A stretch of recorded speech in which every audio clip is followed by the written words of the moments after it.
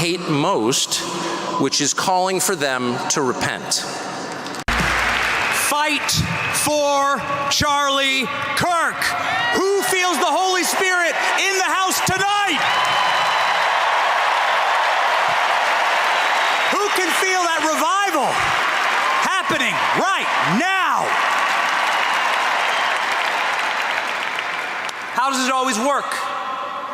What man intends for evil, God intends for good. Evil thought that there would be a funeral today. God has created a revival right here in this house right now.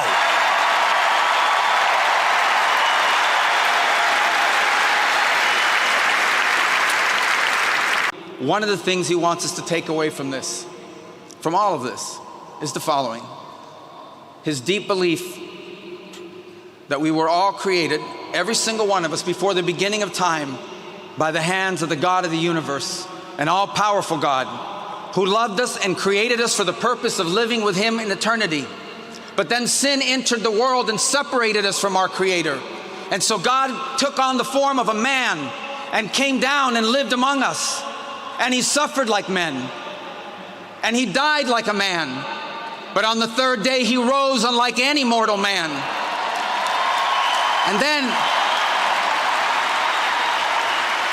And to prove any doubters wrong, he ate with his disciples so they could see, and they touched his wounds. He didn't rise as a ghost or as a spirit, but as flesh.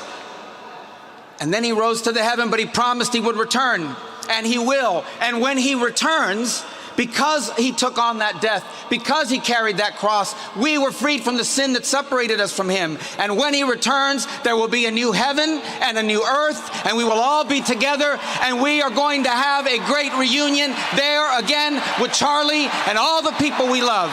To our enemies, you have nothing to give, you have nothing to offer, you have nothing to share, but bitterness. We have beauty, we have light, we have goodness, we have determination, we have vision, we have strength. We built the world that we inhabit now, generation by generation, and we will defend this world. We will defend goodness, we will defend light, we will defend virtue. You cannot terrify us, you cannot frighten us, you cannot threaten us, because we are on the side of goodness, we are on the side of God. And to my friend Charlie, to my brother Charlie, I know you are looking at us right now. I know you're watching Erica right now. I know you're watching your children right now. And I promise you, my friend, I promise you, my brother, we will prove worthy of your sacrifice. We will prove worthy of your time on earth. We will make you proud. We will finish the job. We will defeat the forces of darkness and evil, and we will stand every day for what is true, what is beautiful, what is good, and we will achieve victory for our children, for our families, for our civilization, and for every patriot who stands with us. God bless you. God bless Turning Point. God bless Erica. God bless the Kirk family. God bless our heroes. And God bless the United States of America. Thank you. Charlie Kirk,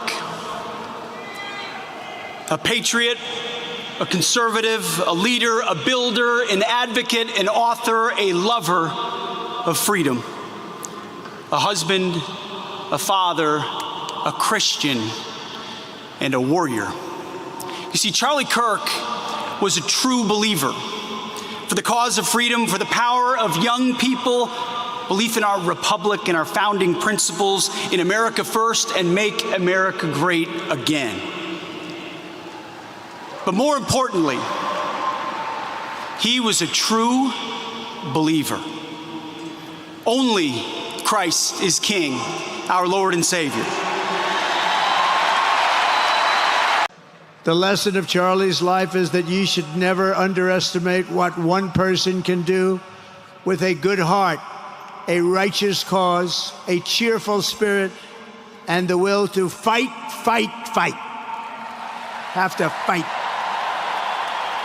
Charlie's mission, above all, was aimed directly at those who aren't married. He named his organization well. He knew things were not right with America, and especially with young people, and they needed a new direction. Charlie passionately wanted to reach and save the lost boys of the West. The young men who feel like they have no direction, no purpose, no faith, and no reason to live. The men wasting their lives on distractions, and the men consumed with resentment, anger, and hate. Charlie wanted to help them. He wanted them to have a home with Turning Point USA. And when he went onto campus, he was looking to show them a better path and a better life that was right there for the taking. He wanted to show them that.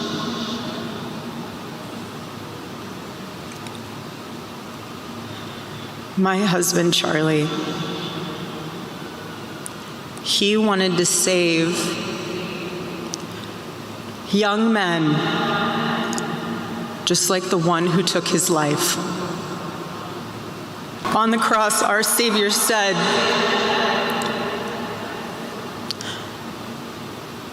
"Father, forgive them, for they not know what they do." That man, that young man, I forgive him.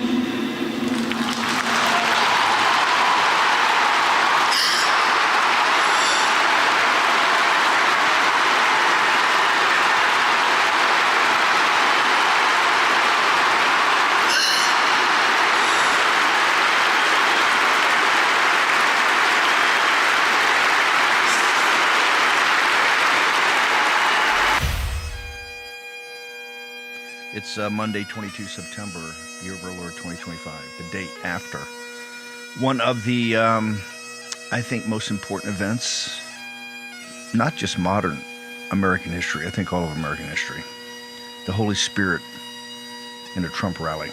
Short break, back in the Worm in a moment.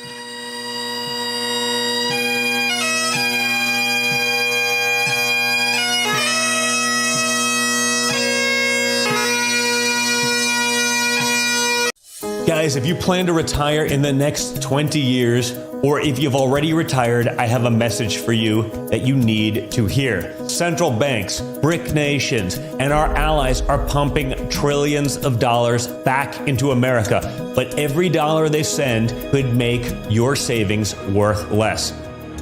Hi, I'm Donald Trump Jr., and I just want you to be prepared for the future. So protect your hard-earned savings with gold. A gold IRA from my trusted friends at the Birch Gold Group offers you the safety net of gold with the tax advantage status of a retirement account. To see how it's done, click the link below to get a free info kit on gold IRAs. This kit reveals why gold IRAs are exploding in popularity, so do it now. What do you have to lose? It's free and there's no obligation. Click the link below to get your free info kit from the Birch Gold Group. What's up, America? The folks sitting with me here today are real-life mechanics. We're here to get to the bottom of why car repairs are so expensive and why CarShield is America's most trusted auto protection company. Let's get to it. How long you been a mechanic? I've been doing this for about 30 years. Every day's a different experience. Every day's a different adventure. I like to make sure everybody's happy, the customer's happy, the car's done right. So why are vehicles out of warranty more likely to break down? The manufacturers are very smart. They designed these cars with an end of life. It will fail as the warranty expires. Say over 60,000 miles, it'll start breaking down. They're gonna break down, definitely. Just a matter of when. When somebody has CarShield, what's the experience when they come to you? You drop off your car, we verify your concern, we notify CarShield, usually get an instant approval, put you in a rental car, and get you back on the road as quick as possible. I show them what it would cost if they didn't have CarShield versus if they did, and they can't believe how many thousands of dollars they're saving on this repair and how easy it went through, and the deductible is pretty much all they have to worry about. How has being a mechanic changed since you guys started? Most challenging parts about being a mechanic is keeping up with technology these days. That's the hardest part. As these new cars come out, it's new software, new tooling, is a constant evolution. Technology has totally changed from just the basic, everybody could fix a car 30 years ago, to today. You need so much education, background, computer knowledge. And there you have it. No other company protects drivers like CarShield. The bottom line is, if you're driving an out-of-warranty car, you could be putting yourself at risk of paying thousands for car repairs. Call CarShield before a breakdown happens. Get covered repairs paid. Call CarShield now for your free quote and to lock in your rate with their price lock guarantee. Call now. Call 800-202-9188. 800-202-9188. 800-202-9188. Hello, America's Voice family. Are you on Getter yet? No? What are you waiting for? It's free. It's uncensored, and it's where all the biggest voices in conservative media are speaking out.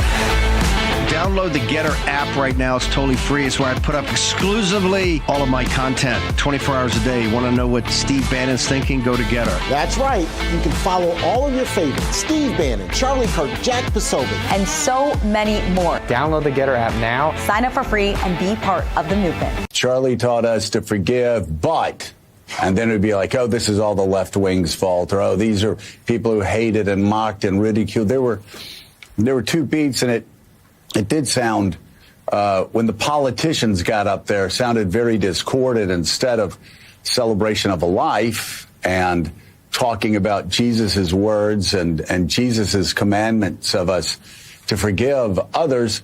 There at times, there was another tone that was taken. So I found that to be discordant. What I was thinking was it would be too glib. And I think there are going to be a lot of folks, I would imagine, on the center and left of American politics who will be reflexively uncomfortable with what unfolded yesterday. What I would urge is not to be reflexively uncomfortable, but to take each of those who addressed that audience, addressed the nation, addressed in many cases the world, and take their words on their own merits and in their own context. There's going to be a lot of talk. I'm sure David's email box is full of people seeking to understand this thing called Christian nationalism. But there was a feeling, particularly with Mrs. Kirk, that it was something that had a genuine, what appeared to be a genuinely religious component. And then came the president, who spoke the way President Trump speaks, and that should be considered on its merits as well. But I'm a big believer, as I think you are, Joe, that we must separate church and state. There's a religious case for that, by the way. Originally, that notion of a wall of separation between church and state, which was an image that came from Richard Hooker, an Anglican divine, came through Thomas Jefferson, and then the Supreme Court picked the image up in the 20th century. The initial point of the wall was not to protect the state from the church, but the church from the state. The original phrase was that the garden of Christ's church should not be damaged by the state. That said, religion and politics, because they're both about people, they're both about human nature, they're both about our sense of the origins, course, and destiny of life, religion and politics can't be separated. They have to be managed and marshaled. This is the primal scream of a dying regime. Pray for our enemies, because we're going medieval on these people. You're just not got a free shot on all these networks lying about the people. The people have had a belly full of it. I know you don't like hearing that. I know you try to do everything in the world to stop that, but you're not going to stop it. It's going to happen. And where do people like that go to share the big lie? MAGA media. I wish in my soul, I wish that any of these people had a conscience. Ask yourself, what is my task and what is my purpose? If that answer is to save my country, this country will be saved. War Room. Here's your host, Stephen K. Bannon.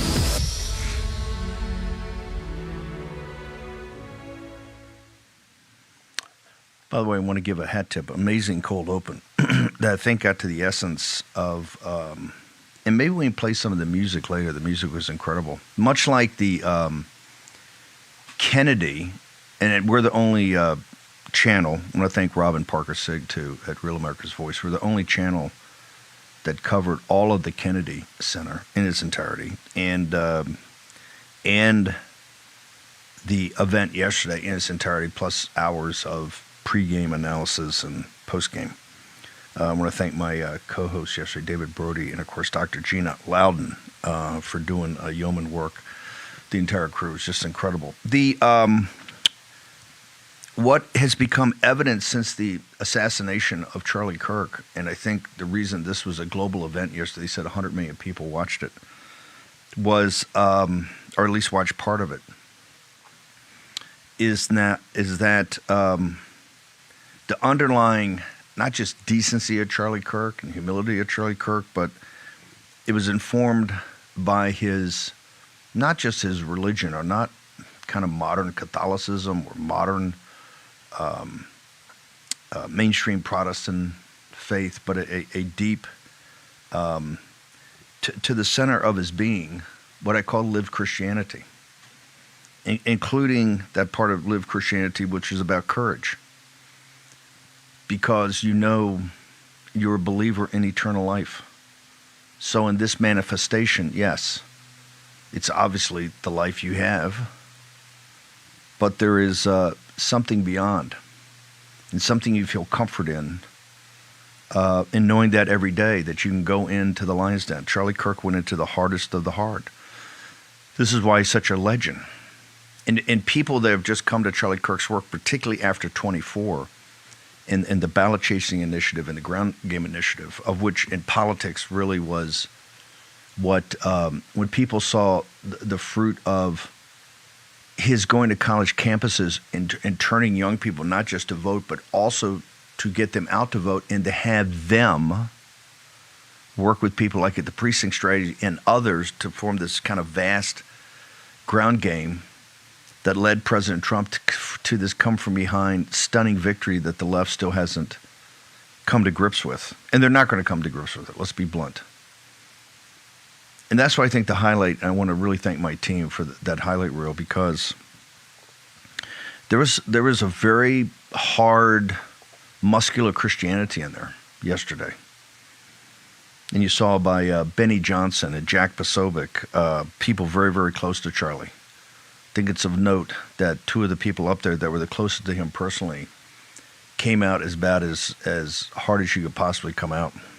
And of course, the great Stephen Miller with what he had to say. But the young man at the beginning, McCoy, I think it's Pastor McCoy's son, who was Charlie's body man / chief of staff. It was a great way to kind of open with him.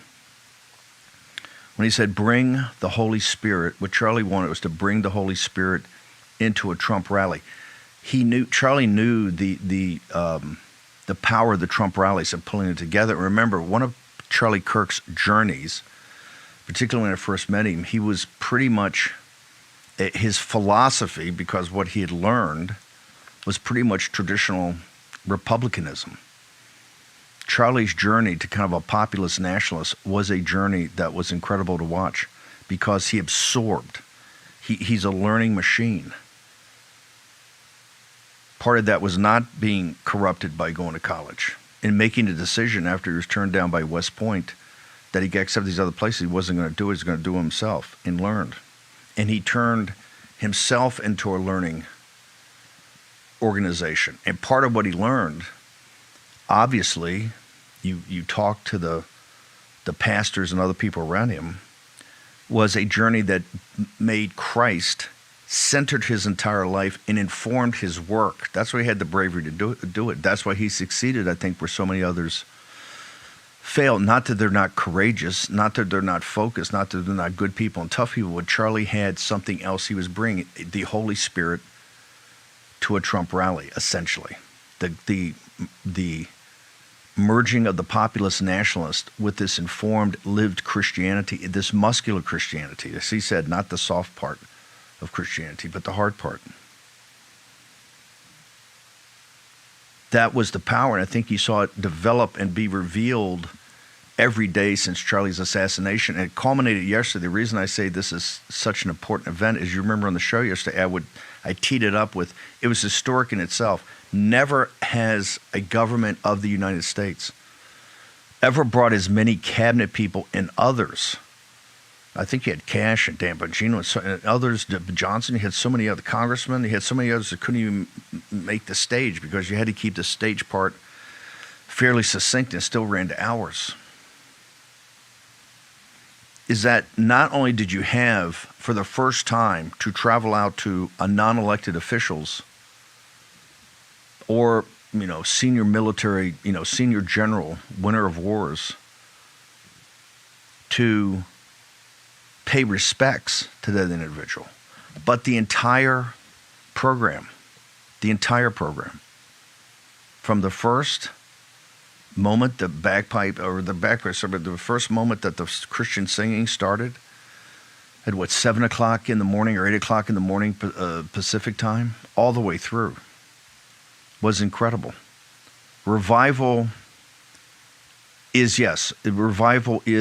definitely a term of it. They expected a funeral and they got a revival, and that the left was not prepared for that. But it was in the government officials, and I said this earlier, like the Kennedy thing, the powerful part is the way they set up with the Christian music and the Christian worship and the altar calls and all that. But then the government officials and people like Don Jr. and President Trump revealed a part of themselves that is absolutely in tune with the underlying message of Charlie Kirk. And it's now for we, the living, to propel that into the future. Obviously, with the guidance and the infusion of the Holy Spirit. And it took probably one of the youngest speakers up there channeling Charlie Kirk and talking about Charlie Kirk to remind us of that. Short break. Back in the Worm in a moment.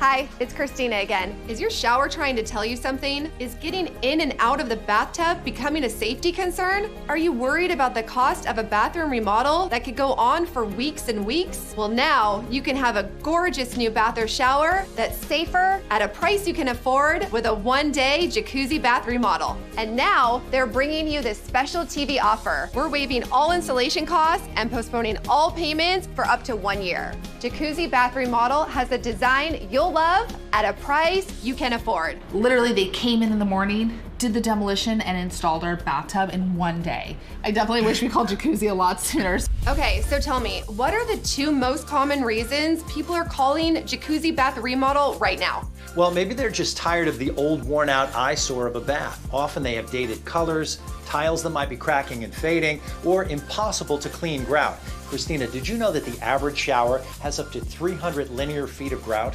Honestly, I had no idea. Yeah, that's a whole lot of scrubbing. So that's definitely one of the reasons people call.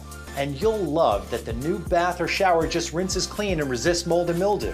Now, another big reason people call is they've been feeling uneasy stepping over that tub to take a shower. And we're here to help with a safer, more stylish shower that you'll love and is custom designed for you. Every time I stepped over my old bathtub, I worried I might fall. I don't have those fears anymore. Jacuzzi bath remodel gave me a gorgeous shower that's safe too. It was done in the same day. We did not have to wait. It is amazing. Time is running out to take advantage of this special offer. When you call right now, we're waiving all installation costs with our Christina Across America offer and no interest and no payments for up to 1 year. Call now to schedule your free, no obligation in-home design consultation. You can create your new bath or shower customized just for you, installed in just 1 day from the most trusted name with Jacuzzi Bath Remodel. Call now. It's never been easier. Get your free design consultation, schedule your 1-day installation, and start loving your new bath or shower right away. You can go from this to this, and from this to this, or even from this to all this in just 1 day. I did not like my bathroom before and was embarrassed by it. Yes. This is unbelievable. It is stunning. I can't believe it. Time is running out to take advantage of this special offer. When you call right now, we're waiving all installation costs with our Christina Across America offer and no interest and no payments for up to 1 year. Call now to schedule your free, no obligation in-home design consultation. You can create your new bath or shower customized just for you, installed in just 1 day from the most trusted name with Jacuzzi Bath Remodel. Call now. Charlie taught us to forgive, but... And then it would be like, oh, this is all the left wing's fault, or oh, these are people who hated and mocked and ridiculed. There were 2 beats, and it did sound, when the politicians got up there, sounded very discordant instead of celebration of a life and talking about Jesus's words and Jesus's commandments of us to forgive others. There at times, there was another tone that was taken. You see how I found that to be discordant. You see how insidious. You see discordant. You see how insidious this is. It was not discordant at all. No, absolutely not. It was all of a piece. I said yesterday, there's an unspeakable power there in that arena, and in what went out throughout the world. That's why it attracted 100 million viewers. Believe me, 100 million people didn't know about Charlie Kirk at 12:23 Mountain Time on the 10th of September in the year of our Lord 2025, when a 30-06 or a bullet, I guess we're still trying to get all the information about that sorted, took his earthly life. They sure know about it now. And no, it was not discordant, Joe Scarborough. It was all of a piece. And what do they fear? They fear this phrase, Christian nationalism. Christian nationalism. And you saw that is a muscular form of Christianity. America is a Christian nation. They're just going to have to accept that. They keep pushing back. Yes, we welcome other religions to practice. The United States has never tried to shut down religions. You're free to practice. Religious freedom is very important. And we're based on the foundations of the Judeo-Christian West, but we are the leading country, the New Jerusalem, we're the leading country in Christendom. Now, Christendom is imploding in Europe, right? Christendom is imploding where the church was formed, the desert church. Remember, the whole point, you had to be, from 33, when I'm using rough numbers, but because I realized, Christ was born in the year, 2 years before AD.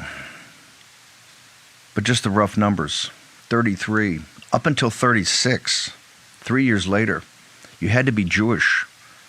Christianity began, particularly after the Pentecost and with the apostles in the apostolic age, began as a sect of Judaism for about 3 years. Then they made a fundamental decision that you didn't have to convert to Judaism. You didn't have to be, they could go directly to the Gentiles and get Gentiles to convert to Christianity. Why was that? Because the church, and the central church, was going to be in Jerusalem. Because it didn't get any traction. Got very little traction. Now, part of that was a mass persecution of Christians. As we talked about St. Stephen, my patron saint, that's name came up over and over again, according to Charlie Kirk. the blood of the martyrs. And yes, Charlie Kirk is a modern Christian martyr, full stop, and a modern American martyr. You see the evil that's not come out, it's always been there. And those of us that knew Charlie's work, or those of us who just do this every day, we see this evil. Why am I banging the table last week from the day we got to Utah on the evening of Charlie's execution, that you can't let local authorities just make this into a murder of an individual. This has to be looked at in a broader context and get to the bottom of all of it. We can't have a grassy knoll 2.0, not for this generation, not for that young generation. You can't do that. We can't do that again. We did that for the boomers, right? With the Warren Commission and all the gun decking and lying and misrepresentation and hiding of the facts. That 70, 80 years afterwards, we still have to release information, and even President Trump says, hey, people will never buy into it.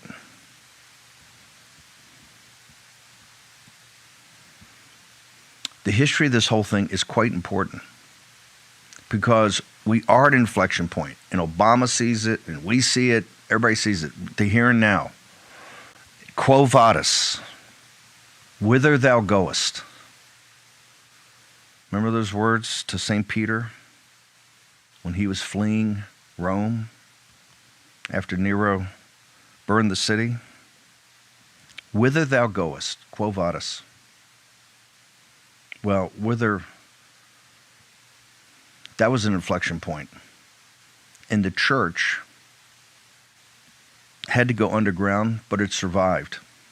Now, this moment, and that was what yesterday was, and that's what Joe Scarborough and these guys are.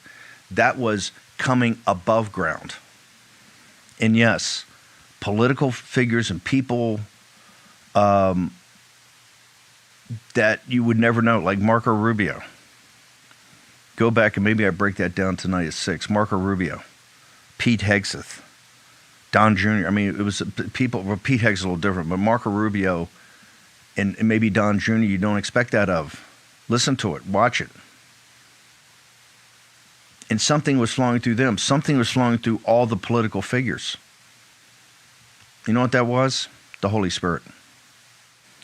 Royce White, Christian nationalism. And you live in a city that is kowtowing to kind of a radical branch of Islam, and you have one of the most offensive people in this country that is up in our grill every day as she raises more money. What say you, sir? Yeah, Minneapolis, belly of the beast. Islamic call to prayer 5 times a day. We were the first major city in the United States to pass that law. Under Mayor Jacob Fry. Now we have a radical Islamic communist that is running for mayor. So maybe we have an upsell here on Islamic radicalism. But Ilhan Omar, one of the worst in the country. We know who she is. We know what she's about. I've been saying from the beginning that she was with the globalists. She votes against the anti-CCP fentanyl bill. That tells you exactly where she stands on the American people. Shouldn't surprise us. We need to get her out of this country. We should look into the immigration fraud and deport her, pull her out of Congress, and that should happen fairly quickly. Charlie Kirk was the embodiment of an American hero, and he paid the ultimate price for his faith, and he was granted the ultimate glory and has received the ultimate reward. And we should all be so lucky. We should all be so lucky that our life and our work bring as many people to Christ as it appears Charlie's has. Charlie focused, they said yesterday about the focus on young men, and Erica, who gave just magnificent again yesterday. You think about it, in the moment, just like she was on her national broadcast on that Friday night. She talked about the lost boys of the West. What does that mean to you, Royce White? Well, I think, like you said, Christianity has been underground. There's an unspoken agreement when you grow up as a young man that Christianity is not acceptable. It's not permissible to your goals, let's say, to be successful as an adult, right? So I definitely felt it coming up in the professional basketball world or in the basketball world as a youth. Christianity became shunned, and it happened right in my generation. Charlie was 31, I'm 34. And that's kind of what pushed me to the right in the first place. After George Floyd died, I led all these people to the Federal Reserve. I said, hey, let's not talk about police. Let's talk about how the money works. And all of a sudden, I hear all of these young white liberal women saying that Christianity is white supremacy. I go, wait a second. Christianity was on the continent of Africa well before it was in Europe. I'm not understanding here. And so you learn as you get a little bit more political, as you get a little older, that there is a full-scale war against Christianity. And us young men in the West have rejected it, and we're on the comeback. This is the revival of this country's young men. And there's a reckoning coming now for the left. As Kash Patel broadens out the investigation, that's what I'm saying. We went from a single, murder lone wolf to a much broader investigation. Has been reported all over. And another thing he's looking at is what he calls nihilistic violent extremists, which is the subset of the transgender, the radical and paramilitary transgenders who have gotten totally out of control violently. Every day, I mean, you see Charlie and what he stood for and what the people around him stood for and what you talk about every day on your show and your podcast and your leadership. And then you look every day, we get another detail of the depravity, nihilism, and really, horrible existence of their parents have let them play. They're, video gamers. They're locked in the rooms, and it hasn't changed from you saw the first taste of it with the Columbine shooters. And it just gets worse and worse and worse, and it's always the same thing. They're in video games. They're in this guy was in weird furry pornography. It's just down to the depths. Because it couldn't be clearer what the Charlie Kirks of the world stand for, and the Turning Point stand for, and the Royce White stand for, versus what the evil on the other side stands for. And it's not. The gap is not bridgeable. It's not. We will never conform to that. We will never sign off on that. We will never surrender to that. Royce White. Yeah, well, and again, to echo what you said, I thought Erica's tone was perfect, and I think that overnight, and because of these tragic events, she's become one of America's mothers, and we're going to always look to her now for her leadership, and she's done very, very good with it, and has been as graceful as you can be, considering. But they called for her death. Some of these radical leftists. And you didn't see a full-throated denouncement unilaterally across the social media echo chambers of the left that was inappropriate and over the line. And it's because they don't think it's inappropriate. Their morality is completely relative. And for that reason, we have to understand Erica's words about forgiveness were probably the most powerful. We can forgive our enemies and still not surrender to them. We can forgive our enemies and still fight. In fact, there is a pragmatic and practical approach where the Christian conservative right has for many generations been guided and led by Fox News into the salacious, where we get hyper emotional about these things, but we don't apply the strategic discipline necessary for victory. The victory cannot be to go Democrat-like because you merge with the Satanists.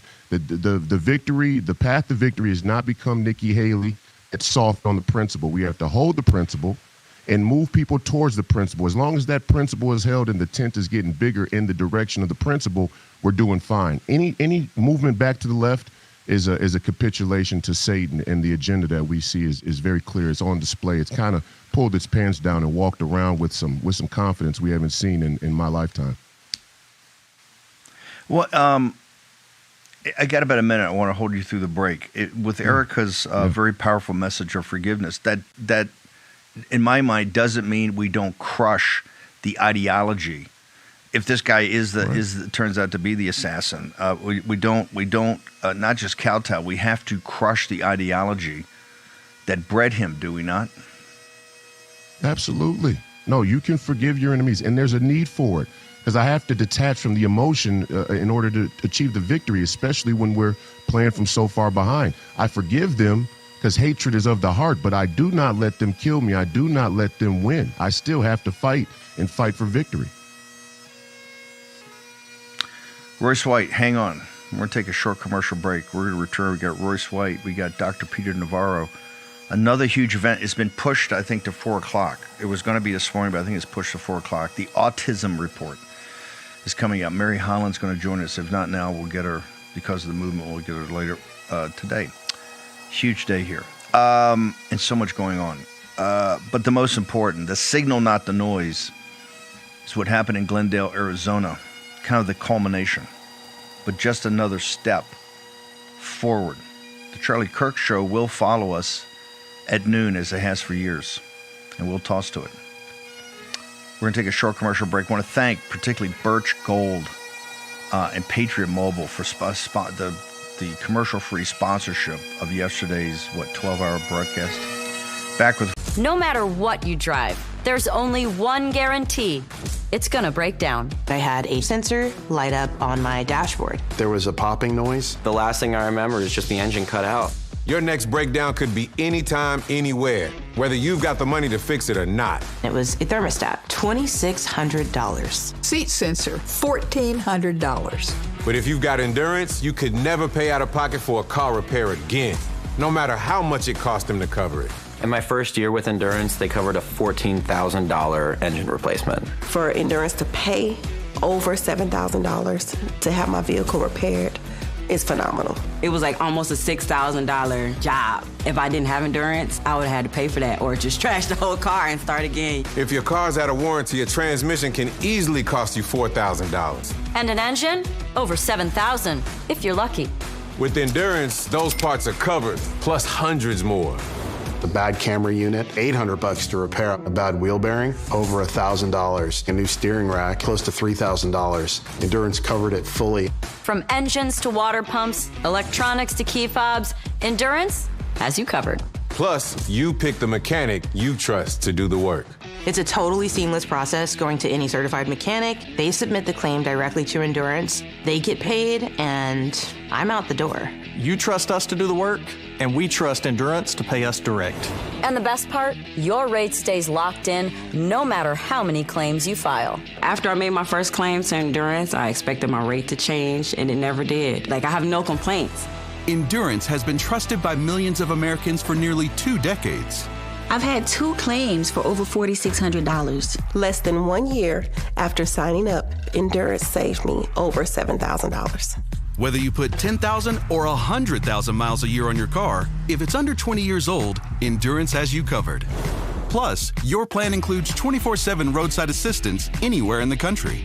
So if your ride breaks down, Endurance has your back. They'll jump your battery, tow, deliver gas, change a flat, unlock your car, and more. Call now and we'll upgrade you to a full year of Elite benefits free, a $2,000 value. Endurance just gives me that peace of mind, so I do know that every time I'm on the road, I'm covered. So, who's gonna pay for your next breakdown? You? Or Endurance. Endurance saves drivers thousands, and now you can save even more. Right now, you can get $300 off any plan, plus a year of Elite benefits, a $2,000 value free, all backed by a 30-day money-back guarantee. But you have to act now. Remember, out of warranty doesn't mean out of options. Call Endurance and see how much you can save.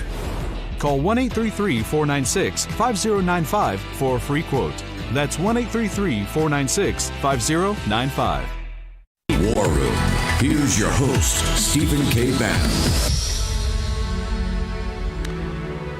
Gold hit another all-time high a little while ago. It's over 37.50 or thereabouts. It ain't the price, it's the process of what drives the value. That's where here at War Room, working with Birch Gold, to teach you so that you can make your own decisions and think about the future and about financial stability in your own life. End of the dollar empire, 4 years, 7 now free installments, an 8th and a 9th coming. A physical copy of it coming to go to birchgold.com, promo code Bannon, and you get all the information you need. You get access to it and access to Philip Patrick and the team. We very much focused on the U.S. dollar, and the dollar is the prime reserve currency to step back into history and to teach you what it means and what it means for the future. And I think we had a pretty good run. I think there's also a lot more juice in the lemon, but that's for you to decide after you study it. Birchgold.com, promo code Bannon, the end of the dollar empire. Go check it out today. Royce White, I got a couple minutes here. I'd like to know your thoughts on where we go from here. You're at the tip of the spear, and particularly in, I got to tell you, one of the hardest communities, one of the best states But inside Minneapolis, you got some big problems. It's where the George Floyd situation took place. You got Omar, who I think is one of the meanest and nastiest and most offensive people in modern American politics, and she ain't shy about getting up your grill about it. Your thoughts, sir? Yeah. Well, I mean, first and foremost, we have to have a full investigation into this immigration fraud with Ilhan Omar. If it turns out to be true that she married her brother and frauded to get citizenship status, she should be pulled from Congress and probably deported for her international affiliations. Never forget when she took a trip to Kashmir in the middle of a war without any State Department oversight. So that said a lot of people forget about that. But it still comes down to these elections. We have to secure these elections. We have to deal with the voter rolls. We have to make sure that in a place like Minnesota, it isn't forgotten as it is a true swing state. And I said in 2024, the referendum was on the American people. The American people answered that call. In 2026, the midterms, the referendum is going to be on the Republican parties in all of these swing states around the country, and we can win. Look, we still know it's estimated 30 to 40 million Christians aren't voting. Right here in Minnesota, they say there's at least roughly 1 million conservative Christian crossovers that didn't vote in the 2024 election. And now more than ever, I think this assassination, the attack on our Catholic school and the children there at Annunciation, hopefully is calling Christians out of the church and into the fight, like Charlie Kirk himself, led the way and demonstrated. Royce, where do we go to get all your content? I think now more than ever, people are become acquainted with your thinking and your shows. Where do they go? RoyceWhite.us. That's the Senate campaign website. You can also see me on Real America's Voice before you, Steve, on Saturday mornings at 9 a.m. Eastern. And please call me crazy. YouTube, Monday, Wednesday, Friday, we do the podcast. We do deep dives. We do a lot of different things and have a lot of great guests on the podcast. So I appreciate you, brother. Love you, man. Stay safe. Stay dangerous. Same, Royce. You stay safe. I don't need to tell you to be dangerous. You are dangerous. Thank you, sir. Appreciate you. Royce White, running for Senate. He was the Republican nominee last time, and I think good things are going to come out of Royce White. Good man, tough man. Dr. Peter Navarro, we got a little tee up. We're going to have you back at 11. Spend some time with you. Give me your assessment of yesterday.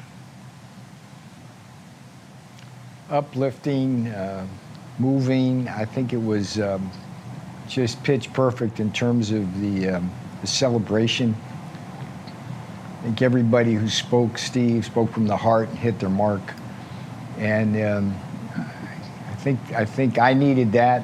I think the country needed that. I think the world needed that. And it was a day of grace, sir. Peter Navarro, I've known you for a long time now, and you're a pretty hard nut, pretty tough guy. The book, we'll talk about the book in the next segment, about going to prison. You're 70-some years old. You didn't flinch at all, and you were a leader in the prison. Nobody's going to mess with you. Why, you of all people, say you, Peter Navarro, needed yesterday, sir?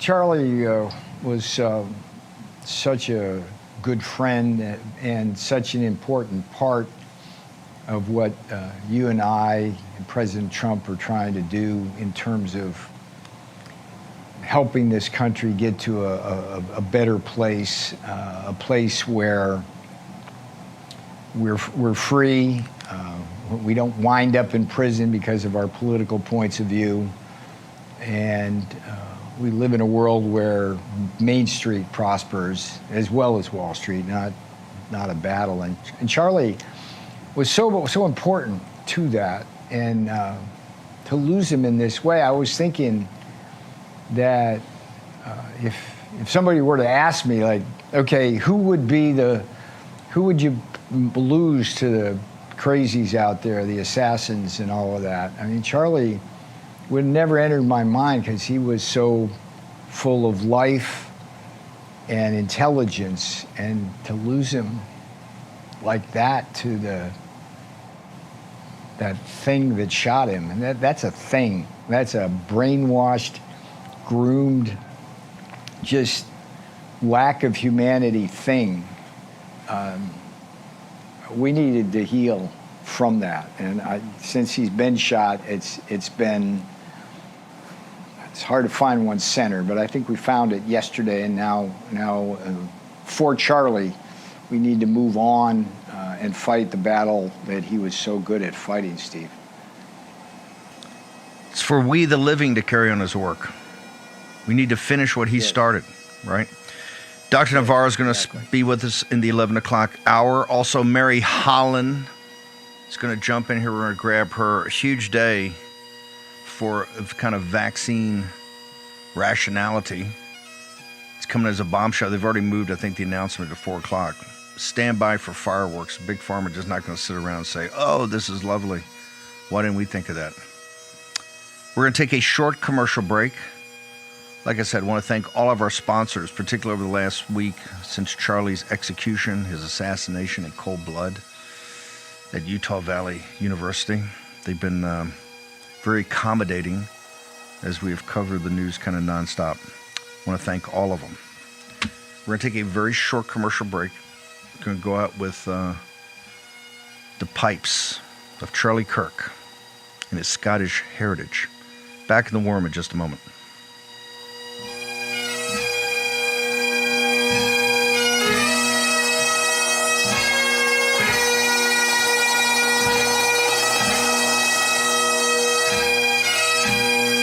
Yep, your worst nightmare. Your car broke down. Now you're worried if it's going to cost you a fortune in repair bills.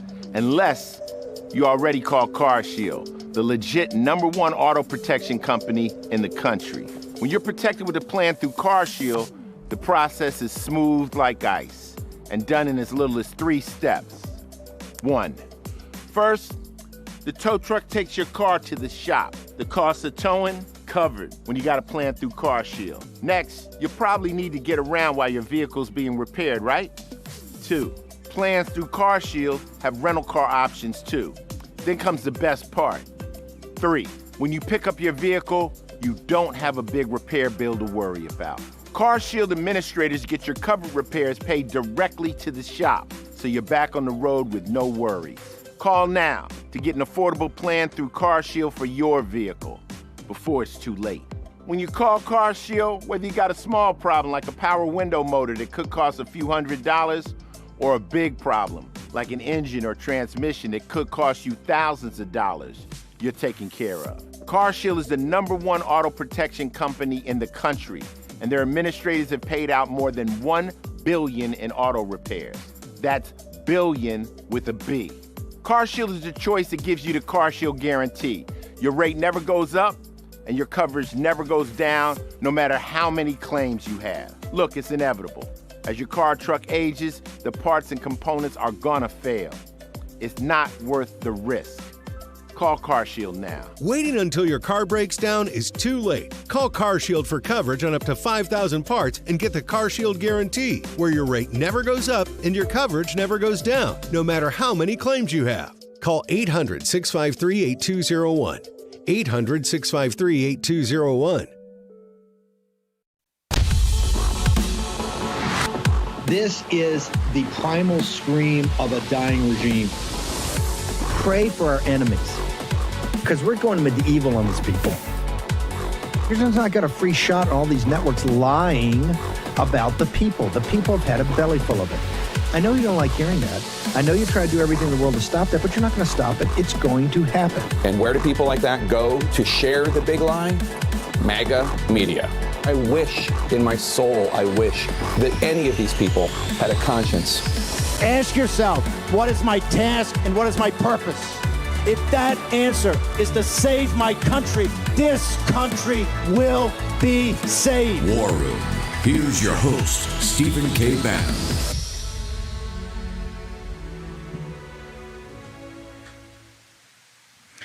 Monday, the 22nd of September, in the year of our Lord 2025. Welcome back to the War Room.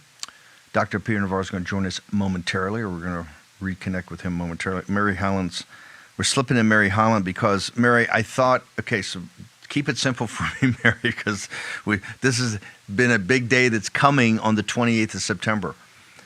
I thought, and maybe I'm wrong, I thought we had committed, or there was a commitment by the end of the month, but the date had basically been picked as the 28th of September, the autism report. And what I mean by that, this is what Rand Paul was talking about in his grilling of officials the other day about the CDC, the doctor of the CDC that got let go by the president, this whole thing about the regimen of vaccines for babies, right? In the report that people have been working on for a long time was going to come out on the 28th, and that dealt with the vaccine regimen and what had to go into, I think, 60 or 70 vaccines now into babies. As you keep referring to, the $1.5 trillion industry that is now set all against this. We have today, and then it kind of came out over the weekend. There's going to be an event this afternoon, I think at 4:00, right? I believe that's at the White House also. It was supposed to, I think it was supposed to be this morning. It's been bumped till 4. And all the media leading up to it, it appears to be a leak about Tylenol and pregnancies and autism. Just help me out here. This afternoon, are we going to get the autism report that is really the thing that people have been focused on? Is that going to come on the 28th? Is it going to come sometime later? And what is this today we're going to see, and why is Tylenol even an issue here, ma'am? So we first learned about this announcement on Friday. President Trump mentioned it in the press conference that you covered, Steve. And then he mentioned it again yesterday in his remarks at the event in honor of Charlie Kirk. I wasn't expecting this. I do know that the leak suggests this is focused on Tylenol. Tylenol is toxic to the liver and babies can't metabolize it. But this is not the autism report. I pray we'll get the autism report by the end of the month. Bobby Kennedy, as secretary, said we would get that in an April announcement. 1 in 31 children are diagnosed with autism, which is simply to say toxic exposure-induced brain injury. I don't know that he's going to talk about other factors. We know that Tylenol is not what's driving this epidemic, Steve. Vaccines are driving this epidemic. 88% of cases of autism are plausibly regressive. In other words, a toddler or a baby has some kind of environmental exposure and they tank. And we know that vaccines have aluminum, they have mercury, they have polysorbate 80, they have all kinds of things, formaldehyde, that they cannot metabolize, they cannot detox. Vaccines are what needs to be focused on. I don't know that that's the focus of what's going to happen today, but this is not over. This is just a kind of a baby step, sort of like what we saw at the advisory committee. Are you sure? Are you sure? Because, hey, you know the way Washington works. You toss out something and Big Pharma, then all the media says, okay, it's over. That's what they did. Boom. And then we lose momentum on the big enchilada. If we don't finish what we started here, then the whole thing was like, what are we doing, right? Particularly put forth the data. I'm not even saying in the banning. I want to just get the official data out so we can adjudicate this in the public. And MSNBC can't say the Children's Health Defense, a bunch of wingnuts. It's a cult around Bobby Kennedy. And we can. This is why. And I'll be honest with you. I think HHS, and I'll be blunt, Stephanie Spear and the entire crowd over there, I think they've done a horrific job of putting forward the evidence that's overwhelming about this topic. And I'm just concerned that, and this, look, there's no tougher group of hombres than Big Pharma.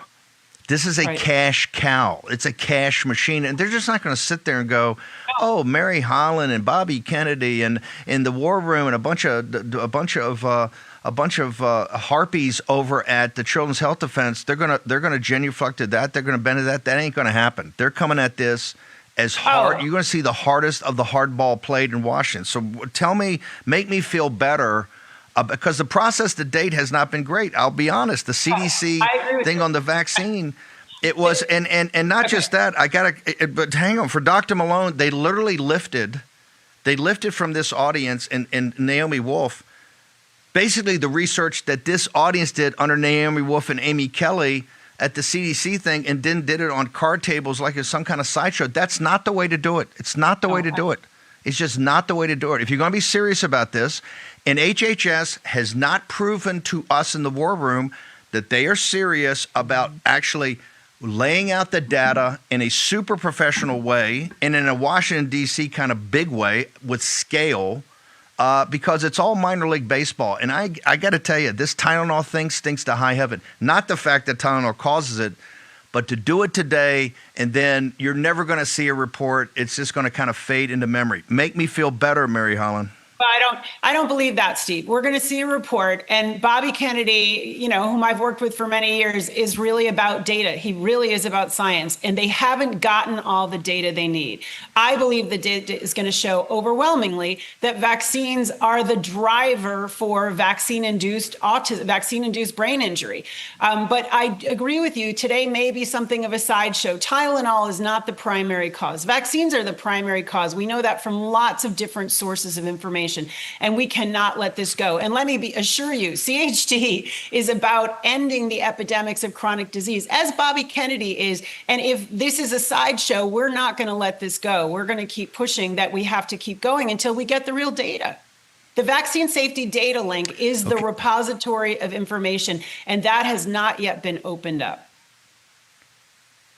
Okay, fine. Hopefully I will be able to coerce you into joining us after 4 o'clock. Real America's Voice will cover it live. Obviously, we'll have analysis of it in the 5 to 7 hour live on War Room, because this is all important. This is what the MAHA and the MAGA movement have worked together on, and we're at a critical juncture. And the enemies of this data, the enemies of the truth in this regard, are legion. And they play is smash mouth. They don't know any other way. They've got a $1.5 trillion cash cow, and they ain't going to give it up. Mary Holland, where do people go to get all the backup information we need for today, right? Yeah. And then we'll hopefully see you or one of your colleagues this evening. At Children's HD on X, children'shealthdefense.org. Tons of information there. And we put out a free newsletter, Defender. We are on top of this. We'll be covering it today as well. Thank you, Mary. And Love our you conference, Steve, that we hope you'll be at, November 7 to 9, Austin, Texas. I'm going to do this. Give it again. Where do people go to get access to the conference? Come to our website, children'shealthdefense.org. We would love to see you there. We're going to have phenomenal speakers, including Steve, but we're having a lot of phenomenal speakers, and it's a chance to be together and strengthen this community that is making a difference. We're not going to let this go, Steve. Autism is too serious. 1 in 31 kids. We're not letting this go. No, the epidemic is unbelievable. Your guys' work has been unbelievable. Let's just strap in for a big fight. Thank you, Mary. Appreciate you. Thanks, Steve. Okay, 4 o'clock today. Real America's Voice. We're going to cover this all live. Their conference. We're going to do a ton of media around that. The show, all of it. November 7th to 9th. Let's go. I've got a cold open for Dr. Peter Navarro. Let's go ahead and play it. Today, I want to ask every person in this arena and the millions more watching around the world, will you make sure that we continue to build upon what Charlie Kirk started? I want to ask each and every one of you today, if you believe in America, stand up. If you believe Charlie Kirk represented the best of us, stand up. If you believe in the power of Charlie Kirk, his mission, his courage, his conviction, stand up. Charlie, we miss you. We love you. We wish you were here with us today. We will never forget you. Rest in peace, my brother. Sergio Gore right there, not particularly well known to the public, but was a Grundoon. He and Stephen Miller were two Grundoons on the staff of Michelle Bachmann. When I met them, I don't know, a decade ago. Oh, in the summer of, when was it? The spring of 2010, when I made a film about Michelle Bachmann and Phyllis Schlafly and other women of the Tea Party movement called Fire from the Heartland. And he was the comms director at the time. Now he's the head of White House personnel. Peter, the reason I played that, people don't realize, I think, enough the role that Charlie Kirk played on the transition. I mean, Peter Navarro knows this better than anyone, because Peter Navarro has been with President Trump since, I think, early 2016, late 2015, early 2016. But President Trump and Jared were obviously familiar with your work before then about China and about manufacturing. But you know better than anybody how important it is to get MAGA-type people that think in the MAGA philosophy, into the White House, into the agencies. And Sergio Gore, Charlie on transition, and Charlie in the up until a week ago was absolutely essential, working with Sergio as just an outside advisor on vetting people and make sure we got the right people in there. And you saw it every day. I know it's been one of your big things that you've always said, hey, you got to get the right people in these slots. Your thoughts, sir? Steve, the last time Bonnie and I saw Charlie, it was just a week or so before he was brutally assassinated. And where did we see him?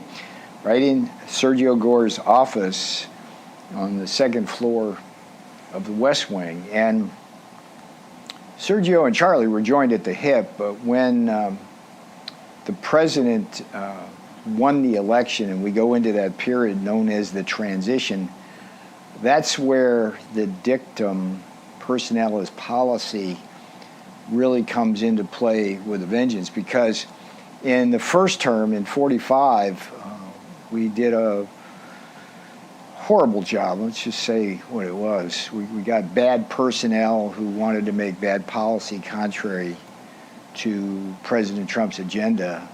Mattis, Tillerson, Mnuchin, Cohn, I mean, just a whole list of bad guys.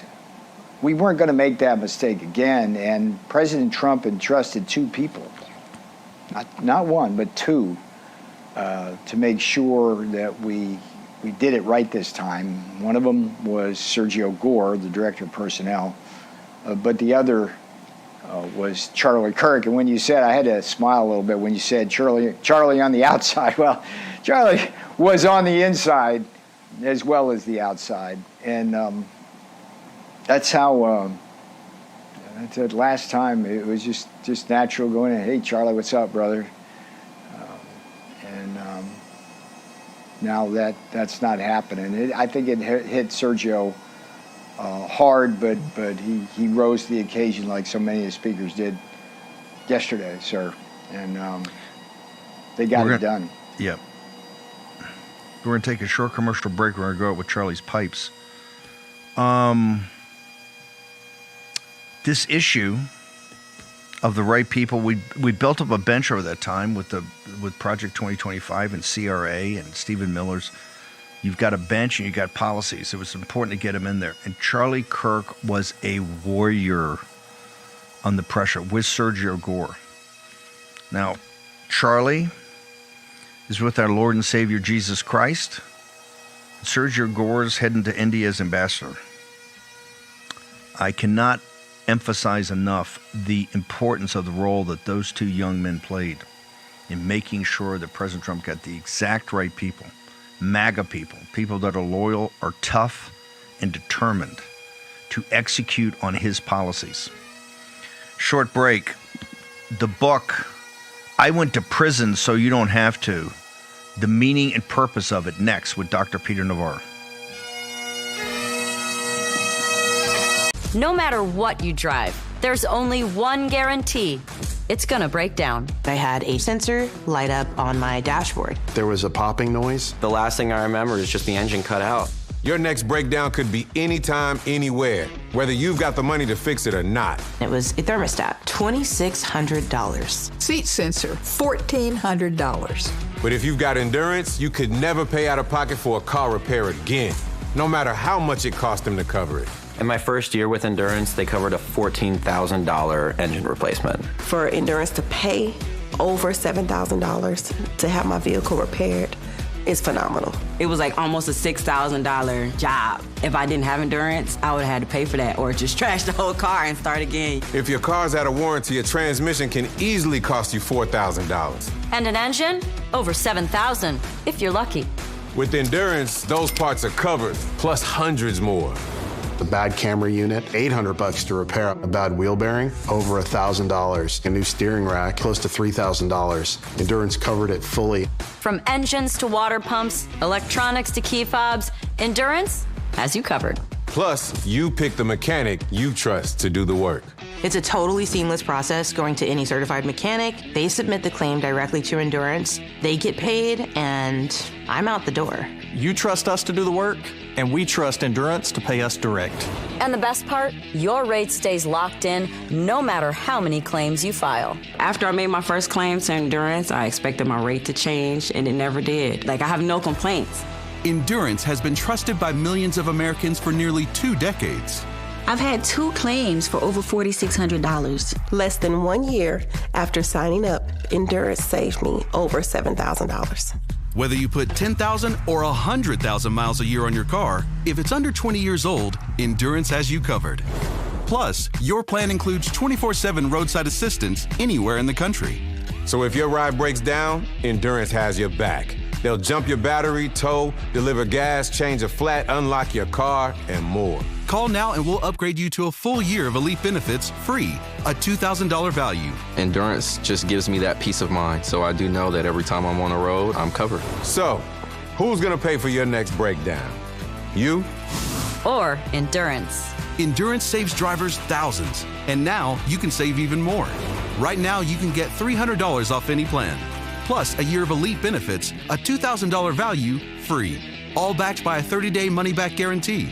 But you have to act now. Remember, out of warranty doesn't mean out of options. Call Endurance and see how much you can save. Call 1-833-496-5095 for a free quote. That's 1-833-496-5095. Hello, America's Voice family. Are you on Getter yet? No? What are you waiting for? It's free. It's uncensored. And it's where all the biggest voices in conservative media are speaking out. Download the Getter app right now. It's totally free. It's where I put up exclusively all of my content 24 hours a day. You want to know what Steve Bannon's thinking? Go to Getter. That's right. You can follow all of your favorites. Steve Bannon, Charlie Kirk, Jack Posobiec, and so many more. Download the Getter app now. Sign up for free and be part of the movement. So Dr. Navarro, in this inflection point, Obama says it, Bannon says it, so many people, we're in an inflection point right now in American history. We're going to go one way or the other. Why now is it important for this audience to get your book, to read it, to think about it, and to share it with people, sir? Steve, I went to prison so you won't have to is a tale about the weaponization of our government by partisan interests. And I was thinking about your cold open, and when you say we're going medieval on them, I don't know if it's time to go medieval on them, but it's damn well time to go Old Testament on them. And I went to prison so you won't have to is Old Testament style, calling for accountability. I called it the 6th stage of grief we're going to have to go through with Charlie Kirk. Accountability. And what I went to prison so you won't have to is about is a long journey I took. You took it with me on separate tracks. Defense of the Constitution, defense of executive privilege, under attack purely by partisan interests. Everybody who put you and I in prison, Steve, was a Democrat, from the Congress itself to those who were at the justice system, to the jury, even to the appeals court. And the punchline of I went to prison so you won't have to is simply that if we don't hold them accountable, they're going to do it again.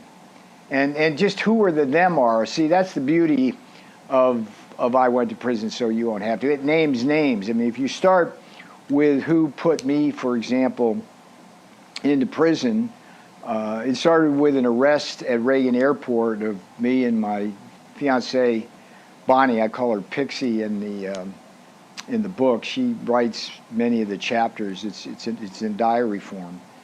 And the guy who was responsible for 5 armed FBI agents inside the gangway, taking me down, perp walking her, putting me in handcuffs, putting me in leg irons, putting me in John Hinckley's cell. There's a funny chapter called The Ghost of John Hinckley. You can read that in the book. Walter Giardina. And what's interesting about my case is it's a microcosm of everything they did to everybody else that are near and dear to you and me, Steve, whether it's you going to prison, Rudy going bankrupt, John Eastman, Jeff Clark losing their law licenses, 4 attempts on Donald Trump to put him in prison, 2 assassination attempts, and now, of course, the awful, brutal assassination of Charlie Kirk.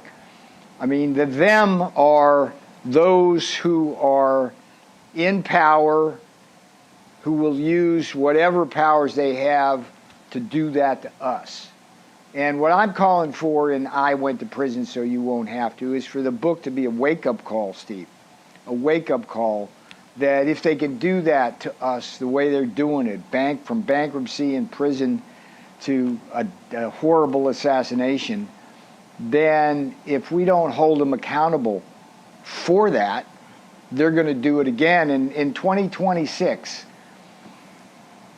if the Democrats get back control of the House, you know damn well exactly what they're going to do, because we know what they did before. It's going to be impeachment, impeachment, impeachment. There's going to be Russia hoax, Russia hoax, Russia hoax. And the beauty of I went to prison so you won't have to is this guy Walter Giardina. He's the thing, the thread that's woven through the whole plot against Donald Trump and the rest of us, because it was Giardina who not only put me in leg irons, he was the guy, Steve, who allegedly, according to FBI whistleblowers, greenlit the Steele dossier, the fake Clinton document, which got the whole Russia hoax going and begat Crossfire Hurricane. That's the guy who put me in prison. He was also responsible for other operations. He was on the Mueller report. For 8 years, Steve, you and I have watched Democrats in power try to overthrow the government of Donald Trump, or interfere with his election. But Trump finally, he must have read your book, the president, because finally on Friday he had enough of it. Or was it Saturday? He put out, "Hey Pam, love you, baby, but nothing happening on this stuff." And he made it. I think it was Halligan. He made a decision. He got rid of the guy in Eastern District, and put Mary Halligan in there, and he literally went through chapter and verse, kind of the guys talking about. I just want to make sure everybody understands something. Peter Navarro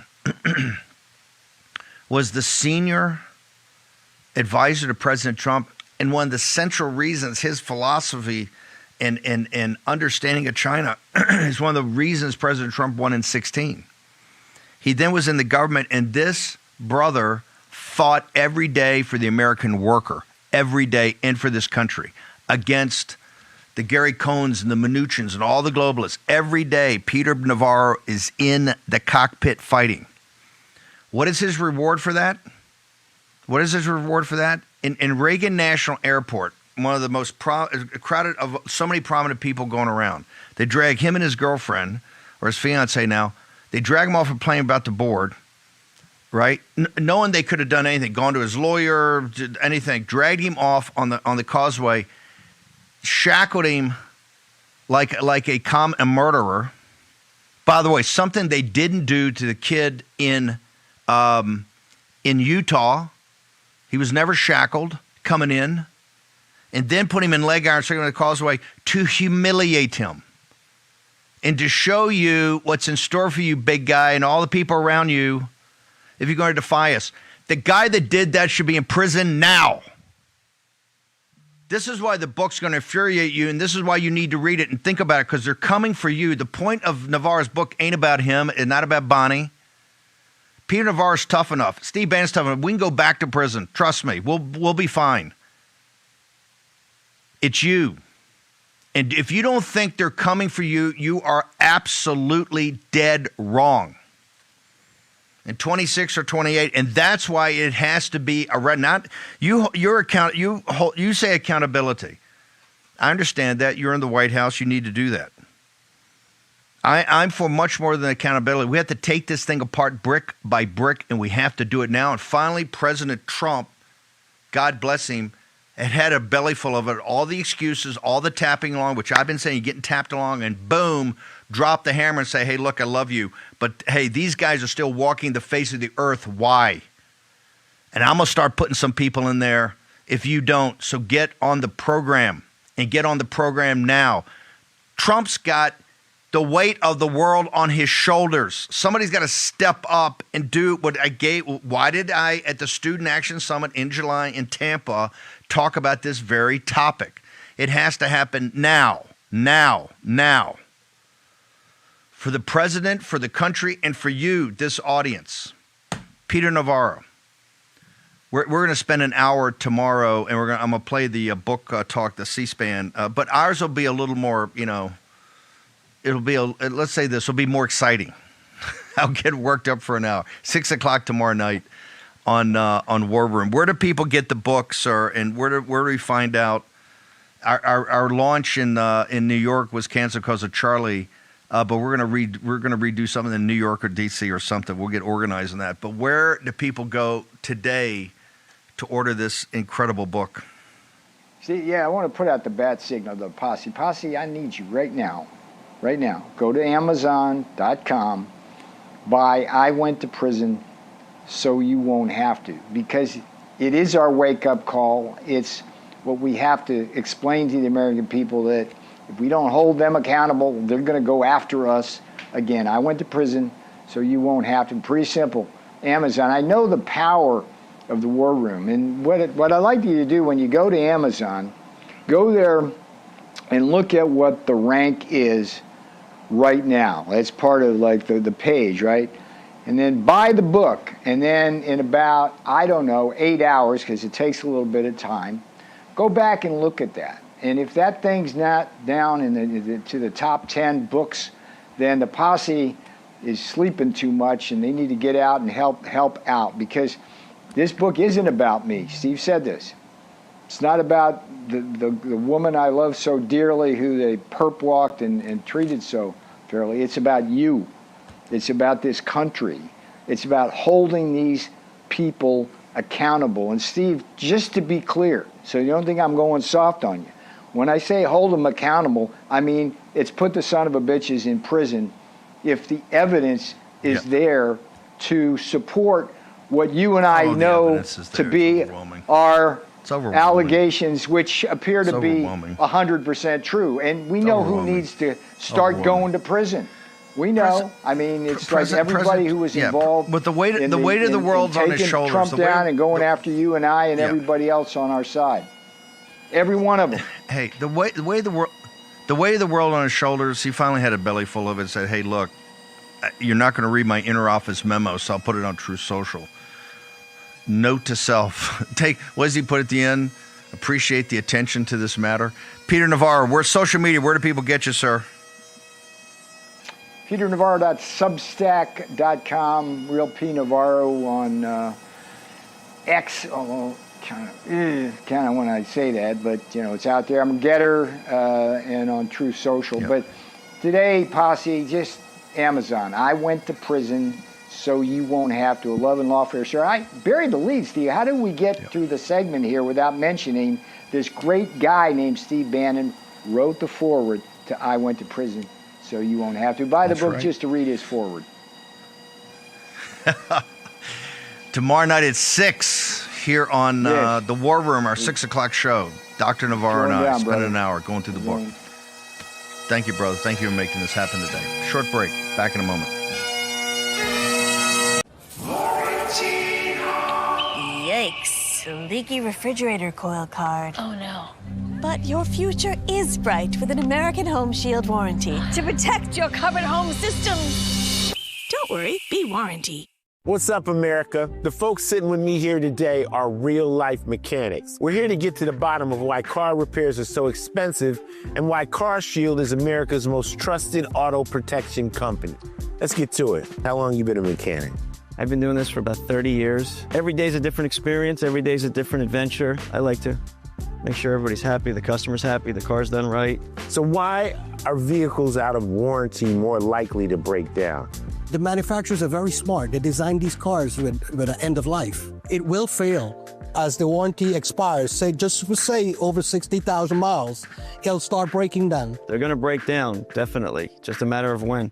When somebody has CarShield, what's the experience when they come to you? You drop off your car, we verify your concern, we notify CarShield, usually get an instant approval, put you in a rental car, and get you back on the road as quick as possible. I show them what it would cost if they didn't have CarShield versus if they did, and they can't believe how many thousands of dollars they're saving on this repair and how easy it went through, and the deductible is pretty much all they have to worry about. How has being a mechanic changed since you guys started? Most challenging parts about being a mechanic is keeping up with technology these days. That's the hardest part. As these new cars come out, it's new software, new tooling, is a constant evolution. Technology has totally changed from just the basic, everybody could fix a car 30 years ago, to today.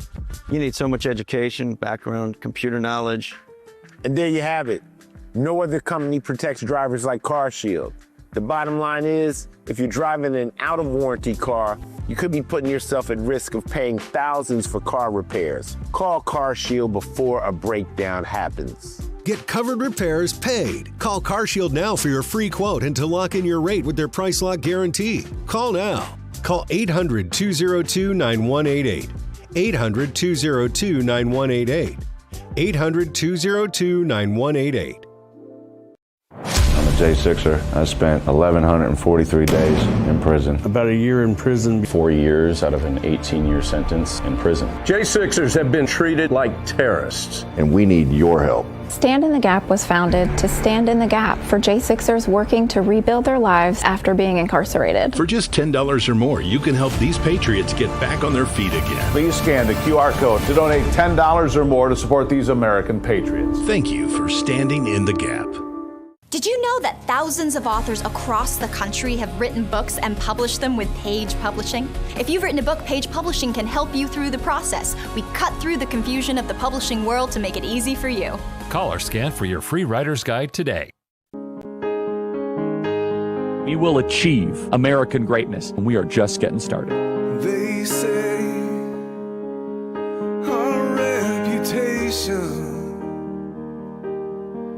needs a new coat of paint and a delicate melody. But I say I like the bruises, 'cause a melody don't mean a thing if we don't have the strength to say. The evildoers have no idea what they have done. And I won't be made to ever feel ashamed. The cries of this widow will echo like a battle cry. That I'm American made. I got American parts. I got American faith. We're not going to tolerate this stuff anymore. In America's heart, go on, raise the flag. I got stars in my eyes. I'm in love with her, and I won't apologize.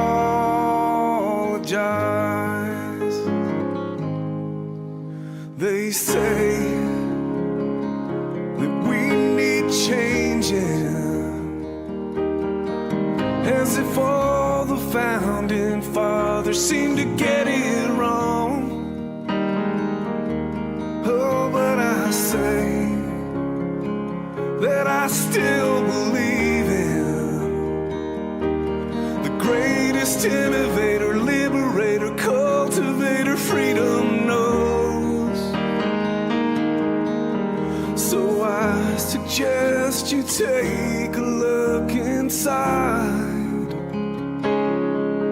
Man, I think you changed already. You went and lost your pride.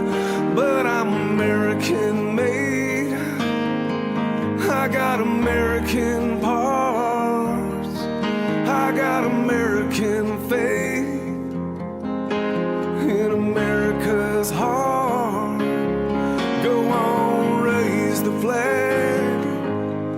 I got stars in my eyes. I'm in love with her, and I won't apologize.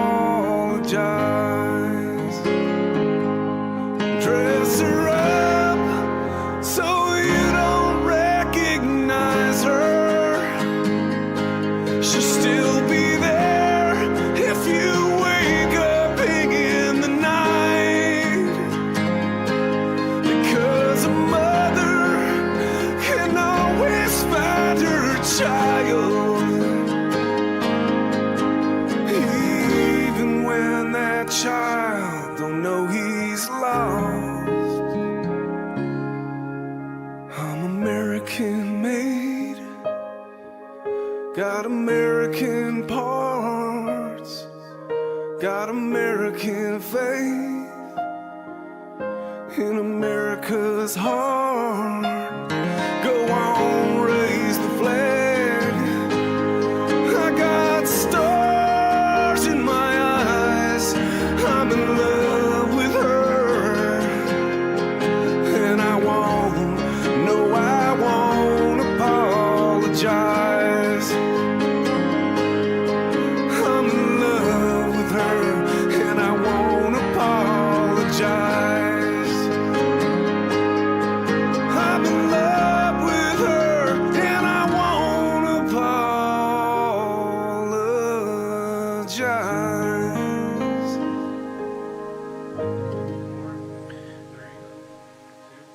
That's the great John Kahn, of course, one of my favorite songs, the anthem of the Tea Party, American Heart. Slowed it down, different tempo, and of course Dan Fluett, my producer, and the author of the great photographic book Rebels, Rogues, and Outlaws, with the Real America's Voice team, cut that. We'll be playing that on a continual basis. Just absolutely fantastic tribute to Charlie Kirk. On the day after, when we talk about Quo Vadis, at noon, we're going to toss to the Charlie Kirk show. I think they got Nick Sorter is in today with Andrew Colvett on the show. I think Jack Posobiec's also going to join them. Some others, so it'll be on fire as it normally is when we toss over there. It continues on, and that's Charlie's work continues on, and you can see, I think, from Erica Kirk, you have an extraordinary young woman now in charge and a true partner of Charlie Kirk. So the work continues and finish what he started. I want to emphasize again as we go through everything and look at the CR, I believe you're going to have a government shutdown now. And maybe this is the best thing to find out essential versus non-essential workers. But no way the Democrats are not working with President Trump. And the town's gone. The Jewish holidays of this week, I don't think the House is back to October 1st.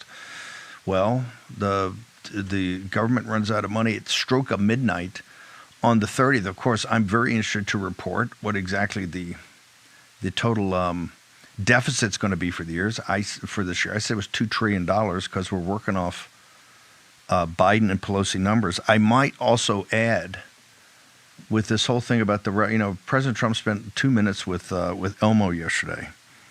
We're in this situation for all the Elmo fans out there. Where are the cuts? Where's all this fraud we found? Because in fiscal year 25, I'm just talking about cash money. We're going to have a $1.9 trillion deficit. The actual cuts came from Russ Vought and his team over at OMB. And there, I think you're talking about a total, I don't know, $14, $15 billion. We've got to get it sorted. But next year, a CR means we're still working off of Biden Pelosi numbers, I'm pretty sure. But if you got to go essential, non-essential, let's do it. Tough decisions are going to have to be made, or the time for easy decisions, decades and backwards. Political class has kicked the can down the road, fought Trump. And the people said, well, the populist movement wants more spending. No, the populist movement wants to be free from this overbearing government that's in their lives in every aspect and bankrupting them and impoverishing their children. Because government spending, this massive Keynesian experiment we're trying right now, is not working. It's not working. This is why I was a huge advocate during the reconciliation that you got to raise taxes for the wealthy. You're going to come to that conclusion. Very little do we put on the war room eventually doesn't happen. Pretty good about understanding process. It's going to have to happen. You're going to have to find, so you got two ways to do this, folks. You either cut spending and massively, or you got to get revenues from other places. Now, President Trump is 1,000% correct of what Peter Navarro argued for years, that the tariff revenues are going to be extraordinary, and they are so far. I mean, it's kind of mind-blowing. Scott Bessent talks about $4 trillion over the 10-year budget cycle, which is about $400 billion a year if you take the 10 years. Nobody counted on that. And Apple came out on Friday and said there's been no impact at all on the tariffs in the I think it's the iPhone 17. They, as much as they argue about that, you notice they're not on that every single second of the day about how tariffs are going to explode consumer prices and make consumers impoverish consumers. No, what's impoverishing consumers is giving jobs to foreigners instead of American citizens. I'm going to break down, hopefully this afternoon, maybe in the 6 o'clock hour, if not tomorrow, the H-1B. It's, just simple advice to the Secretary of Commerce. It's a scam. Let's just shut it down. It's within your power to go back to the president and take that proclamation you got that lays out all the in the first part of the proclamation. You make the case to shut it down, and then you don't shut it down. And what I'm going to do, because we've been so focused on Charlie's situation and the great speeches yesterday, that haven't had a chance to cut it. The Commerce Secretary, who is kind of in charge of this area, in his description said, and this is why I said at the time, he said it's $100,000 per year for I think he was talking $600,000 coming at one HB, and I said, that's impossible. If you're going to do that, you got to shut the program down because that makes it so economically unfeasible. And of course, later, Caroline Leavitt had to come out and confirm, oh no, it's just $100,000 up front, which I said had to be the case. Well, the Secretary of Commerce, and then he said it was for renewables. It's not for renewals. Caroline Leavitt had to come and correct. Yo, dude, you're the Secretary of Commerce. These are not tiny details in the document. These are not in the footnotes. This is the deal. You're supposed to be a deal guy. You got to understand the own deal that you put before the president. I'm not sure if that. All I'm saying is the Secretary of Commerce sat up there and gave not just erroneous information, patently false information that during the show in a hot take, I can sit there and go, that makes no sense, because if that's true, then, hey, we kind of won the whole program. Just shut the program down. Then you found out it's not for renewables. It doesn't cover the 500,000 foreign students that are here. The other way they got to feed them through here, right? And it doesn't cover, and it's not $100,000 a year. Oh, but besides those, that's the heart of the deal. When you make a deal, I said, hey, this is the basic architecture. These are the key points. Those are the key points. They didn't even know them. Either didn't understand it or patently lied about it. You pick them. We'll get it cut this afternoon so you can see it. Don't take it from me. See it with your own lying eyes. So if that's the Secretary of Commerce, what information is the President of the United States again? Trump's got the weight of the world on his shoulders. Now you got the UN this week. They're trying to, make a two-state solution. Israel says it's not going to happen. You got that. You got the Ukraine situation. Zelensky's going to see him. President Trump keeps going ham. Very disappointed in Russia. Yeah, I think Putin ought to take a warning there. And what we don't want to do is get sucked into even a broader, more expanded third world war. And of course, there's some people pushing and shoving over there. You can see this is some of the drone activity. Then you got the situation in Latin America. You've got the situation of the Chinese Communist Party, President Trump, and the TikTok situation. Everything. Then this, and he has to give Pam a wake-up call. Hey, I keep seeing Brennan on TV and Comey on TV talking smack. What are we doing here? Maybe you need to staff up some people. Boy, I don't know where we heard that before. Thank you, War Room. The president can't do it by himself. He cannot do it by himself. He's got the weight of the world on his shoulders. The weight of the world on his shoulders. Trying to turn the economy around, trying to give a supply side tax a last shot. So we talk about production, capital, bringing jobs back, manufacturing jobs. He can't do it all. And one of the great hidden losses of Charlie Kirk is as a vetting, knowing the people, knowing really what's MAGA and what's phony MAGA.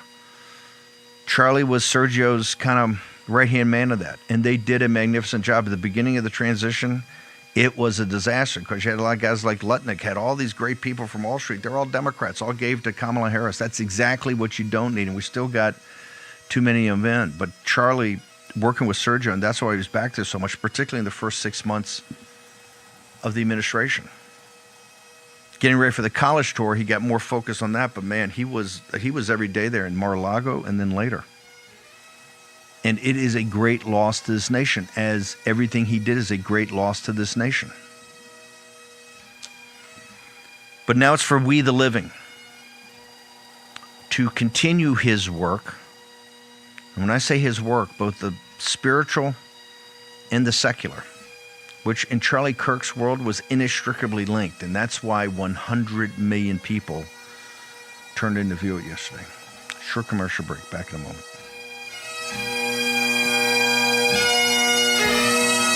If we've learned anything over the past few years, it's that devastating events can strike without warning.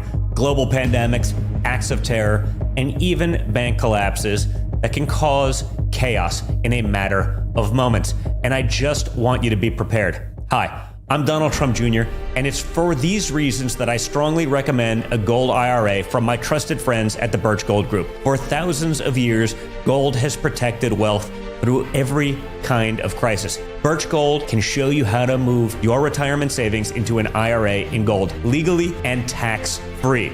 For decades, they've helped thousands of Americans protect their IRA or 401k from unexpected events. To learn more, click below for your free info kit on gold IRAs from the Birch Gold Group, the only gold company I trust. Don't wait for the next crisis to strike. Take action now to protect your family's financial future. Click below for your free info kit on gold IRAs from the Birch Gold Group. When the kids turn unholy, Harrelson's Own keeps my patience divine. When work flies out of control, Harrelson's Own keeps me cool as a cucumber. The device madness never ends, but Harrelson's Own keeps me zen. Life can be chaotic, but Harrelson's Own CBD helps keep you calm through any storm. Harrelson's Own consistently delivers your full mind and body homeostasis. It's an organic, full-spectrum CBD in a refreshing oral spray. Our nano-emulsified technology makes it completely water-soluble, so your body absorbs it immediately. You'll start to feel it in seconds, not 60 minutes. It just makes everything feel better. And it helps me just take the edge off. It helps me relax. It helps me be there with my kids. I swear I'm like a mental ninja. Like nothing can throw me off balance. No matter how many things come at me, I'm like, boom, handled, next. I'm like crushing it all day long. Well, some people take it for a release from stress. Some take it to get rid of pain. Others just take it for general well-being. For me, Brett Harrelson, it just makes everything about my day a little better.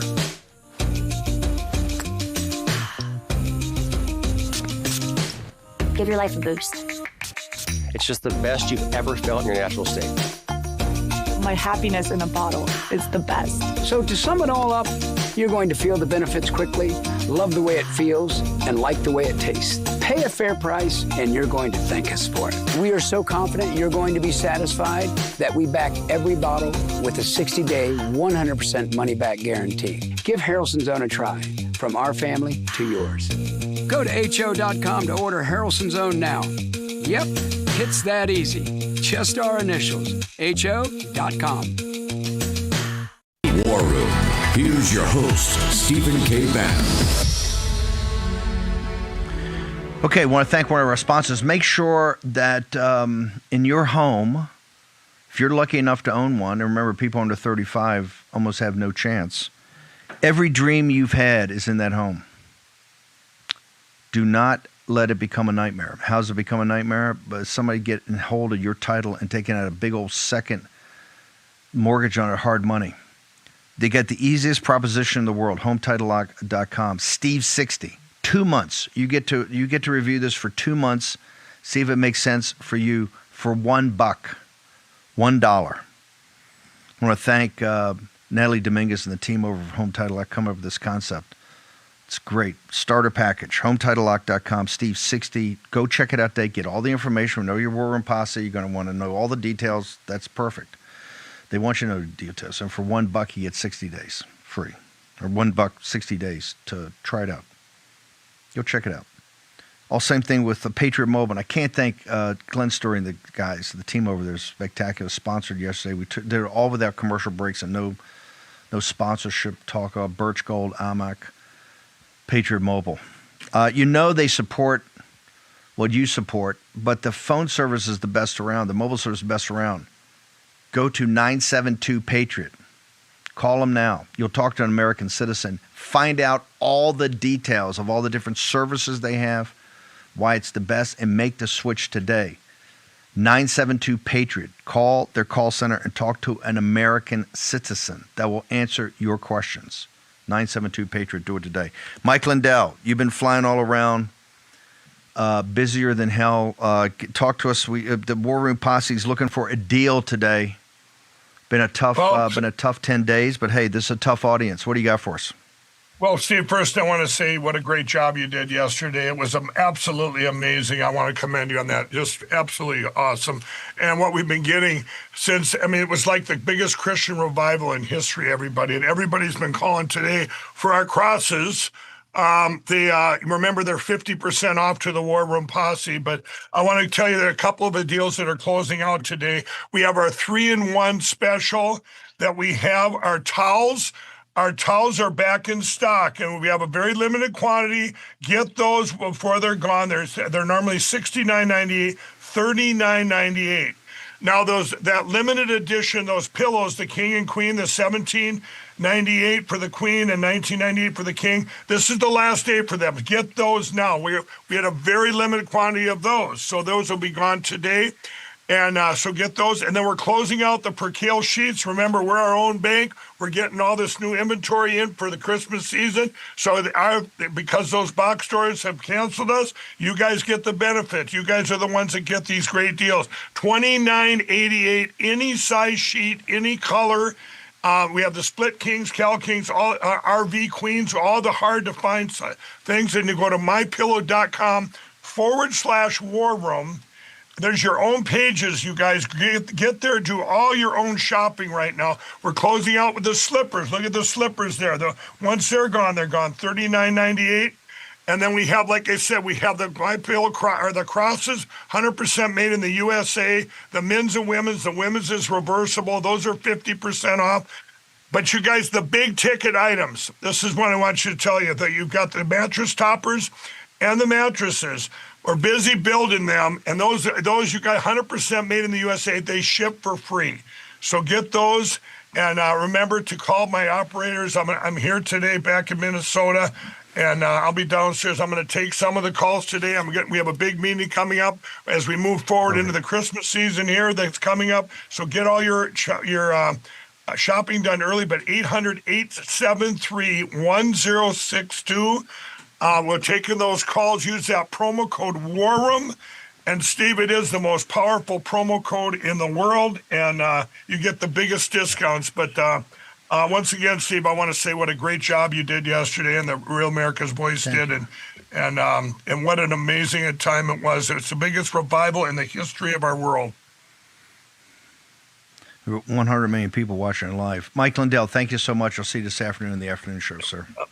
Thanks, Steve. I know you've been, Mike Lindell, busiest guy around outside of President Trump. I do want to thank Real America's Voice yesterday. Of course, Turning Point, to be able to put that together in a couple of days, monumental. The scale of that was incredible, and the flow of it. It's one thing to get scale right. It's another thing to get flow right. Flowed so perfectly. And we'll make sure Real America's Voice played again, I think, on the loop last night. We'll maybe set aside and do it again sometime this week. It's just, I think, great with the music and the witness that people had and the revival spirit. And the government officials, powerful. Don Jr., powerful. The President of the United States, fiery. We'll maybe talk about some of his comments in the afternoon show, too, particularly about the situation of forgiveness and President Trump's interpretation of that. It's Quo Vadis, whither thou goest. It's left now to we the living to follow, take Charlie Kirk's work, his great work, and drive it forward.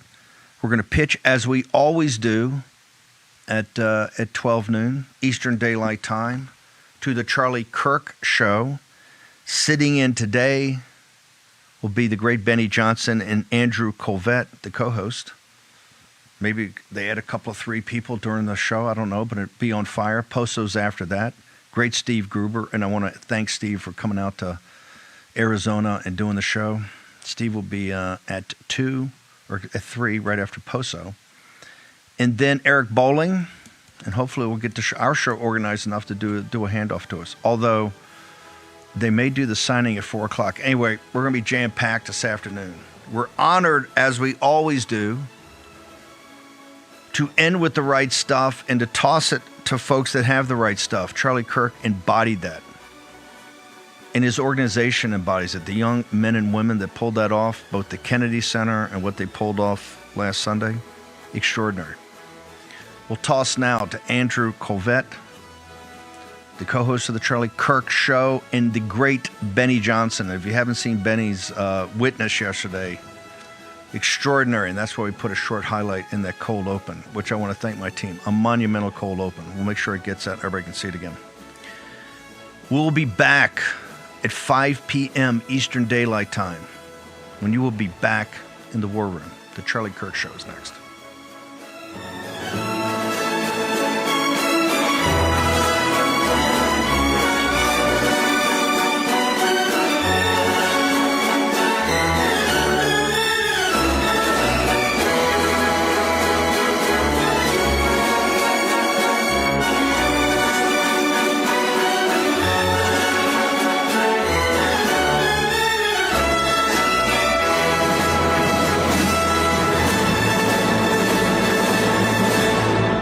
Fellow Americans, did you know a war is being waged right now for how you spend your hard-earned dollars? Over 100 countries worldwide are preparing to switch to a digital currency. Now, this means cash will be replaced by money governments can monitor and track. This tracking makes it possible to collect data from every purchase you make and the ability to decide what you can buy and when you can buy it. What's more, your assets can be frozen or even seized. I'm appalled at such an assault on financial privacy. My friends at Swiss America have a report called The Secret War on Cash with an action plan to protect your financial privacy. So please, call or text the number on your screen for a free copy. With the growing reality of a government-backed digital currency, the time to act is now. So call or text the number on your screen for your free Secret War report. I'm a J6er. I spent 1,143 days in prison. I'm a J6er, and I spent 3 months in jail and about a year in prison. I spent 4 years out of an 18-year sentence in prison. J6ers have been smeared and defamed by the media, persecuted by the government, and treated like terrorists. In reality, J6ers are patriotic men and women, mothers, fathers, sisters, and brothers from all walks of life. Stand in the Gap was founded to stand in the gap for J6ers working to rebuild their lives after being incarcerated. And we need your help. For just $10 or more, you're helping these patriots get mental, physical, and spiritual help. Please scan the QR code or go to j6support.com to donate $10 or more to support these American patriots. Thank you for being a patriot. Thank you for standing in the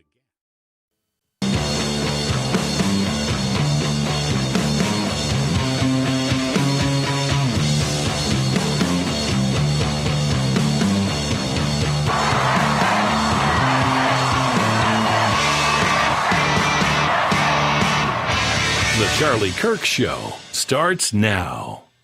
Today, Charlie Kirk rests in glory in heaven for all eternity.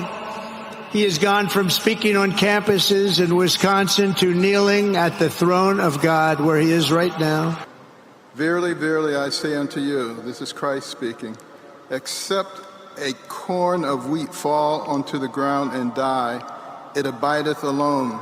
But if it die, it bringeth forth much fruit. And I want to thank Charlie for his sacrifice, because much fruit is going to be realized. Now, I want you to know that Charlie right now is in heaven, not because he was a great husband and father, not because he saved millions of kids out of darkness on college campuses, not because he changed minds and chased votes to save the country, not because he sacrificed himself for his Savior. Charlie Kirk is in heaven because his Savior sacrificed himself for Charlie Kirk. But the main thing about Charlie and his message, he was bringing the gospel to the country. He was doing the thing that the people in charge hate most, which is calling for them to repent. I believe Charlie is still urging us not to sit back, not to be quiet, but to carry on his mission forward, loudly, proudly, and with the same conviction he showed. Sacrifice is a gift. Sacrifice is that last full measure of devotion for God, for country, and for his people. We will devote the rest of our lives to finishing the causes for which Charlie gave his last measure of devotion. You cannot defeat us, you cannot slow us, you cannot stop us, you cannot deter us. We will carry Charlie and Erica in our heart.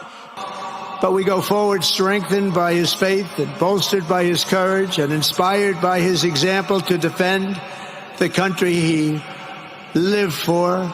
You see, Charlie Kirk was a true believer for the cause of freedom, for the power of young people, belief in our republic and our founding principles, in America first and make America great again. But more importantly, he was a true believer. Only Christ is King, our Lord and Savior. The lesson of Charlie's life is that you should never underestimate what one person can do with a good heart, a righteous cause, a cheerful spirit, and the will to fight, fight, fight. Charlie lived what our founders envisioned: freedom, the right to speak even when we disagree. Freedom. I may not agree with what you say, but I will fight to defend to the death with my very life your right to speak. Now, our whole administration is here, but not just because we love Charlie as a friend, even though we did, but because we know we wouldn't be here without him. In the words of Soren Kierkegaard, the tyrant dies and his rule is over. The martyr dies and his rule has just begun. On the cross, our Savior said,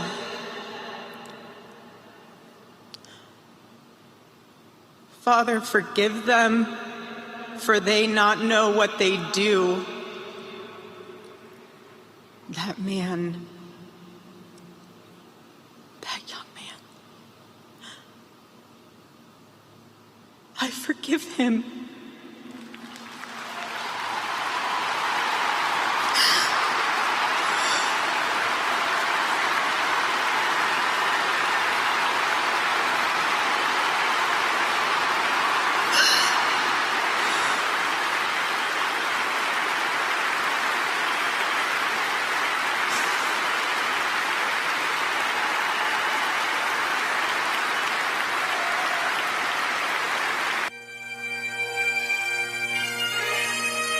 Thinking about long-term care? Think AMAC. Rosemark Advisors, the financial division of AMAC, specializes in alternative solutions for long-term care planning. We help AMAC members prepare for future healthcare needs without compromising their retirement goals or financial security. But that's not all AMAC has to offer. AMAC is America's leading conservative advocacy and benefits organization. So when it comes to long-term care and so much more, think AMAC. When surprise breakdowns happen, American Home Shield will be there to fix or replace parts of the systems and appliances you rely on every day. They help protect your time and money by connecting you with qualified pros and helping pay for covered repairs or replacements. AHS offers flexible and affordable plans for every home. Sign up today and get $100 off with code AHS100. Visit AHS.com or call 833-PLAN-AHS. On the J6er. I spent 1,143 days in prison. About a year in prison. 4 years out of an 18-year sentence in prison. J6ers have been treated like terrorists. And we need your help. Stand in the Gap was founded to stand in the gap for J6ers working to rebuild their lives after being incarcerated. For just $10 or more, you can help these patriots get back on their feet again. Please scan the QR code to donate $10 or more to support these American patriots. Thank you for standing in the gap. Every day, there's a battle for your mind raging. Information coming from every angle with the will to deceive. Fear not. You found the place for truth. The voice of a generation that still has the will to believe in the greatest country in the history of the world. This is the Charlie Kirk Show. Buckle up. Here we go. Everybody, welcome to the Charlie Kirk Show on the Monday following what truly was one of the most historic events in the history of our country, remembering Charlie Kirk building a legacy at State Farm Stadium in Glendale, Arizona. I am joined by an amazing cast of friends who were all there, who all witnessed it in person.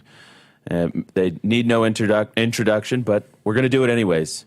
Our dear friend, Benny Johnson, dear friend of Charlie Kirk. Thank you, Benny. Nick Sorter, independent reporter. He was all over. I saw you so many times for such a big venue. It was amazing. Yeah, how I got many my times steps in. I ran into you. And of course, Blake Neff, who played a huge role, by the way, behind the scenes in yesterday's event and what you saw unfold. But Benny, I asked you here because I knew you were going to have a lot to say, and I think it's very fitting. You know, what we did last week, we had this amazing all-star group of people that came in and honored Charlie by guest hosting the show alongside his team. But I think it's very fitting that you have the Monday after that powerful memorial to his life and legacy. So, Benny, the floor is yours. Tell us what's on your heart. What are you feeling the morning after? Andrew, I'm probably going to spend the rest of my life processing what I experienced yesterday. I couldn't sleep. It's like you were buzzing last night. There was so much kinetic energy in that room. It was a revival energy. And helping assist and build Turning Point USA in these events over the last decade or so, the magnificence of the team here, and Blake is here, obviously, but Blake is just a representation, you yourself as well, of the architecture that Charlie put forward. There is no group on earth, political or otherwise, that could have pulled off a 100,000 person in-person memorial, including the vast majority of cabinet secretaries, executive offices, governorships, members of Congress, senators, world leaders, richest man on earth, Elon Musk, arguably the most powerful private civilian on earth, Elon Musk, all in attendance yesterday.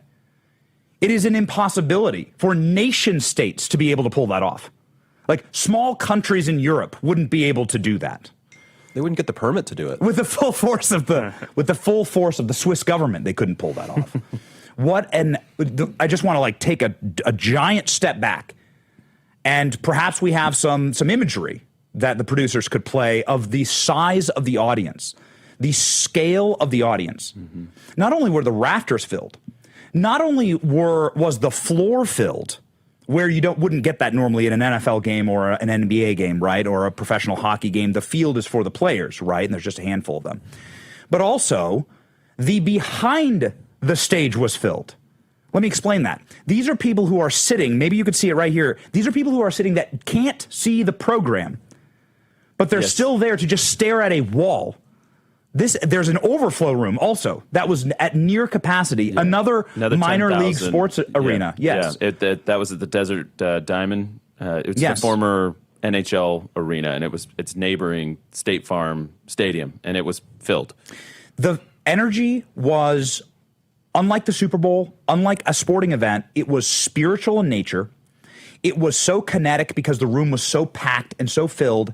And as far as I could tell, and I know this actually as a matter of fact, not a single window broken, not a single Molotov cocktail thrown, not a single fist ever thrown in anger, no fights, no burning buildings, no attacks on cops, no attacks on our nation, nothing but a peaceful memorial, the largest perhaps on earth, perhaps in American history, filled with prayer, mourning, forgiveness, and a call for righteous justice. That is the difference between two ideologies, two directions for Western civilization, and a profound, magisterial remembrance of Charlie's legacy. It is precisely as he would have wanted it. And I want to jump just one more story in, because I was backstage. I got to see a lot of interactions. I got to backstage, front stage. I was seated amongst all the cabinet secretaries. Got to see a lot. Elon Musk came by a couple times. And I just want to use Elon Musk as a example of the power of Charlie's legacy. Elon Musk and Donald Trump had a bit of a falling out. Maybe you've heard of it.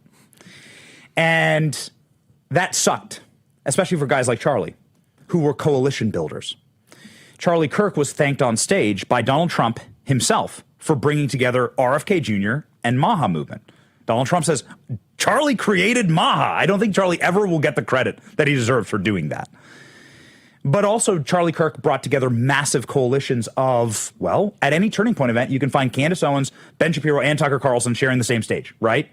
Maybe not together, but they're all there, right, to give an opportunity to project their worldview, right? Charlie was constantly doing that, constantly bridging gaps, constantly fusing together, because he realized that if we don't hang together, we will surely hang separately, which is exactly what Elon Musk told me. So backstage, Elon Musk embraces Erica Kirk, and she's crying in his arms, and they're hugging, and it's really profound. This was after the speeches. This was after the program. And this is the words that Elon Musk said to us in this small little group with Erica Kirk. And he said, this is why I was proud to sit with my president. This is what he called Trump, my president today. He accepted Trump's invitation to go up there, and the majority of the event, Elon Musk sent sitting there with Donald Trump, chewing it up. Everyone can see here's the photos of Elon embracing Erica, and then there are photos of Elon with Trump, and they seem to be having a great time. Dana White also there. What not only was the size and scope of this and the peacefulness of it a profound eulogy for Charlie and his memory, but the cornerstone of it all, to unite the world's most powerful, richest private civilian with the world's most powerful public figure, Donald Trump. Charlie said, in this chair right here, he hoped that it happened. There's a clip that went viral yesterday. Charlie saying, I pray that Elon Musk and Donald Trump reconcile. And they did so at Charlie's funeral in Charlie's memory. A profound and beautiful example of what Charlie constantly was doing for our movement. And he fused together the greatest schism that we've seen in the nascent Trump administration. He just fixed Trump and Elon together. We saw it live. And it's like the power of Charlie crying out. I mean, after death, crying out, and like still the power of Charlie, like bringing together these tectonic forces that should not reconcile. These are two stubborn men. These are two men that don't need each other, honestly. But Elon Musk told me this. He hugs Erica Kirk. He looks to all of us and he goes, if we don't hang together, we will surely hang separately. So let us unite. I was proud to sit with my president tonight. That's what Elon told us. That's what Elon told us backstage. Wow. And so, again, just as a little behind-the-scenes vignette here, what you watched yesterday, what tens of millions, if not hundreds of millions of people saw yesterday, definitely hundreds of millions saw yesterday, was a beautiful encapsulation, eulogizing, and memorial to Charlie with his energy pulsing through every bit of it. I mean, that was beautifully said. I hadn't heard that part about Elon, so I love that. And, I know, and Blake knows, how badly Charlie wanted to see them reconcile. So many times we discussed it. And Charlie, Elon kind of flew off the handle a little bit when it first happened, and Charlie was very reserved. He didn't hop on it because he was like, I believe they're going to come back together. And yesterday, Charlie was proved correct, as he often is. And and it was funny. I tweeted about it, and I said, I hope that these two men are saying to each other, for Charlie. And then about 2 hours later, Elon Musk tweeted an image of him and Trump talking, and he said, "For Charlie." And a Bible verse. Yeah. And the Lord's We'll Prayer. get into that, but Yep. we have to, we're going to take a break from radio. The stream will continue. Hang right there.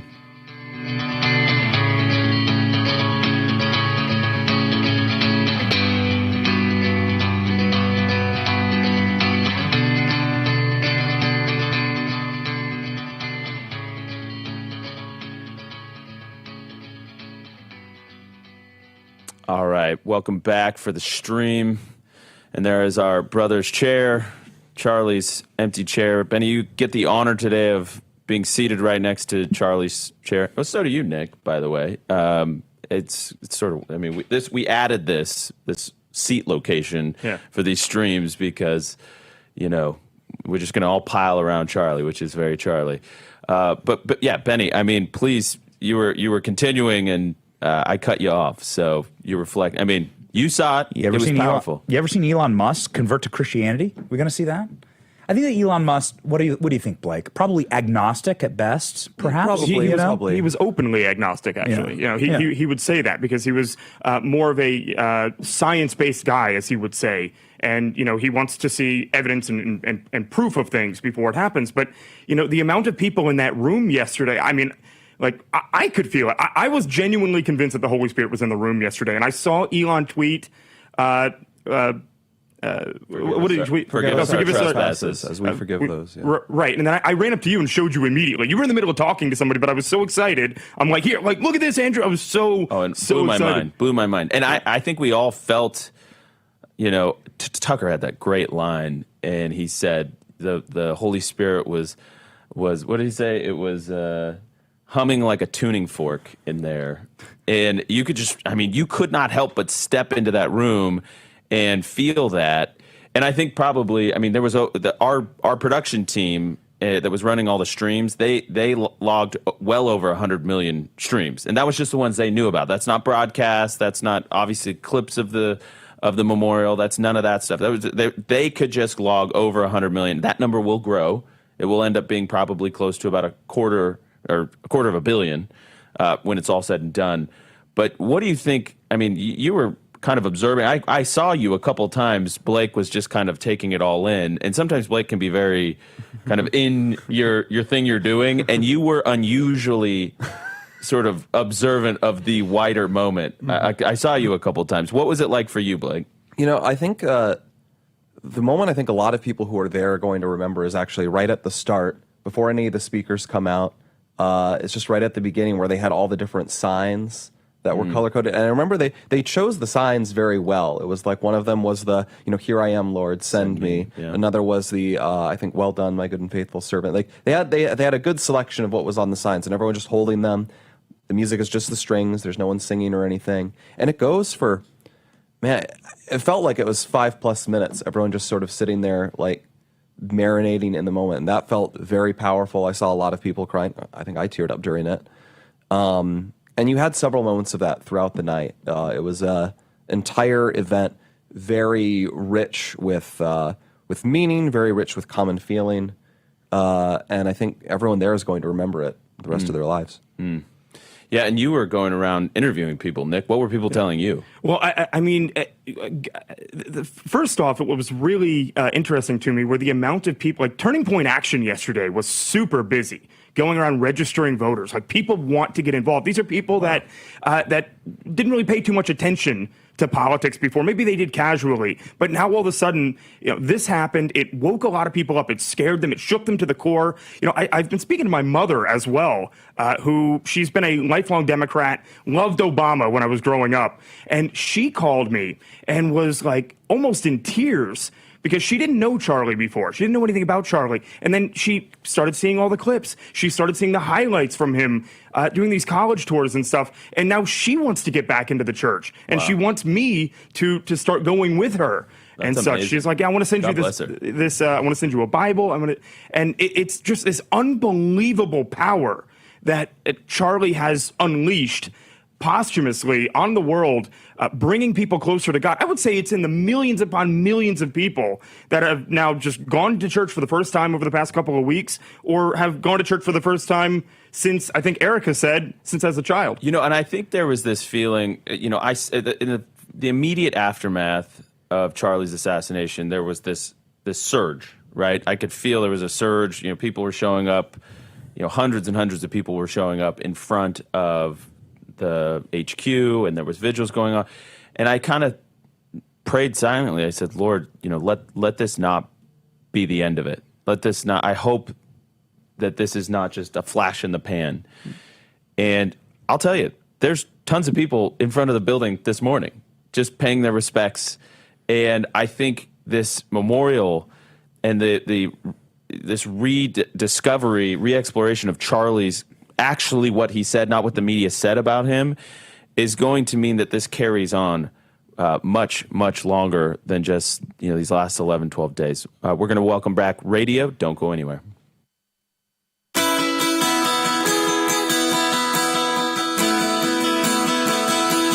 right, welcome back to the Charlie Kirk Show. I'm Andrew Colvett, executive producer of this show. I had the honor of speaking yesterday at Charlie's memorial at State Farm Stadium in Glendale, Arizona. It was an honor of a lifetime.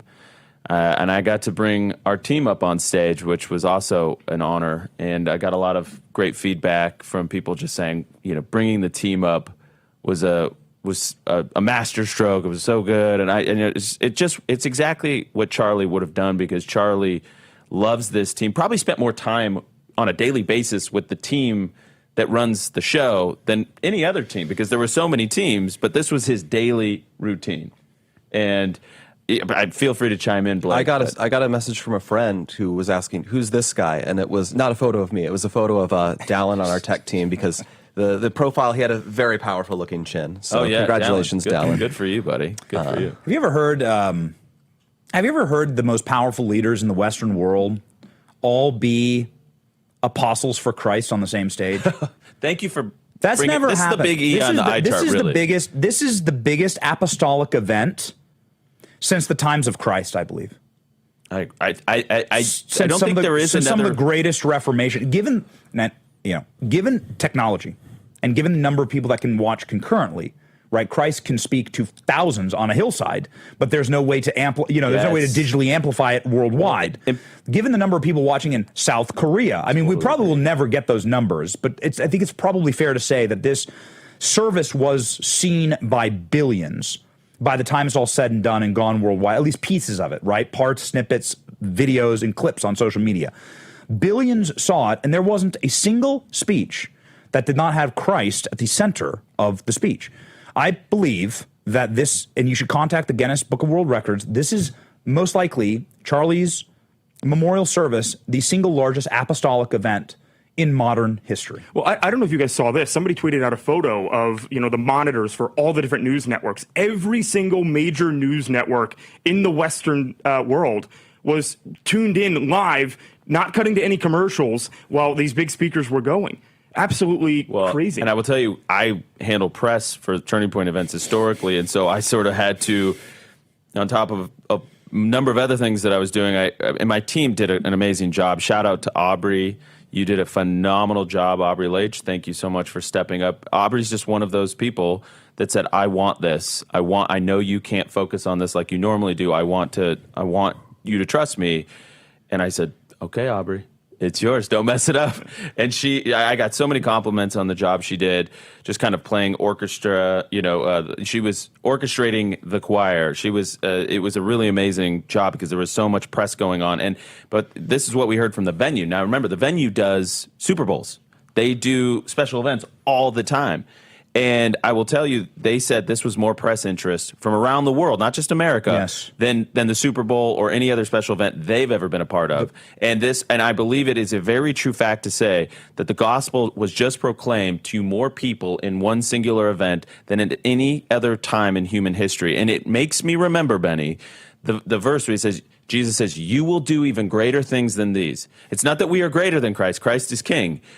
but you will do even greater things than these. And everybody who had a hand in yesterday's event was a participant in those greater things because, as you said, we have social media. We have this ability to spread the message so far and so wide and so quickly. Right. So truly amazing to be a part of that. It is hard to put, if you go to a lot of MAGA rallies, and we've been to, hundreds, thousands, I don't know. Safe to say we've been to some. You know how big the rallies are based on the size of the press rafter. And let me explain, the press rafter yesterday we were on a football field. It was 30 yards deep and the entire football field wide.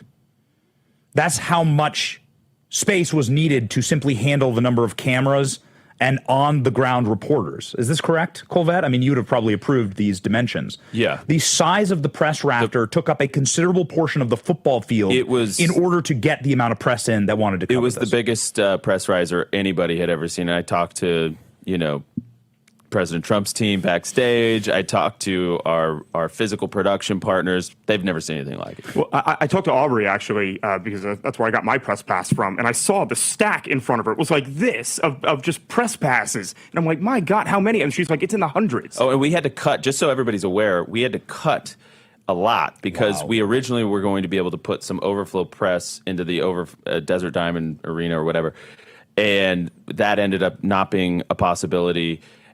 So we could have fit even more into the back, and we fire marshal stuff, footprint stuff on the floor. We had to ultimately cut back. So there was some press that didn't even get in. But listen, we got in the lion's share of the press, and to God be the glory for Charlie. We pulled it off. The team didn't sleep. And again, just what a testament to Charlie's legacy, his leadership, that the team rallied the way they did. We are going to keep going on the stream radio. Don't go anywhere. We'll be back in a few minutes.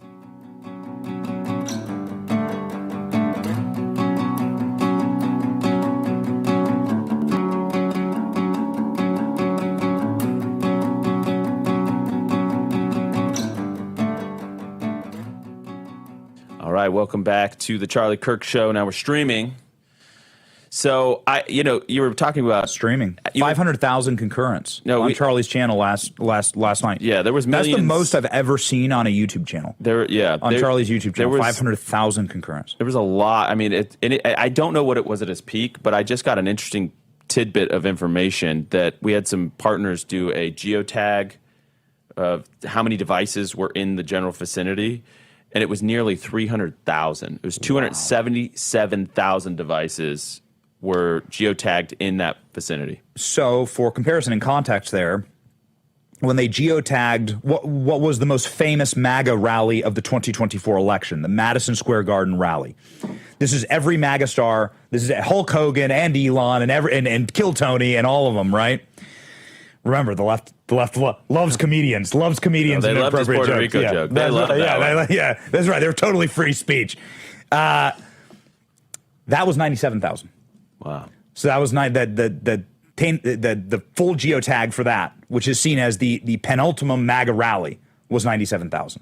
So I mean, I walked outside. I was there most of the night, covering like the growing size of the crowd. You had people there the night before. It was in the hundreds, which is still pretty good, especially when they very specifically said nobody's allowed to stay overnight. They said you're not allowed to camp overnight. They're like, okay, so we're going to stand on the sidewalk instead. You can't make us leave. And these people, 2 hours later, 3 o'clock in the morning rolls around, and all of a sudden there's tens of thousands of people standing outside. They wanted to make sure they got that spot. They wanted to make sure they were in there. And I read a post earlier today from a guy that was from Maine that came all the way over here. He got there early and ended up sitting behind the stage, and he's like, I wouldn't have it any other way. I wanted to be there. He stood in line for hours and hours and hours, but he was overjoyed just to be able to experience it. I talked to somebody from Canada, Finland, in that line. Interesting. Yeah, I saw a bunch of people. Look at these crowd shots. That's outside, by the way. That was people lining up to get in, and it was just a mass of humanity. A mass of humanity. You could see a huge line of people who were camped out overnight when I came in to the hotel that's what room. I was saying. Yeah, it was it was absolutely massive, and it actually flowed pretty well. We filled up the arena in pretty good time. The Secret Service provided a ton of mags which is the security scanners to get into the venue. And so that helped because, we had been a part of many Trump events during the campaign where the Biden administration was not giving us a lot of mags. They were giving us the bare minimum number of mags. So you can only move so many people through those per hour. The ingress is limited by mags. And I mean, you can't prove it. At least I can't. But there was this feeling like they were like, we're going to screw your event. And people are stuck out in the heat, passing out. We're out there handing out. I'll never forget, by the way. Palm Beach. I'll never forget that Palm Beach event where Charlie went out into the parking garage because we put the line out into the parking garage. This mass 100% humidity, crazy heat. We put out big fans. We rushed in fans. We had pallets of water, and Charlie went and shook everybody's hand and said, "I'm so sorry." And it was because they screwed us on the mags. So this time, we got all the mags we needed. Man, it was rough. I mean, I don't know what your guys' experience was entering the arena. But when you walked in the arena, there was this major energy change. And we were coming over from Fox. You had done Maria Bartiromo right before me. And you went, it took a while to get into the arena, big time security, obviously. You get in and you walk in, and the first thing that greeted me was like 3 ladies that were like sobbing in tears that all come over to like cry on my chest. And then it was like that every 2 feet. Mm-hmm. Like every 2 feet. It took us an hour and a half to get to our chairs. Mm-hmm. And people were just mourning Charlie. There was like this kinetic energy of it was like Charlie was there. I don't know how else to describe it. You could see people who were just walking onto the floor into the arena area, and they were just like sobbing as they walked, crying uncontrollably, taking it all in. Yep, crying uncontrollably. However, another massive shout out to Turning Point and the events team here to give what people are looking for in that time. If you don't give them a physical ability to mourn and to get it out, then that energy can actually go dark and can turn into something bad. So doing this was actually therapeutic for the nation. It was so important to do it this way. It was so important for people to have the opportunity to grieve and mourn together and to get it out, right? And to channel into something good. I love where you're going because we've got our largest radio break or segment coming up in just a second. And I want to talk about that because Erica Kirk did something truly, truly remarkable. And so, guys, ready that clip where she forgives the shooter. And there's all this chatter online. Well, I don't think I could forgive, and maybe it's too soon, or this or that. I want to explain why what Erica Kirk did was the epitome of courage and humility and Christ's love. And we're going to get into it. So we'll be right back.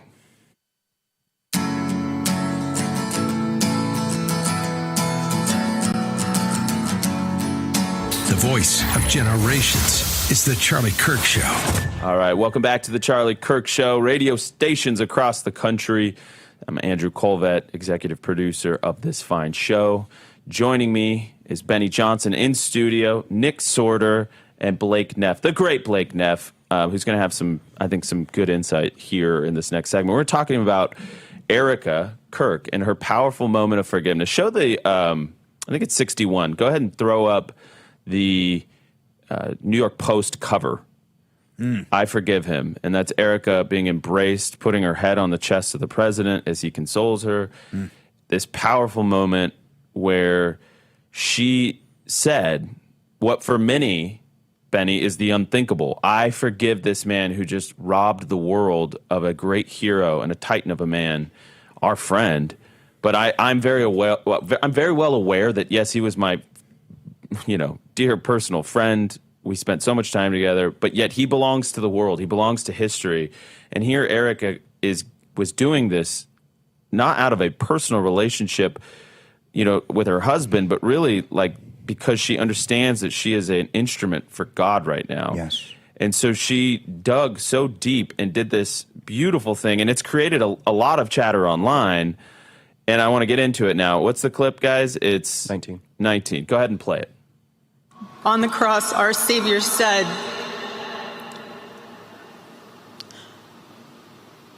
"Father, forgive them, for they not know what they do." That man, that young man, I forgive him.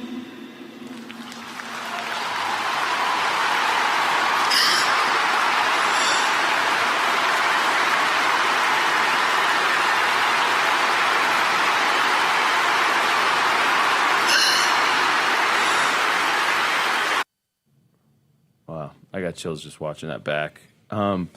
I agree, Benny, she's given two of the most powerful speeches that I've ever heard, if not the top two. I don't know what even comes close, actually, in this moment.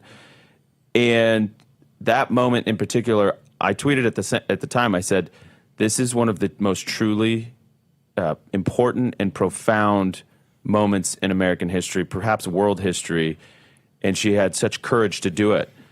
Blake, take us behind the scenes, because you were bouncing ideas off her with the language of this speech. Yeah, and we were. I helped her ahead of time with the speech, and I mean she's incredible. She was very clear what she wanted to say throughout. Very clear thinker. Been very impressed with her throughout all of this. I think all of us have been. Amazing. And we were at that key point, and it was going into. It was actually a bit of an open question for me, like, is she ready to do this? Is she prepared to do this? And I won't say everything that went into it. A lot of that was very private. But two things I think I can say is, first of all, it was, one of us almost threw out idly, so what would Charlie do? And that actually, impacted her a great deal. She did, as she said up there, it is what Charlie would do. And the other thing she said ahead of it that it impacted me so much at the time. She said, I have to do it because I can't let there be anything that would stand between me and seeing Charlie again if I were to die. Wow. And she knew, the gospel says we must love our enemies. That is powerful. And that was so incredible in that moment. I think that it inspired a lot of people, especially the ones that I was sitting around, because, you watch that video and how gruesome and how angry it made me watching that video. And, this is Charlie's wife. And she was able to actually go up on stage and say in front of millions of people that she forgives him. I mean, the power that's behind that, it's something that we'll remember for a long time. So backstage, Erica was leaving. It was wild to tell you the importance of this moment for Erica. And first off, I mean, I said this during the break, but I think that speech ranks among the top 3 most powerful speeches ever given in modern history. Without question.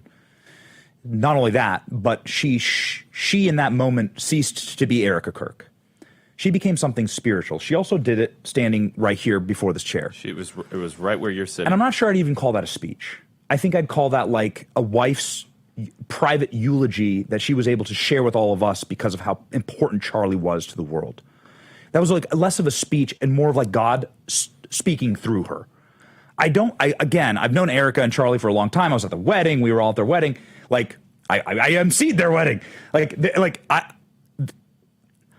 That wasn't Erica. Like, Erica's incredible. That was like something spiritual. Like, it was God physically moving through her and speaking through her. Because humanly, you can't forgive a monster that. Humanly, you can't do that. And after it happened, it was really beautiful. People brought this up right away. Let's put up pick number 7. This is a tweet Charlie did all the way back in 2014. He was, to be a Christian means to forgive the inexcusable because God has forgiven the inexcusable in you. And she shared Christ. That was probably the most Christ-like thing that happened. A lot of people talked about Christ. The Secretary of War talked about Christ, right? Very interesting. Don Jr. talked about Christ. Yeah, that's something. And dank memes, which is a first. But that was the most Christ-like thing that happened on stage. I think everyone will agree with that. Of course, the forgiveness of the unforgivable, right? And Erica shared Christ to one of the largest audiences maybe ever gathered in human, and did the most Christ-like thing. And that, again, the most apostolic event in human history was that. And I think that if you will allow me, a lot of people are saying, well, how dare Trump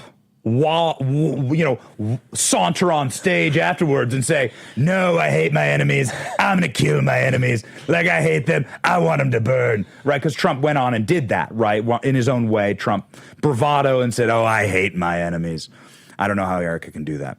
I want to take an opportunity to just say, from a Christian perspective, and look at this from a biblical perspective, because what was demonstrated in both those speeches, represented by obviously Erica, but then represented by Stephen Miller, did a great job at this. Donald Trump did a great job of this. Secretary of War did a great job of this, is the personification of Romans 13, Romans 13, the Apostle Paul, who's very familiar with martyrdom, was there at the martyrdom of Stephen, that actually brought him to Christ, writes about a properly instituted government set up by God, and that the government is there to institute safety and security for the good and moral people of the nations, that God has set up the leaders of our land in order to do that. And so God set up Trump and his administration to allow for security and family flourishing and for the prospering of good and moral people, and that God gives the sword to the leaders of our principalities in order to enact, these are the exact words, terror within evil men, to bring terror upon evil men. And that was what the Trump administration represented. That is pure Christian doctrine. That is fundamental Christian doctrine about the establishment of the government so that the good may flourish. Now, on a personal level, what Erica showed was what we must do in our hearts in order to absolve ourselves and to follow in the Christ-like method of forgiveness in order to ensure that we are unburdened actually by evil. Evil happens to us. We must unburden ourselves by following through with the power of Christ. Erica shows that perfectly, balanced absolutely in perfect harmony by President Trump and his administration, saying that it is now incumbent upon us, the rulers of this land, to institute justice. We do not have to forgive. We must enact justice, swift and severe justice upon evil men so that they are in terror. And that is perfectly, fundamentally harmonious in the Christian worldview. Yeah, Allie Stuckey actually said something that, and she's actually going to be hosting the show with me tomorrow, so that's exciting. But she said there's a big contrast between Erica's forgiveness speech and Stephen Miller's destroy our enemies speech, and that was in quote. I don't think I can't remember he said, exactly. We are the storm. Yeah, we are the storm. Yeah. Did you help him write that play? Yeah, right. We are the storm. But she did it in quotes. I mean, I don't think she meant any disrespect to Stephen. It was just the tone was distinct. Tone was Stephen Miller. She says, exactly as it should be. It is our job to forgive, not the government's. Christians give grace. The government wields the sword. Romans 13. We turn the other cheek. The government punishes evil. Yes. And I mean, you saw that in very, very vivid detail on that stage yesterday, because to your point, personally, that was an inexcusable evil that has been perpetrated against the world, certainly, but against Erica specifically. Yes. And she unburdened herself. She said, I will not live with this hate. I will not live with this thing in my spirit. I am going to forgive as Christ forgave me, because I will not let it get in the way of me being with Charlie in heaven, and I will not let it get in the way of me running Turning Point USA and being the new leader of this movement. And I just commend her for that, because yes, even when I heard that, I felt my flesh like crawling, because I didn't want her to forgive. I wanted her to like get that fierce look in her eyes, that she has, which is just amazing, by the way. And I wanted her to look right in the camera and be like, we are going, give me one of the bullets because Utah still has, what is it? Firing squad. Firing squad. Mm-hmm. Give her one of the bullets and let her shoot him right in the, whatever. Anyways, the point is, I wanted that. My flesh wanted that. But my spirit knew that the power you talked about, if you don't give people a way to grieve in this positive way, in a way that uplifts Jesus, then it can turn dark. And what she did is she took all of that energy and she flipped it on Satan's head and said, you are not going to win this one. We are going to choose Christ, and God's love will be unleashed on this country. Can we talk for just a moment about how this is how you begin? This is how civil wars and sectarian violence actually spirals into that failed state. You have these moments of political violence. You don't give anyone the capacity to grieve. There is no justice. There is no shooter found. No one is brought to justice. No greater terrorist network is brought down. I talked a lot with Kash Patel and Dan Bongino yesterday. I'd love to share that on the show. Yeah. I know we're up against a break. But just another massive shout out to the team at Turning Point and the team at the Charlie Kirk Show and Charlie's core here at giving the country an ability to grieve in a peaceful and in a productive way. Because what happened there yesterday was people saw that this isn't just pain and loss that can carve a hole in your heart and make you into a dark person. this is something that can be uplifting, actually, and can bring the movement forward and can consolidate a movement. And that's healing for a nation. 100%. And Charlie, I mean, Blake knows this. Charlie preached more than anything to young people. Be a part of something bigger than yourself. Yes. Do not get sucked down these dark holes on the internet. Do not become an incel in your mom's basement or wherever. Yes. Get out. Get in real life. Be a part of something bigger than yourself. And what you saw was that Charlie is a man that invited people into something bigger than even himself, even in death, and it was truly spectacular. We'll be right back.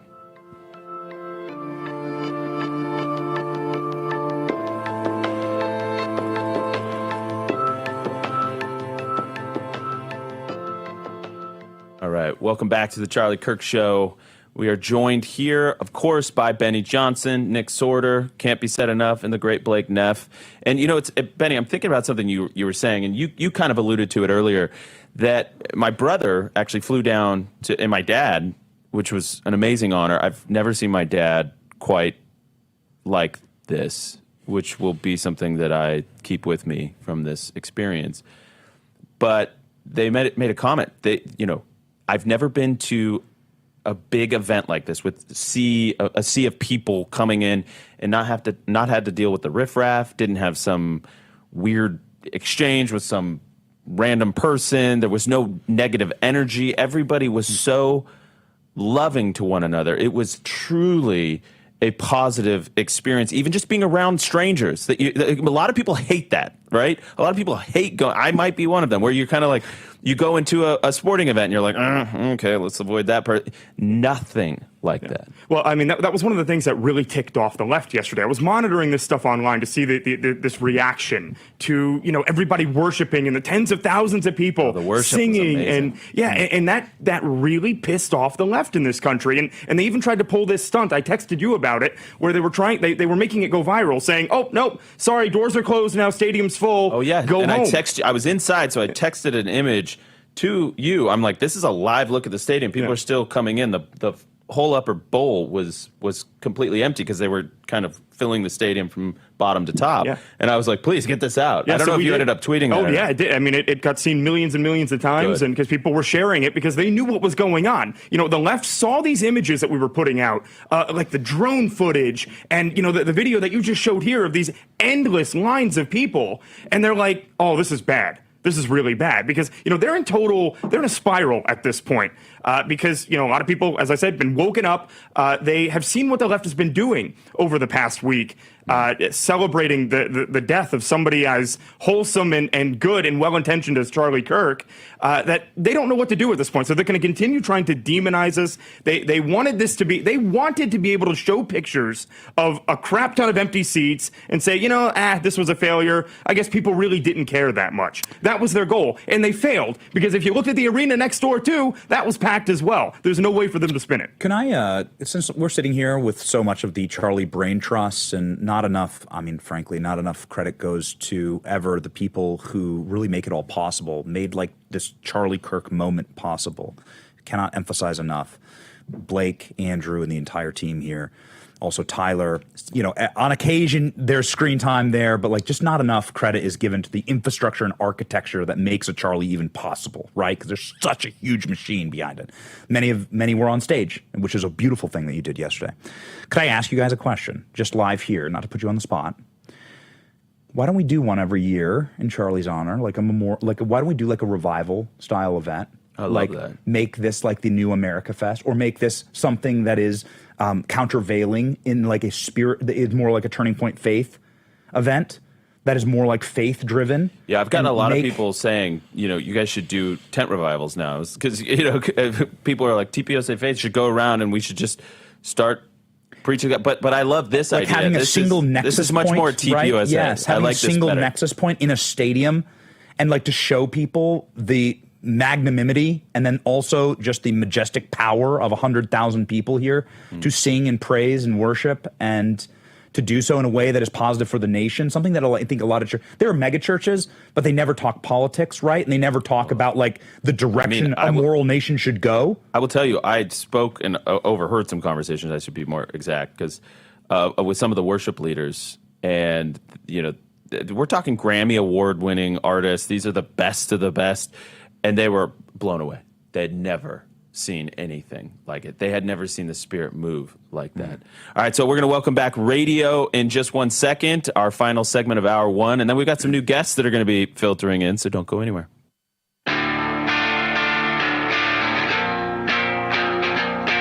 All right, welcome back to the Charlie Kirk Show. My name is Andrew Colvett. Honored to be with you guys on a truly historic occasion. The Monday after bidding farewell to our friend, but really saying hello and welcoming this new move of the Spirit that has been unleashed on the country. Yeah, and we were just talking about that. So there are so many people that want to feel something, that want to like say, this is why I meant the MAGA rally works, because there's power in saying we agree on these like core principles and we can gather together and show our power. And the right has been, of course, historically terrible at this. But Donald Trump changed that. Charlie Kirk changed that, and be very and to do a Charlie Kirk style memorial event that maybe goes from a Charlie Kirk memorial into more of a spiritual reawakening and revival style event. I love it. In his honor, to bring people together for a moral projection of like where the country and nation should go, inviting our leaders to almost give sermons, right? To almost like share their faith.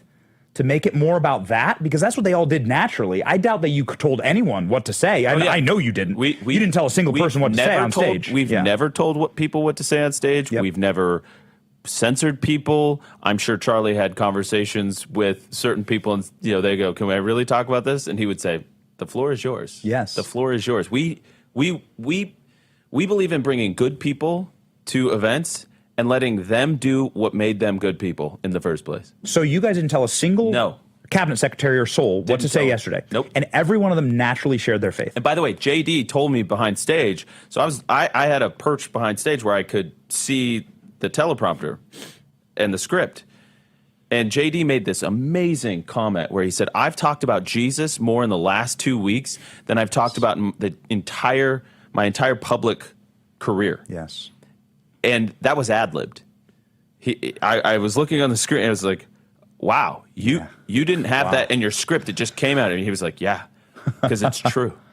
And it felt like I needed to say it. Wouldn't it be neat in Charlie's honor to create like a Nexus event where you could have a place where it is appropriate? Sometimes it's not, sometimes it's not appropriate, or it's just there's other things to talk about, right? Sure. We're talking about fentanyl overdoses today. We're talking about the national debt today. We're talking about autism today. Maybe that's not the appropriate time to share your faith, right? It kind of depends on who you are. But maybe you create the Nexus event where it is appropriate, actually, for the leaders of our land, or want to be leaders of our land, to share their faith to a large arena like this. A lot of this stuff, if someone tries to do it, is very stadium. With a stadium, a lot of this stuff is like poorly attended in like sunken, damp, mildew basements of DC. Right, they're like very poorly. These events are like not well done, and it'd be nice to do one where people can come, they can feel the Spirit, they can get like that energy, that revival energy that everyone wants to feel, that everyone felt yesterday, and then give a platform. I think it's great for leaders to come and talk about We could this. do it on the anniversary of the memorial. Yeah. Screw the assassination. 9/21, or at least the Sunday closest to 9/21. Yeah. What? And I think it's a beautiful idea, and I think I will pursue it. And it's like we need another event to produce around here, like we need a hole in the head. But it was. I mean, I agree with the idea that we gave people a platform to preach Jesus, and they did. And there was a tweet I saw from Mark Driscoll, who's a local pastor around here, and he was like, "These elected leaders are preaching the gospel better than the professionals." Yes. Yes. So, one, that's very encouraging for a moral nation, right? For a nation where Trump wins 7 out of 7 swing states, 90% of the counties in America voted for Trump. Trump wins the popular vote. We have a center-right nation. We have it is still a morally good people in this country. We never get a chance to see that in our leadership reflected, ever. And even Trump himself, right, like talking through his faith. I've never seen him like that, like talking through his faith like yesterday, like wrestling with some of the larger questions about Christianity and governance. He was doing that live on stage. What a remarkable thing to see. And what a great platform to have. The question I have for you guys is, after seeing what happened yesterday, how many Americans do you think would get a ticket next time? Millions. I think if you opened it up, I think millions of people would sign up in the first 24 hours to try and come. I will attend. tell you that AmFest. I'm not at liberty to share the current ticket sold number, but it's a lot. It's a lot. Yeah. And we're probably going to have to get a new venue because I don't think the Phoenix Convention Center will hold the number that we've got. So that's 10,000. No, it's bigger. It's bigger. Well, than I don't want to be again. I haven't discussed whether I could say it to anybody, but yeah, it's amazing. And anyways, I just want to thank both of you guys. We're gonna do a little chair swap. Maybe you guys are both staying, but it's so good to have friends here at this time. I say that on behalf of the Charlie Kirk Show. Have brothers in the fight with us. Here with us means a lot. We'll be right back.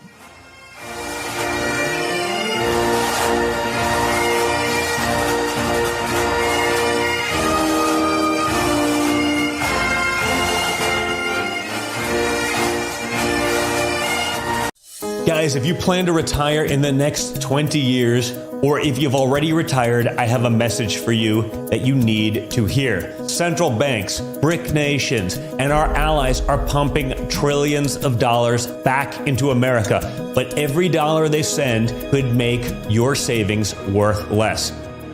Hi, I'm Donald Trump Jr., and I just want you to be prepared for the future. So protect your hard-earned savings with gold. A gold IRA from my trusted friends at the Birch Gold Group offers you the safety net of gold with the tax advantage status of a retirement account. To see how it's done, click the link below to get a free info kit on gold IRAs. This kit reveals why gold IRAs are exploding in popularity, so do it now. What do you have to lose? It's free and there's no obligation. Click the link below to get your free info kit from the Birch Gold Group. I'm a J6er. I spent 1,143 days in prison. I'm a J6er, and I spent 3 months in jail and about a year in prison. I spent 4 years out of an 18-year sentence in prison. J6ers have been smeared and defamed by the media, persecuted by the government, and treated like terrorists. In reality, J6ers are patriotic men and women, mothers, fathers, sisters, and brothers from all walks of life. Stand in the Gap was founded to stand in the gap for J6ers working to rebuild their lives after being incarcerated. And we need your help. For just $10 or more, you're helping these patriots get mental, physical, and spiritual help. Please scan the QR code or go to j6support.com to donate $10 or more to support these American patriots. Thank you for being a patriot. Thank you for standing in the gap. They tried to shut them up. There's no guarantee to free speech. They tried to cancel them. Deplatforming works. They even threw them in jail. Peter Navarro, Steve Bannon, now in prison. But they couldn't stop them. There's not a prison bill that will ever shut me up. They call them rebels. Basket of deplorables. They call them rogues. They claim to guns or religion. And they say they're outlaws. These are the kind of guys you like to smack in the ass. War Room presents Rebels, Rogues, and Outlaws. You set out to take Vienna. Take Vienna! The national bestseller by longtime Bannon producer Dan Fluette. Take a journey through the pictorial history of War Room in a culture that celebrates the weak. Show your support by standing with the rebels. Go to doitfluette.com or scan the QR code on your screen.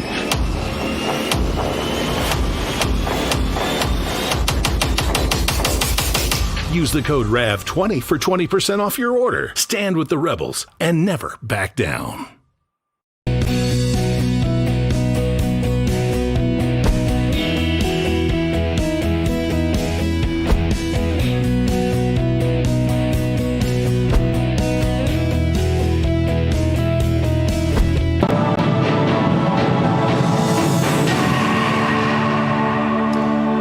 Bates here with your Real America's Voice news break. Thanks so much for being here with us. It is another busy day at the White House as President Trump is back at 1600 Pennsylvania Avenue following his trip to Arizona on Sunday for Charlie Kirk's memorial.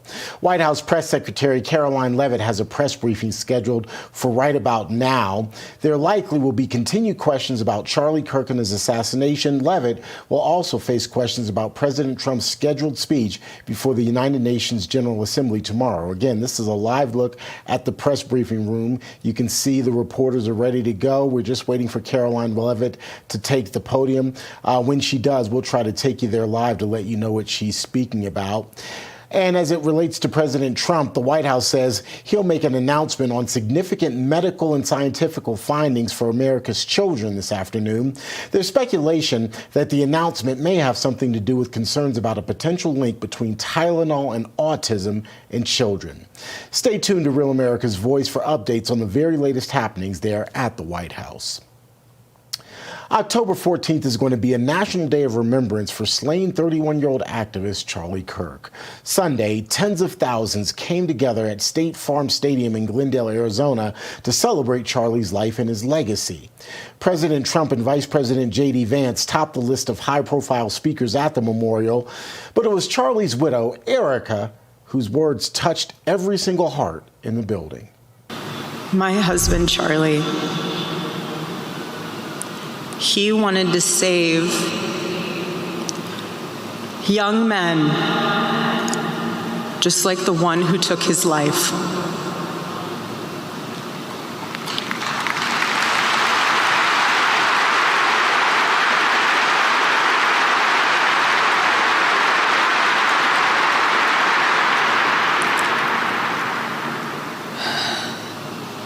That young man. That young man. On the cross, our Savior said,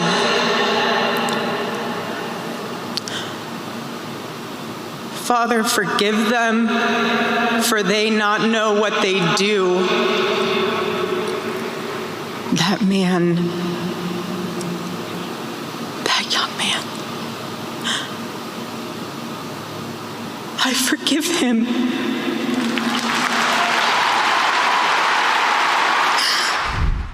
Charlie Kirk and their two young children. Erica will now continue his work as the CEO and chairman of the board for Turning Point USA, which is the organization her late husband founded. While investigators have the man they believe killed Charlie Kirk in custody, FBI Director Kash Patel used the day of Kirk's memorial service to try and reassure the country that the investigation surrounding the assassination will be, quote, thorough and exhaustive. In this post, he goes on to say that his agents are meticulously investigating theories and questions, as well as the possibility of accomplices. Don't expect definitive answers anytime soon, though. Director Patel says his agency can't release all of the information it's gathered in an effort to protect the integrity of the investigation and subsequent prosecution. Patel ends his post writing, "The entire FBI mourns the loss of Charlie Kirk. We will not rest until justice is served, and our investigation into this assassination will continue until every question is answered." Border czar Tom Homan is accused of accepting a $50,000 bribe in return for awarding government contracts. However, FBI Director Kash Patel ordered the case to be closed, saying, quote, "This matter originated under the previous administration and was subjected to a full review by FBI agents and Justice Department prosecutors. They found no credible evidence of any criminal wrongdoing."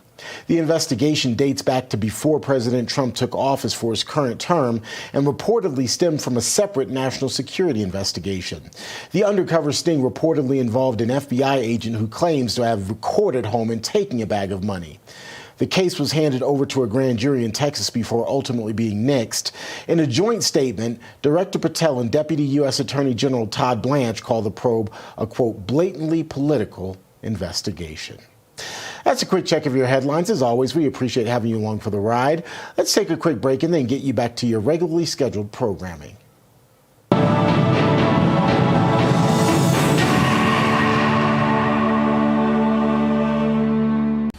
Hello, my friend. Pat Boone here. You know our country's under financial assault like never before. Our government has put us $34 trillion in debt. The interest alone is more than we spend on military defense. And what's worse, other countries no longer believe the U.S. is a safe place to invest. There's a growing international movement to dump U.S. dollars at a record pace. Some economists say this may signal the end of the dollar. Now, these countries are instead buying gold, and I'm suggesting you do the same. My friends at Swiss America have been helping Americans like you and me for over 40 years to buy physical gold and silver for delivery to our homes or held in our IRAs. I've trusted Swiss America for nearly 25 years now, and you can trust them too. So don't wait. Call or text the number on your screen today for financial peace of mind in these troubling times. I'm a J6er. I spent 1,143 days in prison. About a year in prison. 4 years out of an 18-year sentence in prison. J6ers have been treated like terrorists. And we need your help. Stand in the Gap was founded to stand in the gap for J6ers working to rebuild their lives after being incarcerated. For just $10 or more, you can help these patriots get back on their feet again. Please scan the QR code to donate $10 or more to support these American patriots. Thank you for standing in the gap.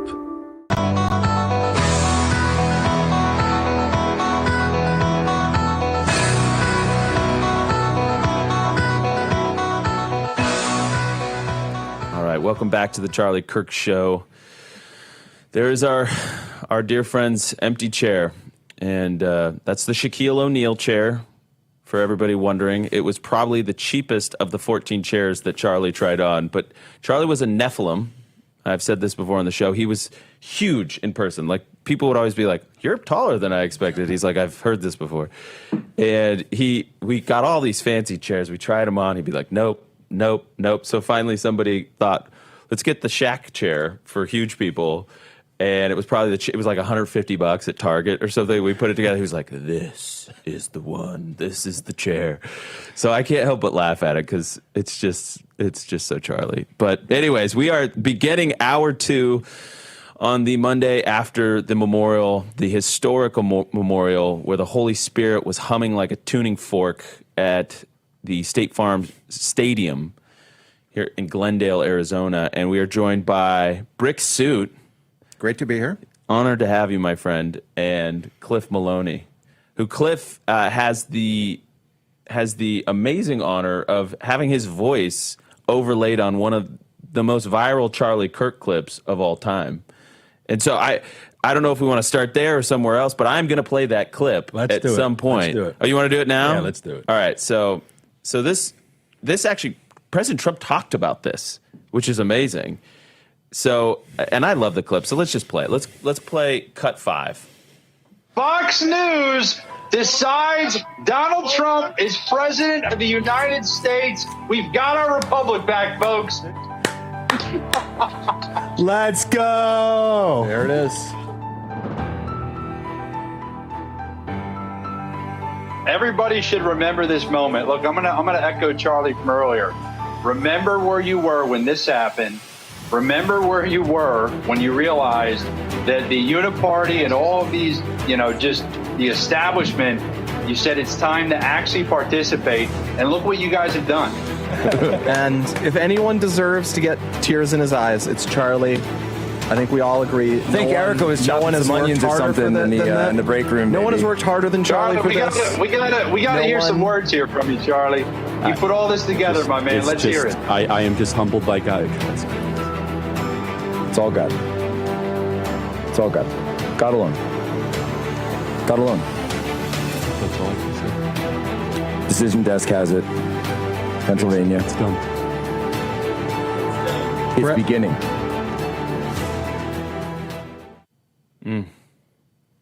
Man, that takes me back. Wildest experience of my life. Many of you guys know I am not the influencer type online. I'm more the organizer.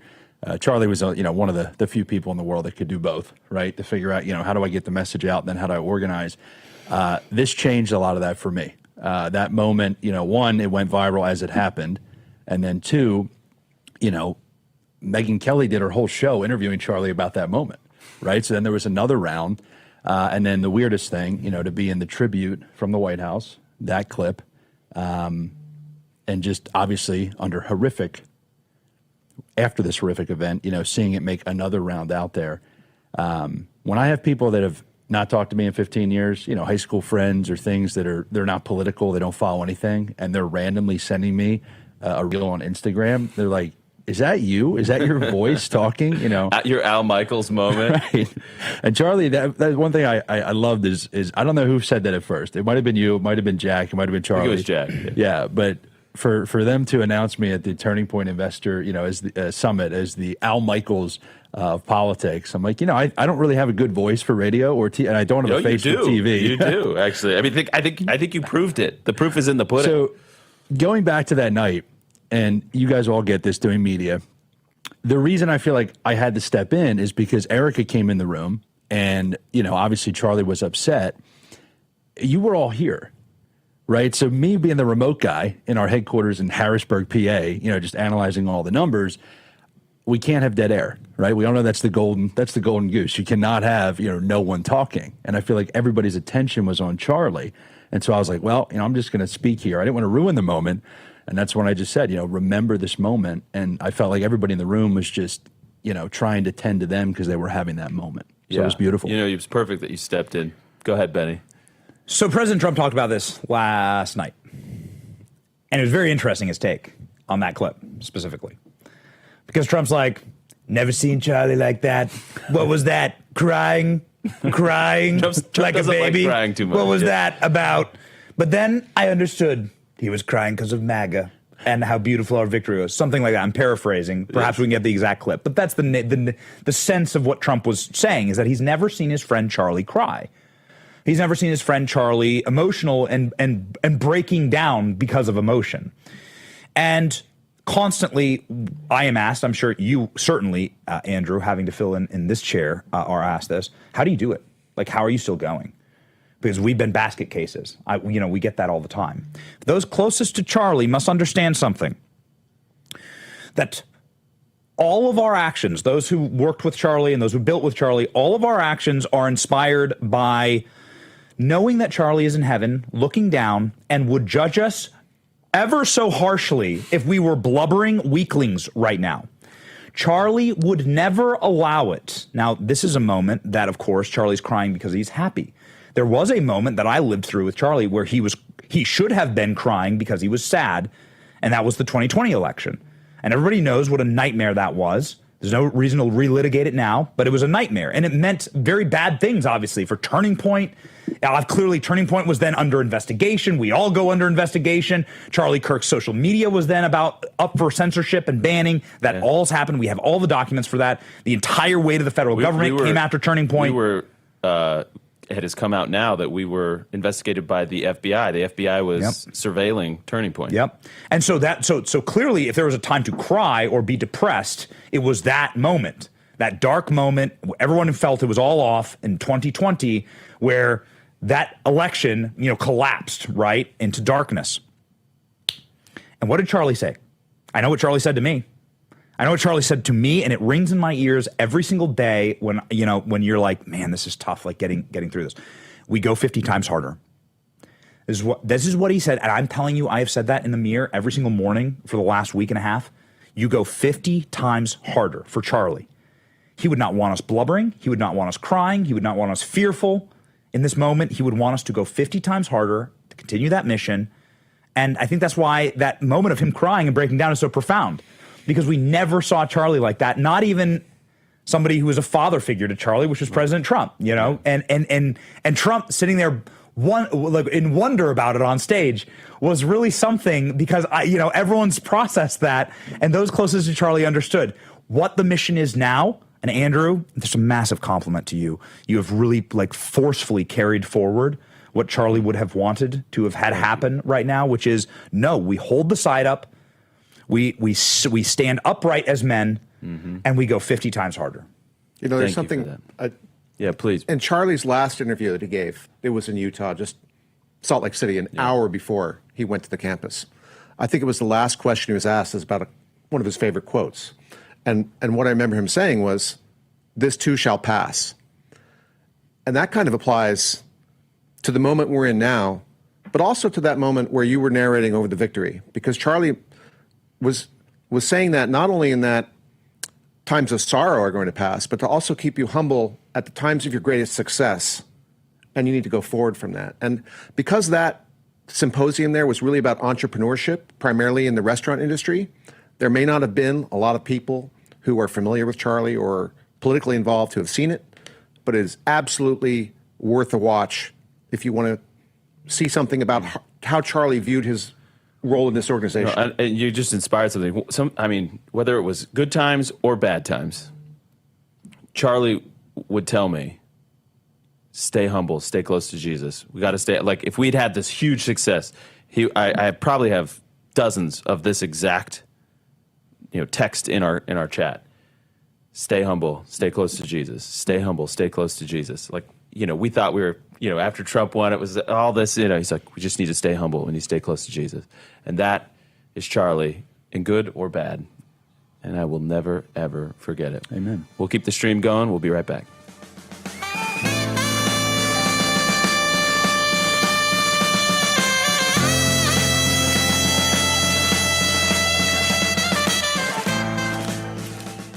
All right, welcome back to the Charlie Kirk Show.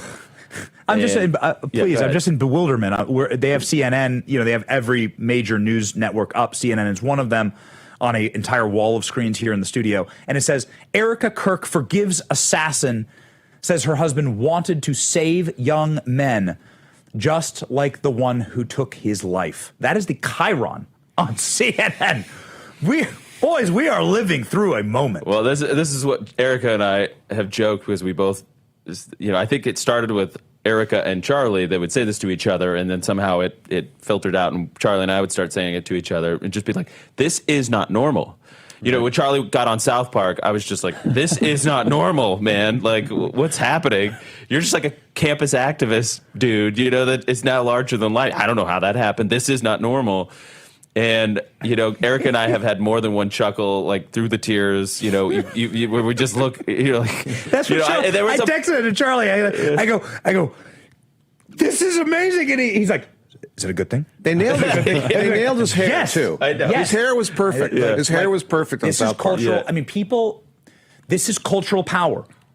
There's a cultural power that you've always fought for, that there's always been at the core, back before Turning Point even owned a building on this campus, when they were renting, like Charlie, when it was like 7 people here. Well, like Charlie was talking about how important culture is. That's because he loved Andrew Breitbart.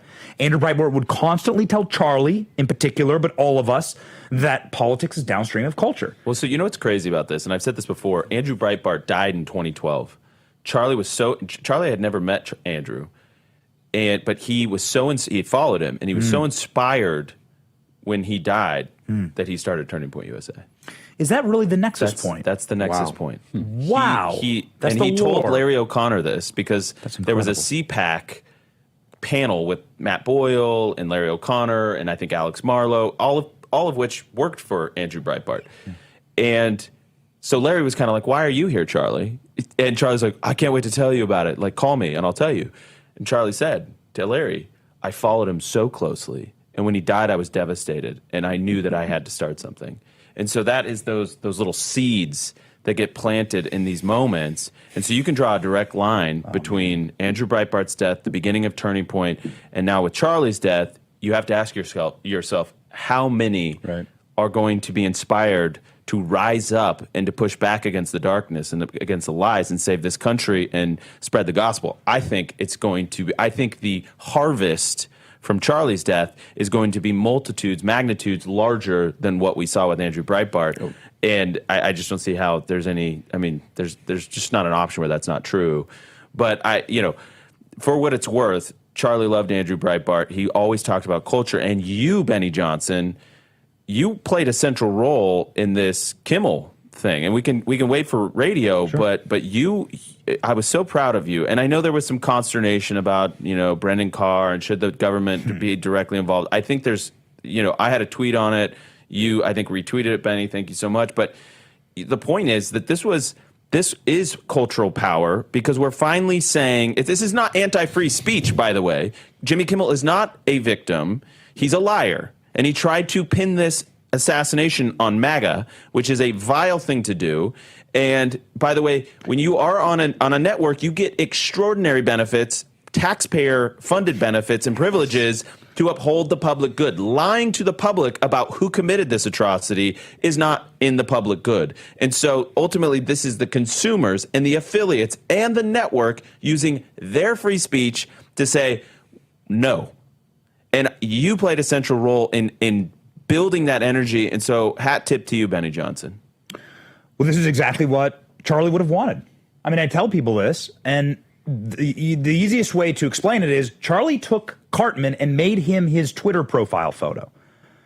Charlie loved being able to reach into culture and affect it because he understood that core Breitbart tenet. Now with Jimmy Kimmel, it's the exact same thing. What we are doing is holding accountable, flexing cultural power in a place where we had none. I mean, it's again, inconceivable for us to think that Cartman would become Charlie Kirk, for those of us who've known him for a while. Not on my bingo card. That is incredible. That's power. It's power. It's God. Something we should embrace. Only God. And that's what Charlie did. Many people are like, oh, Charlie owned now. They got him. No, Charlie loved it. Yeah. And embraced it. Conservatives. I called on Paramount to put the episode back up, and a bunch of people wrote it up. Conservatives should love this fight with Kimmel. We can talk about it next. Yeah. But, like, they should love this fight with Kimmel. You should embrace it. You should enjoy the melee. Yeah, instead of being I totally agree. Totally and complete weaklings and babies and doing what they always do, which is like treat me nice, pet me like a dog, I'll be your little doggy. Rule me harder. Yeah, Daddy. That's right. All right, we're going to be right back with radio. Don't go anywhere.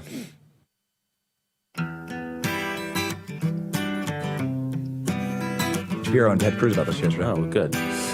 Welcome back to the Charlie Kirk Show. We're having a great time here, remembering our friend, our brother, an American legend. I pinch myself often knowing that this person I spent so much time with now belongs to history. He's not ours. He's not anybody's. I mean, save Erica's, but and the children. But he is. He will live in it for eternity in the hearts and minds and the memories of humanity on Earth. And I'm not talking about his spirit. I'm talking about his message, his memory. It will not be snuffed out. I mean, I saw this, the White House posted, I think. It was Lincoln and MLK and, JFK and Charlie. And I remember just thinking, how on earth is this real? How on earth? Yeah, let me echo real quick what the vice president said. You guys talked about it in the previous hour, but him going off the cuff and saying he's talked more about Jesus in the last 2 weeks than he has in his entire time in public life. That's me, right? I never talk about my faith. This is something, I mean, Charlie would text me certain things, some of the Bible verses, different things from time to time. I am a Christian, and appreciated what you said, a degenerate loser. I loved you leading with that line because, I've had my moments. I've had cancel culture come after me. I've had different things happen. Charlie always stood by me. Loyalty, very rare in politics. Oh, yeah. But I agree with what J.D. Vance said. I mean, I've talked more about my faith. I've thought about my relationship with Christ more in the past 12 days than I probably have in the last decade. God bless you. And I'm not just coming out here. Just say yes, baby. Just say yes. Just say yes. And to be in that room yesterday, I think for all of us, especially me as somebody who, traveling all the time, struggle to get to church, as an excuse, I'll put it out there, but to be in that room for the worship and the fellowship, it was such highs and lows of emotion. Seeing Charlie with all the, the different banners that they had up, the different videos, but then to join so many people in worshiping from all over the country. I mean, that was probably the wildest part to me, is you had people coming in. I mean, and here's this is something that's weird for us to say. There were so many people we didn't know, right? That is what hit me. Because when you go to any of our events, even if there's 20,000 people at America Fest, right? So many people. We've worked, we've interacted with so many activists. I didn't know so many of the people that were there yesterday. You would run into these random folks, and they didn't have a hotel room. They would drove 6 hours and just stay overnight, and no plans. It was amazing. Everybody felt like a family, though. And Brick, you are a keen observer of kind of that confluence between the online and the IRL, right? You are. I see you. You are monitoring everything online, but yet you are a person that puts yourself in these real moments, and you're always at these events. Tell us about that. What did you see? Did real life match online? What were people saying? What were people thinking from your perspective? Well, I can say that this event, sometimes I call myself a meme in real life. When I've got the brick suit on and I'm wearing that, That's good. That's good. I'm a meme in real life. And that was really kind of the origin of how I started that. That's what I was trying to do. But I went there the night before just to check it out. Nick in the first hour talked about how many people were there, and they wanted to be there for Charlie. And this event was unlike any other event that I've been to. Unlike Trump rallies, unlike the Madison Square Garden rally, unlike Coachella, unlike even Tulsa, where I camped out on the sidewalk with a bunch of other people for 4 days before. It was completely unlike that. One thing that was not there was any protesters. Yeah. And inside even. I couldn't believe that. And even inside, not one person had to stand up, not a heckle. It wasn't outside. People wanted to get in, and they were, and as I was inside, it wasn't just the building that was filling up. People's hearts were filling up too. Well, that's what I was going to say. So here you have Cliff, and I thank you for your just the candor, Cliff, and the vulnerability. And I think so many people were feeling that. Did you see that? Did you see that online? People saying like, "I am so moved by this moment that I'm looking at my faith all over." Did you hear people talking about that? Did you see it online? I saw it online, and I saw it beside me, and I saw it behind me, and I saw it in front of me. It was everywhere you looked in that stadium. Praise God. Everywhere. It's amazing. There is not, I've heard people say this a lot, but we didn't riot. We didn't burn down. We worshiped. We held prayer vigils, and there is no greater testament to the character of Charlie Kirk than that one fact, and I'm so proud of it. I want our country to be united. I think we need to confront the truth first, and we need to be honest about something, Benny. We are not the same. These two sides are not the same, and there's a huge gulf between them. And I want to get into it, but we're going to take a quick radio break. We'll continue on the stream. Everybody, we have Benny Johnson, the great Benny Johnson, the great Brick Suit, and the great Cliff Maloney joining us here on the Charlie Kirk Show, remembering our friend. We'll be right back.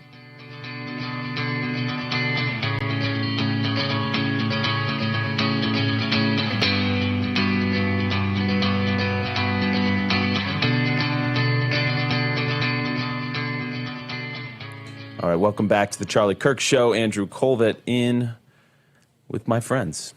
I have a Benny? Yeah, go ahead. I have a great follow-up for that to continue our conversation. So, Charlie Kirk is a generational leader and voice for our side. Let's just call it the right. He was stolen from us in an on-air execution done by a political enemy of our side, the left.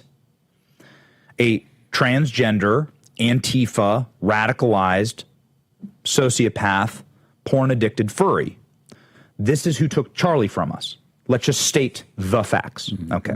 So who's the aggrieved party here? Who's the party that had something horrible happen? Well, the right. We lost a generational leader, generational voice, and a future president, obviously. So we are the aggrieved party. The left killed Charlie. Someone of the left killed Charlie. Yeah. Now let's look at the behavior of the right and the left in the 11 days since Charlie's assassination. The right has prayed and mourned and gone to church and executed one of the single most uplifting events in American history, possibly the single largest apostolic event in human history yesterday. Now, that's our ledger. Let's look at the left. In the seconds after Charlie Kirk's assassination, a Democrat voter, his name's George Zinn, shouted that he was the shooter in order to let the actual shooter escape. Now, he's been charged with a felony for this. He also had a ton of child pornography on his phone. So sick, degenerate. He's also charged with that. Okay, so whatever the hell that was, that's like the first act of the left. All right, was to try and assist in Charlie's assassin. Okay, and getting away. Then in the next 12 hours, a Fox News truck has a bomb placed on it by two Democrat voters and donors, and the bomb is lit. Thank God it didn't blow up. But that's a story that got buried because there was so much news happening at the time. I didn't even hear that. Yes, this happened in Utah. Wow. So Fox News affiliate. Since then, we've had 4 or 5 different charges of assault for people destroying, desecrating, or attacking people at Charlie Kirk memorials. Right out here in the one right HQ. outside. That's right. You've had thousands of leftists, maybe tens of thousands, get fired from their jobs for celebrating Charlie Kirk's assassination. Jimmy Kimmel is one of them. Other MSNBC contributors are among those numbers. You've had Brett Kavanaugh's would-be assassin come out as trans. RFK Jr. bomb threat at RFK Jr.'s house in Washington, D.C. And you've had just grotesque commentary from the left, effectively either lying about Charlie Kirk's assassination or refusing to vote against it in Congress, with 58 members of the Democrat Party refusing to disavow political violence. So that has been their response to an assassination from their side. And so I am calling from space the largest BS on this despicable narrative that it is a both sides problem. Polling doesn't show that. No data shows that. And the reaction to this event shows definitively and demonstrably for all time that it is not a both sides problem, and it hasn't been for a very long time, if ever. We are the side of morality, strength, and compunction and composure in a moment like this, and civility, and they are the side of anarchy. And so let this be an opportunity to display the differences and to own them fully. I've seen some people... Godliness versus godlessness. I totally agree. Civilization versus chaos and anarchy. And I would also say this. I've seen some people, because I've seen, people say, the left killed Charlie or whatever, and they'll go, the left? Question mark? Excuse me, it was some deranged kid out of Utah. No, I think you're making a point. Now, I am very clear that speech... for example, Bernie Sanders supporter shoots Steve Scalise. I did not blame Bernie for that. That's not what I'm saying, but I am saying that, yes, I put the onus of the culpability obviously on the shooter, but to your point, this is not a both sides issue. There's some, you used to talk about no stats support it. They keep pointing to some ADL study, but that is, that is the most grotesque presentation of data that is known to man. I mean, it's completely garbage, but they created this environment, right? Yeah. I will blame the left for creating an environment. When you tell people that Trump is Hitler continuously, yes, and then you tell people that Charlie Kirk helped get Hitler elected to the presidency of the United States. Yeah, then what can't you justify? Yeah, and then Charlie's the next Hitler, right? That's what they said. That's exactly. What they were all saying. So yes, they do get some blame. Yeah. They Hitler created the Youth. environment. I can't tell you how many times Turning Point's been called Hitler Youth. We're going to take a radio break. We'll keep going on the stream.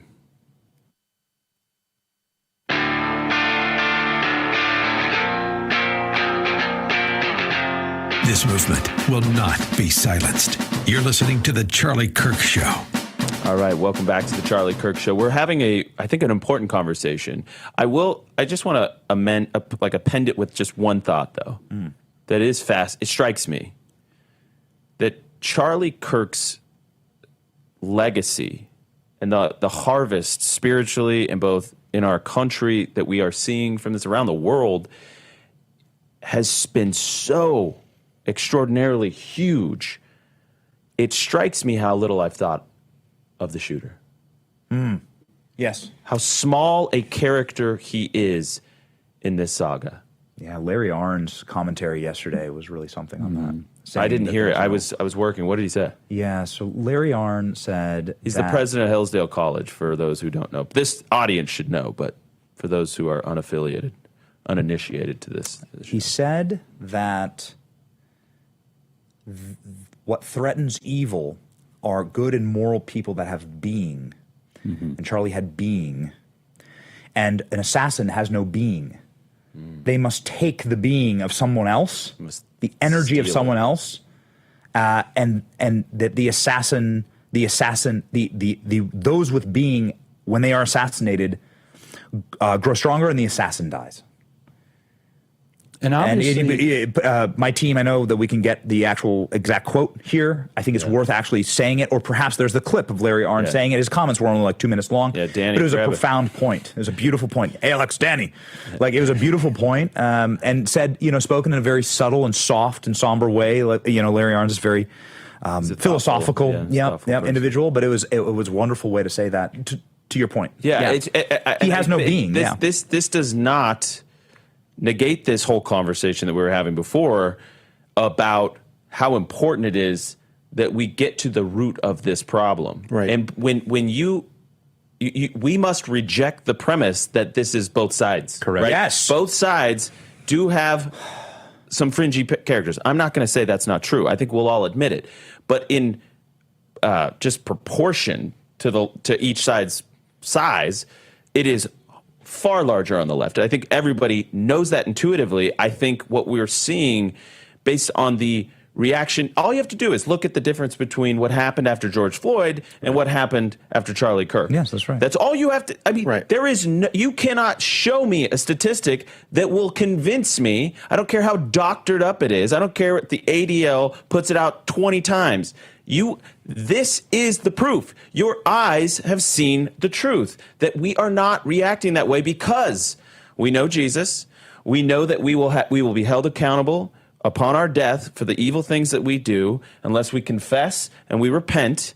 And secondly, we are on the side of civilization, building, creating. And, the anarchists, they're nihilists. They don't care about those things. We're trying to build a country for our children to inherit that will be safe and beautiful and good. And so if we would have taken this energy and turned it into an anarchy moment, into a revenge moment, that would have spelled doom for our nation. And our nation, our side loves this nation. And that, full circle, is why what Erica Kirk did on that stage last night was so profoundly important, and why I tweeted in the moment that is one of the most profound and important moments in American history, because it means America has a chance. It means that the gospel will continue to go forth. It means that we have given license to the Holy Spirit to fill more hearts and minds. We have chosen and said yes to Jesus. And you could hear a pin drop when she said those words and announced that she was going to forgive this radical, unhinged man. The 10 seconds before it, in my head, I didn't know the speech. I didn't know of the speech beforehand or what was going to happen. But in my head, I was thinking, "There's no way." Like when you started to see her kind of drift in that direction in the speech, that she was going to forgive this person, but it was like the whole room kind of came to a realization as she was building up to it, and we all, at least the people around me, we were, "There's no way she's going to say this. This is 11 days ago. This is just had her world taken from her and Charlie." And when she said the words, you guys remember the applause? Like the applause, it wasn't just, it was like almost in shock. People were applauding. There was so much applause that made it on the graphic. The translation up there, she's got her words. Oh, yes, exactly. And it says applause. I actually have that image. It was amazing. The team has it. I sent it in the chat, actually, because I noticed the same thing. It is, I think it's pick 7 or 65. It's 65. Show the actual image. And underneath it says applause. Right. That man, that young man, I forgive him. And what she said before that, by the way, Benny, and I know because you've been in the foxhole with us along so many of these years, that is exactly the type of young man that we have pulled out of this nihilism over the years. And these men would come into, instead of getting buried in some internet rabbit hole where they just want to burn it all down and never contribute to anything positive, they would come in to Turning Point and realize they had a place in the movement, that the movement gets stronger when you join it. And they would find friends, and they would find meaning and purpose, be a part of something bigger than yourself. And when she led in with that, I was so struck, because I was like, yes, these are these young men that have been so villainized. She spoke directly to them, and she said, you do not have to you do not have to cower at the prospect of life. You don't have to cower that our elites have robbed this generation of so much wealth and opportunity.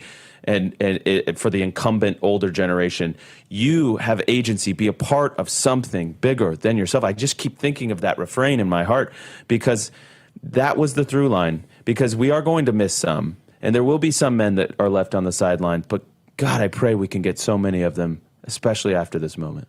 Yeah, and you know, Andrew, that you were a father, and this was something that Charlie, upon my wedding, was constantly texting, when are you going to become a dad? When are you going to become a dad? When are you going to become a father?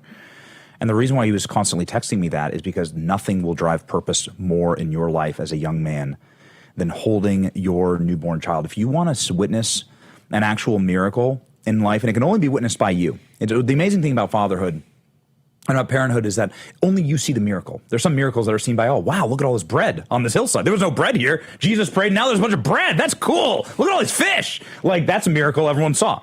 As a parent, you like hold your newborn child, and it's this special miracle that God gives just you and your wife. Just you, right? Not even the people in the hospital share with it, really, like, because they've seen it a million times. No, it's this like moment, the whole world closes in, and every father knows what I'm talking about here. And Charlie was constantly driving toward that and constantly delivering for more fathers, more men to fall in love, get married, have children, seize their American dream, and Christ center their life. When you talk about like the destructive nihilism of eternal online rabbit holes and gaming and just the nihilist feedback loop, right, of terminally online. You know what breaks you of that? Like a little kid, like a baby that wants to play with you, like your son or daughter that wants to see you and says, Dad, Dad, and grabs your phone and pulls it down and says, like, pay attention to me. Like my 8-month-old did this morning, right? That's like, it is. I noticed you were a few minutes late this morning. And you can, that's exactly right. I'll send your producers, actually. Maybe you can pop it up. Yeah. I'll send your producers. Andrew, I'll send it to you, and you forward it along. Exactly what I was doing this morning. I'll show you. And it's what Charlie wants for all men. What Charlie wants for all young men is this. Oh, you're gonna love this. There you go. Here you go. This is what I was doing. This is what I was doing this morning before the show. Sitting there with my son in the grass with my coffee, and just like living life. And what the point is that that's the key to unlocking your purpose in life. There you go, Benny. There it is. Is that your coffee mug in the front? Yeah, okay. Yeah, it's just in the hotel room, just at our hotel. And so I just let my wife sleep in, and I took my son out, and I just let him crawl around. He's just crawling now. And and that is like it's God gave it, right? God's design. But Charlie understood this so preternaturally that was the way to unlock in men purpose and meaning and fulfillment in life. You know what's weird? Okay, so I'm sure you had the same effect on you. You have 3 beautiful children. Yeah, I have 3 beautiful children, a beautiful wife. I'm so blessed. I will say, I felt this way kind of, to be honest, when they were showing the footage of the last event, like those last moments as he was driving up to the last event. It's like, it's hard personally for me to think about that. Yeah, that was tough. But Blake and I were exchanging texts with Charlie about, I'm going to say like 25, 30 minutes before it happened. And we were talking about, because he was in Utah. We were predicting that there was going to be some questions about maybe monogamy versus polygamy. And I looked at that again, that text exchange, and Blake likes to call it, really advanced societal technology, monogamy. And we were putting all these talking points, and Charlie was like, yes, good. And it's interesting because what you're talking about is there is this thing where you love one woman, and she loves you, and you're faithful to each other, and you build this family and this legacy, and how that unleashes this energy that is so positive in a man. Because now you have to, it's like, men are like trucks. They're squirrely until you put a load on in the back, right? And then they drive straight as an arrow. And it's like, when you give them a family and kids, we become like trucks with a load in the back, and we have to drive straight as an arrow because we got precious cargo. Yes. And we're going to take care of our kids. We're going to take care of our families. We're going to work hard at our jobs. We're going to try and earn more money. We're going to try and have more of an impact. We're going to try and make sure that the world our kids inherit is beautiful and good and safe. And that is a powerful, powerful force to unleash You're the perfect person to answer this question because I know you're gonna ring it like a bell. We knew Charlie way back when, right? There was a time when Charlie was just like a meme, right? And it was like, he was building and everyone was just making fun of him and everyone was dogging on Charlie, right? Yeah, there was everyone, like those of us who have been around long enough knew Charlie in the early build before Erica. And my wife and I talked about this, and I want you to answer this because you were so close to him. There was a flip that switched in that man. Let Charlie's life be an example. When he met Erica, and I knew Charlie before Erica, right? A lot of people, some people did around here. And there was when Charlie was a single man, okay? Not that he was some kind of degenerate or anything, but like when Charlie was a single man, he was a different person, wholly and completely, than when he was a husband and had children to come home to. There was a nuclear fusion metamorphosis. Switch. Yes, that happened. And we all saw this hockey stick that happened to his career, his life. And there's this lie that it's like having kids and getting married it'll sap your energy, bro, and you'll have no more alpha energy, and you just gotta let it rip. Nah, dude, look at Charlie as an example. But every father actually knows, I know you know this, Colvette, I certainly have experienced this. When you have wives and children, actually accelerates your life. 100%. Yeah. I will answer your question, but I think you did a pretty good job. We'll be right back.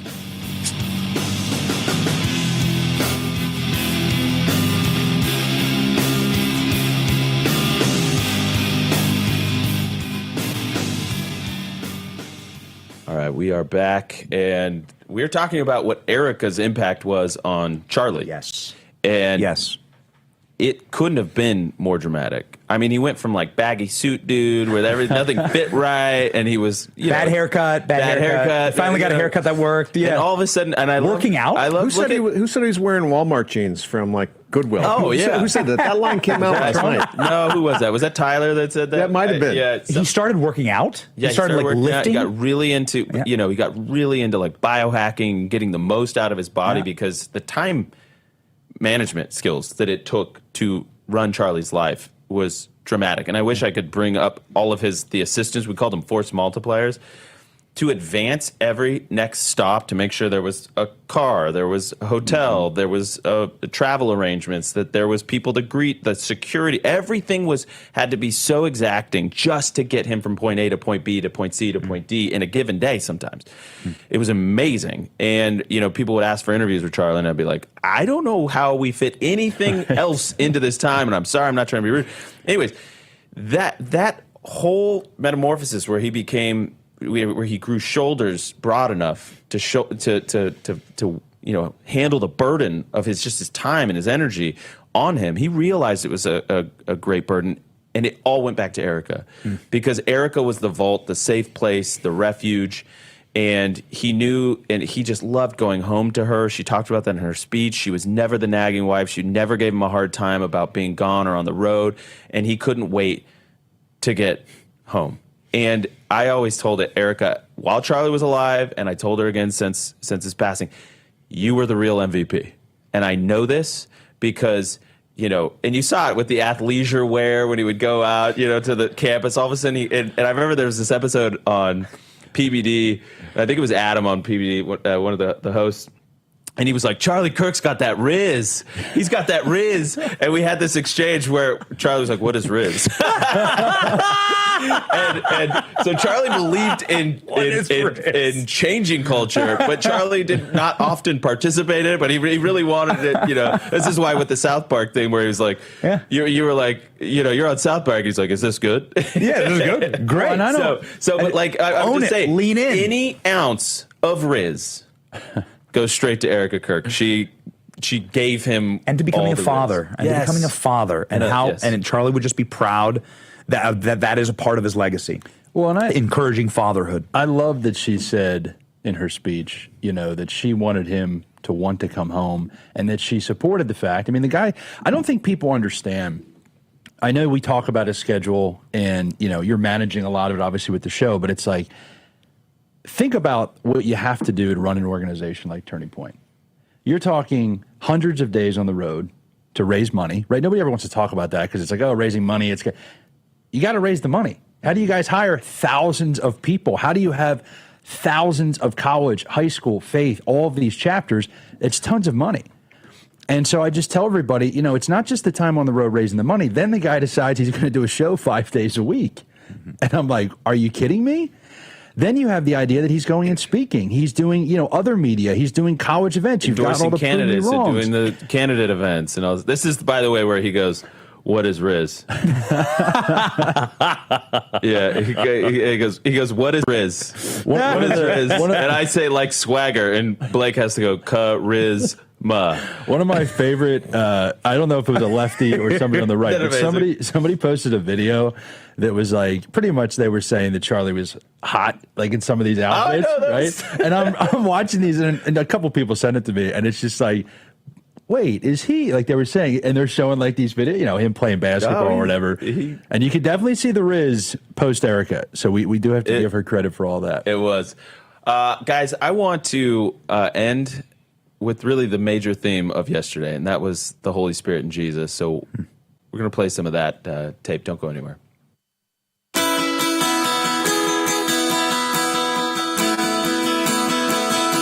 All right, welcome back to the Charlie Kirk Show. I'm going to go around the table rapid fire. If you had to sum up just the proclamation of the gospel, the presentation of it from Tucker to Don Jr. to VP Vance to Erica, just give me, sum it up. Sum it up for you. Britt, go first. Man, all the speeches were so powerful, and I was trying, from my vantage point, to film them from the crowd as best I could. And then when Jack was up there, and he's holding up the rosary. And Are you Catholic? I had to put down the camera. Yeah. Because I had to start, I couldn't just film anymore. I love that. I wanted to be part of that. I wanted to stand up. I wanted to applaud. And that, for me personally, I think that was the one that stands out the most. I mean, there were a lot. And Erica's forgiveness actually is, of course, the top moment. But other than that, Jack. Yeah. Good. I mean, okay, can we just say, everyone say, like I've already said, Erica is one of the all top 3 most powerful speeches ever given. Mm-hmm. So if you're asking me something beyond that, then I've got to say Don Jr. Yeah. Don Jr. did something that no one else did. He used humor. I really like humor. And I'm a big time meme guy. Relax, Don. You got to take it easy and relax. And he joked about Hillary Clinton. He joked about Kamala Harris. There was that pan to Trump up in the, the press box. And Dana White's up there. Dana White's up there going like this. Going like that. It was so good. It was amazing. And Don used humor, I think, in a moment that only Don could pull off. Yeah.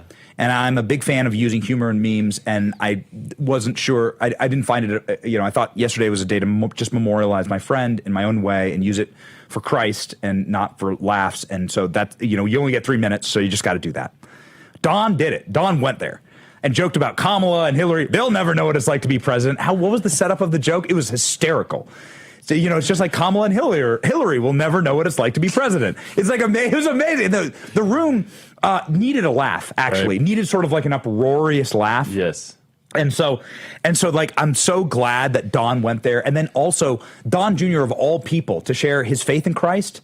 Talk about something you have never heard before and may never hear again. I will tell you, backstage, it was like, Don, did you just talk about Jesus? He's like, I know, man. What? like I had jokes. I had jokes written yesterday that I wanted to use that I thought were inappropriate. Like, for instance, Jimmy Kimmel's show deserved to be canceled because it gets less viewers than Chris Christie's OnlyFans. That's a joke that I wanted to use yesterday, but I didn't because it would have been totally and wholly inappropriate. I wanted to say that the whole of the federal government is represented here. And what I mean by that is Marco Rubio's here today.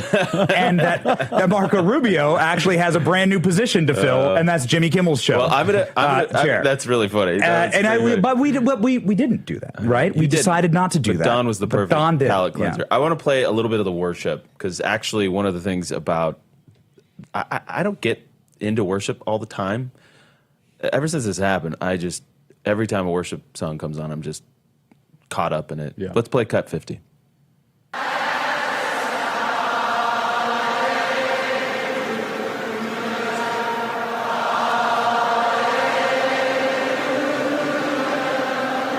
know it's not much, nothing else.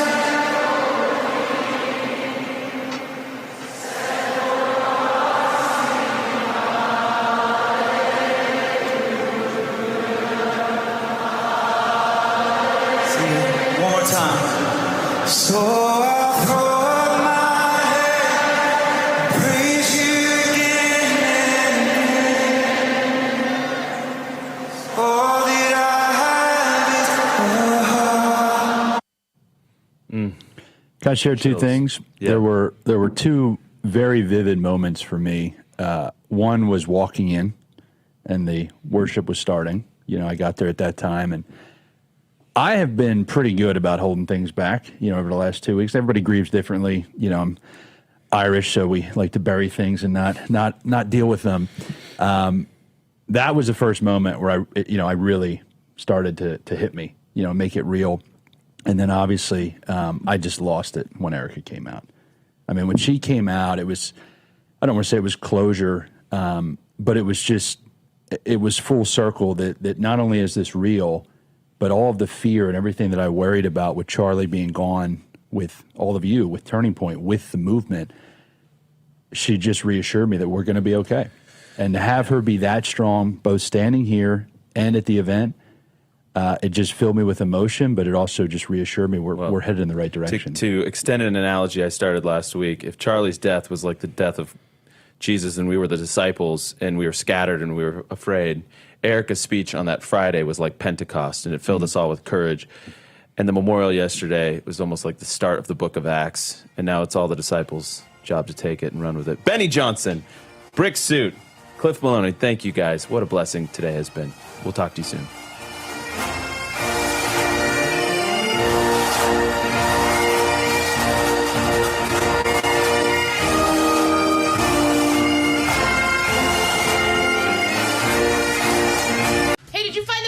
Yes! Summon Dale! Who's Dale? American Home Show now provides video chat with live repair experts for home fixes over the phone. Let's go fix that oven. Okay, Dale. Sign up today at ahs.com.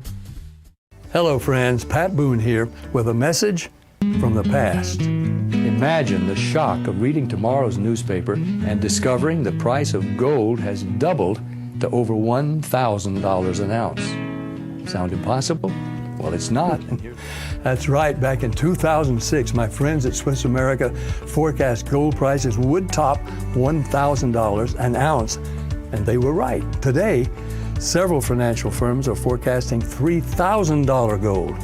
Now, for over 40 years, Swiss America has helped folks like you and me purchase precious metals for home delivery and for our IRAs. So don't miss this opportunity again. Call or text Swiss America at the number on your screen now to receive your free portfolio review and a copy of the timeless truth about gold and silver. Learn for yourself how easy it is to safeguard your money. Call or text Swiss America today. I'm a J6er. I spent 1,143 days in prison. About a year in prison. 4 years out of an 18-year sentence in prison. J6ers have been treated like terrorists. And we need your help. Stand in the Gap was founded to stand in the gap for J6ers working to rebuild their lives after being incarcerated. For just $10 or more, you can help these patriots get back on their feet again. Please scan the QR code to donate $10 or more to support these American patriots. Thank you for standing in the gap. Did you know that thousands of authors across the country have written books and published them with Page Publishing? If you've written a book, Page Publishing can help you through the process. We cut through the confusion of the publishing world to make it easy for you. Call or scan for your free writer's guide today. Now is the moment to put your brand in front of an engaged, loyal audience through Real America's Voice. When you advertise on Real America's Voice, you're not just running an ad, you're partnering with trusted voices like Steve Bannon, Charlie Kirk, and other influential hosts. Backed by millions of monthly listeners. What's happening? Because of a Real Voice, man. I watch it all the time. Real America's Voice rocks. Real America's Voice gives sponsors the chance to put their product front and center, displayed on screen and highlighted by our anchors during exclusive segments and live events. Head to freetrumpknife.com. This means your brand becomes part of the conversation as it happens. Secure your spot before it's too late. Join us today and make your brand part of the news conversation that America's viewers trust. Real America's Voice, where your message is seen, heard, and remembered.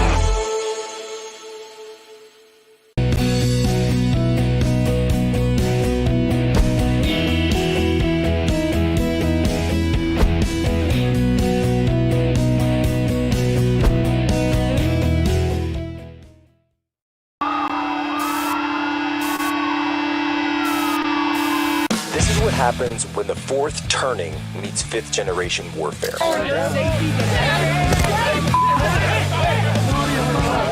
A commentator, international social media sensation, and former Navy intelligence veteran. This is Human Events with your host, Jack Posobiec.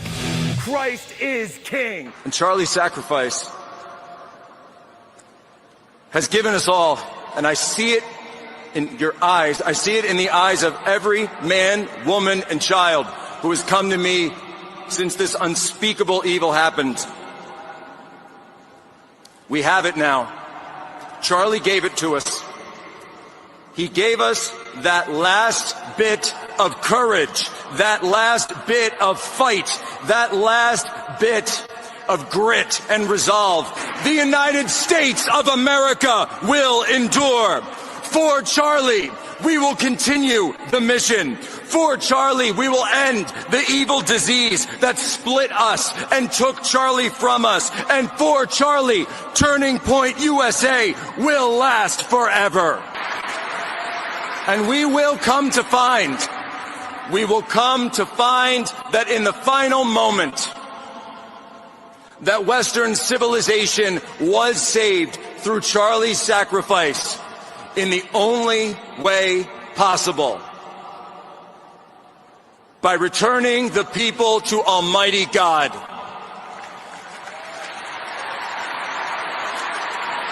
For greater love hath no man than this, than he who laid down his life for his friends.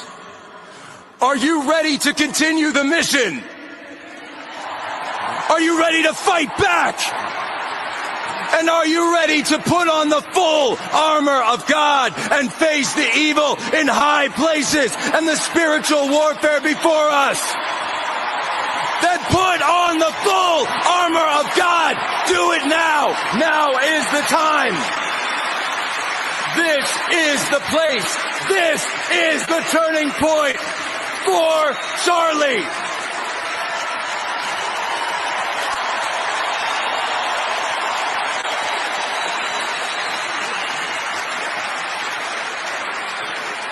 God bless to all of you.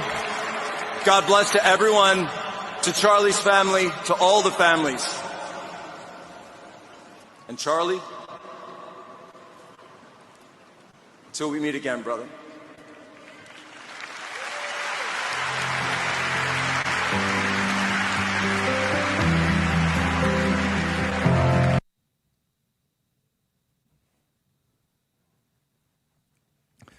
Ladies and gentlemen, welcome aboard today's edition of Human Events Daily. We are here live in Phoenix, Arizona, Charlie Kirk studio. Today is September 22nd, 2025, Anno Domini. Yesterday, we held a memorial for Charlie Kirk. Charlie was my friend. Charlie was my brother. Charlie was my commanding officer. When a unit loses its commanding officer, duty and honor must be upheld for him, but also justice must be done. And that justice began with the pull of a trigger. It leads to video, leads to evidence, eyewitnesses. It then leads to trial. It then leads to sentencing. And there have been many times already today where people ask me, but Jack, as a Christian, are we not called to forgive? Should we not then forgive and let bygones be bygones? It's not how it works. And I see a lot of people misunderstanding the Bible's teaching on this, misunderstanding what Charlie said about this, misunderstanding so much of our Christian duty here. There is a difference between the personal and the public. You have a personal duty to seek forgiveness. You do. God will only forgive upon repentance. God only forgives upon repentance. You are also not required to forgive if there is no repentance, but we are asked to. The public authority, on the other hand, has a different situation. The public and legitimate authorities, as Christian teaching tells us, legitimate public authority has the right and duty to inflict punishment proportionate to the gravity of the offense. Proportionate to the gravity of the offense. What could be more proportionate? What would require more proportionality than an attack on our very way of life, an attack on our civilization, an attack on who we are? War has been waged against society by evildoers, by those who deny our right to exist, to oppress us. This cannot be allowed. This cannot continue. And when a life is taken in a war on society, then the only way to protect society and prevent future instances of this is the ultimate punishment, the capital punishment. And this is what Charlie supported. This is what Charlie stood for and argued for and defended many times. I'm going to talk some more about this in the next segment here. Human Events Daily, live on Real America's Voice. We'll be right back. People are being given 20 days to move their savings out of bank accounts just because of their political views. In fact, a conservative billionaire in Washington, who you know very well, was forced to transfer hundreds of millions of dollars. Hi, I'm Dr. Ron Paul. If they can debank billionaires for their politics, what's stopping them from doing the same to you? This is why I've always advocated for the one asset that can't be debanked: gold. Click below for a free info kit on gold IRAs from my trusted friends at Birch Gold Group. For thousands of years, while paper currencies and banking systems failed, gold has preserved wealth. Even billionaires are learning this lesson the hard way. Don't wait for your own 20-day notice. Click below for your free info kit on gold IRAs. Thinking about Social Security? Think AMAC. The AMAC Foundation takes the confusion and stress out of understanding Social Security's thousands of rules and regulations. Our nationally accredited advisors offer a personal touch that is unmatched. But that's not all AMAC has to offer. AMAC is America's leading conservative advocacy and benefits organization, guided by the principles of faith, family, and freedom. So when it comes to Social Security and so much more, think AMAC. I'm a J6er. I spent 1,143 days in prison. I'm a J6er, and I spent 3 months in jail and about a year in prison. I spent 4 years out of an 18-year sentence in prison. J6ers have been smeared and defamed by the media, persecuted by the government, and treated like terrorists. In reality, J6ers are patriotic men and women, mothers, fathers, sisters, and brothers from all walks of life. Stand in the Gap was founded to stand in the gap for J6ers working to rebuild their lives after being incarcerated. And we need your help. For just $10 or more, you're helping these patriots get mental, physical, and spiritual help. Please scan the QR code or go to j6support.com to donate $10 or more to support these American patriots. Thank you for being a patriot. Thank you for standing in the gap. Because you believe in putting criminals in jail, right? Yes.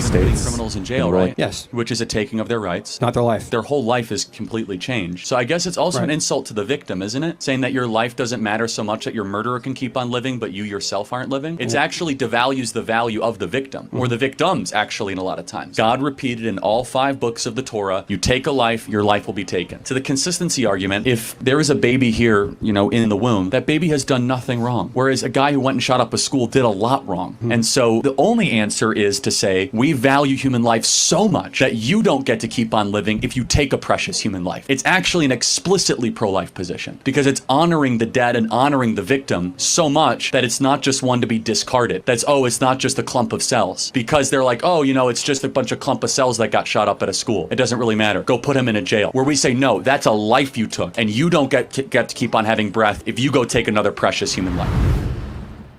Jack Posobiec, we are back live, Human Events Daily. We're in Phoenix, Arizona. Almost went with my normal, but we are not living in normal times here.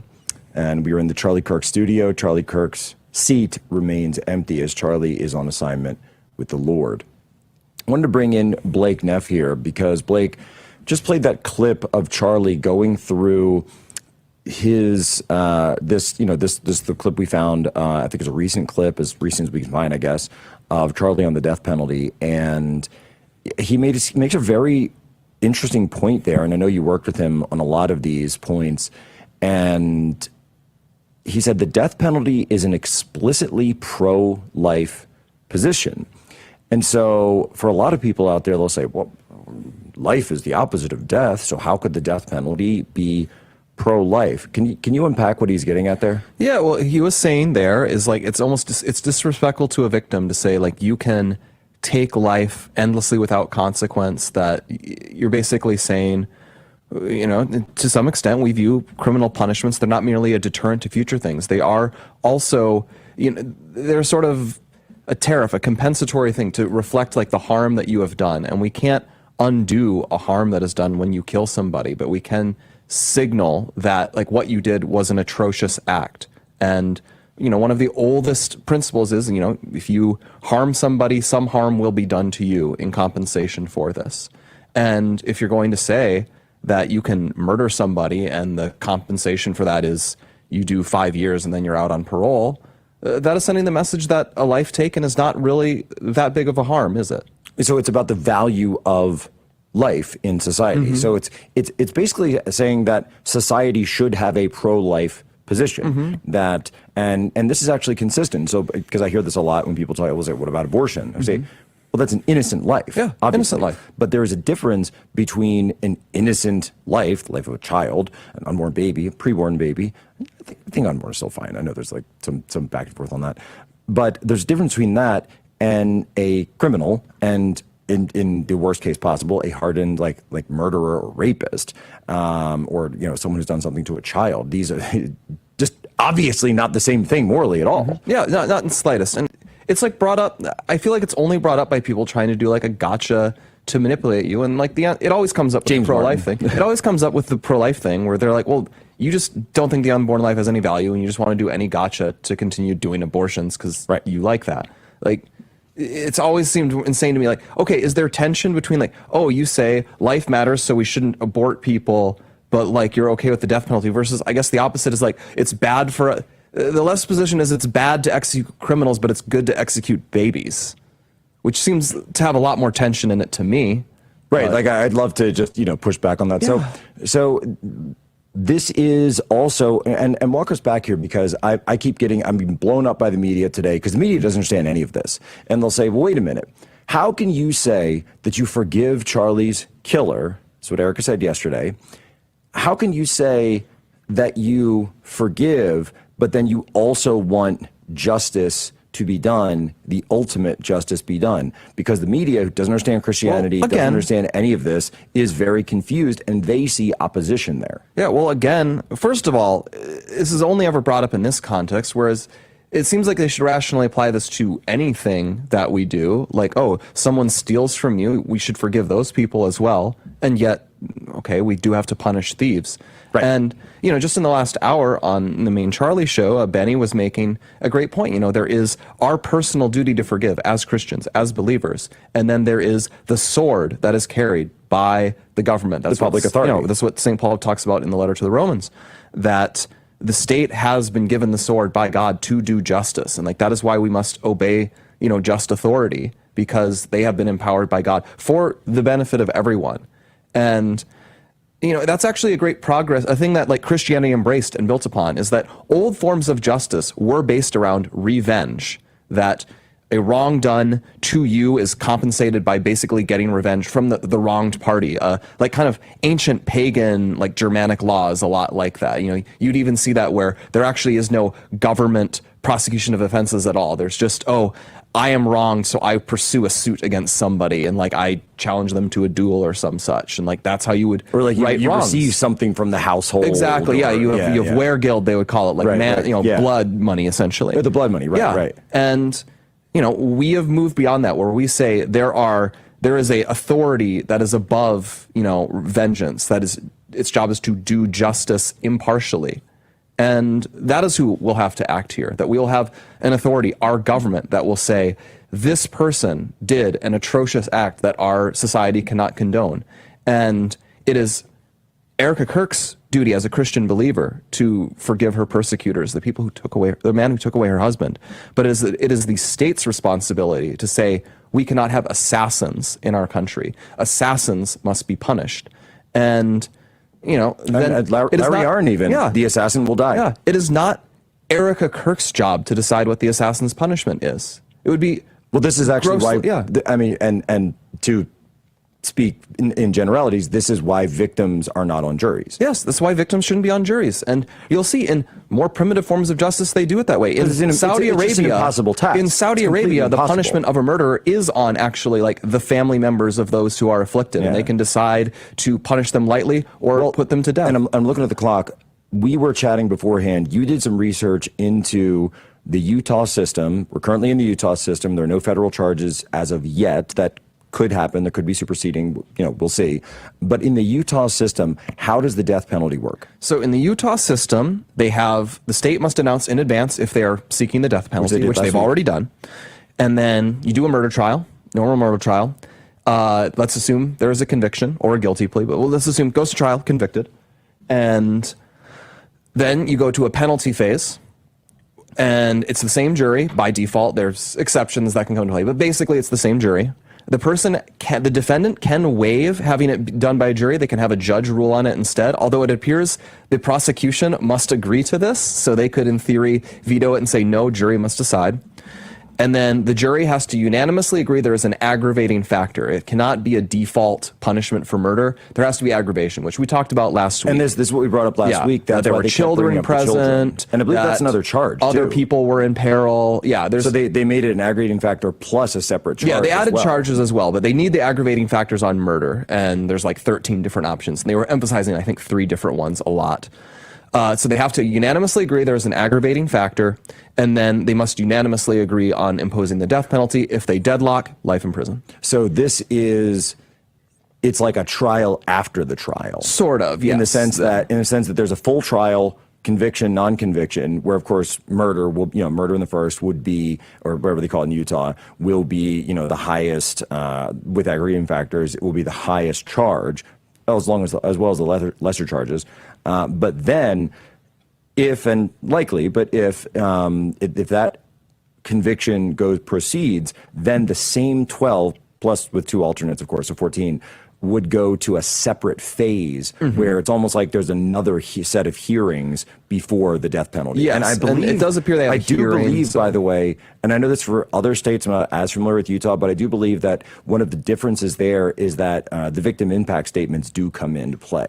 So you would have victims who can come forward at that point. Yeah, I'm looking at Utah's law right now. In the capital sentencing proceedings, evidence may be presented on the nature of the crime, the defendant's character, background, history, mental and physical condition. So that'll be people who speak for the defendant. The victim and the impact of the crime on the victim's family and community, and then other facts in aggravation or mitigation. Might be called. And so all of this could come into play. Which, I'm just going to say it, there is a chance that Erica Kirk, herself could be called in that phase. It is very possible. And by the way, you yourself, but in the first phase, as an eyewitness. But there's also a lot of eyewitnesses. So there's a lot. I don't know that I have anything special. I can certainly testify to Charlie's character and how heinous this was. Well, I mean, just in the first phase, because you were an eyewitness to the crime. That is true. That is true. So there's a lot of factors. Obviously, that's all up to the prosecutors. We all saw it live, so it's I would say being there in person has more value than from an evidentiary perspective than watching it on live stream. Certainly, they can choose as many as they want. Possibly they don't want someone who worked for Charlie just because it gives you that extra degree of impartiality. But there was law enforcement there. Obviously Charlie security and some campus security that you might want from that perspective. I'm glad that we talked about this though today, because the media just doesn't get this stuff. They totally don't understand this stuff. They don't understand Christianity. They never did. They never try to. And to your point, whenever they do attempt to, it's to sort of like play these gotcha games on, the Bible says welcome the stranger and you're for border security. And it's like, they don't say you should allow them to invade your country. It's that meme we've all seen where it's just like, I have nothing but contempt for your beliefs, but I know your Bible says you have to do this. No, it's ridiculous. We're coming up on a break here, but we're digging into this because I can already see this fracture going on. And I'd love to just be able to talk about how beautiful and moving the service was yesterday. But no. I see people trying to twist it and use it for their own devices, and I'm not going to let that happen. Jack Posobiec, Blake Neff, Human Events Daily, Real America's Voice.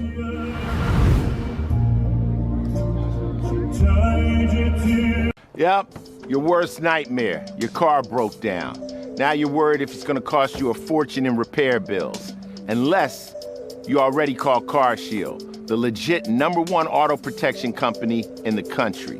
When you're protected with a plan through CarShield, the process is smooth like ice and done in as little as 3 steps. 1. First, the tow truck takes your car to the shop. The cost of towing, covered when you got a plan through CarShield. Next, you probably need to get around while your vehicle's being repaired, right? 2. Plans through CarShield have rental car options too. Then comes the best part. 3. When you pick up your vehicle, you don't have a big repair bill to worry about. CarShield administrators get your covered repairs paid directly to the shop, so you're back on the road with no worries. Call now to get an affordable plan through CarShield for your vehicle before it's too late. When you call CarShield, whether you got a small problem like a power window motor that could cost a few $100s, or a big problem like an engine or transmission that could cost you thousands of dollars, you're taken care of. CarShield is the #1 auto protection company in the country, and their administrators have paid out more than $1 billion in auto repairs. That's billion with a B. CarShield is the choice that gives you the CarShield guarantee. Your rate never goes up, and your coverage never goes down, no matter how many claims you have. Look, it's inevitable. As your car or truck ages, the parts and components are gonna fail. It's not worth the risk. Call CarShield now. Waiting until your car breaks down is too late. Call CarShield for coverage on up to 5,000 parts and get the CarShield guarantee, where your rate never goes up and your coverage never goes down, no matter how many claims you have. Call 800-653-8201. 800-653-8201. I'm a J6er. I spent 1,143 days in prison. About a year in prison. 4 years out of an 18-year sentence in prison. J6ers have been treated like terrorists. And we need your help. Stand in the Gap was founded to stand in the gap for J6ers working to rebuild their lives after being incarcerated. For just $10 or more, you can help these patriots get back on their feet again. Please scan the QR code to donate $10 or more to support these American patriots. Thank you for standing in the gap. Thy hands have made.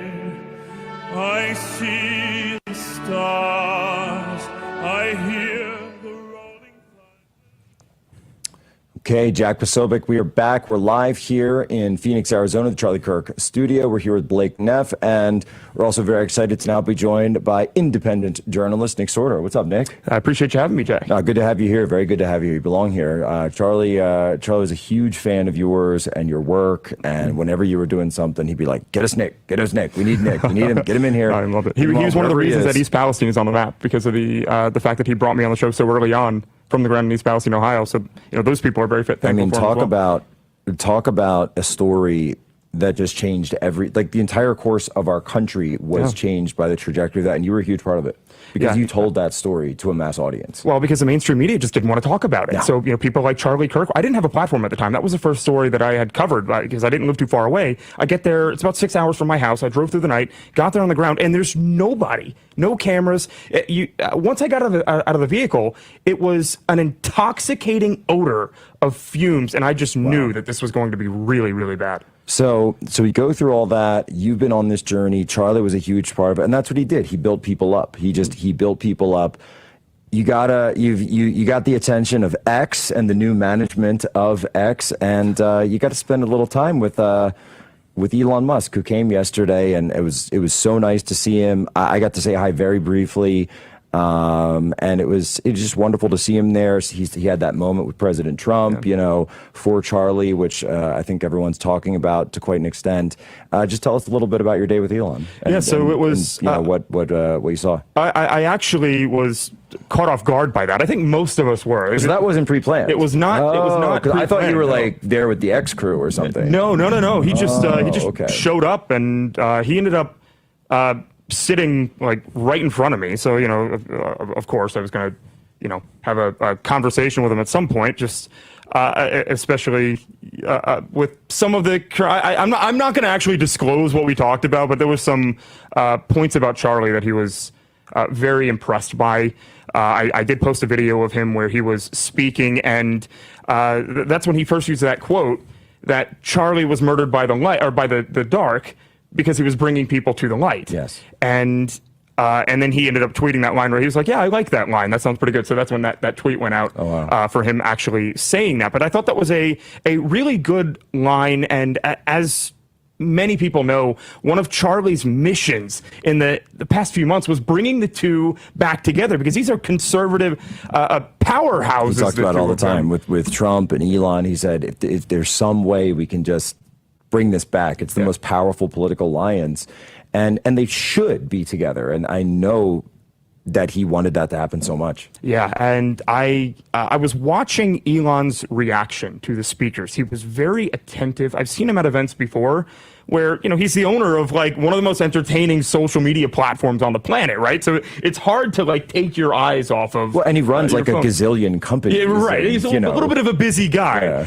And he was attentively listening to the speakers yesterday. Wow. I don't know if we have that clip. Do we have that clip? I think we have. Well, I don't know if I think we've just got the video. I don't know if we have the audio. You don't really need. I know it's there. It's running.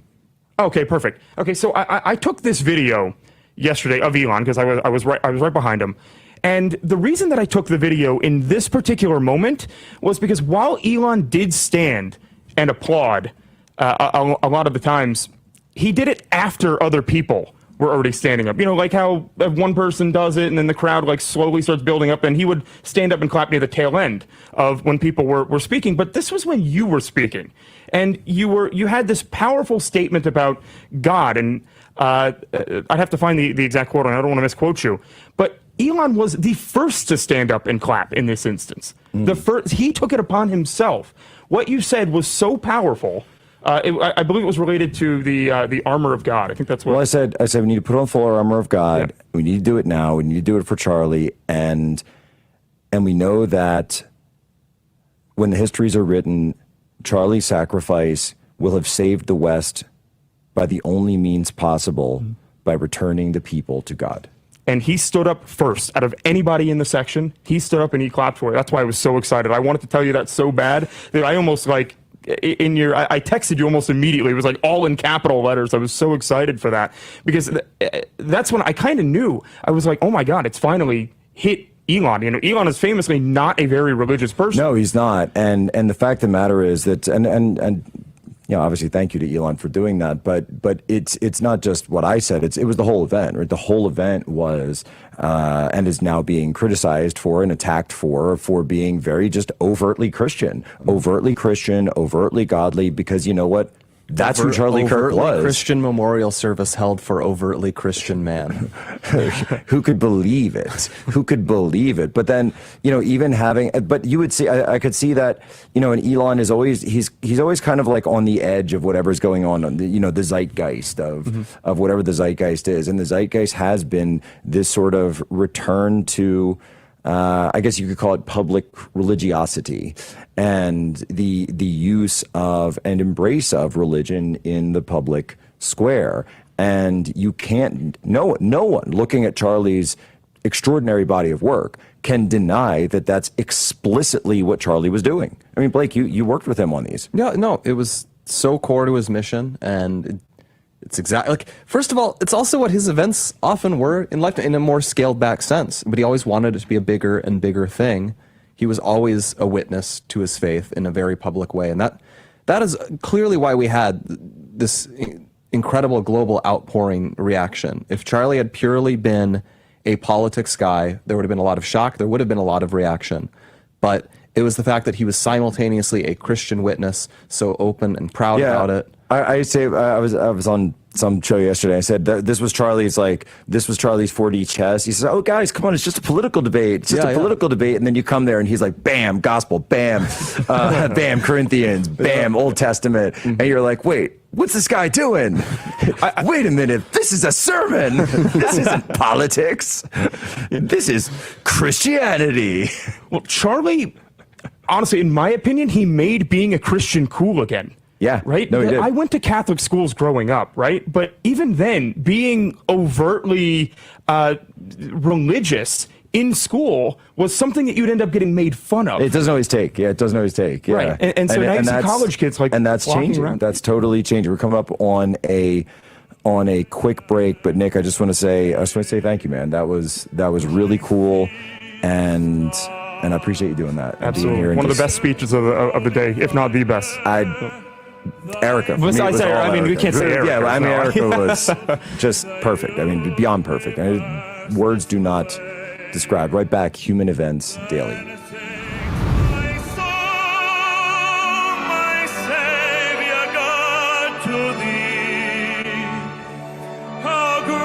Thinking about buying a new cell phone? Think AMAC. AMAC members have access to special pricing on talk, text, and data plans for as little as $10 per month. It's one of the many ways joining AMAC can save you money on everyday things. But that's not all AMAC has to offer. AMAC is America's leading conservative advocacy and benefits organization, guided by the principles of faith, family, and freedom. So when it comes to saving money on cell phones and service, think AMAC. Stay tuned to get a free automatic toilet bowl cleaner from Mermaid. Your sink stopper's broken, but fixing a drain is such a pain. Not anymore. Introducing Mermaid Drain Magic, the instant solution to most broken drains. Simply remove and replace. In just seconds, you can fill and drain with a simple press of a button. Drain Magic makes replacing your old, broken, rusty, even missing sink stoppers fast and easy. Practically took me 5 seconds to replace. It absolutely made my sink look like brand new. Honestly, I couldn't believe it. How could it work so well, look so good, and install so quickly? And forget clogging, because Drain Magic's anti-clogging basket helps catch debris before it goes down the drain. When the basket's full, just discard. Helps prevent clogs in your sink by catching hair, food, even jewelry. Drain Magic uses a silicone gasket that creates a watertight seal without messy plumber's putty. Look, this sink was filled hours ago and the water still remains. Press the spring-loaded stopper and the water's gone. Made of brass and finished in high-quality chrome, Drain Magic is rust-resistant and built to last. It's made out of metal, not plastic, and it actually has some weight to it. Yeah, this is the real deal. Just looks like a new sink now. Order your 2-in-1 drain solution, Mermaid Drain Magic, today for only $19.99. And with every order, you're going to get a Mermaid automatic toilet bowl cleaner absolutely free. Just drop it in the tank for up to 3 months of hands-free cleaning. Mermaid's ultra-concentrated formula cleans and deodorizes with every flush. But wait, due to rising costs, this may be your last chance to get Mermaid Drain Magic at this incredibly low price with free Mermaid toilet bowl cleaner. There's a strict limit of 3. Call or click now to order. Call 1-800-519-3206 or visit getdrainmagic.com. So call 1-800-519-3206 or visit getdrainmagic.com. Order now. Nella tua fredda stanza,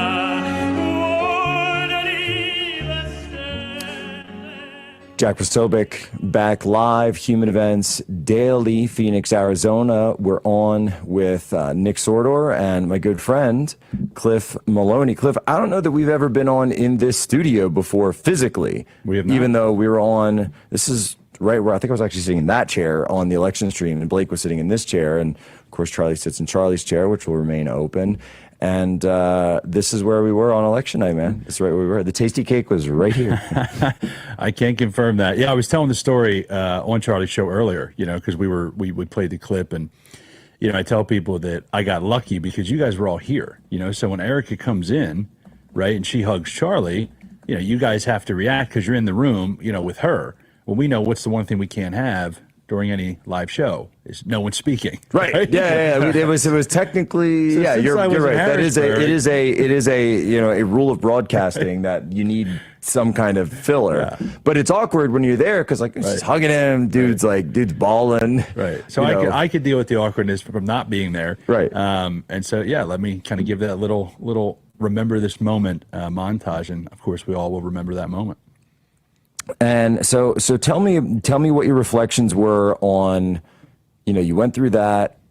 We had the memorial yesterday, which became, and I'll just say this, backstage, I said to, I'll just say another one of the speakers, I'm not going to name names, but someone whose speech we all saw, and I said to him, I said, what's crazy, or perhaps fitting, I should say, what's fitting, they're not cheering for the political stuff.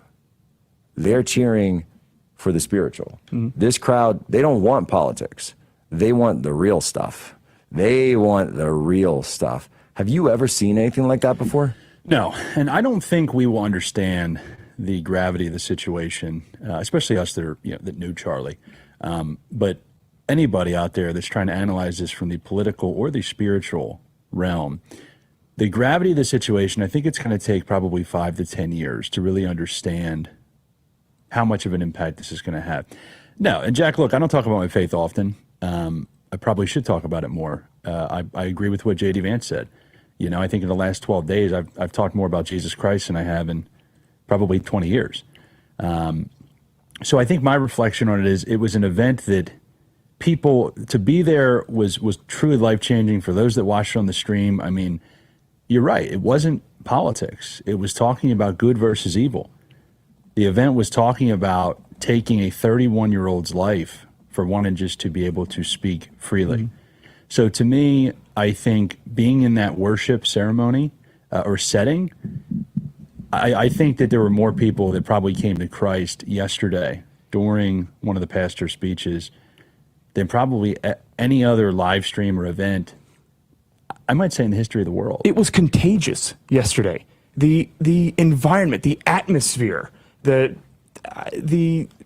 along with the speeches, people were intently listening to this stuff, and even me, I'm not a particularly religious person either, and I'm 100% convinced that the Holy Spirit was in the room. You could feel it. Mm-hmm. It was just an incredible feeling, and I hope that keep considering there were how many people ended up in the arena? 70,000 at full capacity. It was about 70 in that arena, and then another, I think, 50 in the arena. The overflow for this event was not the parking lot; it was the arena across the street, which was also filled to the brims, with no speakers, but they had it on the jumbotron. They had the speakers, and they said, and every seat was filled there too. And it was wall-to-wall coverage on the networks, even MSNBC carrying it live without commercial breaks, CNN doing it, which is mind-blowing. They were broadcasting in the entirety. I kind of love the idea that the media had to actually listen to the gospel. Yes, and they had to give it to their evil demons audience that listen to this stuff. Oh, demons writhing, screaming, throwing up. No. But they're losing the plot, man. They have to. Totally. And that was one of the things that they were desperately trying to do yesterday was downplay it. They were trying to criticize the fact that so many people were coming together and not just crying in unison and surrendering, by cowering down to these people. We were, it was a revival. I know we've said it 50 times now, but that's exactly what it was. I would be remiss. It was a celebration. I would be remiss if I didn't mention this. And as any Rush Limbaugh fan would know, that if Rush were alive today, he would be spending his entire show comparing this to the Wellstone Memorial.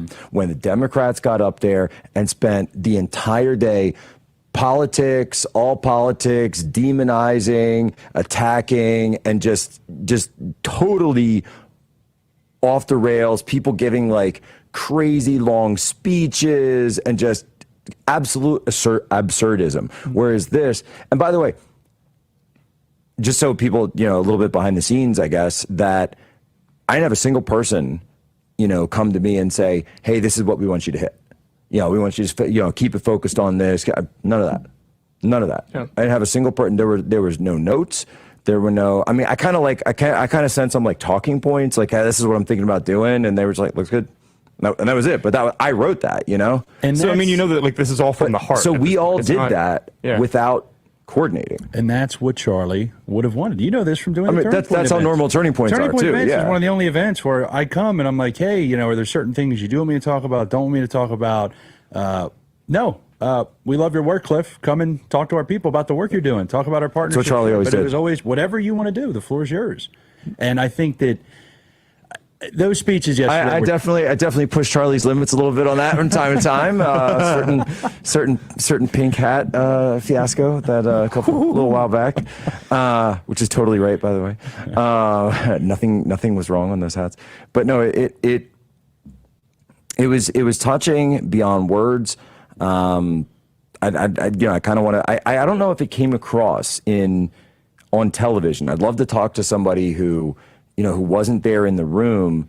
I mean, I get the sense from just what I'm hearing and, you know, friends and folks back home that I've talked to and just endless text messages that it did, you know, but I in that room, it was palpable. It was absolutely palpable. And, you know, I had the question of whether or not I wanted to bring my boys there, Jack, and AJ. They're 7 and 4. They knew Uncle Charlie. And, you know, it's kind of one of those questions like, do you want kids at a funeral sort of thing? And I said, you know what? I want them there. I want them there. And shout out to Tanya Tay for bringing them and just being with them. And they were great, you know, very well behaved all day. But you need that because at the end of the day, we're turning this over to them at some point. Right. Well, when it comes to watching these things, this was a long event, right? I mean, when did it start? Like 11? The whole thing. I think the actual, if you look at the Turning Point stream, it's like 9 hours. Right. And the audience, if you look at the retention graph, it's not like it drops off. It continues constant. But it's such the Turning Point production team is freaking incredible when it comes to making this stuff. I'm watching the clips back, even as I'm there, seeing as people are talking and you get the reaction from the crowd that they're broadcasting live. They had cameras all over the place that really hit the message home. You're not just hearing the applause, you're seeing it. You're seeing close-ups of people crying. And people at home were able to connect with that. I've been talking to people, like even my mom, that watched it, and that's the reaction that she had to it. Yeah, I mean, I think there were, first and foremost, there was the reaction when you first walked in. I'm sure we all had the same exact experience. I mean, it hit me hard walking in that room. And I got there right about when the first worship was starting. Mm-hmm. And, you know, to me, I mean, especially being on the floor and just kind of looking around, I mean, it was wild. And then the most emotional moment for me was, Jack, your speech was great, but I'm gonna trumpet a little bit with Erica's speech. Erica's speech was the best. And it just 100%. I just couldn't hold back. And I'm not an easy crier, you know, the type of guy. And just when she came out, like before she even spoke, it just became real for me. And everybody kind of has that. No, you mean that there was that moment before she got to the microphone? Yes. Where it looked like she was praying because she kind of had her head down a little bit. And then she says, I love you. And it was like a prayer that turned into a message to Charlie. Yes. Yeah. And I mean, I don't know how you can watch something like that and not be moved. I don't know. Even Even Milo Yiannopoulos tweeted. He said that's the second time I've cried this year.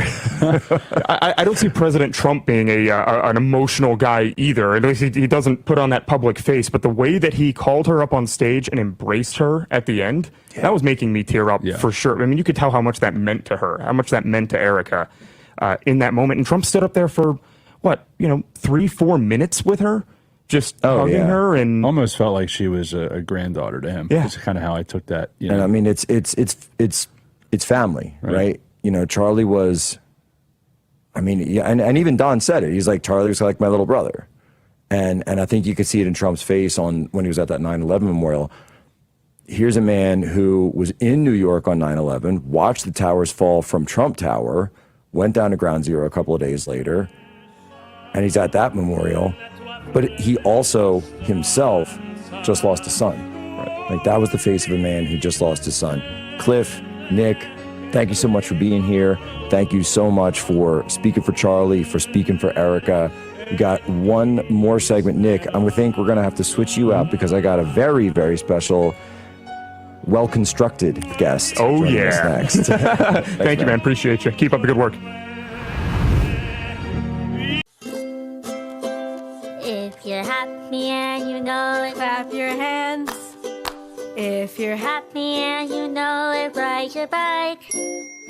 If you're happy and you know it, then your face will surely show it. If you're happy and you know it, smile big and bright. Thousands of kids just like me are happy every day.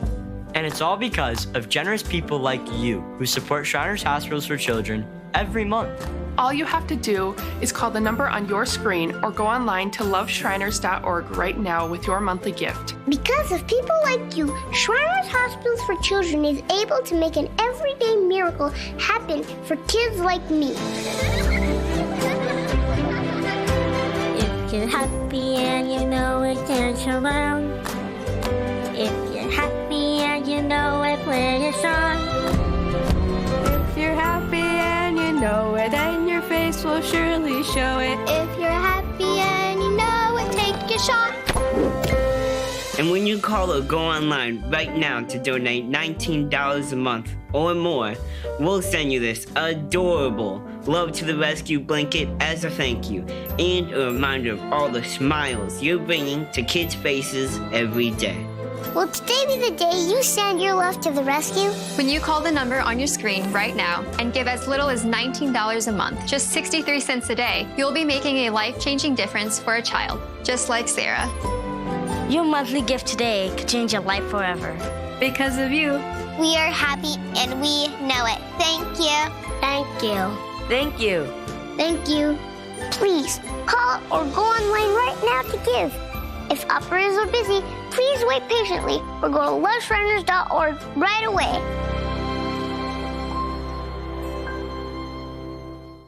I'm a J6er. I spent 1,143 days in prison. About a year in prison. 4 years out of an 18-year sentence in prison. J6ers have been treated like terrorists. And we need your help. Stand in the Gap was founded to stand in the gap for J6ers working to rebuild their lives after being incarcerated. For just $10 or more, you can help these patriots get back on their feet again. Please scan the QR code to donate $10 or more to support these American patriots. Thank you for standing in the gap.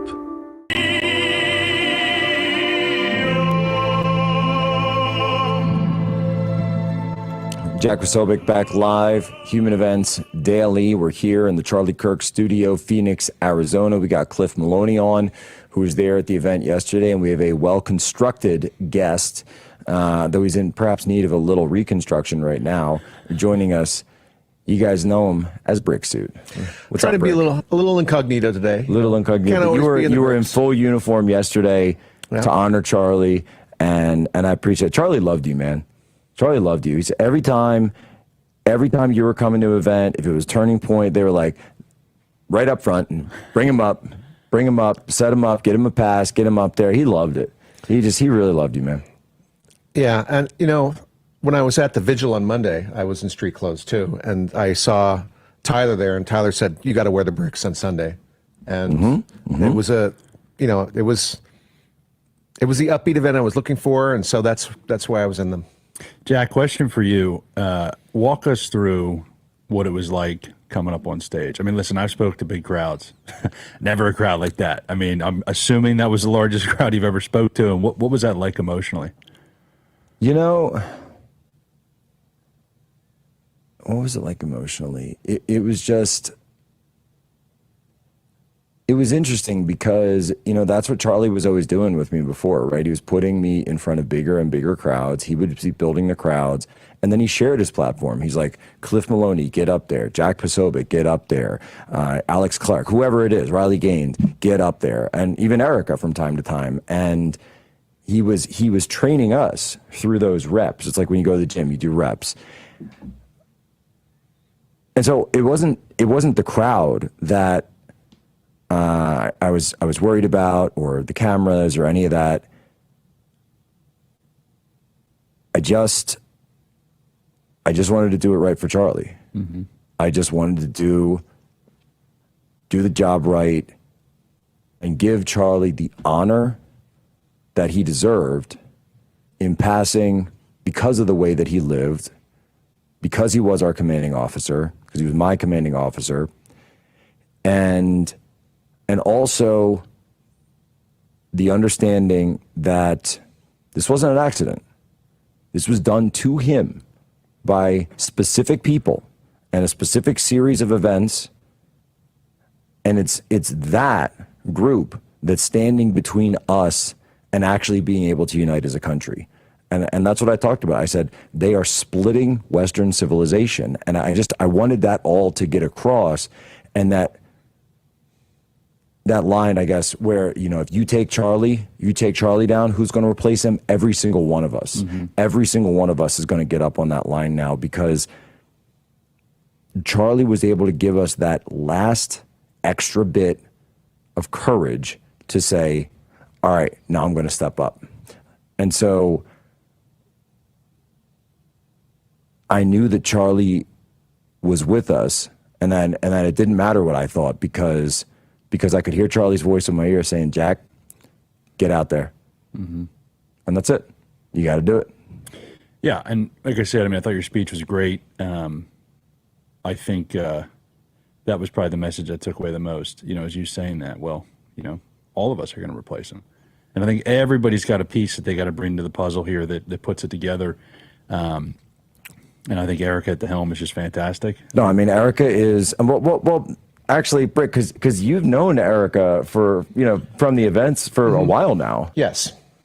What do you think? I mean, I think Erica is perfect for this. What are your thoughts on Erica Kirk taking the reins? Look, I'm all for it. She has the resolve. She's got the strength. She's got the experience of doing the events and doing the shows here. But I think, you know, we're just going to have to wait until she self-defines how much she wants to do.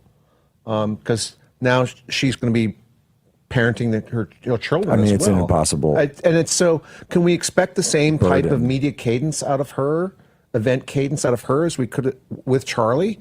Probably not. That may not be realistic. We'll see. Right. I'd say it may not. But what's so remarkable about this is you watch someone and you think about it. Right. There's the burden of running a massive organization mm-hmm. like that, with all the chapters and high school chapters and donors and all the rest. Cliff, you know how that goes. A lot of time on the road. And just time on the road that it takes, plus having two young kids, beyond the immediate, but just the needs of two little children. The blueberries on the sidewalk today when I saw them, man, that crushed me. Yeah. And the grief, right? Her own personal struggle that she has to go through of losing her husband, and then having to somehow try to explain that to children. I told my kids, I said, my 7-year-old, you know, he gets it a little more, and I was able to say, look, you know, I was able to explain the facts of it to him, and I said, Uncle Charlie closed his eyes, and when he opened them, he was in heaven. And I could see my 7-year-old Jack, and he just had this, you know, this little smile, but like a little tear in his eye. With the 4-year-old, you know, it's tougher when they're that little, and they just don't understand things. And I said, look, The way I said it to him was, God's got a big fight coming up. God's going into war on the spiritual side, and he needs his biggest warriors in his army right now. And that's why he needed Uncle Charlie up there and Hulk Hogan. And oh man, and it's okay. So he's in God's army now, and for a boy at least, right? That's something that he can wrap his mind around. Mm-hmm. But they don't understand scale. They don't understand, time or any of this. And I love the fact that they got to meet him, that they got to know him a little bit, and that we have these videos now. And well, you actually, let's bring this up because you have a great idea, which I don't want to get ahead of anything, but may already be in the works regarding an app that we could use for this gigantic body of work that's out there of Charlie. Correct. Yeah, I mean, there's so many, not just his debates on college, but anything from his speeches. There's so many things he's put out there, and if you want to find out, like, what did Charlie Kirk think about this, or what did Charlie Kirk think about that, and you go to a search engine, you're going to be getting all sorts of uncurated results. Oh, Google destroying. Right, exactly. You get all the attack pieces. So, I mean, what I sent to you was a suggestion that it would be wonderful if there was a Turning Point landing page that you could go to and say, what did Charlie Kirk say on this topic? A drop-down list. You select it, and then it gives you any clips in which that's related. So you could go and see, and where it was at. This is at this debate, on this speech. And some of those segments may have one or two subjects, and so they might get cross-indexed and be in two different things, and that's fine. With Cliff, do you remember On the Issues? Yes. Remember On the Issues? This used to be something they used to do for candidates, and it was like the worst formatted website in the world, but it had this 90s technology where it would just go through each candidate on the issues, and you could pull different quotes, but it would be well resourced and footnoted, and you'd have the whatever it was. But you're saying with Charlie, because of the technology that we have now, we don't need to just go to written quotes. We can have that too, but you could actually pull up the video. Right. And so what did Charlie think about? And you could do the spiritual. You could do the political, you could do the personal, and even his last interview was about business, really, right? And entrepreneurship. So, I mean, you've got all this out. I mean, Cliff, what do you think? Is that something that would work? I think it'd be great. Look, the one thing I always say is, obviously there's no silver lining in this, but if you had to pick one, it's how many new people are now actually looking into Charlie Kirk. Not what the media says about him, not the garbage on Wikipedia, but they are actually looking at what he said. They're looking at videos of him giving speeches, his interactions, the way he answers questions, all the prove me wrongs. New people, and I mean to the tunes of millions, are coming to the message of freedom and liberty through this horrific tragedy. Yeah. And so I think, the more that we can do to memorialize some of Charlie's positions and all of the kind of assets or the production teams, things that they've put out, I think it's better, because I think you're going to continuously have people that want to know who is Charlie Kirk. Cliff Maloney, Bricksuit, I want to thank you for being here today, and I want to echo your words.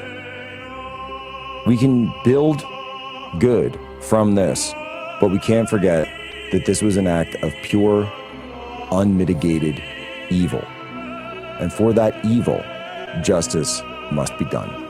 Ladies and gentlemen, as always, you have my permission to lay ashore. Hey, just want to say thank you for your service. Yeah, sure. I'm sure you've heard that before, but we want you to know that we understand the freedoms and liberties in this country are because of people like you who served and gave everything for the cause of freedom. We don't take that lightly. So thank you for everything you've done and sacrificed for us. Thank you so much. That means a lot to me.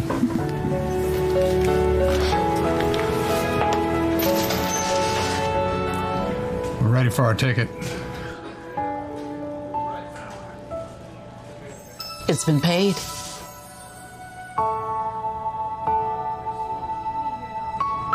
People thank me for my service all the time.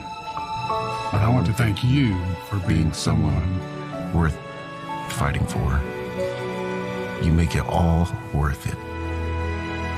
If you really want to thank me and other veterans like me, go to helpdav.org and support disabled American veterans. That is the best way to say thank you and keep our promise to our nation's heroes.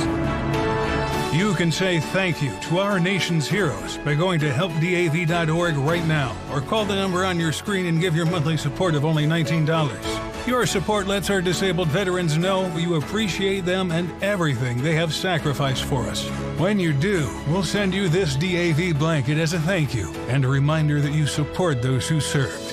When you support DAV, you're showing veterans like me that you were worth fighting for. Please call or go online to helpdav.org right now. Your support in this moment honors our veteran service.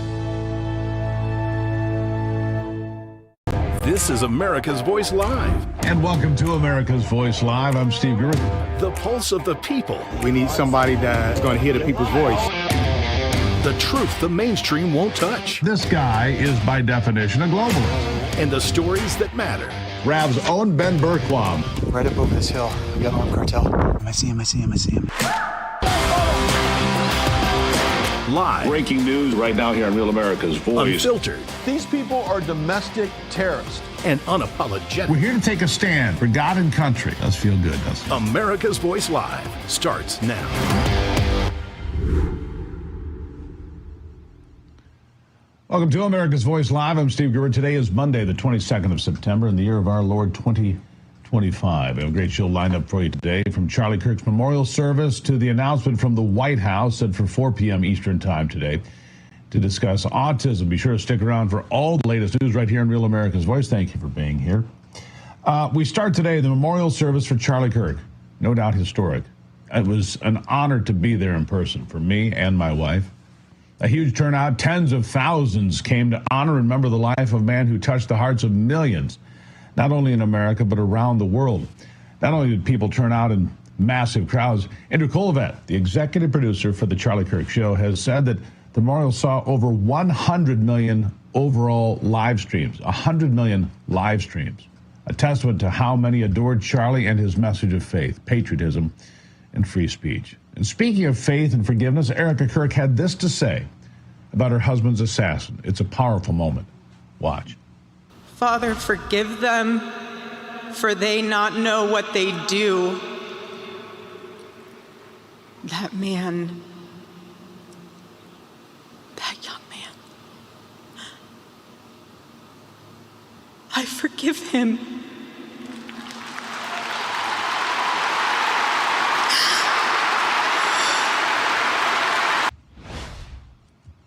Incredibly powerful moment. Powerful statement from Erica Kirk. Remarkable to be there, to see it live.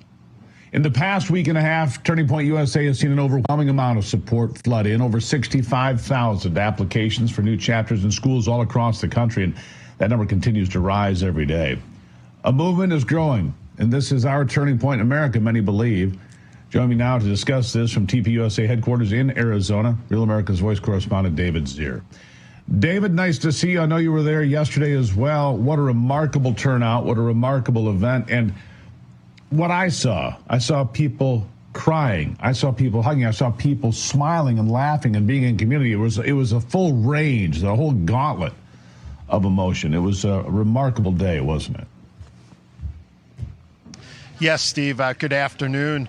When was the last time you saw an arena seating 20,000 people next to a stadium seating 70,000 people filled next to each other for an event? This is one of the most incredible events of modern times. And I don't know of anybody who may have impacted mankind, say, in the last 60 years more than Charlie Kirk. Yeah, I don't know anybody who's impacted. In 31 years on the planet, a young man who didn't know where he was going got advice to not go to college because he was going to go build something. What remarkable advice that was. And build he did for the next several years, David, as you know. Now, I can see people still behind you at the TPUSA Memorial. Just step out of the way there. Share with people what you're seeing right now. It's still going on. You know, Steve, it's almost 2 weeks later. Hey, thank you for there's about 1,000 people on the ground here. How are you, sir? Thank you for People are coming over, sharing their support for Charlie Kirk with us on camera. Spontaneous, emotional, people here. There's about 1,000 people here. It's only about noontime. There has to be 10,000 flowers and balloons on the ground. Pictures of Charlie Kirk right outside the headquarters here. It's really amazing. And people have come from all over the world, Stephen, all over the country, all over the world. And it's really something to absorb. It's tough to absorb.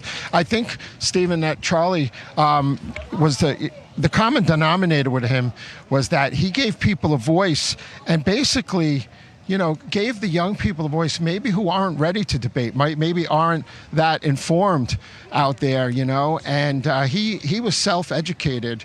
And I think that was the common denominator I saw on the ground here and yesterday because, people were in high school, people were in college. A lot of people didn't belong to TPUSA.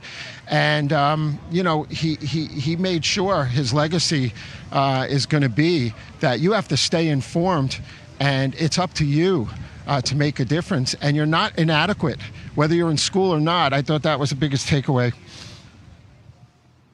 Remarkable. It was a Christian revival. It was spiritual. It was political. It was all of those things.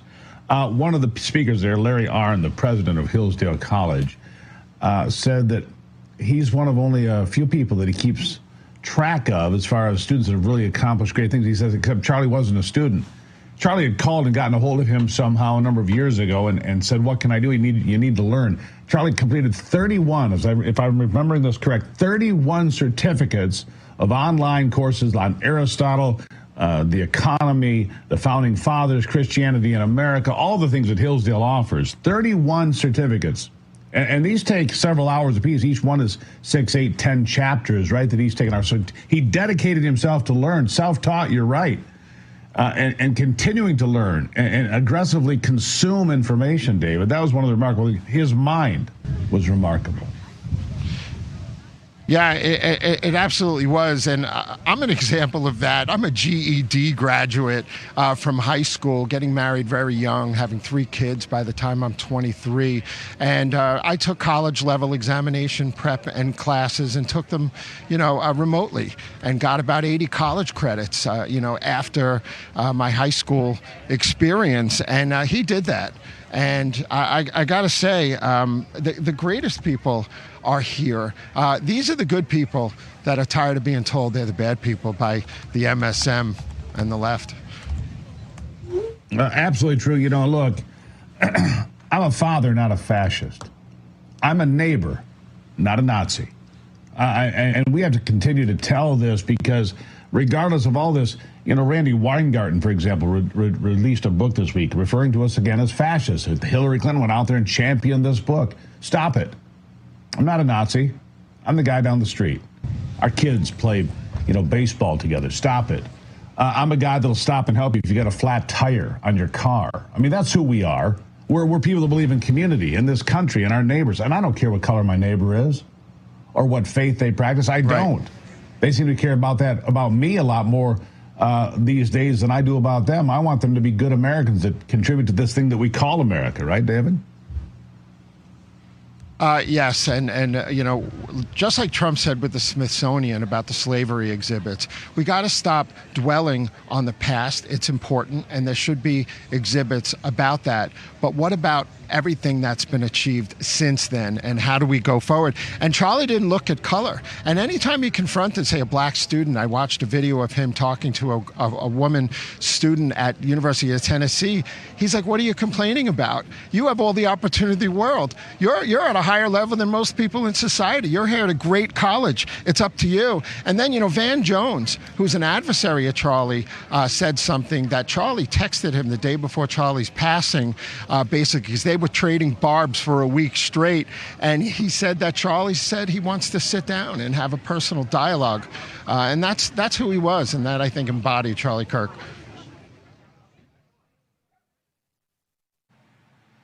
There at the vigil, well, Be checking back later on Real America's Voice. Remarkable. The people, look at them coming and going, streaming. David, thank you so much for being here.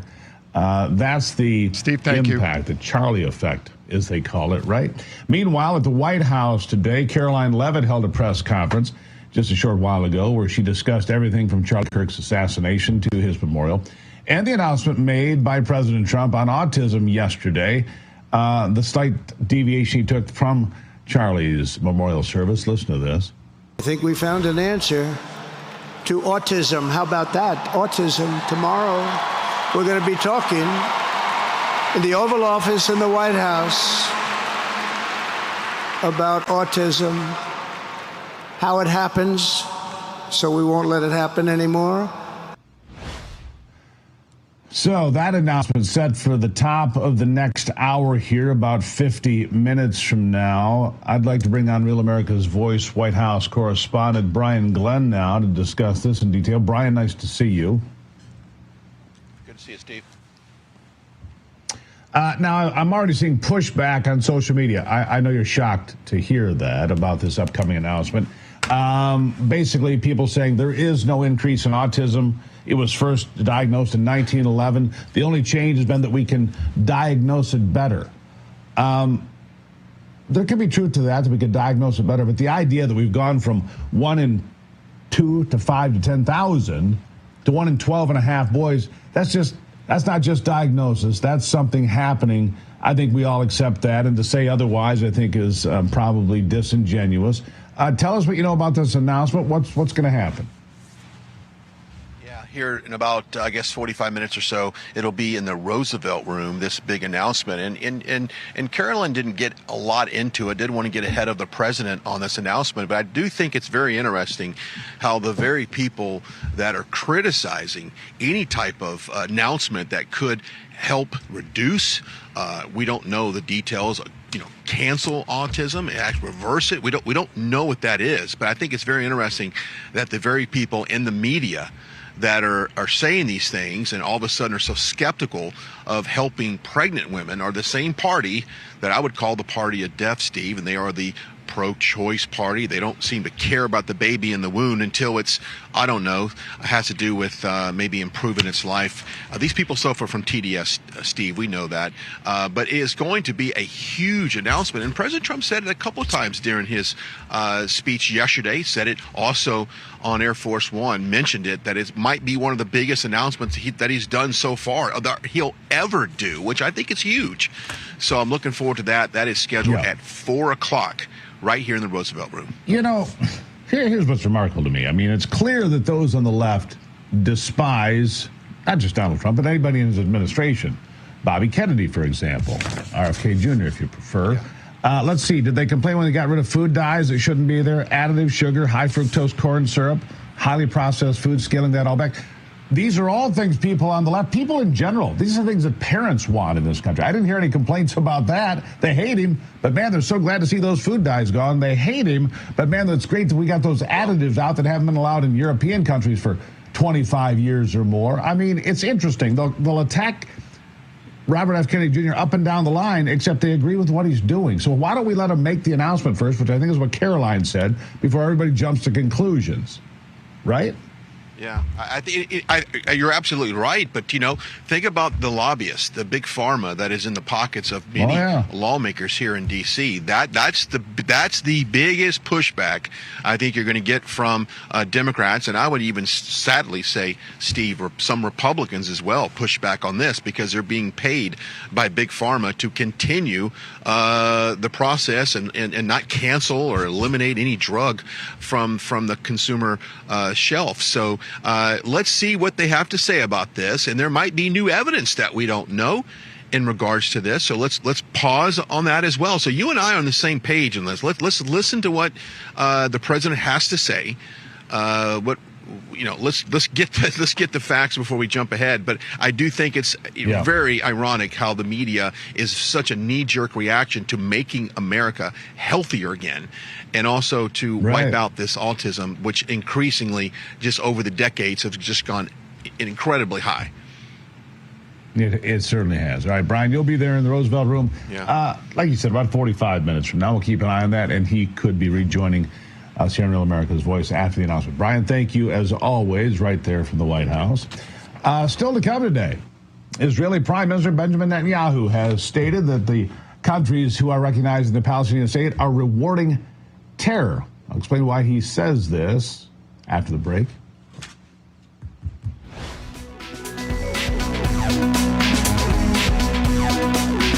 Thinking about travel? Think AMAC. AMAC members have access to special money-saving discounts on hotels, car rentals, cruises, and more, so you can save money on every adventure. But that's not all AMAC has to offer. AMAC is America's leading conservative advocacy and benefits organization, guided by the principles of faith, family, and freedom. So when it comes to saving money on travel and so much more, think AMAC. How does the world's most trusted dog expert keep his own dog so healthy? Hi, I am Cesar Milan. In my 20 years rehabilitating dogs, I've seen too many struggle with health problems that no amount of training could fix. Then I discovered it wasn't the dog, it was their food. Fortunately, I found veterinarian Dr. Marty's anti-kibble breakthrough. Nature's Blend is packed with whole foods that are freeze-dried, locking in nutrients. I saw remarkable improvements in my dogs within weeks. Try Dr. Marty risk-free for 90 days. Plus, get a free gift when you call or visit drmartypets.com/Caesar.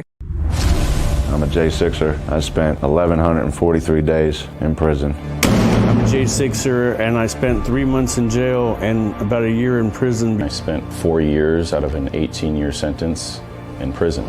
J6ers have been smeared and defamed by the media, persecuted by the government, and treated like terrorists.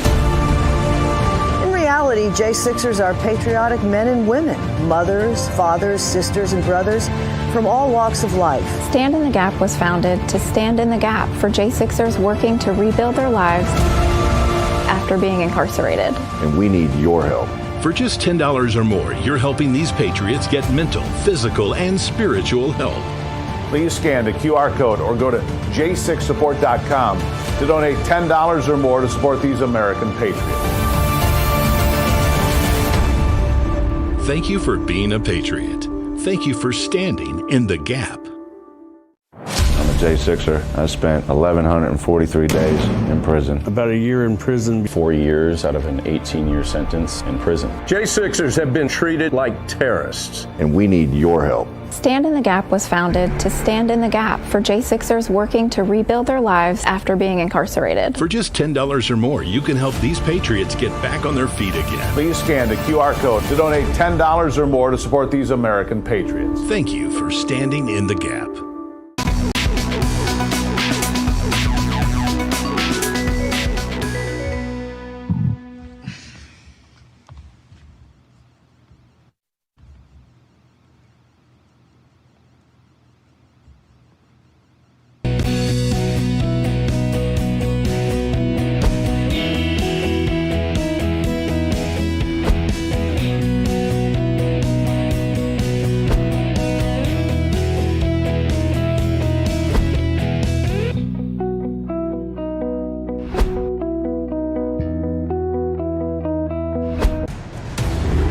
They tried to shut them up. There's no guarantee to free speech. They tried to cancel them. Deplatforming works. They even threw them in jail. Peter Navarro, Steve Bannon, now in prison. But they couldn't stop them. It's not a prison bill that will ever shut me up. They call them rebels. Basket of deplorables. They call them rogues. They claim to values or religion. And they say they're outlaws.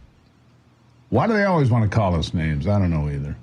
On Sunday, the United Kingdom, Canada, and Australia announced that they will recognize Palestine as a state, as a country, in the hopes that a two-state solution will bring peace despite protests from Israel's Prime Minister Benjamin Netanyahu and millions of Israelis. Netanyahu has rejected the idea of a two-state solution given the current geopolitical situation in the region, stating that the countries who are declaring their recognition of Palestine are rewarding terror with an enormous prize. Believe it or not, more than 140 countries already recognize a Palestinian state, including more than a dozen in Europe. Unbelievable, right? But we've fact-checked, and that seems to be the case. British Prime Minister Keir Starmer insisted that the recognition of statehood was not a reward for Hamas for the October 7th attack on Israel in 2023 that led to around 1,200 people being slaughtered and the abduction of another 251 as captives. Meanwhile, President Trump is set to head to New York City today ahead of his address to global leaders at the United Nations General Assembly, where Israel and Palestine are said to be the main focus. Here to discuss this, former Congressman and the Executive Director of the American Constitutional Rights Union, Lieutenant Colonel Alan West. Colonel, nice to see you today. Good to be with you, Steve. Thank you. I was talking to the producers here earlier. They said 140 countries. I said, 140 countries? Are we right about that? We all went back and fact-checked. It's like, apparently that basically, there's only like 190 countries on the planet. So basically everybody's recognizing Palestine that doesn't actually exist. I'm confused here. Help me sort this out. Well, first of all, let's have a little study in history. Where did the word Palestine come from? It came from after the defeat of the Jewish people in the Simon Bar Kokhba revolt in 135 AD. Emperor Hadrian decreed two things. First of all, the name Jerusalem was to be changed to Aelia Capitolina, and the name Judea would be changed to Syriac Palestina, Palaestinia. But the interesting thing about Palestinia, that root word comes from Philistia. And when you go and trace the ancient Philistines, they had nothing to do with that land, nothing to do with that region. They trace their history back to Greece. So what has happened here in the United States of America and in many Western countries is that going back to the late 1960s, Yasser Arafat, in a keen marketing strategy, connected a region to a people and then came up with this thing called Palestinians when they're just Arabs. There has never been a kingdom of Palestine. There has never been a currency, a separate language, or what have you. And countless amounts of times there have been an offer for a two-state solution. They rejected it because when you read the Charter of Hamas calls for the eradication of the state of Israel and the killing of Jews worldwide. So what these Western leaders are doing, they have allowed Islamo-fascists to infiltrate into their countries and get positions of power, to riot in their streets, and to force them to make this declaration, which is completely against any type of or semblance of peace whatsoever. Yeah, it's not going to bring peace to the region. And how are you going to force this to happen? How would you force this to occur against the Israeli will? And look, it's not just Benjamin Netanyahu, it's millions of Israelis. Look, well, there's not a very big country, 9-10 million people live there. But if they say no, what are you going to do? Bring in the UK and the French army and the German, I mean, what are you going to do? Honestly. Well, they don't have any position to do anything. And when you listen to Mark Carney and the Prime Minister of Australia and also Keir Starmer, what they're saying is that Hamas cannot be part of the solution. They're not going to, go up and say, okay, well, then we'll get rid of Hamas. Hamas is the governing authority of Gaza Strip. And they have been there since, I believe, 2006, when the Jewish nation pulled out of Gaza. And what have they gotten in return? They've gotten more terrorism, more acts, and of course, the culmination of such was October the 7th of 2023. And so, yes, you are rewarding an Islamic terrorist organization because that's who controls the Gaza Strip.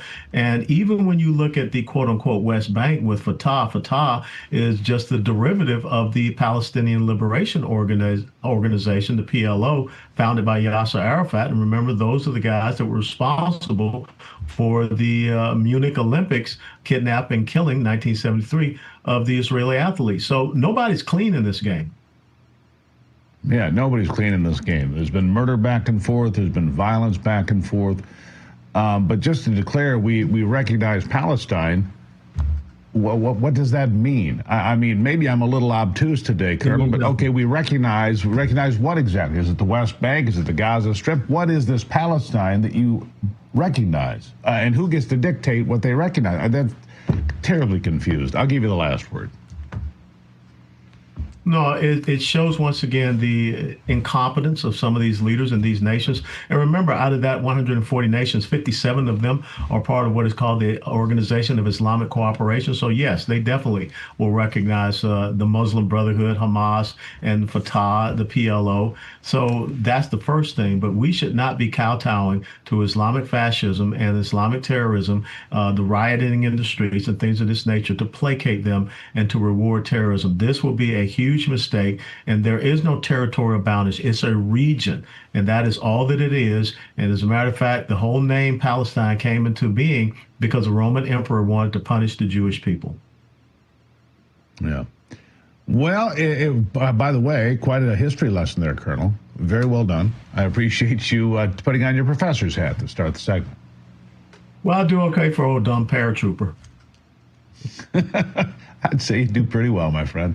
God bless. God be with you. Take care, Steve. All right. After the break, I'll discuss details for AMAC's upcoming Boot Camp for Patriots event and the importance of discussing key issues Americans should take note of. Details coming up. Yep, your worst nightmare. Your car broke down. Now you're worried if it's going to cost you a fortune in repair bills. Unless you already called CarShield, the legit #1 auto protection company in the country. When you're protected with a plan through CarShield, the process is smooth like ice and done in as little as 3 steps. 1. First, the tow truck takes your car to the shop. The cost of towing, covered when you got a plan through CarShield. Next, you probably need to get around while your vehicle's being repaired, right? 2. Plans through CarShield have rental car options too. Then comes the best part. 3. When you pick up your vehicle, you don't have a big repair bill to worry about. CarShield administrators get your covered repairs paid directly to the shop, so you're back on the road with no worries. Call now to get an affordable plan through CarShield for your vehicle before it's too late. When you call CarShield, whether you got a small problem like a power window motor that could cost a few $100s, or a big problem like an engine or transmission that could cost you thousands of dollars, you're taken care of. CarShield is the #1 auto protection company in the country, and their administrators have paid out more than $1 billion in auto repairs. That's billion with a B. CarShield is the choice that gives you the CarShield guarantee. Your rate never goes up, and your coverage never goes down, no matter how many claims you have. Look, it's inevitable. As your car or truck ages, the parts and components are gonna fail. It's not worth the risk. Call CarShield now. Waiting until your car breaks down is too late. Call CarShield for coverage on up to 5,000 parts and get the CarShield guarantee, where your rate never goes up and your coverage never goes down, no matter how many claims you have. Call 800-653-8201. 800-653-8201. Do you suffer in pain? Are you stiff, tense, or less active? Introducing the EasyWell Remedy Massage System, a triple fusion of therapeutic experiences. Full body vibrational therapy increases blood circulation and reduces inflammation. Infrared heat penetrates deep to reduce pain, soothe, and relax. The Ultra Shiatsu pillow with 6 heated nodes mimics a professional massage. Plus, it's detachable for deep relief anywhere you need it. Experience the true remedy for your pain and stiffness. Call now.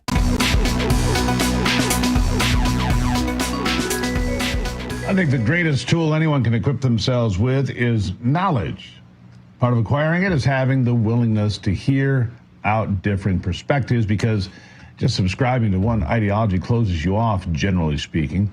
Well, AMAC is getting ready to host the Boot Camp for Seniors event, a gathering of various conservative voices that aim to offer audiences the knowledge they need when it comes to key issues facing our country, such as election integrity and secure borders, which, by the way, are very popular among the electorate. This event will happen Saturday, September 27th at Patrick Henry College in Purcellville, Virginia. Tickets are on sale now. However, if you can't attend, we've got you covered here on Real America's Voice. Live coverage of the event will be held from 12 to 4 Eastern. You want to be part of that. The AMAC Patriots Boot Camp. President Trump and Elon Musk reunited last night at the Charlie Kirk Memorial in front of millions of viewers worldwide. The memorial live-streamed and available on demand reportedly drew over 200,000 in person, with Turning Point USA reporting massive online viewership, up to 100 million live streams worldwide. One of the remarkable things Charlie Kirk preached was family and the importance of people coming together to discuss their differences. The exchange between Trump and Musk was seen as a moment of unity and forgiveness between two men, once close friends, demonstrating powerful figures, mending their differences, maybe. Mike Gallagher of The Gallagher Show posted on X, looking up at the presidential box and seeing Trump and Elon seated together and engaged in conversation warms my heart. Charlie Kirk, the great peacemaker. 2 months ago, Charlie Kirk predicted, I think Elon and Trump will reconcile. The evening, a celebration of life, was full of moments of miracles like that. A gunman opened fire at the Sky Meadow Country Club in Nashua, New Hampshire Saturday night, killing 59-year-old Robert Stephen DeSere. The two other adults were wounded, that is. A witness told the Associated Press that the shooter yelled, "Free Palestine," and appeared to be targeting someone there specifically. Listen. Then the shooter, the active shooter, basically went through the party and went through the kitchen area, and that's what went crazy. Did he say anything while it was going on? Yeah, he said the children are safe and free Palestine. That's what it was. You heard that? That's what I heard. Then the shooter, The 23-year-old suspect, Hunter Nadeau, has been identified, charged with second-degree murder. Additional charges are expected. Witnesses say he entered the club and opened fire. A wedding was in progress, and as the bride and groom were gathering for a dance, 6 shots were heard, sending wedding guests scrambling for cover. Authorities say there is no known connection between the suspect and the deceased. Random violence? Screaming "Free Palestine"? Where are we? Seriously, where are we? A trial began today in Alexandria, Virginia, with the Department of Justice moving to dismantle Google's ad empire, alleging its network stifles competition and harms online publishers. Previously, a U.S. District Court judge ruled parts of the network are illegal. The trial could affect Google's $305 billion ad revenue stream. The DOJ is pushing for a breakup. Google warns it would invite disruption and damage. Earlier cases cited AI advancements, with competitors like Meta already transforming digital advertising. We'll see how that one plays out. Well, when inflation jumps, when you hear the national debt is over $37 trillion, do you ever think maybe now would be a good time to have a little gold around? Whether as a hedge against inflation, peace of mind during global instability, or just for sensible diversification, Birch Gold Group believes every American should own physical gold, and so they created something special. Until September 30th, if you are a first-time gold buyer, Birch Gold is offering a rebate of up to $10,000 in free metal on qualifying purchases. To claim eligibility and start the process, request an information kit now. Just text America to 989898. Plus, Birch Gold can help you roll an existing IRA or 401k into an IRA in gold, and you're still eligible for a rebate and free metals of up to $10,000. Birch Gold is the only precious metals company I trust, as do their tens of thousands of customers. So make right now your first time to buy gold and take advantage of a rebate of up to $10,000 when you buy by September 30th. Text America to 989898. Claim your eligibility and get your free information kit. Again, text America to 989898. All right, get some gold in your pocket. Coming up after the break, I'll discuss the rising cost of electricity prices and share some figures across states to see what can be done in terms of addressing this issue. Well, you know how we got here. If you bulldoze coal-fired power plants, well, yeah, this is where we end up. More on all of it after the break. Thinking about Medicare? Think AMAC. Medicare can be complicated, but AMAC makes it simple.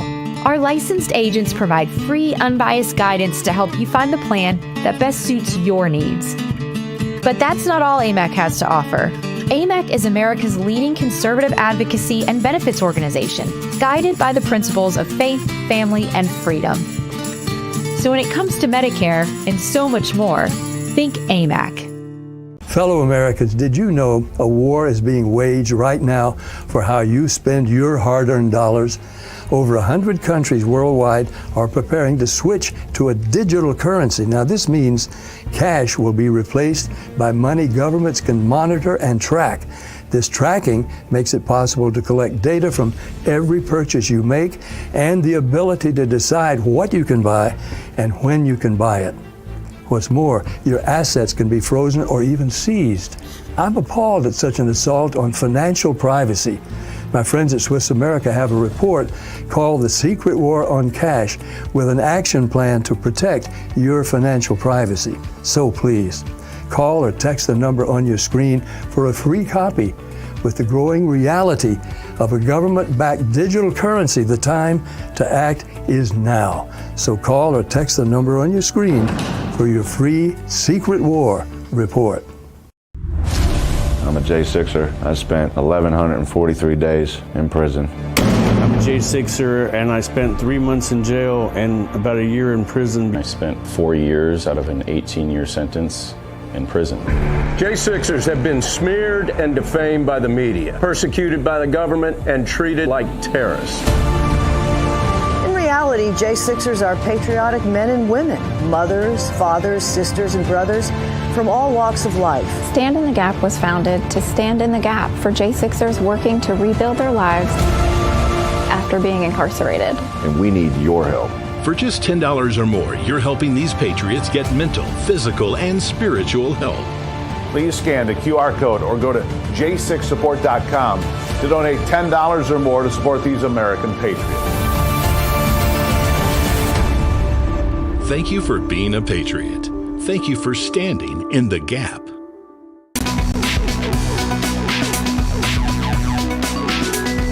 Besides gender policies being at the forefront of election cycles, one's pocketbook also comes into play, especially when all we have is to keep the lights on. Since June of last year, electricity prices have gone up with notable figures, including places like New Jersey, where some homes have seen an increase of 20% or more in their electric bill. California, the rates have reported to have a $400 increase each year, some places greater. With the midterms coming up, regulation of some sort on power companies will surely be a point to campaign on, as the senseless increase is such a necessary utility can't go unchecked. Joining me to discuss this is the chair of Americans for Energy Dominance, Sam Romaine. Now, Sam, I've been following this for a bit. As they continue to take power plants offline in the Northeast, prices continue to increase. They replace those power plants with solar panels and windmills. How'd that work out, Sam? Help me out here, because what I've seen is reliability go down and prices go up. Now, I'm not real smart, Sam, but if you get rid of really reliable power plants and replace them with things that are really unreliable, you get bad service and high prices. I mean, am I just slow? No, you're absolutely right. And the problem actually stems with these top-down green mandates from the Biden administration, right? When you force these utilities to spend money and to invest in utility scale, what we like to call dumb solar, what happens is these utility companies have a guaranteed profit margin, a return on equity, usually around 10%. So we're shutting down reliable base load power while forcing them to spend on these massive solar farms, wiping out American farmland for solar panels. And who benefits? Well, utility companies, they get a guaranteed profit margin. Yeah. What do we need to do to have energy dominance? I mean, to me, it's pretty clear. We need an all-of-the-above approach, which means stop bulldozing power plants, number one. I mean, they did that in countries in Europe that are now relying on countries that didn't do that to get power to keep the lights on. I mean, case study after case study in the EU, right? One country bulldozes power plants, one doesn't. One begins to sell energy to the next. Pretty silly, really. I saw Ontario, north of me here, in Canada, get rid of all their coal-fired power plants. Guess what? Their electric prices have gone up 500% in the last 10 years. From what I read. Skyrocketing. 500%. Yeah. Do you want to see your electric bill go up 5 times so you can have a nice moment to feel good about yourself? I don't think people want that, Sam. No, they don't. And the reality is that the problem actually got compounded more, maybe by foreseeable circumstances, but mostly unforeseeable. The rise of AI and the need for AI dominance, especially over countries like China, has spurred these top-down green mandates and compounded the problem by these rise of data centers. So now voters are feeling this in their pocketbook. And the solution for voters, I know it's going to sound kind of silly, but the problem is also the solution here. We need to be unplugging from the grid and self-generating for ourselves. Americans don't stand by and wait for the government to hand them solutions. When there are solutions that exist today, going solar and putting a battery on your own property and unplugging from the grid so you're not due to the whims of them, that's an American thing. Yeah. So where do we go from here? I mean, honestly, I think we need more nuclear power, right? I do. I think that natural gas that we have in spades all over this country, even my state of Michigan, we have a giant reservoir of natural gas, and we have limestone that's just so unique that we can store massive amounts of natural gas under our feet here in Michigan. Put it into storage with no actual tanks. It's really incredible science. We can supply natural gas to Europe. We can supply natural gas to other parts of the world. We can supply oil. We have energy in such great amounts that we can be energy dominant in America if the naysayers and the doom and gloom crowd would get the hell out of the way. Yeah, we need to stop that. We need to stop the mandates. We need permit reform broadly. We need all the above energy. We need reliable base load. And quite honestly, we need to have homeowners be going solar too, to unplug from that grid, take control of your own power. But furthermore, it's funny you bring up Michigan. Michigan, I'm sure you know this, has some of the highest outage rates in the entire country, if not some of the world, actually. And so getting a battery on your home not only helps your utility rate by not having to pay the utility company, but it also keeps your family online and have power the whole time.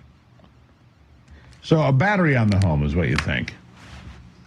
I think residential solar and batteries to allow yourself to generate your own power and unplug from the grid, that helps you as the ratepayer. But also there are programs that exist like virtual power plants to feed back, right?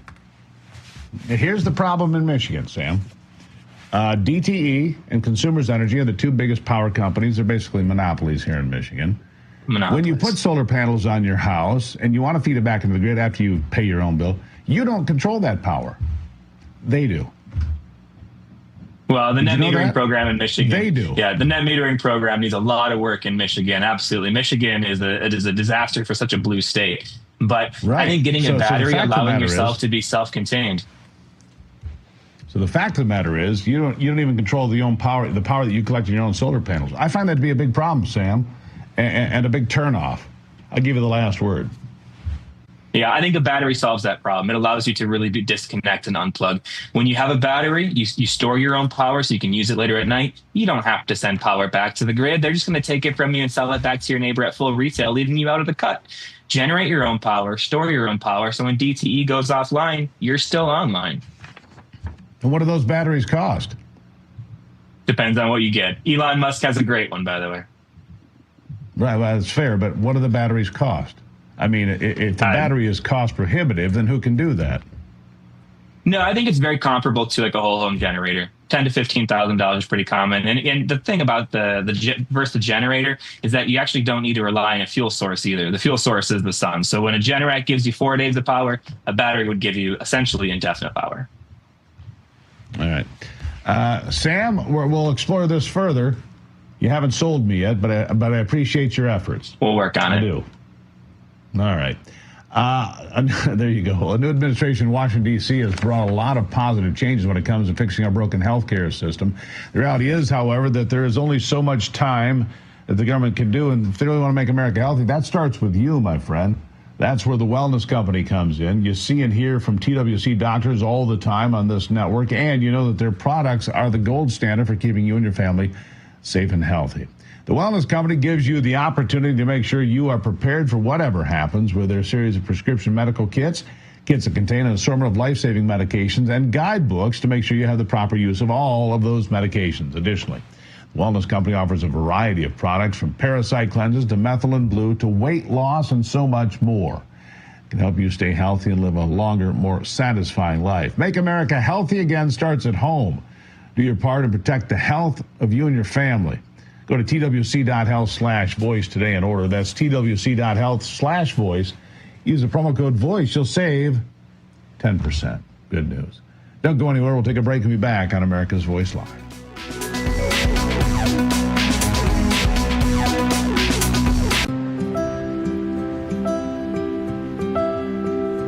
Hey there. Hey. Hey there, how are you? I'm with Disabled American Veterans. I was wondering if you had a quick minute to thank America's veterans for their service and sacrifices. Of course, why not? Oh, sure. Absolutely. Sure. All right. Hey, well, come on in here. I'm just going to hit record on this. I would like to thank you from the bottom of my heart. I can't even think of the words to say of how grateful I am. I just want to tell you guys how much you appreciate it. But most importantly, I want to thank you for your courage and bravery. Wow. Thank you. Someone here who'd like to say something to you. Oh my gosh, you guys are awesome. Someone has something they want to say to you. Goodness, how's it going? So I just want to let you know how much you appreciate it. How much you appreciate it. I just feel honored for everything you've done. Thank you for myself. Thank you for everybody. I get to live every day, in peace because of you. A lot of people thank us, but we want to take the time to thank you, honestly, for giving back.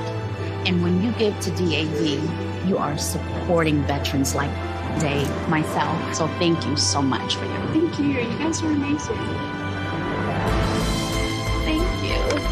Thank you. You can say thank you to our nation's heroes by calling the number on your screen right now and giving your monthly support of only $19. Say thank you by going to helpdav.org right now and give just $19 a month. When you do, we'll send you this DAV t-shirt as a thank you and a reminder that you support those who serve. Please call or go online to helpdav.org right now. Your support says thank you to our nation's disabled American veterans. I'm a J6er. I spent 1,143 days in prison. About a year in prison. 4 years out of an 18-year sentence in prison. J6ers have been treated like terrorists. And we need your help. Stand in the Gap was founded to stand in the gap for J6ers working to rebuild their lives after being incarcerated. For just $10 or more, you can help these patriots get back on their feet again. Please scan the QR code to donate $10 or more to support these American patriots. Thank you for standing in the gap. I think this program is a great program only because, I feel it's like everything. It's your mind, it's your body, it's the whole package. You can just follow it.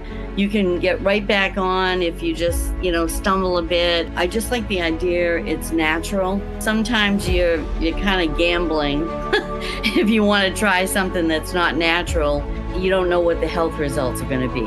My mind is different. I feel like, you feel like a different person. The person that you forgot for years, the person that you put off for years. It's life-changing, right? All right. The team at Energize Health has made it more accessible to start taking control of your health using intercellular hydration. Joining me to discuss is the founder of Energize Health, John Jubilee. John, nice to see you today. Hey, great to see you. All right. Many of us think that brain fog and forgetfulness are just the new normal, aging's price. But is that true? Do we have to pay that price, John? Well, we really don't. And I'd like to take a little bit of a sidestep here and share, just in light of everything that just happened. Charlie Kirk had a lot more to do with Make America Healthy Again than people realize. And he partnered up with us.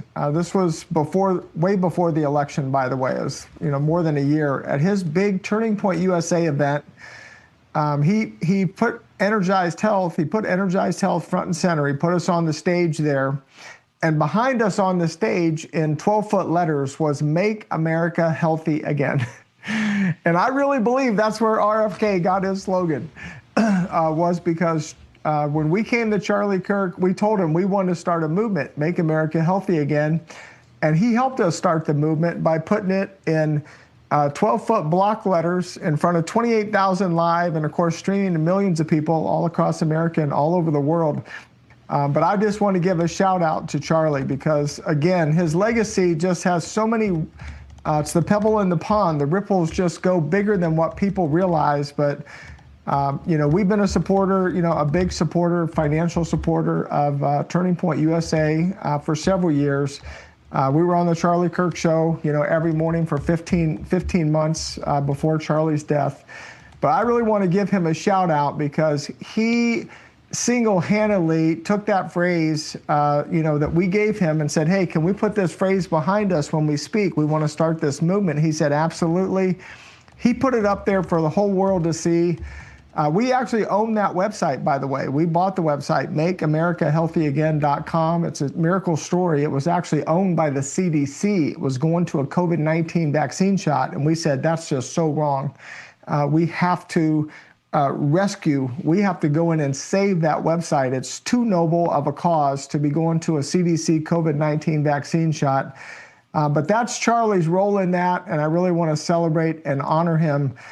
He has a lot to do with Energize Health, with us making Americans healthy again, one person at a time, but he also has something to do with the national movement because he's the one who made that saying, ring out. It was the shot heard around the world was "Make America Healthy Again" was on Charlie's stage.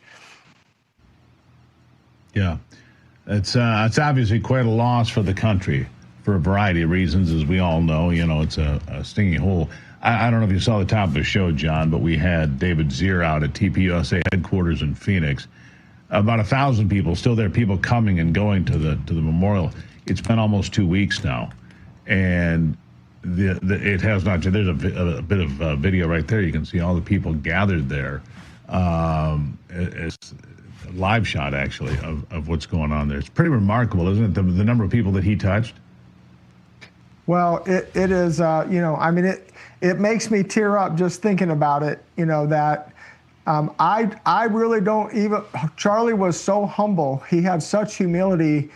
I don't even think he realized the amount of lives that he was impacting, because he was like the soldier that just, he put on his uniform every day and he went on a college campus and he just did what Charlie does. But he was the everyday hero. He was the everyday hero.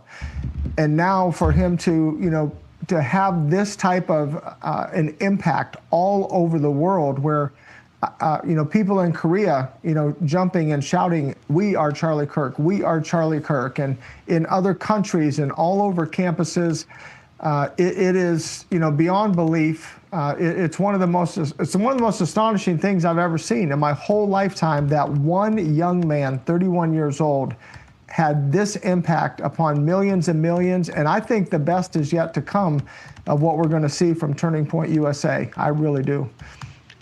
I agree with you on that. I think Turning Point, the last time I checked, they had over 65,000 new applications for chapters. 65,000. And it's probably more today. That was yesterday. There's more every day.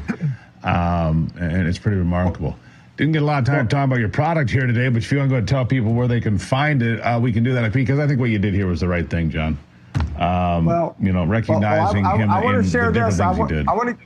Thank you, brother. Well, I want to give people a word of encouragement. Charlie Kirk, his personal dream was 20,000 campuses. That was his personal dream that he had on his dream board, 20,000 campuses. So for you to say that number of 65,000, that this would be triple what Charlie ever dreamed of, is so exciting. It is, it brings my heart so much joy to think that in life he had a dream of 20, but in death to bring 65,000 campuses. Charlie Kirk will live in infinity here. So I so rejoice and celebrate who he is as a patriot, as a man, as a Christian man. Yeah.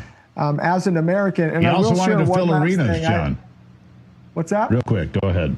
I said he wanted to fill arenas. That was one of his other dreams. He wanted to have arena shows. Well, he got one. Not exactly the way he intended, but we got about 30 seconds. Go. He did. Well, I will share. I'm honored to have a personal text thread with Charlie Kirk, and he actually told me, "I'm going to do this. I'm going to do this Energized Health." Now he didn't live long enough to do it, but he did believe in it. And he also, by the way, just on a personal, if you're on a personal text thread with Charlie Kirk, one thing I guarantee you have is scripture. Charlie was big on sending scriptures.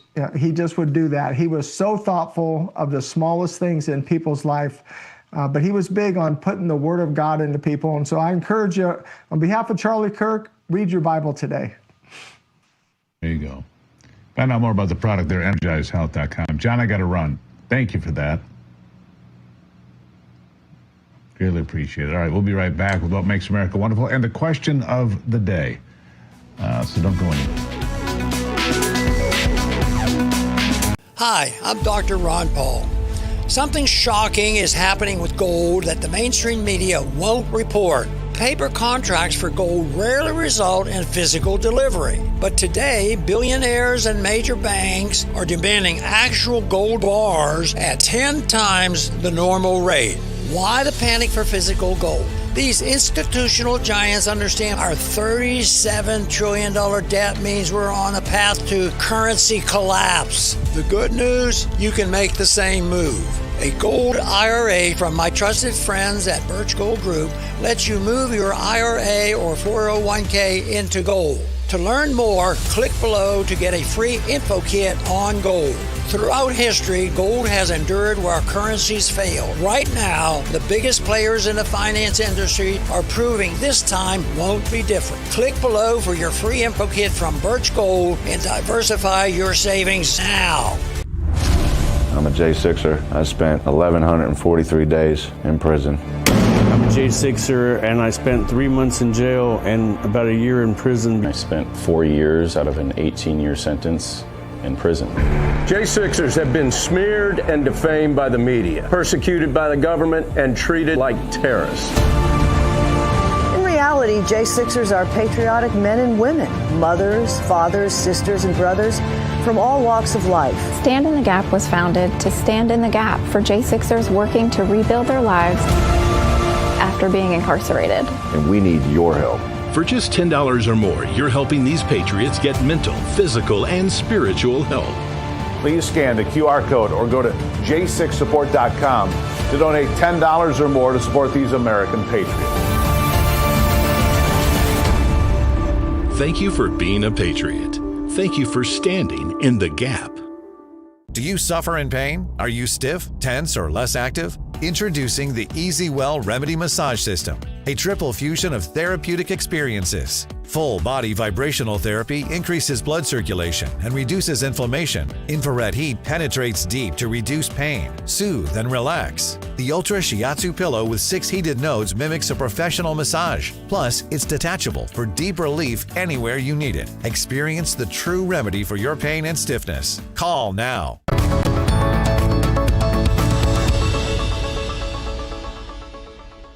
All right, what makes America wonderful? We do it every day here with the hope that you'll leave with a smile on your face, even in these tough times. Today's story will surely give you some food for thought. During the final hours of Charlie Kirk's memorial service yesterday, his widow, Erica Kirk, took the stage toward the end to deliver a speech filled with great memories she and her husband had, as well as what the future would have held had Charlie still been with us. But arguably, the most powerful moment, most memorable part of maybe the entire day. So when Erica Kirk took to the stage to deliver that unexpected remark on how she would forgive the killer. And that's what Christ and Charlie would do, a moment that has to be seen to register its impact. Take one more look. That man, that young man, I forgive him.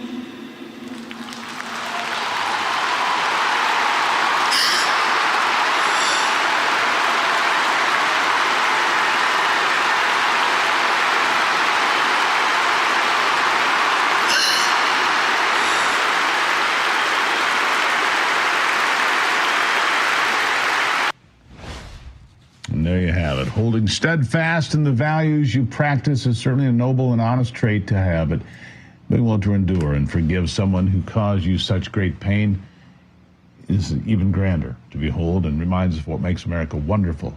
Today, Eric Kirk does. Forgiveness is the most powerful tool that you have. Never forget that. Charlie knew that. We know that. We're going to leave it there for today.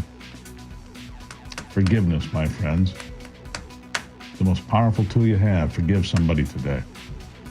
We'll talk soon. This is America's Voice Live.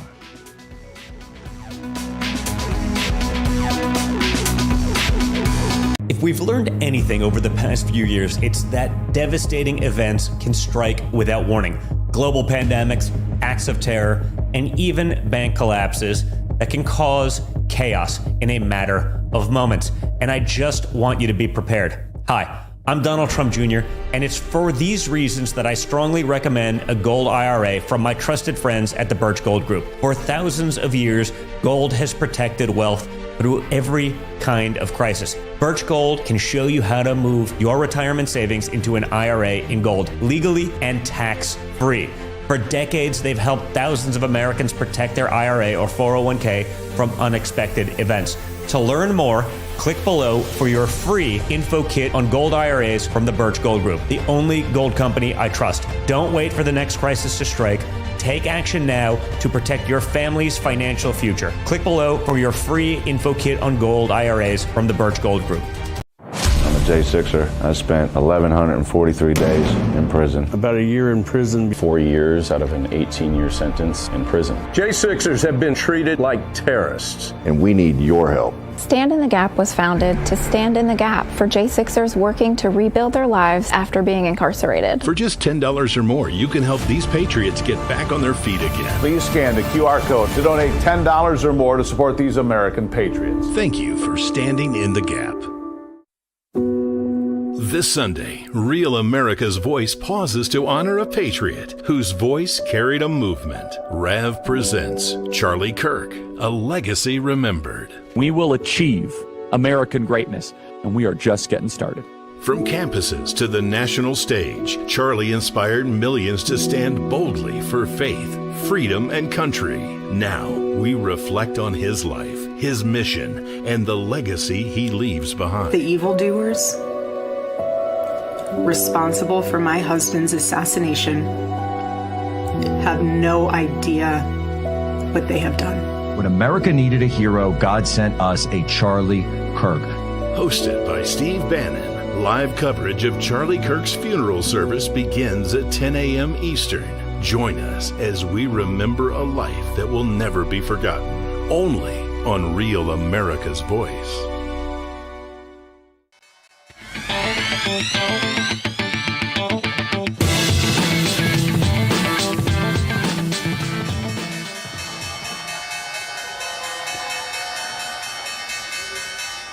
All right, folks, that's it. There's the bell. New York Stock Exchange is closed. Very quickly, recap. Stocks across the board, very strong day. The Dow, the NASDAQ, the S&P, all making record highs today. Fantastic day in the markets. People are very happy about the way the economy is going. Cryptocurrency, not so much. All of them across the board backed off quite a bit. Gold was up, oil was flat. So we got that taken care of. I wanted to take a minute here because we are here at the Turning Point USA, TPUSA compound. We're inside the compound here.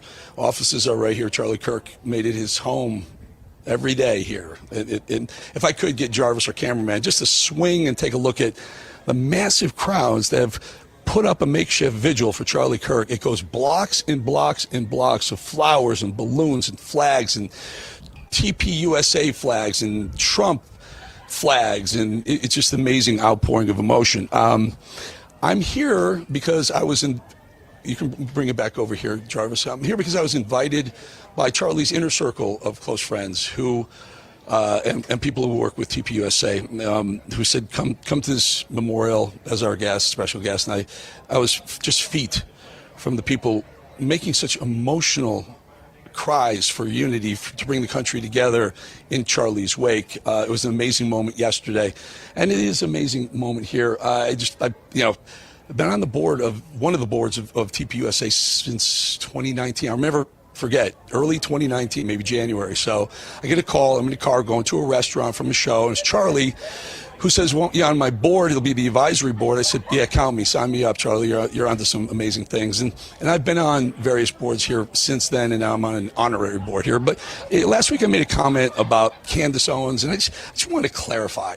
I said this, I hadn't seen her for a long time around the TPUSA events and whatnot. And a lot of people hit me up and said, no, she was of April of 2024, she did a speech. I've been doing speeches on these TPUSA stages for years. I forgot that she was there. So, listen, I just wanted to say, clarify that a little bit. Just a timeline correction. It was 18 months ago. My bad. Slipped my mind. A few minutes ago, I had my good friend Andrew Colvett. He's the executive producer of the Charlie Kirk Show. Came out, we greeted, we hugged, got a little emotional. What a great guy. Here's just a brief snippet of that. I'm here with Andrew Colvett, the executive producer of the Charlie Kirk Show and spokesperson. Just doing a great job, Andrew. You guys put an amazing memorial together yesterday. How are you holding up? We are, one day at a time. But I can tell you that we feel the prayers of people we've never met all over the country, all over the world, and they're holding us up. And I think proof point in that is what we did in 6 days. It's an event that should have taken 6 months to plan. We did it in 6 days, and the team deserves all the credit. It was amazing, and it's such a tribute to Charlie, but it's also a tribute to his leadership and what he taught all of us. And we carry a piece of him with us. And you saw that on full display yesterday and the way that we were able to honor him. It's amazing. Well, the crowd out here as well.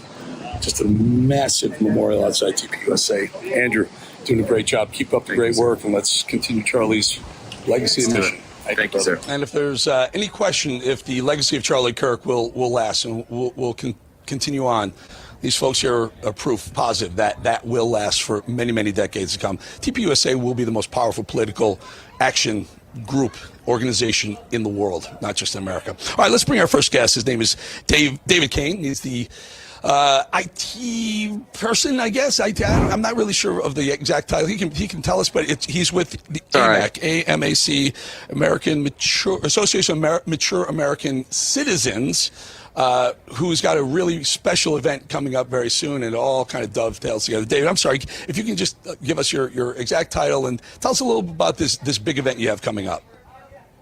IT person works just as well, but I am the chief technology officer. I get my hands dirty still, so IT person's perfect. So, and as regards to the event, we've been holding these boot camp. We called them boot camp for boomers several years ago, and they were very successful. We bring in thought leaders, elected officials from whatever area we're holding these events, and bring them in and talk on various types of topics that are important to our members mostly.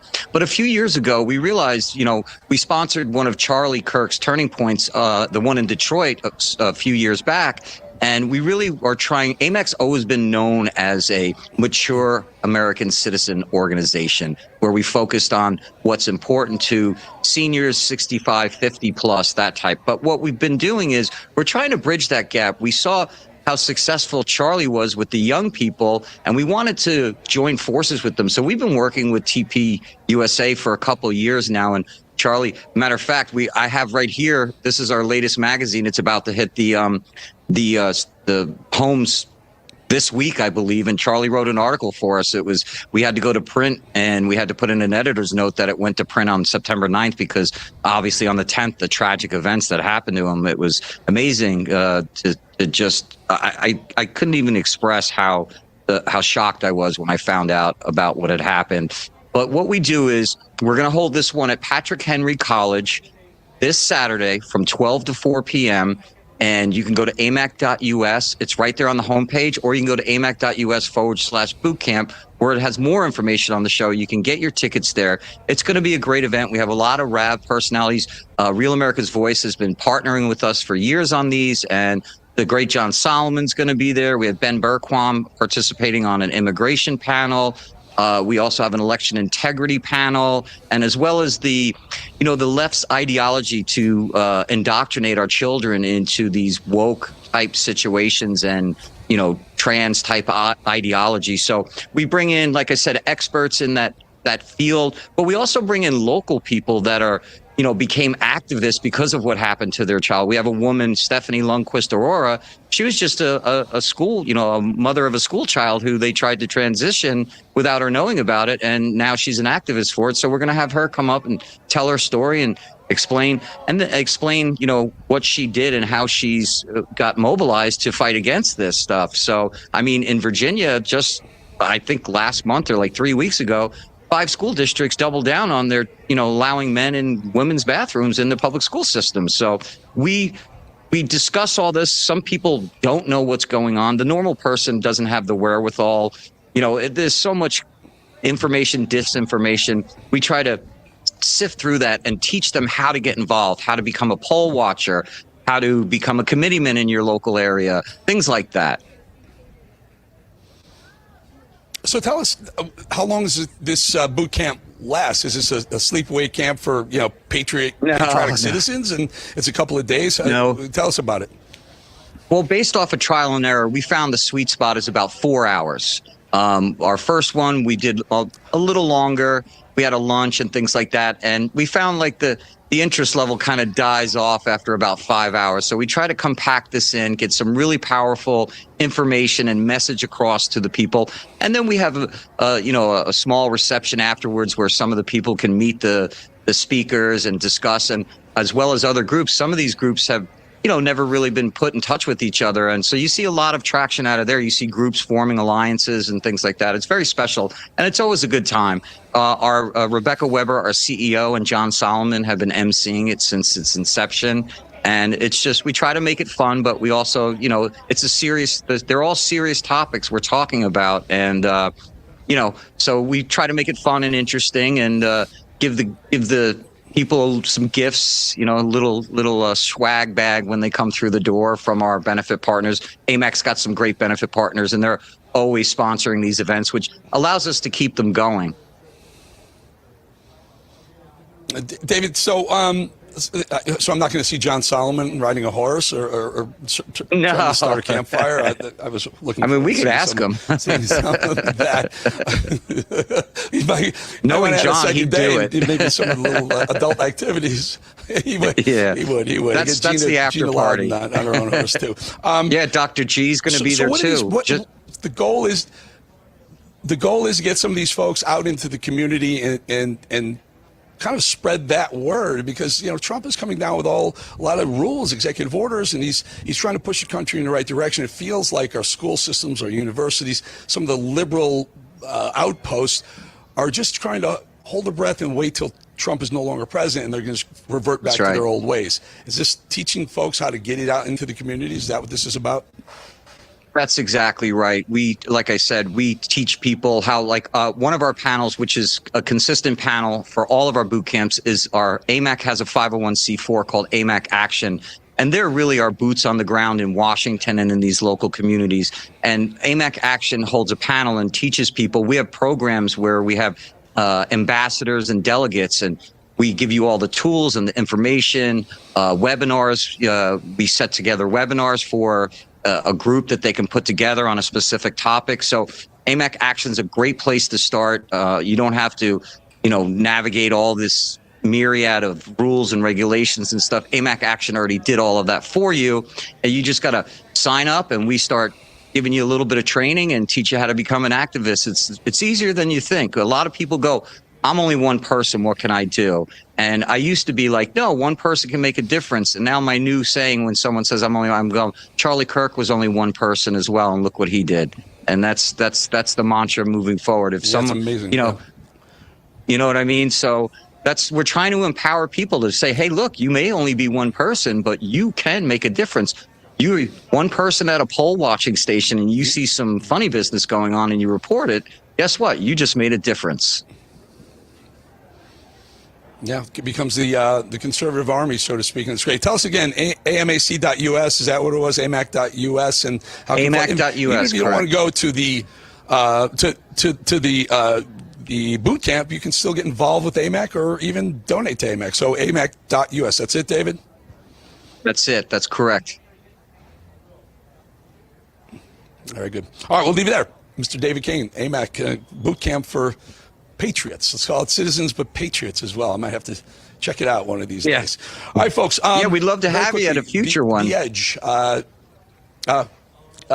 Yes. Sorry, we have a little bit of delay. I apologize, David. A little bit of a delay on this. We're here in Phoenix. We're live, just outside of TP USA. Amazing place. Just amazing place. Unfortunately, we have to be here for the wrong reason, but we are here anyway. Yes. Final thought. Yeah, just I suggest anyone that's in the area, please come down. It's a great afternoon of like-minded people, and we need more like-minded people to get involved.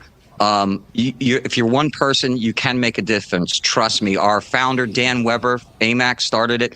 He was an insurance guy getting ready to retire, and he didn't like what he saw, the way this country was going, specifically through AARP. And now, we have over 2 million members, and we're making a difference. And that's from one person, Dan Weber. Yeah. Beautiful. We're going to let it go here. I met Rebecca years and years ago at a TPUSA event. Wonderful group of people, folks. All right, David King, thank you so much for your time. Now I'm going to throw to The Edge. Last week we put up the first show on The Edge. This is a completely different animal. This thing is unbelievable. It's about grit, perseverance, people who've been knocked down 100 times and get up 101st time and then succeed at it. Brett Favre was our first guest. This Thursday, we're going to drop Grant Cardone. Here's a little snippet. All right, The Edge, episode 2. Grant Cardone, who's done amazing things since he came down to South Florida from New York in the real estate market. You want to talk about a fire? The real estate market in South Florida is a cauldron. See how he did it, see how he managed it, and see how he came out on top. That's episode 2 next week, The Edge. Yep, your worst nightmare. Your car broke down. Now you're worried if it's going to cost you a fortune in repair bills. Unless you already called CarShield, the legit #1 auto protection company in the country. When you're protected with a plan through CarShield, the process is smooth like ice and done in as little as 3 steps. 1. First, the tow truck takes your car to the shop. The cost of towing, covered when you got a plan through CarShield. Next, you probably need to get around while your vehicle's being repaired, right? 2. Plans through CarShield have rental car options too. Then comes the best part. 3. When you pick up your vehicle, you don't have a big repair bill to worry about. CarShield administrators get your covered repairs paid directly to the shop, so you're back on the road with no worries. Call now to get an affordable plan through CarShield for your vehicle before it's too late. When you call CarShield, whether you got a small problem like a power window motor that could cost a few $100s, or a big problem like an engine or transmission that could cost you thousands of dollars, you're taken care of. CarShield is the #1 auto protection company in the country, and their administrators have paid out more than $1 billion in auto repairs. That's billion with a B. CarShield is the choice that gives you the CarShield guarantee. Your rate never goes up, and your coverage never goes down, no matter how many claims you have. Look, it's inevitable. As your car or truck ages, the parts and components are gonna fail. It's not worth the risk. Call CarShield now. Waiting until your car breaks down is too late. Call CarShield for coverage on up to 5,000 parts and get the CarShield guarantee, where your rate never goes up and your coverage never goes down, no matter how many claims you have. Call 800-653-8201. 800-653-8201. Do you suffer in pain? Are you stiff, tense, or less active? Introducing the Easy Well Remedy Massage System, a triple fusion of therapeutic experiences. Full body vibrational therapy increases blood circulation and reduces inflammation. Infrared heat penetrates deep to reduce pain, soothe, and relax. The Ultra Shiatsu pillow with 6 heated nodes mimics a professional massage. Plus, it's detachable for deep relief anywhere you need it. Experience the true remedy for your pain and stiffness. Call now. All right, we're back here, Turning Point USA campus. Inside the grounds of the campus, you can see one of the buildings here. There's another makeshift memorial for the people who are working with TPUSA here. But then, Jarvis, can you swing back around for just a second and show the massive, I mean, I don't know if you can catch the size of this, folks. It goes for blocks in both directions. Both directions, makeshift, just an outpouring of emotion for Charlie Kirk. Flags, balloons, hearts, TPUSA flags, American flags, Trump flags, just all the things that Charlie represented here. That assassin had no idea what he unleashed when he pulled the trigger on the bullet that killed Charlie Kirk. He opened up an army. He opened up a movement that was strong and growing and now is just unstoppable. These folks are energized. They love Charlie, but they are ready to make sure Charlie's mission and legacy lasts. And like I said, I was here yesterday. I was invited by the group from TPUSA as a guest on the floor and just watched person after person just come with a heartfelt story about Charlie Kirk, one after the other, including, you know, when you think about it, folks, there was an estimated 250, 300,000 people who came to the area, whether it was at the stadium itself, State Farm Stadium arena, or across the street there was a overflow that was also sold out, packed. They estimated 250,000 people. That's the size of the city of Charleston, South Carolina, just to come out to pay homage to Charlie Kirk. Inside, it was amazing. You had half the U.S. government there. You had half the cabinet there or more. The president was there. The vice president was there, spoke. You had dozens of Congress people there as well. And just people who love Charlie, people, influential, important people who love Charlie. There's some heart-wrenching moments, obviously, when Erica Kirk said that she forgave the assassin. There was a lot of tears, a lot of chills and tears in that arena at that moment. All right, Mad Dog, come on, Voice of God, tell me, do we have Chance Gilbert? Yes, sir. All right, Chance Gilbert's here. Chance Gilbert was one of the first people to greet Charlie Kirk at the Utah event where Charlie was assassinated. I think we have a quick piece of tape. Could you play that video of Charlie coming in? This is taken by Chance Gilbert.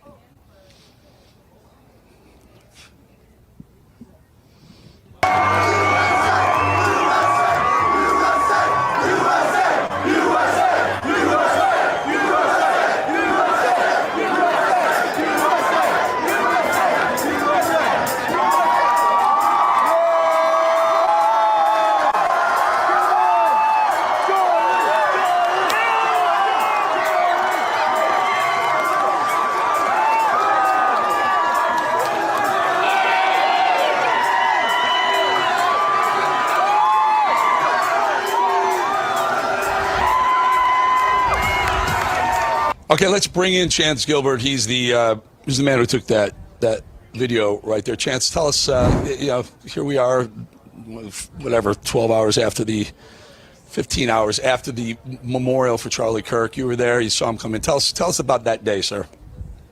Yeah, so, I mean, it started off, me and my buddies just, like, it was kind of like a last minute thing that, like, the night right before, we were like, hey, we should go to that. And then we went, we got there like, I believe the event was supposed to start at 12. And we got there right around like 11:15-ish. And we had just been waiting. We were playing a video game on our phones to like kill the time while we were there. And yeah, we just, eventually, you know, as the time went on, he came out. I took that video. Like, we were all pretty excited. And yeah, then I don't know how much detail should I go into.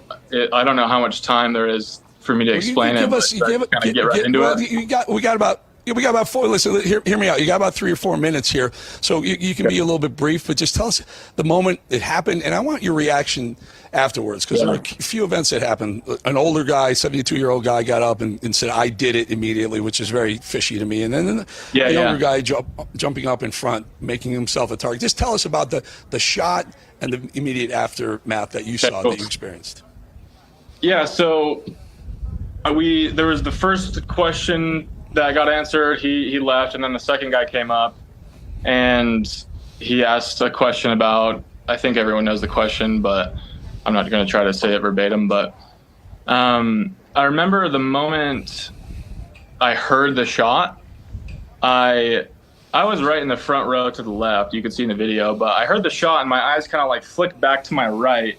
So I'm like, my whole view is towards the entire crowd, and I heard the shot, and immediately, like, when something like that happens in a crowd of people like that, you want to, like, almost question what's going on. Like, that didn't just happen. And so that's what was kind of going through my head. And at first I wanted to downplay it and, like, think it was some kid, like, doing a prank. Like, in that moment when my eyes flicked away, that's what I was thinking. And I was like, heh. And then I look back, and that's when it, like, actually registers what's going on. And yeah, I mean, the video that got released immediately after, like, I saw all that, and standing 20 feet away from. So just take us through that, right? You saw it, I saw it too. It's shocking. You knew and it was confirmed yesterday at the memorial that the doctor said that he had passed immediately, instantaneously, as that bullet pierced important arteries and whatnot. But immediately after, Matt, I mean, the human nature is self-preservation. It's get down, it's duck, it's hide. And you have one guy jumping up saying, "I did it," and you have another guy making himself a huge target up front. Did you get a sense that was odd by any chance, or what? Tell us about that. Yeah. So when it first happened, like when I saw him like kind of slump over, the whole crowd's immediate reaction was to, like, in unison, everyone fell. And you can see it in the video, like everyone, like, in just silence. Like it was literally a movie of what it was happening. Like the whole crowd, like it literally, I couldn't hear anything. And then, the aftermath of it, it almost felt like the whole crowd was waiting for like kind of like you see in a movie, like waiting for the perpetrator to be like caught immediately. And then like a few seconds go by, probably not even that many. It probably happened way faster than I think. But a few seconds go by, and then in unison, it felt like everyone kind of had the same thought of like, oh, they're not just going to immediately be able to catch him. And then that's when everyone got up and started to run. But yeah, I remember thinking when like we got home and like a few hours later and put the news on, and like there was that old guy that was like, hey, I did it. And I was like, awesome. And then it was like, wait a minute, he didn't have a gun? Like that, yeah, it's weird.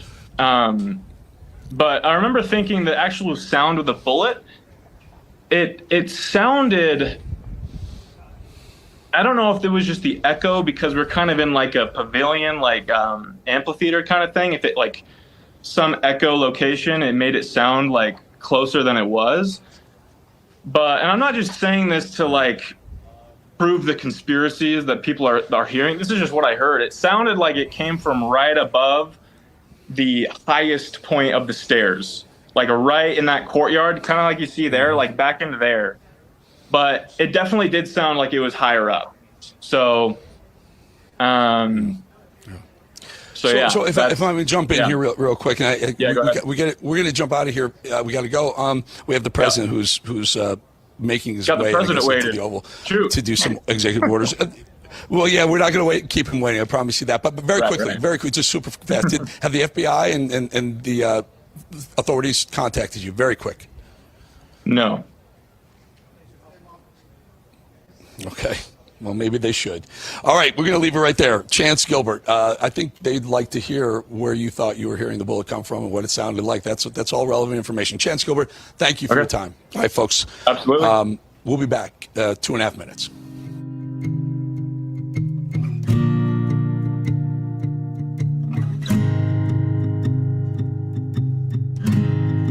Hi, I'm Caleb, and this is my story. I was born with osteogenesis imperfecta, or brittle bone disease. I have broken my bones almost 200 times, and I have had 11 surgeries. But I didn't let that stop me. I love to bike ride, climb, race, and I'm learning how to stand and walk. But I can only do all of this because of generous people like you and Shriners Hospitals for Children. And for the past 100 years, Shriners Children's has become family to millions of kids. But it's only possible because of people like you. Shriners Hospitals for Children is only able to provide this world-class, life-changing medical care because of the generous gifts of people just like you. Because of you, I can ride my bike. I can play basketball. Because of people like you, I can play the trombone. I can smile. Will you send your love to the rescue today? When you go online to loveshriners.org, you'll help make all of this possible for kids like me. Like me. Like me. When you say yes to giving just $19 a month, only 63 cents a day, we'll send you this adorable Love to the Rescue blanket as a reminder of all the kids you're helping every day. Your gift, no matter how small, can help a child today.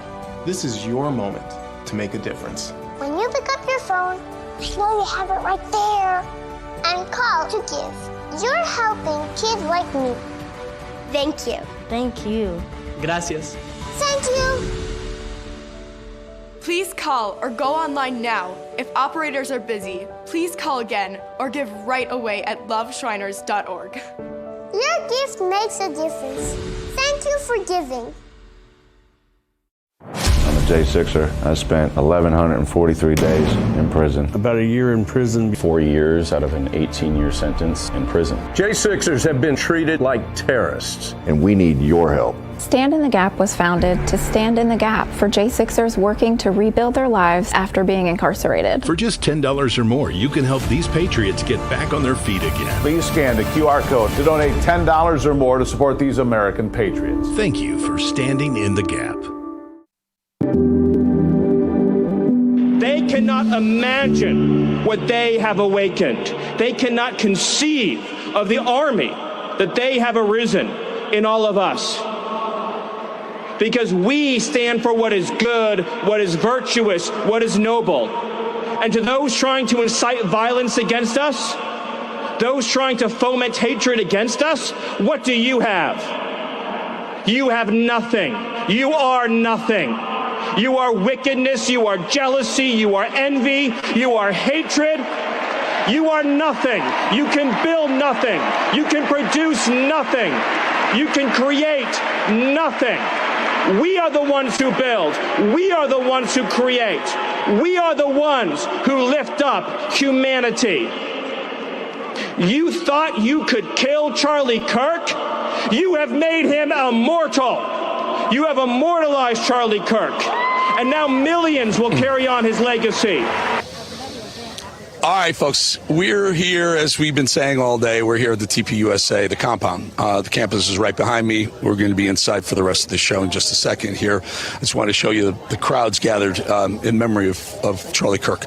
All right, let's bring in Lindy Lee. She's a former Democrat, current, I would say conservative. I say she's welcome on our side. We've had our moments where we tussled over issues, but Lindy is proving to be, she's found the right side, let's call it this way. If I could bring in Lindy. Lindy, love to have you weigh in on not only Charlie's memorial, but I really want to get into some of the things that have been going on since Charlie's assassination. The left, I'm talking about AOC, I'm talking about Ilhan Omar, I'm talking about J.B. Pritzker, governor of Illinois, who wants to be president, continuing the heightened rhetoric of Trump is Hitler, all of us who are America first are Nazis. We're tired of it, but they're doing this even in the wake of, literal wake of Charlie Kirk. And then we'll get to Wajahat Ali, who I think is an absolute lunatic, as well as Destiny. So let's bring in Lindy. Lindy, how about some of your former cohorts just not respecting the death of Charlie Kirk? Eric, it's such an honor to be with you. And let me be very clear. They have never been my former cohorts. Even when I was on the Democratic side, I went to war with these leftists. They are not good people. End of story. This is not in dispute. And you have people like Jasmine Crockett still out there, even days after Charlie's murder, likening him to Hitler, saying that he's far right, calling him a Nazi. This is despicable language. And how they weren't able, they actually opposed a resolution honoring Charlie on the House of the United States Congress. That is horrendous stuff, especially since Republicans all stepped up and did the same thing for Melissa Hortman, who Melissa Hortman and her husband were murdered in Minnesota, and Republicans showed her the respect that she deserved. However, Democrats weren't able to return the favor because they were so blinded by their hatred. You know, Lindy, I spent some time this morning on Piers Morgan's very popular podcast, and Piers opened the show up with a soundbite of Erica Kirk saying, very heartfelt, emotional. I was right in the front there on the main floor, and you could see her tears. You could feel her pain, so to speak, just a few yards away from her. And she said, it was hard, but she says, I forgive him, meaning the assassin. You know, and then Piers turned around and said a couple minutes later, Trump said, I don't forgive him, we're going to go after them. And Piers was having a hard time juxtaposing those two. And I said, Piers, to be honest with you, I'm pissed. I'm still mad. I'm not ready to say, turn the other cheek. Maybe Erica's a better Christian than I am. That's possibly what it is. But what is your take, since you've seen both sides? What's the right move here? Are you in favor of unity now, or are you in favor of letting Charlie's memory continue to take us through the midterm elections and get some good conservatives into Congress, make sure we don't lose the House or the Senate? Well, I don't think there can be any reconciliation with people who celebrate Charlie's murder. There's just no common ground with people like that. So I don't, Erica is truly is a saint. I was blown away by her speech. She's an incredible woman. The strength that it took to get up there and do that is unspeakable. But I don't actually see their positions. I don't see President Trump's position, Erica's, as too diametrically opposed, because Erica embodied the Christian principle of compassion, whereas President Trump embodied the Christian principle of justice. I think actually they are two sides of the same coin. I think they are, the two can coexist. And one thing that's notable is that in the interview that Erica did with the New York Times, she didn't say that she would oppose the death penalty for her husband's murder. She said she would let the government do its job. So I think this guy, he deserves a death penalty. He should have the law, the full extent of the law against him. I frankly believe that he deserves to die. What he did was so incredibly heinous, and frankly, you're it backfired. hitting on something. He thought he was going to snuff out the conservative movement. Now it's stronger than ever. It completely boomeranged on him, and good riddance. You're hitting something very important. Erica Kirk can be right that she can forgive Charlie, and Trump can be right that he's going to throw the book at this guy, whether it's Utah or the feds, throw the book at him and get him to the death penalty, get him to the firing squad, which they have in Utah. I like that. So she can be Christian about it, and he can be legal about it. Let's do it that way. I think that's a fair assessment. I'm shocked at the number of this guy Wajahid Ali, it's an influencer on the left, absolute lunatic, progressive. I think he's got no soul. He was hate Xing, posting on X during Charlie's services, his memorial service last night. And I was on with him. I said, couldn't you wait a day?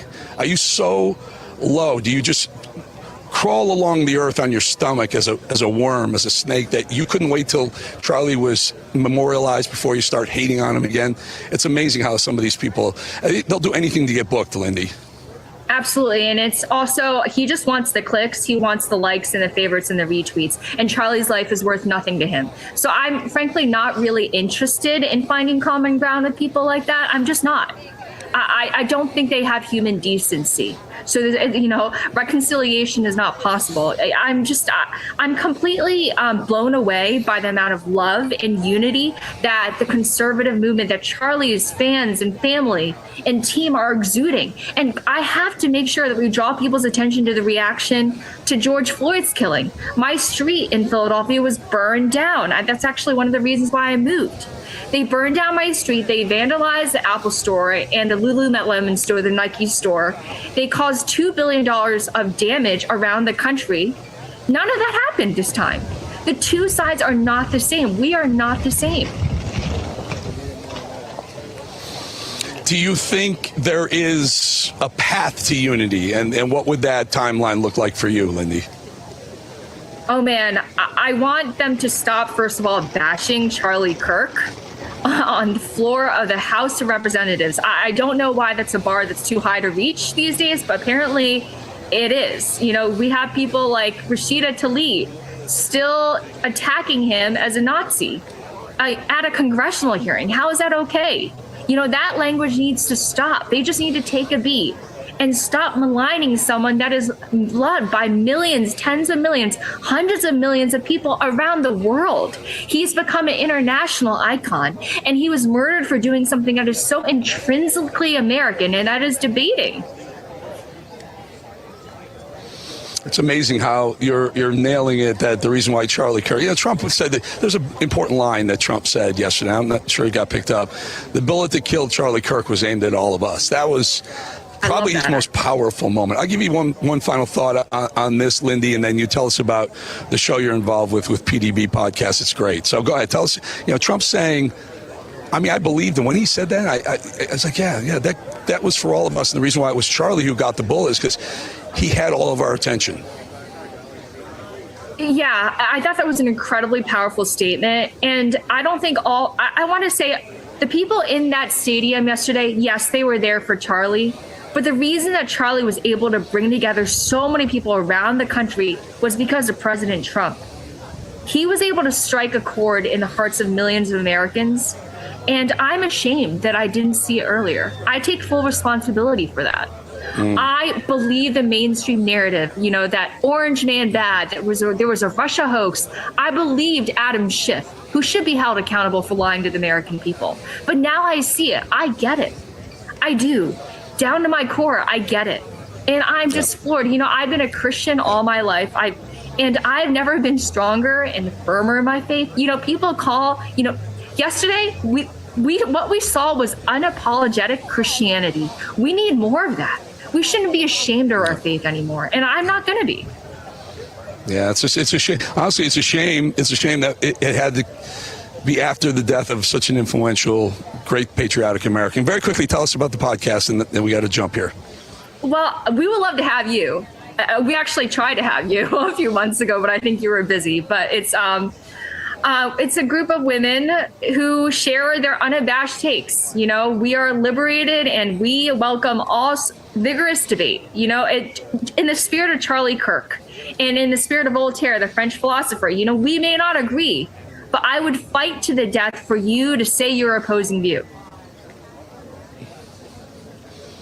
Right. Well, name of the podcast is Her Take, I believe, if I'm not mistaken. Exactly. That's Lindy the name Lee, of the podcast. love having you on. Love having you on our side. What took you so long, my dear? Lindy Lee, everyone, thank you so much.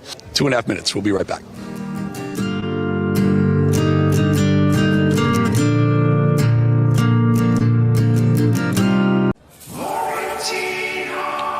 Yikes. Leaky refrigerator coil card. Oh, no. But your future is bright with an American Home Shield warranty to protect your covered home system. Don't worry, be warranty. Hello, my friend. Pat Boone here. You know our country's under financial assault like never before. Our government has put us $34 trillion in debt. The interest alone's more than we spend on military defense. And what's worse, other countries no longer believe the U.S. is a safe place to invest. There's a growing international movement to dump U.S. dollars at a record pace. Some economists say this may signal the end of the dollar. Now, these countries are instead buying gold, and I'm suggesting you do the same. My friends at Swiss America have been helping Americans like you and me for over 40 years to buy physical gold and silver for delivery to our homes or held in our IRAs. I've trusted Swiss America for nearly 25 years now, and you can trust them too. So don't wait. Call or text the number on your screen today for financial peace of mind in these troubling times. I'm a J6er. I spent 1,143 days in prison. I'm a J6er, and I spent 3 months in jail and about a year in prison. I spent 4 years out of an 18-year sentence in prison. J6ers have been smeared and defamed by the media, persecuted by the government, and treated like terrorists.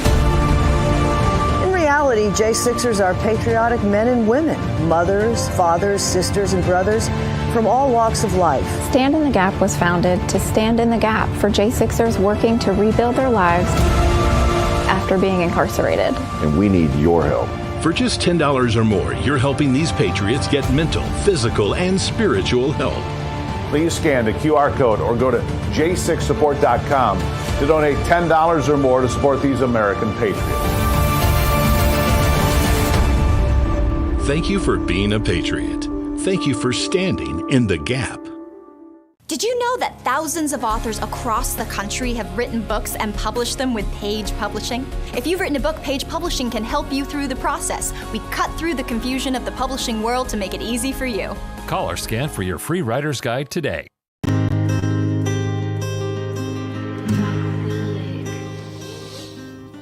All right, we are back again at TPUSA on campus, makeshift memorial right here, and a massive outpouring of emotion, of things, of flowers, of balloons, of flags, American flags, TPUSA flags, Trump flags. Who better to bring in right now? And again, yesterday I went to the memorial, and I'm on the floor. I'm a couple rows back from the stage, so close I could see the tears of the folks who were talking.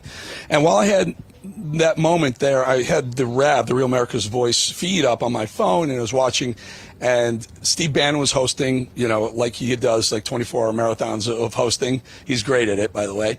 And he had this young lady on. This is Maureen Bannon, and she's Steve's daughter, but I'm going to say more importantly, an Army Ranger, a CEO of the War Room, and just an all-around great person. And I said this, I texted Steve live from that. I said, this is your best guest. This is your best guest. Can she do my show tomorrow? Maureen, thank you for coming here on such an emotional day. Thank you for having me on. And there's nowhere else I would rather be. I mean, I wish I was here for better circumstances, but it means a lot to be here. Yeah, so you told us, and I'm not sure I should do this on air, but you told me a little story that it was very emotional, wasn't it, yesterday? It was. How'd you keep it together?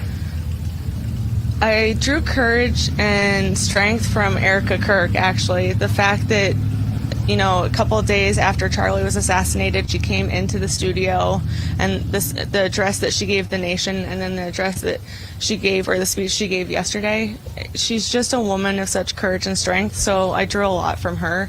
It was very hard. I tried to remember no crying in the war room, but it was very hard. Is that a rule? Is it on the wall? No crying. No crying. But it was emotional because Charlie was a friend, and he will be severely missed. But it was very inspirational also to be there yesterday and just to see how many people he touched. You didn't see just his friends in the crowd. You saw all these people that were inspired by him throughout the years. So, and the fact that there were people outside and even across the street in another arena, they truly wanted to honor Charlie, someone who inspired them to do better in their life.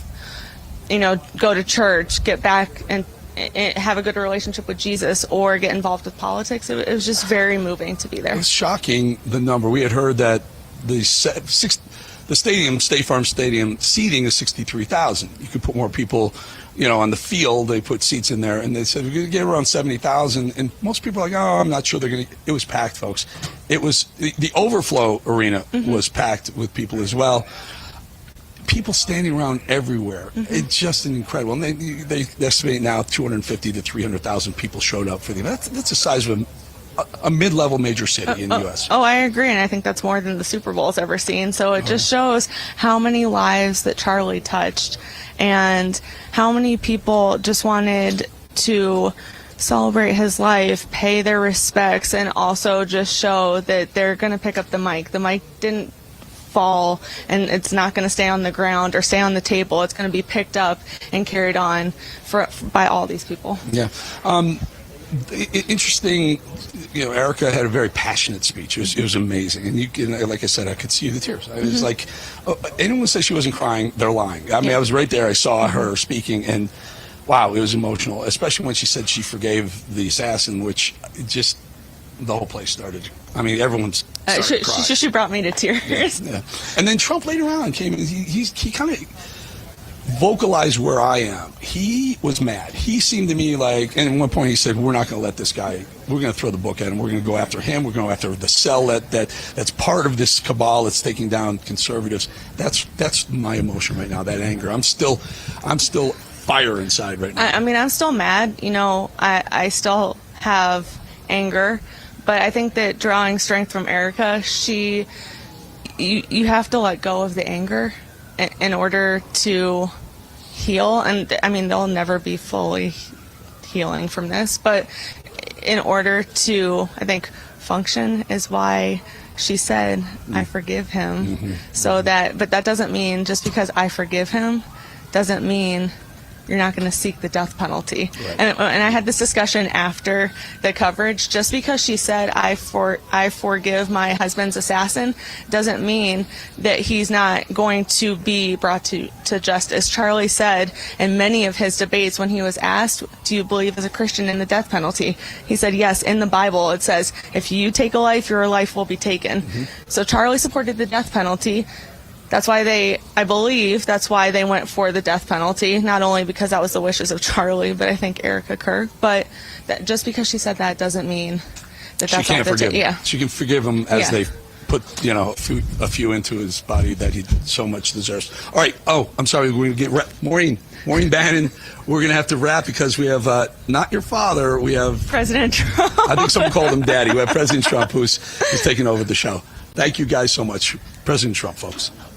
But I think we've made a lot of strides. I wish it was done a long time ago. Today, we're delighted to be joined by America's top medical and public health professionals as we announce historic steps to confront the crisis of autism. Horrible, horrible crisis. I want to thank the man who brought this issue to the forefront of American politics along with me. And we actually met in my office, is it like 20 years ago, Bobby? It's probably 20 years ago in New York. I was a developer, as you probably heard, and I always had very strong feelings about autism and how it happened and where it came from.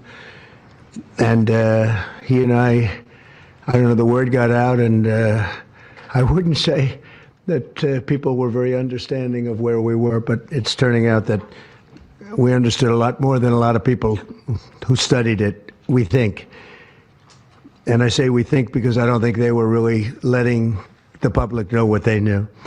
Thanks as well to the director of the National Institute of Health, Dr. Jay Bhattacharya, FDA Commissioner Dr. Marty McCary. These are great people.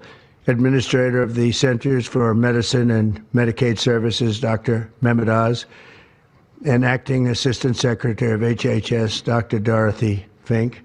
So thank you all. Thank you, Dorothy, very much. The meteoric rise in autism is among the most alarming public health developments in history. There's never been anything like this. Just a few decades ago, 1 in 10,000 children had autism. So that's not a long time. And I've always heard, you know, they say a few, but I think it's a lot less time than that. It used to be 1 in 20,000, then 1 in 10,000. And I would say that's probably 18 years ago. And now it's 1 in 31, but in some areas it's much worse than that, if you can believe it, 1 in 31. And I gave numbers yesterday. For boys, it's 1 in 12. I was told that's in California where they have for some reason, a more severe problem. But whether it's 1 in 12 or 1 in 31, can you imagine? That's down from 1 in 20,000, then 1 in 10,000. And now we're at the level of 1 in 12 in some cases for boys. 1 in 31 overall. So since 2000, autism rates have surged by much more than 400%.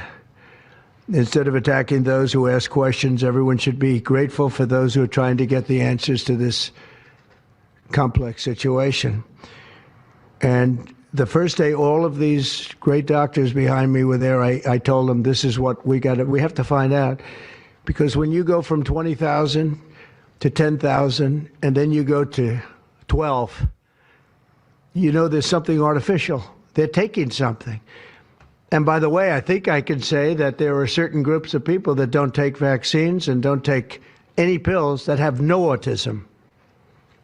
That have no autism. Does that tell you something? That's currently, is that a correct statement, by the way? There are some studies that suggest that, yeah, with the Amish, for example. The Amish, yeah, virtually. I heard none. See, Bobby wants to be very careful with what he says, and he should, but I'm not so careful with what I say. But you have certain groups. The Amish, as an example, they have essentially no autism. First, effective immediately, the FDA will be notifying physicians that the use of let's see how we say that. Acetaminophen. Is that okay? Which is basically commonly known as Tylenol during pregnancy, can be associated with a very increased risk of autism. So taking Tylenol is not good. All right, I'll say it. It's not good. For this reason, they are strongly recommending that women limit Tylenol use during pregnancy unless medically necessary. That's, for instance, in cases of extremely high fever, that you feel you can't tough it out, you can't do it. I guess there's that. It's a small number of cases, I think. But if you can't tough it out, if you can't do it, that's what you're going to have to do. You'll take a Tylenol, but it'll be very sparingly. can be something that's very dangerous to the woman's health. In other words, a fever that's very, very dangerous, and ideally a doctor's decision, because I think you shouldn't take it. And you shouldn't take it during the entire pregnancy. They may tell you that toward the end of the pregnancy, you shouldn't take it during the entire. And you shouldn't give the child a Tylenol every time he's born and he goes and has a shot. You shouldn't give a Tylenol to that child. All pregnant women should talk to their doctors for more information about limiting the use of this medication while pregnant. So ideally, you don't take it at all, but if you can't tough it out, if there's a problem, you're going to end up doing it. The other thing that I can tell you that I'll say that they will maybe say at a little bit later date, but I think when you go for the shot, you do it over a 5-time period. Take it over 5 times or 4 times, but you take it in smaller doses and you spread it out over a period of years. And they pump so much stuff into those beautiful little babies. It's a disgrace. I don't see it. I think it's very bad. They're pumping, it looks like they're pumping into a horse. You have a little fragile child, and you get a vat of 80 different vaccines, I guess, 80 different blends, and they pump it in. So ideally, a woman won't take Tylenol. And on the vaccines, it would be good, instead of one visit where they pump the baby loaded up with stuff, you'll do it over a period of 4 times or 5 times. I've been so into this issue for so many years just because I couldn't understand how a thing like this could happen. And it's artificially induced. It's not like something that when you go from all of those, healthy babies to a point where I don't even know structurally if a country can afford it. And that's the least of the problems. To have families destroyed over this is just so terrible. I also, and we've already done this, we want no mercury in the vaccine. We want no aluminum in the vaccine. The MMR, I think, should be taken separately. This is based on what I feel, the mumps, measles, and the 3 should be taken separately. And it seems to be that when you mix them, there could be a problem. So there's no downside in taking them separately. In fact, they think it's better, so let it be separate. The chicken pox is already separate, because when that got mixed in, I guess they made it 4 for a while, it really was bad. So they make chicken pox. Individually, they're okay. When you mix them, something maybe happens. So there's no downside in doing it. It's not like, if you do it, bad things. No, it's only good side. And it may not have that much of an impact, but it may have a big impact. So let those be taken separately. And then hepatitis B is sexually transmitted. There's no reason to give a baby that's almost just born hepatitis B. So I would say wait till the baby is 12 years old and formed and take hepatitis B. And I think if you do those things, it's going to be a whole different, it's going to be a revolution in a positive sense in the country. The FDA will be updating the label of an existing drug to reflect potential benefits in reducing some autism symptoms. This gives hope to the many parents with autistic children that it may be possible to improve their lives. That's one of the things that I'm very, very happy about. I mean, this was mostly going to be on how not to have the child affected, but we've learned some pretty good things about certain elements of genius that can be given to a baby, and the baby can get better. And in some cases, maybe substantially better. Not going to be easy, but be a lot easier if it didn't happen in the first place, as these great parents fully understand, right? They fully understand. I feel so terribly for. I have so many friends with autistic children. It's a tough situation.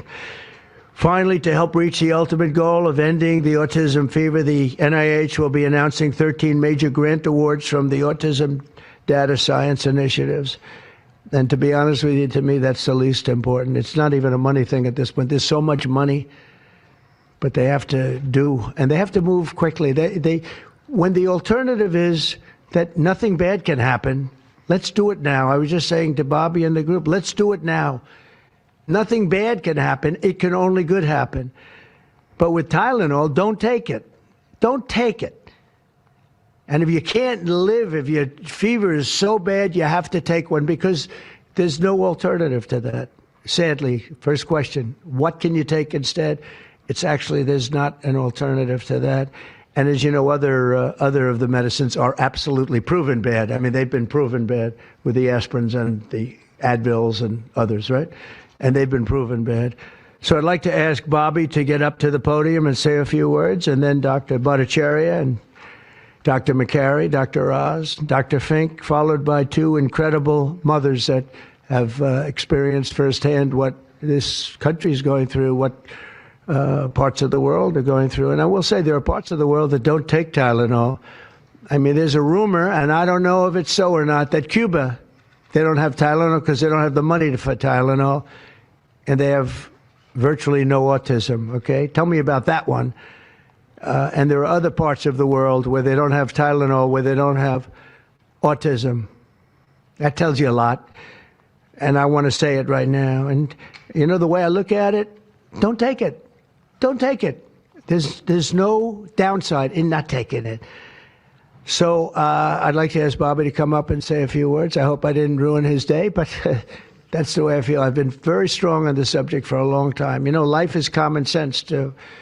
And there's a lot of common sense in this, and I wish things like this were brought up, and this group has worked so hard on it, but I'd like to be a little bit more, a little speedier in the process of a recommendation, because there's no harm in going quicker. There's absolutely no harm. At worst, there's no harm. Thank you very much. Bobby, please. Thank you, Mr. President. To meet the President's challenge, I ordered HHS to launch an unprecedented all-agency effort to identify all causes of autism, including toxic and pharmaceutical exposures. At President Trump's urging, NIH, FDA, CDC, and CMS are turning over every stone to identify the etiology of the autism epidemic and how patients and parents can prevent and reverse this alarming trend. We have broken down the traditional silos that have long separated agencies, and we have fast-tracked research and guidance. Historically, NIH has focused almost solely on politically safe and entirely fruitless research about the genetic drivers of autism. And that would be like studying the genetic drivers of lung cancer without looking at cigarettes. And that's what NIH has been doing for 20 years. As a result, we don't have an answer to this critical question, despite the cataclysmic impact of the epidemic on our nation's children. We are now replacing the institutional culture of politicized science and corruption with evidence-based medicine. NIH research teams are currently testing multiple hypotheses with no area off limits. We promise transparency as we uncover the potential causes and treatments, and we will notify the public regularly of our progress. Today, we are announcing two important findings from our autism work that are vital for parents to know as they make these decisions. First, HHS will act on acetaminophen. The FDA is responding to clinical and laboratory studies that suggest a potential association between acetaminophen use during pregnancy and adverse neurodevelopmental outcomes, including later diagnosis for ADHD and autism. Scientists have proposed biological mechanisms linking prenatal acetaminophen exposure to altered brain development. We have also evaluated the contrary studies that show no association. Today, the FDA will issue a physician's notice about the risk of acetaminophen during pregnancy and begin the process to initiate a safety label change. HHS will launch a nationwide public service campaign to inform families and protect public health. FDA also recognized that acetaminophen is often the only tool for fevers and pain in pregnancy, as other alternatives have well-documented adverse effects.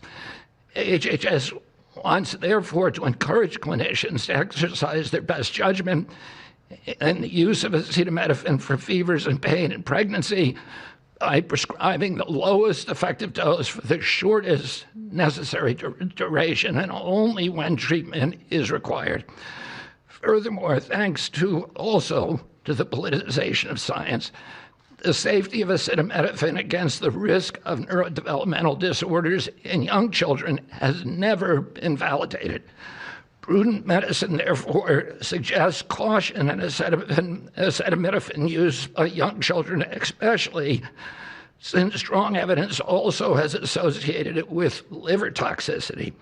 Some studies have also found the use of acetaminophen in children can potentially prolong viral illnesses.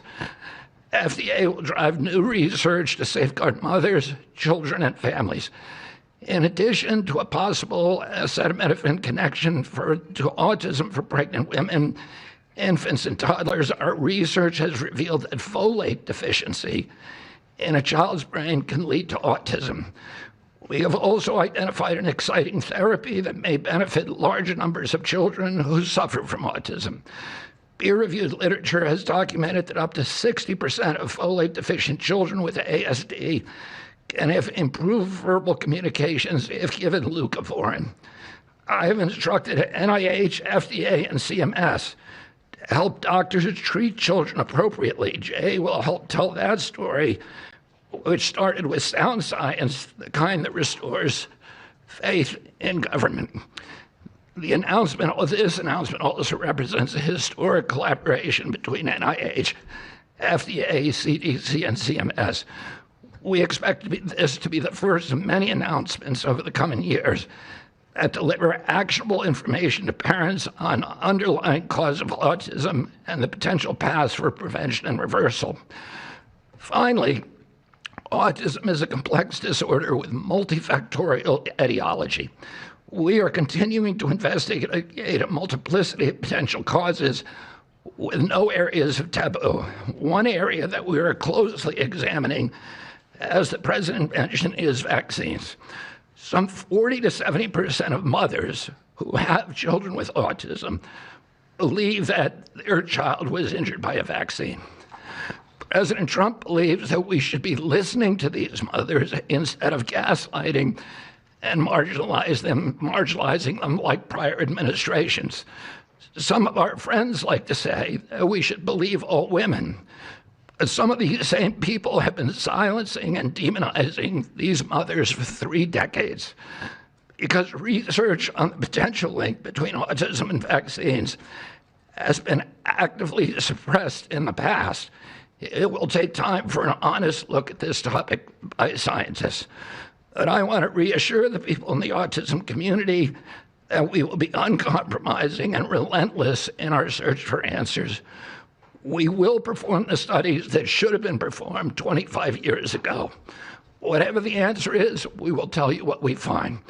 We are researching this issue to all 3 agencies. Jay will discuss one of our research initiatives at NIH.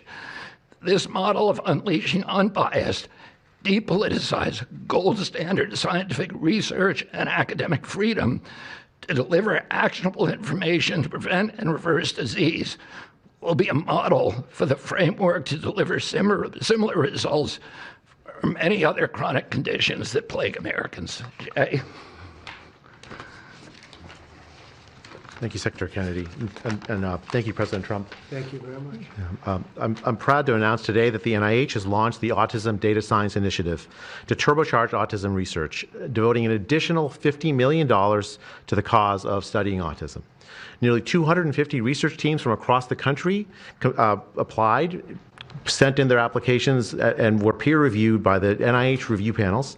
The NIH peer reviewers chose the 13 best projects focused on root causes and therapies, with replication and validation studies to guarantee gold standard science.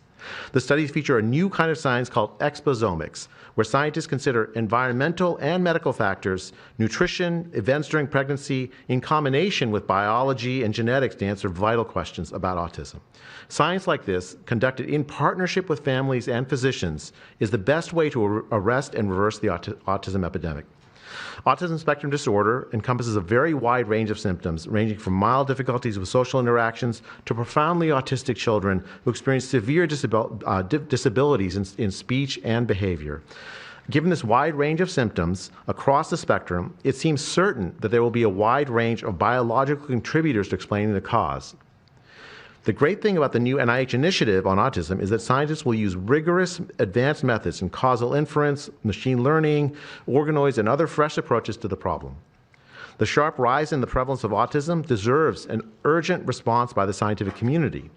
As Bobby said, the NIH has invested a lot of money to study autism over the years, but the research has not produced the answers that families and parents of autistic children deserve, and autistic children themselves deserve. For too long, it's been taboo to ask some questions for fear the scientific work might reveal a politically incorrect answer. Because of this restricted focus in scientific investigations, the answers for families have been similarly restricted, often pointing families to behavioral therapies that don't work for every kid or suggest non-modifiable genetic factors as the cause. But genetics alone can't explain such a sharp rise in autism prevalence over just a few decades, as the president said. In coming months and years, as NIH scientists learn more that can help autistic children and their families, we won't delay.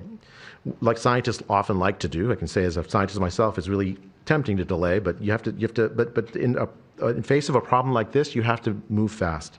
But we will not delay before telling American people about what we find, and we will win the public trust with transparency and rigor.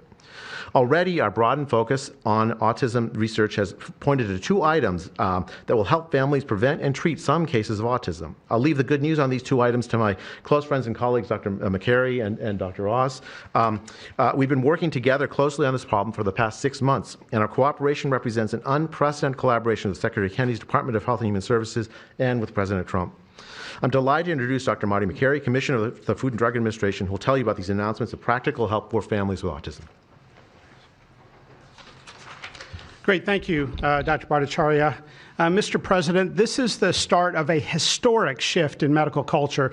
This administration is working together to ask big questions about why our nation's children are getting sick so fast. Too often, medicine is doing small little studies, giving us answers we already knew. But we've got to make a difference. You've given us a charge to identify root causes, and we are not going to stop so that we can end the suffering we are watching. And if you've seen a kid with autism, with severe autism, it's hard to watch. Kids get frustrated, they get angry, they can be crying because they want to speak and they can't speak. It's hard to watch, and it may be entirely preventable. For an epidemiologist, that child is an expanding statistic. But for a child, it can be brutal to have autism. Today, the FDA is taking action to update the label on acetaminophen and sending a letter to all U.S. doctors letting them know about the risks in pregnancy. We now have data we cannot ignore. There's a very large study, the Boston Birth Cohort, with researchers that have, from Johns Hopkins, my former institution, and Boston University, found quote-unquote consistent associations between acetaminophen in pregnancy and autism. And the Nurses' Health Study with researchers from Yale, Columbia, and Harvard looking at 9,000 kids found that acetaminophen use in pregnancy was associated with neurodevelopmental disorders. And 4 weeks ago, a Mount Sinai Harvard study reviewed all the existing literature and found the overwhelming body of evidence points to an association. Sure, you'll be able to find a study to the contrary. That's how science works. But to quote the dean of the Harvard School of Public Health, there is a causal relationship between prenatal acetaminophen use and neurodevelopmental disorders of ADHD and autism spectrum disorder. We cannot wait any longer. And honestly, there's been this perfunctory, reactionary, mindless practice in medicine. I learned it in medical school and residency. Just treat all fevers, low-grade fevers, treat them with acetaminophen. Why? What are we doing? A study out of Hopkins actually showed that treating a fever can prolong the duration of illness in a young kid. Maybe that's because a fever is a body's natural way of ridding an infection. When my wife was pregnant and delivered our son a few months ago, they pushed her to take acetaminophen for a low-grade fever. She said no, and then they looked to me and I said, absolutely no. I'm also here to announce good news. Today, the FDA is filing a Federal Register notice to change the label on an exciting treatment called prescription leucovorin so that it can be available to children with autism. You know, autism may also be due to an autoimmune reaction to a folate receptor on the brain, not allowing that important vitamin to get into the brain cells. It's a fairly established, mature pathway. Again, we have a duty to let doctors and the public know we are going to change the label to make it available. Hundreds of thousands of kids, in my opinion, will benefit. One study found that with kids with autism and chronic folate deficiency, 2/3 of kids with autism symptoms had improvement, and some marked improvement. Mr. President, you told us to do what's medically right, to go bold, and not worry about the corporations and the lobbyists. So that's what we're here doing today. Thank you, Mr. President. Good. Thank you. Thanks, Marty. I think you all appreciate the passion in the President's voice. We've been hearing that since the inauguration. In fact, even before the inauguration, the President was upset about what he spoke to today. And so together with Secretary Kennedy, who's made it his life's work to address some of these challenges with autism, they challenged us. In fact, they were harsher than that. They wanted no silos to break down what the NIH would do, what the FDA would do, what CMS would do. They insisted that the physician leaders bust through the clutter because their agencies had the power if we didn't do what every other prior administration had done, which is to let people function within their siloed environments. Because of that, in historic fashion and a very accelerated manner, we have a response today to the autism crisis. It is the first of several chapters, but this is breaking news. You've heard some of it. The response to the autism crisis is going to continue to come to you under Secretary Kennedy's leadership, and the President wouldn't have it any other way. As you've heard, the FDA, based on NIH research, is approving prescription leucovorin for treatment of autistic children. Now, if you're following the script, there should be two questions that you have, two questions that should come to your mind. The first is, how will patients and parents get access to the treatment? I'll tell you how. Over half of American children are covered by Medicaid and CHIP, government health insurance, over half. And therefore, because they're covered in Medicaid and CHIP, upon this label change by Marty, state Medicaid programs in partnership with CMS will cover prescription leucovorin around the country. It's yours, but you have to go to a doctor to get a prescription because they know your child, they know you, and they know the medication. States will also have tools to monitor its use and ensure appropriate utilization. That's important for a bunch of reasons because we want the right kids getting the right prescription medications. We believe private insurance companies will rapidly follow our lead if they have not already done so. And again, to make sure that this is safe and effective treatment, you need a physician to prescribe the medication because it's on prescription. Second big question. How are we going to collect clinical data to answer the big questions that the President is asking and the Secretary insists that we offer? CMS is also issuing guidance to convene states and existing research networks to support NIH and FDA in their research efforts of prescription leucovorin, while also maintaining the privacy of all patients, all health information of our beneficiaries.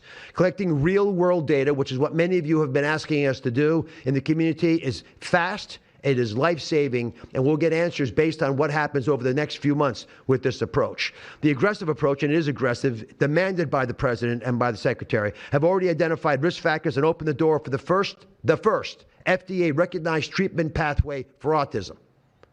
It is the first of its kind, and it wouldn't have happened without the leadership of the President and the Secretary. The fivefold increased prevalence of autism over the past 25 years demands a rapid response. The average clinician, researcher, we spoke to many, thought it would take 5 years to get this data. Parents are unwilling to wait 5 years. The President is unwilling to wait 5 years for these results. So the President and the Secretary are acting today with this tri-agency move. The administration's bold actions investing in groundbreaking research follow the science, They restore trust, which has been lacking, and they will change the trajectory for millions of American families. Mr. President, God bless you for being brave. Thank you very much. So let me introduce Dr. Fink, who's acting administrator, and after Dr. Fink, we've got some wonderful women, Jackie and Amanda. I know it's going to be tough, but if you can make some comments about this historic day, God bless you. Thank you, Mr. President, for this opportunity to speak with all of you today. As a pediatrician and mom, I'm here today to talk about what this announcement means for the millions of moms and dads who are faced with the choice of whether to take acetaminophen during pregnancy. It's hard to hear information that challenges the status quo. We are sharing this information not to confuse, but to empower parents to make the best choices when taking medications during pregnancy. We are all concerned about the rising rates of neurodevelopmental disorders, including autism. President Trump and Secretary Kennedy are dedicated to radical transparency so that patients have the best, most up-to-date information. We are also sharing this information with our nation's doctors, and we encourage you, as always, to consult with your doctor to make the best decision for you. All too often, it's easy to think that medicines we buy without a prescription pose little to no risk for the mom or the baby. As you heard today, pregnant women who need high fever or pain reduction during pregnancy should take the lowest effective dose of acetaminophen for the shortest possible duration. Most women will not meet these indications during their pregnancies. I am encouraged by these developments today because it is another example of our commitment to the American people to leave no stone unturned in improving the health of our nation's children. Next, I'm going to turn it over to some incredible mothers who are going to share more about their stories, and we're so grateful to have you here today.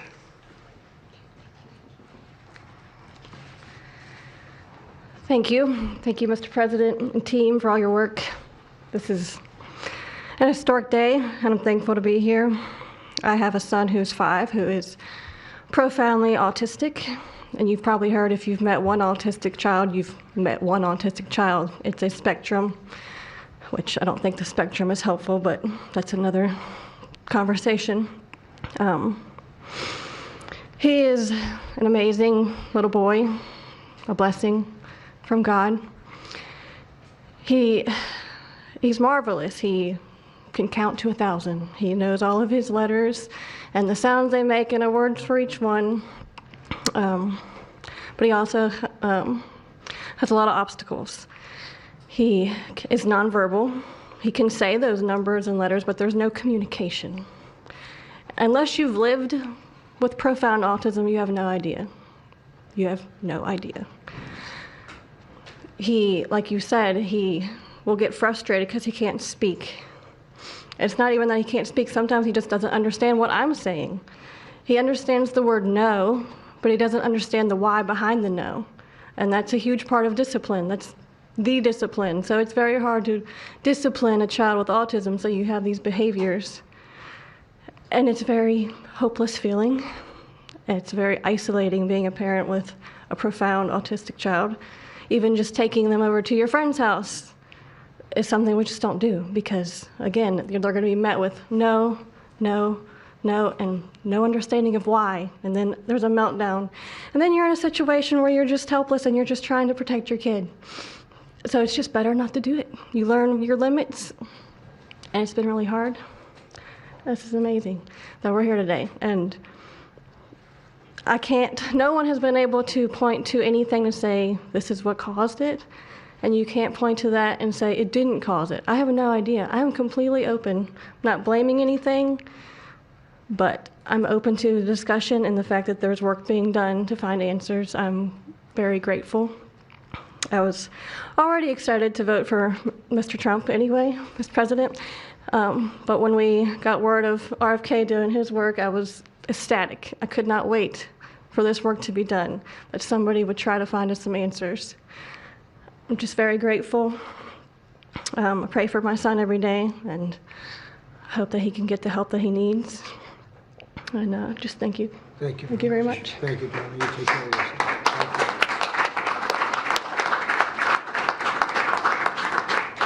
Hi, my name is Jackie. I'm also extremely grateful for the opportunity to be here and share my son's story. My son is Eddie. He's 11. He's on the opposite end of the spectrum from what Amanda just explained. He's considered high functioning. He was not always high functioning. He was nonverbal till the age 4. We've had quite a hard time to get to the place where we are today. I am just so grateful to President Trump and the entire administration for finally listening to moms who have been crying out for help, for answers for years.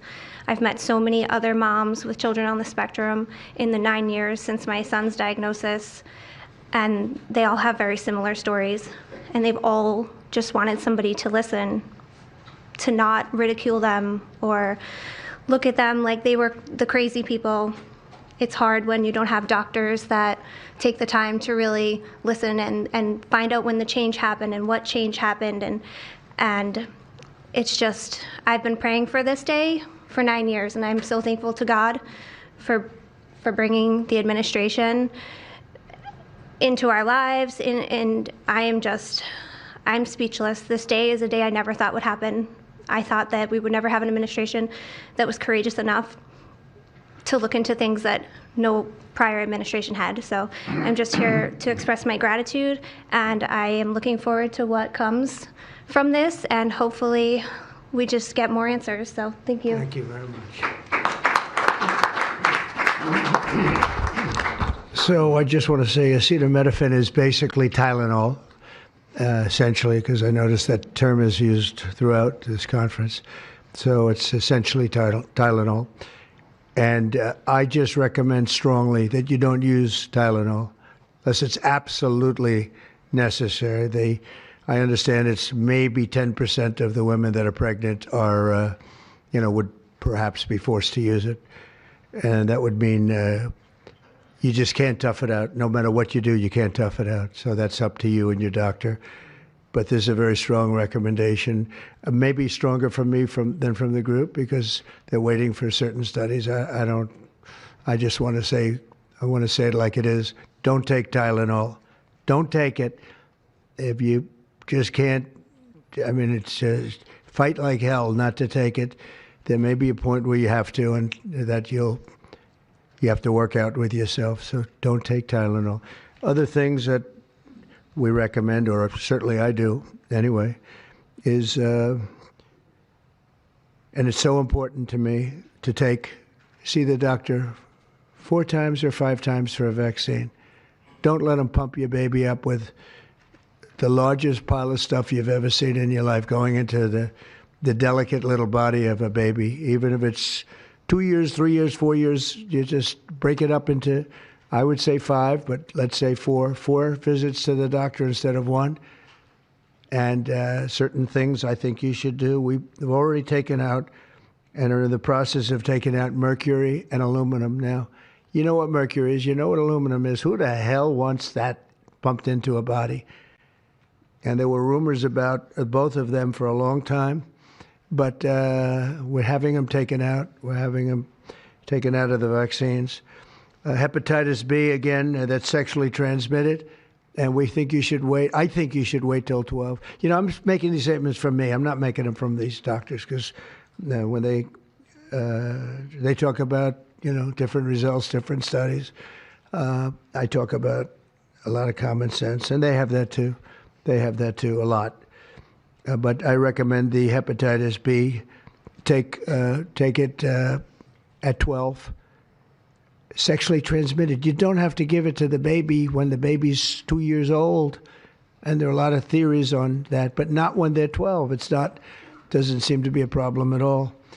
The MMR and the chickenpox. Chickenpox has already been broken out. It's a singular shot, but the MMR is not.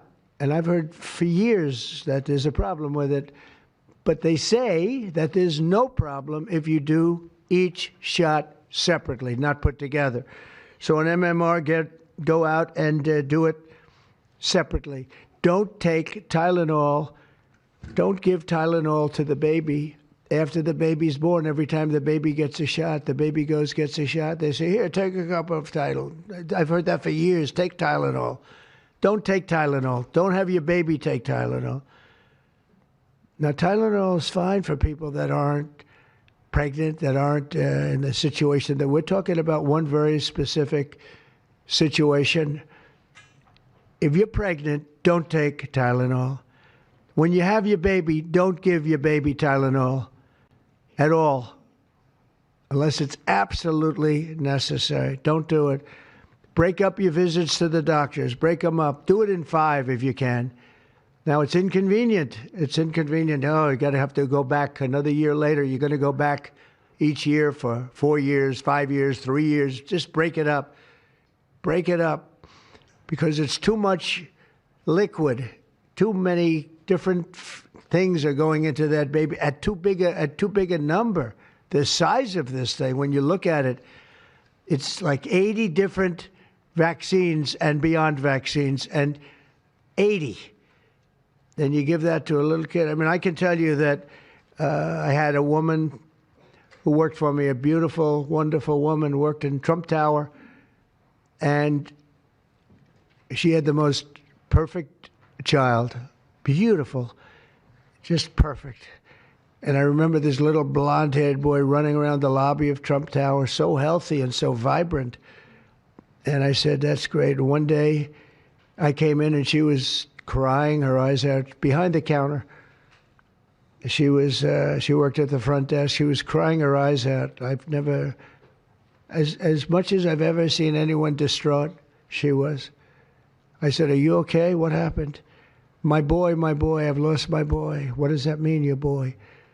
My boy, you know him, sir. You've seen him grow up. He was so beautiful. And I took him for a vaccine, sir. And he developed this unbelievable, I think she said 107, 108. You know, it goes well beyond when this happens. It goes up to 106, 107, 108. You know, we hear 105 and you're in trouble, but it just goes up to a level that you never hear about, but it goes up very high. And it's fried. They get fried. She said, I took him, he developed an unbelievable temperature. And I've lost him, sir. He's gone. And then I saw the boy. It was so tragic to see.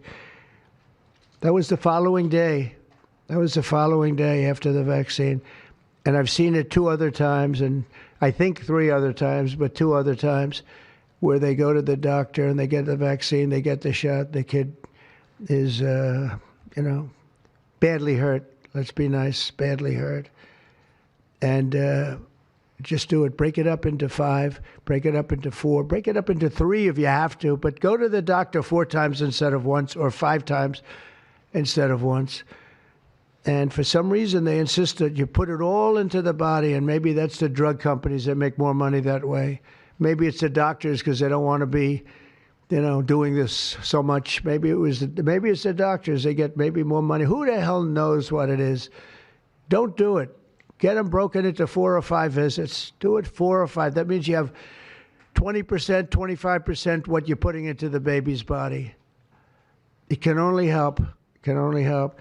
And the other things I told you about, just the word tough it out. It's easy for me to say tough it out, but sometimes in life with a lot of other things, you have to tough it out also. Don't take Tylenol. Don't give Tylenol to the baby. When the baby's born, they throw it at you. Here, give them a couple of Tylenol. They give them a shot. They give them a vaccine. And every time they give them a vaccine, they're throwing Tylenol. And some of these babies, they're long born, and all of a sudden they're gone. And it doesn't hurt not to do it. It doesn't hurt. There's no downside. There's no downside at all. And break up MMR. Break it up. It's practically a known fact that if you break it up, you're not going to have a problem. But for years, we've been hearing how bad MMR is as a combination. And I'm very happy that you broke out chickenpox, because that was really a problem.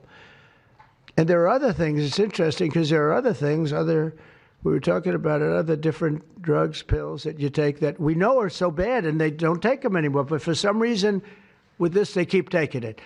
Don't take Tylenol. There's no downside. Don't take it. You'll be uncomfortable. It won't be as easy, maybe. But don't take it. If you're pregnant, don't take Tylenol. And don't give it to the baby after the baby is born. And you know, we have more than 3 years left.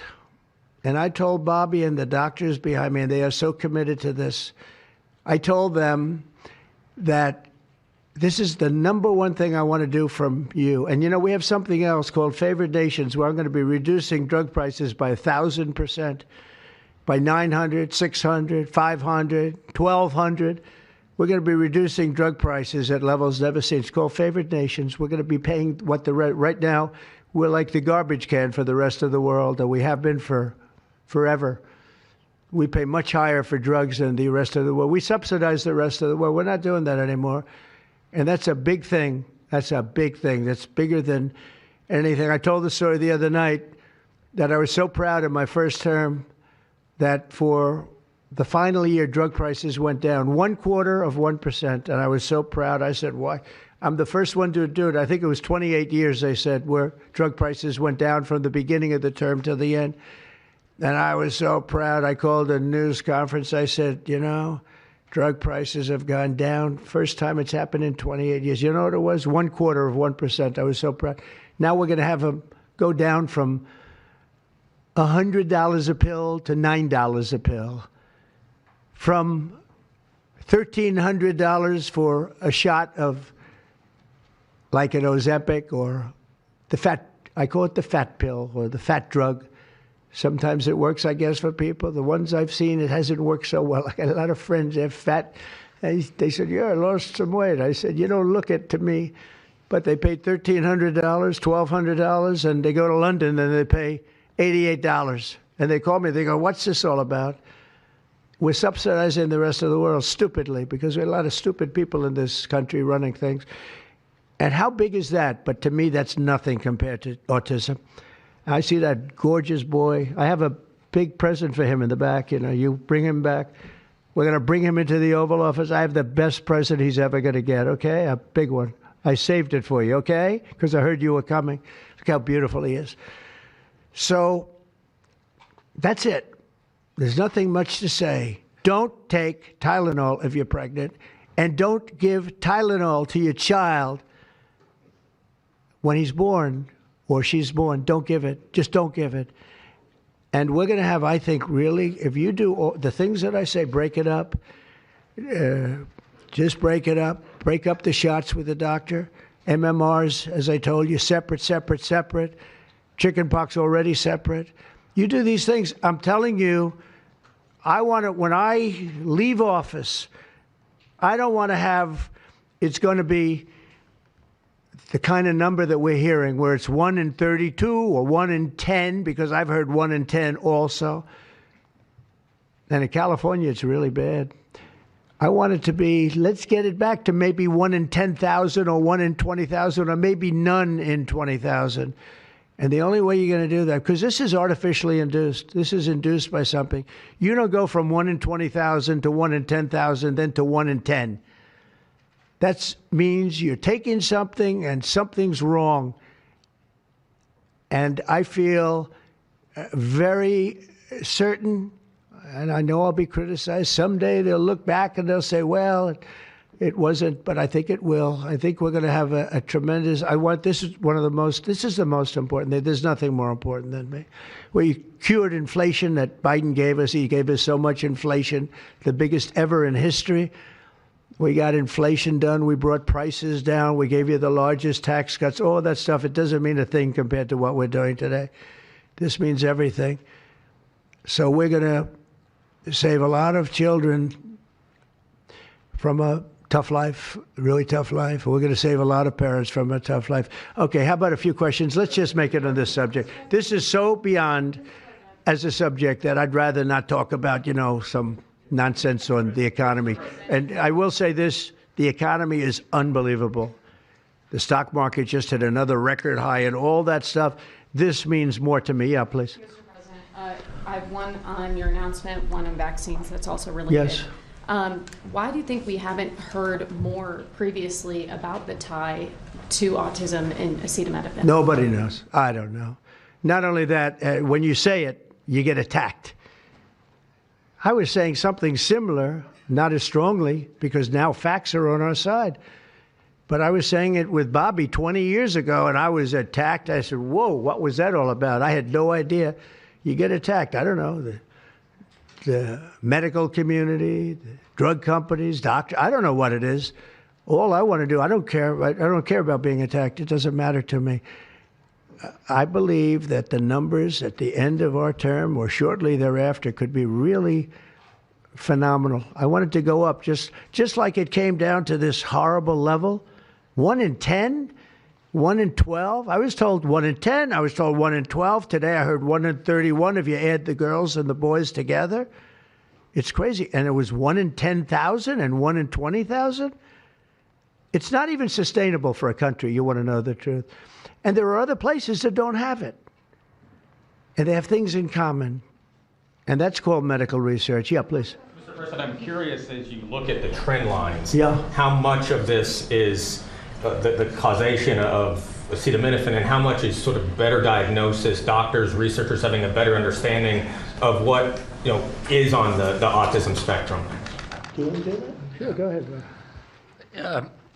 That's one of the canards that has been promoted by the industry for many years, that it's changed diagnostic criteria, better recognition. But there's been study after study done of that completely debunks that. One of them by the Mind Institute at UC Davis, University of California. But also it's just common sense, because you're only seeing this in people who are under 50 years of age. If it were better recognition or diagnosis, you'd see it in 70-year-old men. I've never seen this happening in people my age. I've never seen a case of full-blown autism, and that means profound autism. I want to be very careful.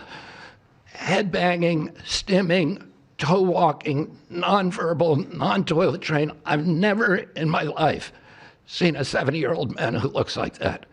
You're only seeing it in the kids. It's an epidemic. Thank you, Mr. President. I was hoping that you could clear up confusion for moms and dads across America, many of whom voted for you. There's a statement that was put out by the American College of Obstetricians and Gynecologists, and in their statement, they write, acetaminophen remains a safe, trusted option for pain relief during pregnancy, and that's at odds with what you said and with what many of the experts say. How do you clear up this confusion? That's the establishment. They're funded by lots of different groups. And you know what? Maybe they're right. I don't think they are, because I don't think the facts bear it out at all. They're fighting for something that, in my opinion, they shouldn't be fighting for. But here's the thing.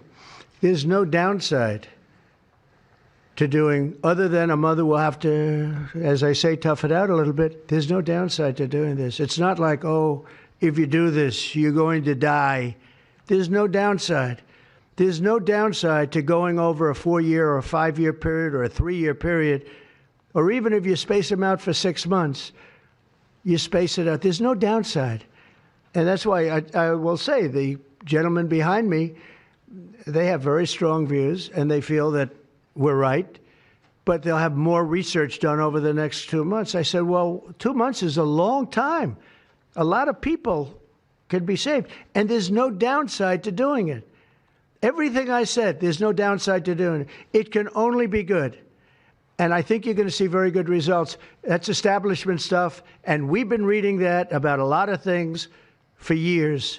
And you know what's happened? We've gone from 1 in 20,000 to 1 in 10,000 to 1 in 32 to 1 in 10. Think of it. 1 in 10 or 12 or 1 in 31. Think of it. 1 in 31 people, young kids, get autism. What is it, Jeff? My question is about leucovorin. You mentioned that as part of your plan. That is also a chemotherapy treatment. Have you been in touch with the drug companies to increase production about that? And I'm going to throw in my follow-up at the same time. Dr. Oz mentioned that this will be available with CHIP, children who are on CHIP. But the big beautiful bill reduced funding for CHIP and Medicaid by $1 trillion over the next 10 years. Are you concerned that that will impact your ability to get this drug out? I'll explain it to you in a second, but please go ahead. Thank you. Thank you. Leucovorin is not a chemotherapy, but it is a vitamin given with chemotherapy sometimes. And the idea here is that the folic acid receptor in the brain is blocked by some antibody response. It might be 20, 40, 50% of kids with autism. And leucovorin will bypass that blocked receptor. And that's why so many doctors are probably seeing so much clinical improvement on kids with leucovorin. So are you going to increase production? Yeah, we've been in touch with the companies, and they are prepared to ramp up production, and we actually talked to them about a month ago. And on your second part of your nasty question, the number is that the great big beautiful bill, which is the greatest, I think one of the best things ever passed in the history, with the tax cuts and regulation cuts and all of the things it does, no tax on tips, no tax on Social Security, no tax on overtime, all of it does. It also gives $200 million, as just explained by Dr. Oz, and I'd like you to explain that to exactly what you're saying. The Big Beautiful Bill actually increases Medicaid spending projected over the next 10 years by $200 billion. There's also a $50 billion Rural Health Transformation Fund, which will allow a lot of these programs to get in the rural parts of the country that the President and Congress are handing to governors to start distributing. Those grants have already gone out. The money will be allocated by the end of this calendar year. And I want to point out that the ability of NIH to do research that feeds and hands the ball to the FDA, which then can change labeling to allow Medicaid programs in states to fund this program, will ensure that the things that President Trump and Secretary Kennedy desire are financially affordable for the families around America. You mentioned CHIP, sir. That's why I asked that question. You mentioned that CHIP would fund this for children. Well, most of the kids are on Medicaid, probably 43% on Medicaid, another 8-10% on CHIP, and all the programs in general are being evaluated. Most of what the One Big Beautiful Bill was seeking to do was to remove fraud, waste, and abuse. But the programs themselves should stay financially intact for the people for whom they were designed, and in this case, for children. And the only thing we cut, so that's $200 billion positive. The only thing we cut was for fraud, waste, and abuse, of which there was a lot in this country, and nobody minds that. Yeah, please. Mr. President, you said that there is no reason to give newborn babies hepatitis B vaccines. But hepatitis B can be contracted not just through sexually transmitted diseases, it can come from needles to open wounds. So when you say you feel, is that appropriate to be telling? I think it's absolutely appropriate. I think they should wait till they're 12 years old. Yes, please. Mr. President, thank you all for being here. You've been talking about reducing autism by spacing out vaccines. Would you like other combined vaccines babies receive to be spaced out like MMRV? What is this again? You've been talking. Speak up, please. Sir. You've been talking about reducing autism by spacing out vaccines. Right. Correct. Would you like the other combined vaccines babies receive to be spaced out like MMRV? I would say yes, but that just is, for me, it's a lot of common sense involved in this. It's a process, but we're looking, but it should at least be given separately. Now, it's possible that you can reduce them and I'd give them in small doses, but it's possible maybe in that particular case, the MMR wouldn't work in small doses, but you can certainly give them as separate shots. It's been proven to be very safe when you give them in separate shots instead of mixing. So I don't think there's any reason to do that. Do you agree with it? I'm not a doctor, but I'm giving my opinion. I don't think there's any reason to do that. So it's been proven to be safe when you break them up. But MMR by itself, I've heard bad things about it for many years. Yes, please. Is the spectrum too broad, in your opinion? For research purposes, you are dealing with a population of children who might have social boundary difficulties, and then you have children who are, going to grow up to be adults in diapers. I mean, what do you think? We don't know how broad the spectrum is. We don't know exactly where it starts and where it ends, but we do know what we're going through. We're going through some very serious trouble, and we know autism. I mean, it could be bigger, it could be small, a little bit smaller, but the number is unacceptable. And the number, the way it's come down, because the spectrums remain the same, the number, the way it's come down is just unacceptable, meaning come down to that level of 1 in 10, 1 in 12, 1 in 31. Mr. President. Go ahead in the back. President, this question is more directed towards Secretary Kennedy. It was talked about that we're just kind of finding out about the fact that babies are affected this way. Is there a concern that information is being suppressed right now within HHS, and could an investigation perhaps be launched seeing any more Well, I think information? information has been really not given out very freely over the years, absolutely. And I think that's by drug companies and maybe doctors, but I certainly think that over the years. I think this is a different group. We have a lot of information. And that information, I mean, it's the information that we have that we're making these statements. And I'm making them out front, and I'm making them loud, and I'm making them strongly not to take Tylenol, not to take it. Just don't take it unless it's absolutely necessary, and there's not too many cases where that will be the case. And again, what's the worst? The worst is nothing can happen. It's very positive. That's a positive thing. But I don't believe I don't actually believe that's possible. I think the results are going to be amazing. I want to see amazing results by the time I leave this beautiful building.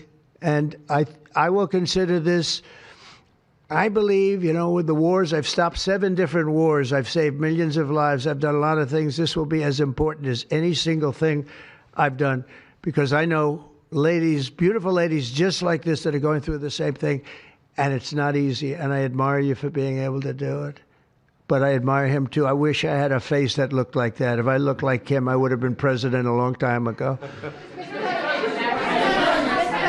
Tylenol is widely used in other countries, too. As you make this announcement, do you expect your decision may affect I hope other they countries? follow it, yeah. I hope they follow it. Yeah, other countries are, sell Tylenol. Some countries don't. I mean, I hear Cuba, now, again, you'll have to check this out, but I hear Cuba doesn't have it because it's very expensive, and they don't have the money to have it, or they don't want to spend the money to have it. They don't have Tylenol, and I hear they have essentially no autism. So you'll have to check it out. Yeah, Brian.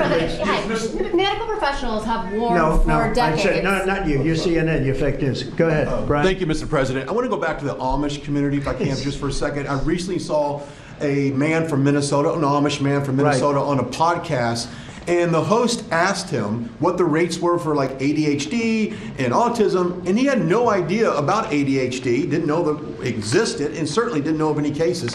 What are they doing? It doesn't exist with the Amish community, and they don't take all of this junk. It doesn't exist. That tells you, doesn't that tell you? That's like, that's like certain countries where it doesn't exist and they don't take it. Would you like to make a comment about that, Mark? The Amish population, a very mixed group. So there's a subset that take vaccines, a subset that does not. And we know they have very low rates of chronic disease all across the board. Please. Thank you, Mr. President. Should the establishment media show at least some openness to, trying to figure out what the causes of autism are? I wish they would, yeah. And why are they so closed-minded? Well, look, it's not only the media, in all fairness, it's some people. When you talk about vaccines, they go crazy. And, I'm a big supporter of vaccines. I got a certain vaccine approved in 9 months that would have taken from 5 to 12 years. I'm very proud of it. A lot of people think it was one of the greatest things I've done, and some people think, mostly Republicans, actually. I'll tell you, the Democrats think it was, they think Operation Warp Speed was one of the greatest things any president has done, any president. It's, we're very proud of what happened. We got hit with something that came from a place that shouldn't have happened, but it did happen. Those things take place, and you're very unpleasantly surprised. But no, I'm a big believer in vaccines. The polio vaccine, big believer in vaccines. I know Bobby and you guys have it out a little bit, but he's a believer in vaccines too. But I've seen how great vaccines can be, how incredible they can be. So I'm a believer. Yeah. Yeah, please. Your comments made about MMR and hepatitis B, and you said those were your suggestions, but have you spoken with Secretary Kennedy about actually making those changes? I have, yeah, I have. I've spoken to all the doctors about it, and doctors that are not here right now. I've spoken to many doctors about everything we're talking about. And, the Tylenol has started to be spoken of over the last period of time, but we've been doing the research. A lot of what they've been speaking about comes from right here by research done by these people. And I just say it again, don't take Tylenol. Don't take it. And don't give it to your child after your child is born. And do all those other things, little things, just spread out your visits, et cetera, on the vaccine. And I want to thank everybody. This is a very important day. Thank you very much.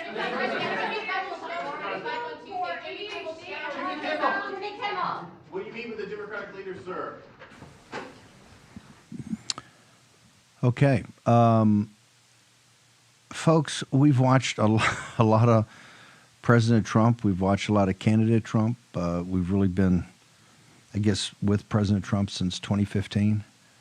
I think that was one of the most important sessions I've ever seen for the President of the United States. Remember, today we were talking that this was, with Mary Holland, this was going to come up, and, we didn't know when the report was coming out. It was a slow walking report. President Trump just dropped bombshell after bombshell. That is going to be studied in years to come. In an hour, he went through and just eviscerated. I think Big Pharma, although at the end he's a huge supporter of vaccines, I don't know if that was my initial takeaway. One takeaway I did write down on my number 2 pencil was do not take Tylenol, which he said about 50 times. I can imagine they're getting a lawsuit ready right now. He said there's no ADHD. This was incredible. Incredible. Do I have, I think I got Dr. Brian Hooker. We're going to go to break in a couple of minutes and start the 6 o'clock show. Dr. Hooker, I'm not sure, do we actually need the autism report now? I guess we got to put the facts out. But did the President of the United States just eviscerate the Big Pharma, sir?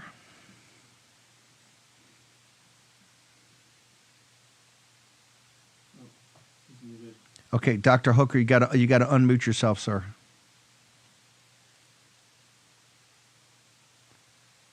Okay, let's go to Dr. Hooker when we get him. Dr. Hooker, got to learn how to work with the technology, sir. Absolutely stunning. President of the United States comes out for the Tylenol, I guess, report. They're going to then talk about, they have a huge roundtable on Thursday that we're going to cover live at Real America's Voice and War Room. It goes from noon to 5 at the Willard Hotel on Thursday with all these prominent experts, including Dr. Hooker. We're going to cover that, and then the autism report was supposed to be the week of the 28th. But right now, I've never seen bombshell after bombshell after bombshell. And President Trump sat there, and I said this when I first started. I told my team, I said, he's going to say before the end of this that he wants this to be remembered as one of his signature, this whole thing with autism, he wants it as one of his signature achievements. Dr. Brian Hooker, your thoughts, sir?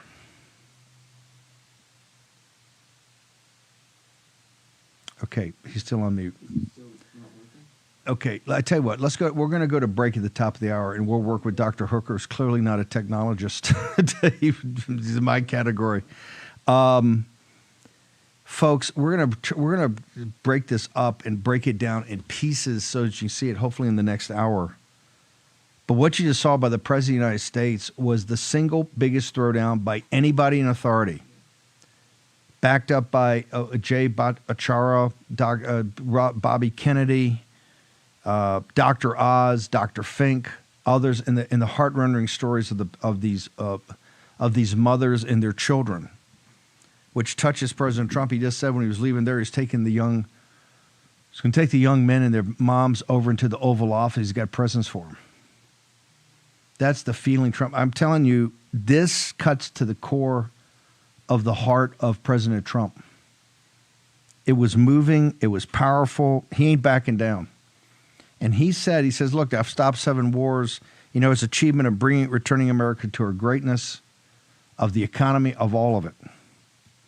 He said right there, when I leave, I believe this may be the most important thing I do, was to stop this basically pandemic or epidemic of autism. And then he threw in about things like ADHD. Everything we've had, the Sheila Matthews of the world on it, and all the and Mary Holland and these concerned mothers and all the work that that the Warren Posse did on the Pfizer documents, the Pfizer papers, right? And Naomi Wolf, everybody. President of the United States went out there. I mean, he went Bobby Kennedy on steroids. It was like Rambo Bobby Kennedy. I've never seen anything like it. This was one from the heart. Incredible. You want to talk about a guy who'll stand up against the powers that dominate Washington, D.C.? Remember I told you all they know is to play smash draft? Well, hey, like Mike Tyson says, everybody's got a strategy till you punch him in the mouth. Donald Trump just took Big Pharma and he punched him right in the mouth. What do you call it? A vat? Don't give the baby a vat of like 70 or 80 vaccines? Stunning. Then he gave him a pat on the head at the end and said, well, I really like vaccines. I don't know. One thing I do know, President of the United States, I think, pretty focused on do not take Tylenol. That's a quote. Tylenol lawyers don't come after poor war room. Check in at 1600 Pennsylvania Avenue. The Commander-in-Chief of the United States Armed Forces. Incredible. We're going to be back. We're going to break all of this down. Dr. Hooker, his microphone will work. I promise you. We're going to also go out to TPUSA, talk to Mo Bannon. Next in the War Room. Fellow Americans, did you know a war is being waged right now for how you spend your hard-earned dollars? Over 100 countries worldwide are preparing to switch to a digital currency. Now, this means cash will be replaced by money governments can monitor and track. This tracking makes it possible to collect data from every purchase you make and the ability to decide what you can buy and when you can buy it. What's more, your assets can be frozen or even seized. I'm appalled at such an assault on financial privacy.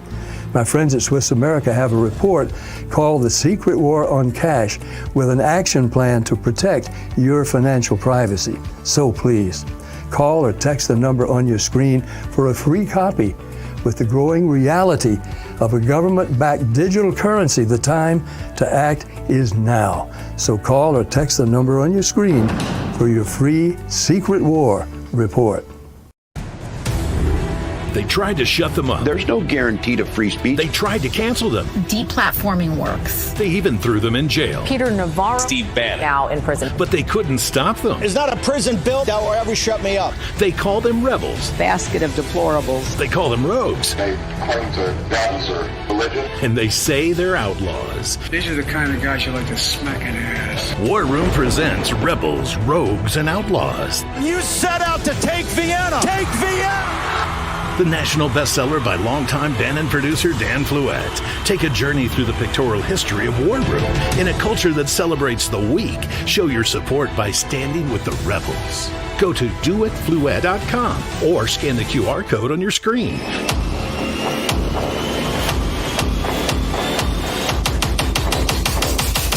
Use the code RAV20 for 20% off your order. Stand with the rebels and never back down.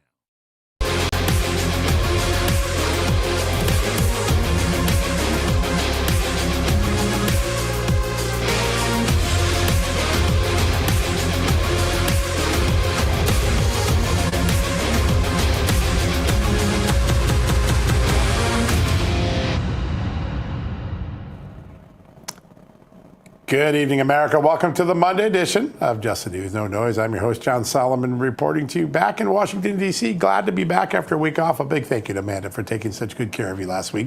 I have to start tonight with the moving memorial TPUSA put on for its founder, Charlie Kirk, yesterday. The incredibly inspiring words of Charlie's widow, Erica Kirk, who is taking over as CEO of Turning Point USA to continue Charlie's work, all that we valued in that work. TPUSA says the event reached millions of people around the world yesterday. There was one moment, no moment quite as important as this one, when Erica said she forgave Charlie's alleged assassin. Listen to the powerful moment. That young man, on the cross, our Savior said,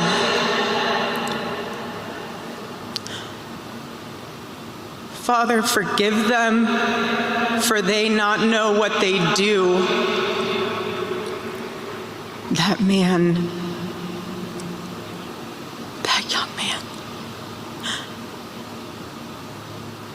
I forgive him.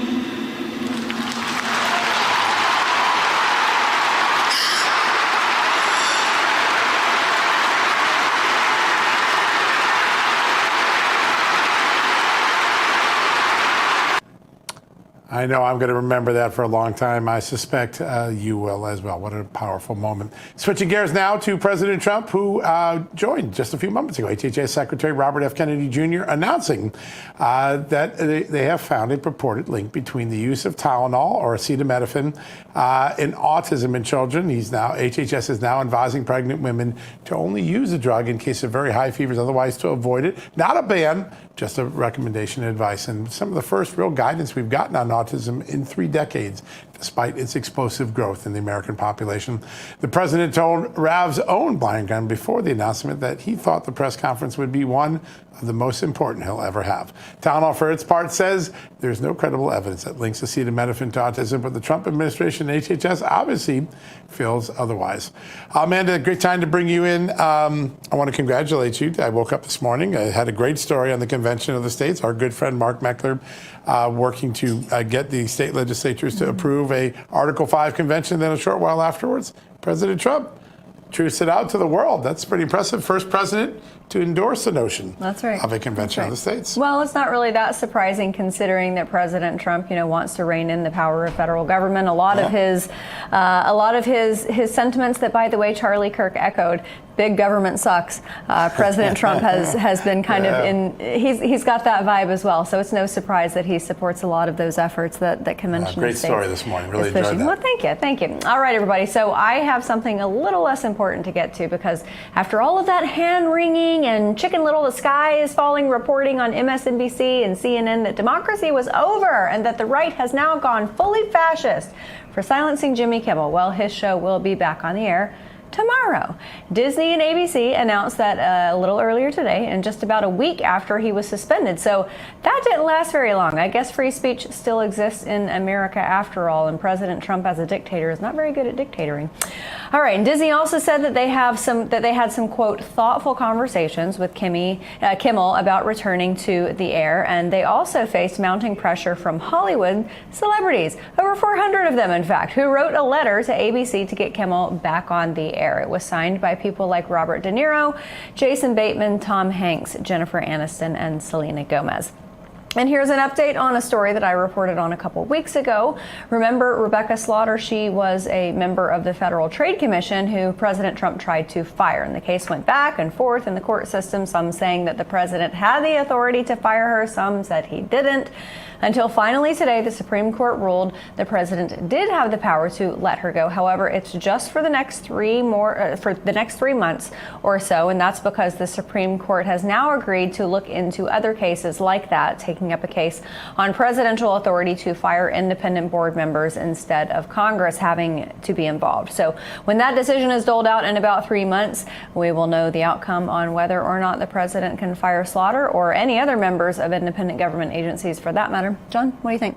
Oh, I think people at the Federal Reserve are watching this one really closely. That's a big moment, historic case to take on, and the justices are going to weigh in. I think we'll get some guidance on what the president's authorities are. If they reverse this, it'll be a change for the Supreme Court, because decades ago, they suggested the president should defer to Congress, who had confirmed and advised and consent on these appointees. So important stuff. I'm tired of, and I think a lot of Americans are, this normal hostage-taking event we have in Washington 2, 3, 4 times a year called government shutdown.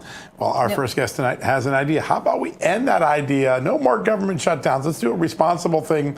Joining us from a great op-ed he wrote this morning in the Wall Street Journal, the great senator from the state of Wisconsin, and our good friend, Senator Ron Johnson. Senator, great to have you on the show. Well, John, hello, Amanda. All right. I read this op-ed. I love it. I was nodding my head all the way through. It is ridiculous that we have to go through this hostage taking every 3 or 4 months so that big spenders can keep big spending going in Washington. Tell us about this law and how it could change the arc in Washington. Well, since I got to Washington in 2011, we've had 3 government shutdowns, 55 continuing resolutions to fund the government. We've had 12 increases or suspensions of the debt ceiling, allowing our debt to grow from $14 trillion to over $37 trillion. Obviously, the federal government funding it is completely out of control. And there's just a simple solution in terms of at least ending a part of that dysfunction, just passing a bill that would automatically fund the government, rolling 2-week continuing resolutions. You would take away all the drama, all the turmoil, so we could focus on the areas of agreement. If you want to fund Veterans Affairs, go ahead and fund that. Then you can start handling over different departments, but we wouldn't have this dysfunction. And quite honestly, you upend people's lives. You create a great deal of uncertainty. Coast Guard, members of the Coast Guard, other agencies don't get paid during this time. It's ridiculous. It's what we do in Wisconsin. If you have such dysfunction, you don't fund government. You don't shut it down. You just fund it at last year's levels. It makes complete sense. We'll see exactly who votes against this. We'll see exactly who wants a shutdown for political advantage. It's not Republicans. It'll probably be the Democrats. I bet you're right. But, sir, Democrats were already circulating their memos on how they could blame a government shutdown on Republicans. You're just throwing water on their fire. But seriously, I want to ask you about any of the conditions for this to happen, because I know in years past there have been other versions of this, bipartisan, with you included, by the way, that have requirements as far as having to stay in Washington and things like that. Is there anything like this in the bill? No, mine's completely simple. It just establishes 2-week rolling continuing resolutions, so you can get to work without having to worry about those artificial deadlines. And quite honestly, people argued convincingly that if you create other deadlines, it just puts pressure to spend more money, because that's always the end result. Okay, you want $1 billion more for your deal? Give me $2 billion more. It's what the Democrats are doing right now. Oh, we'll give you a 4-week continuing resolution, 4 weeks, but in exchange, you have to spend another $1.5 trillion. That's the Democrats' opening negotiation stance. 4-week CR, we'll still have the same cliff in 4 weeks, but just skip 4 weeks, we demand $1.5 trillion in spending. They view that as a serious negotiation because they can count on the legacy media to back them up. Yeah, no doubt about it. I want to turn to the big announcement today. You have done such enormous work to bring us transparency inside the public health institutions that often don't give us that transparency. Today, Robert F. Kennedy Jr. and President Trump announcing that there may be a link, a may is a key word, be a link between acetaminophen, the key ingredient in Tylenol, and autism, and they're urging pregnant women to avoid using it. Your thoughts on how they went about handling it, and also how the media has sort of overstated what the president has done today. Well, this is what high integrity science is all about. So the majority of studies show there may be some kind of link to Tylenol. There's a number of studies that says there is no link. There's a couple studies that say it's actually protective. So, what do you believe? It's really up to individuals to get that information, make that risk assessment on their own, informed consent, and then hopefully have the federal government and other people do more research, see if you can come up with a definitive answer. This is not the be-all, end-all. This isn't the cause of autism. It just indicates that maybe in certain situations with a low vitamin count in one particular vitamin combined with this, that may be one of the factors in autism. Again, it's just cautionary. It's how science needs to proceed, with modesty, understanding that what we don't know probably exceeds what we do know.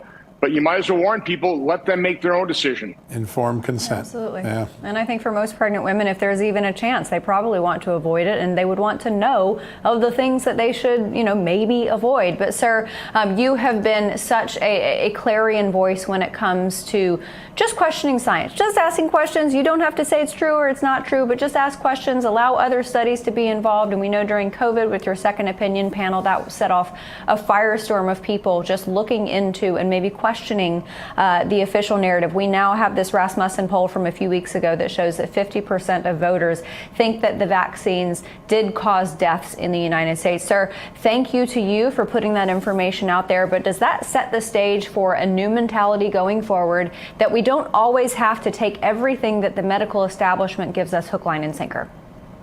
First of all, a one-word definition of science is skepticism. It wasn't that many centuries ago people thought the world was flat. That was the scientific consensus. It was wrong. So we always need people, pushing the envelope and asking the serious questions. But the Rasmussen poll just indicates what people saw with their own eyes. I certainly tried to alert people that the VAERS report was certainly showing something that ought to concern our federal health officials.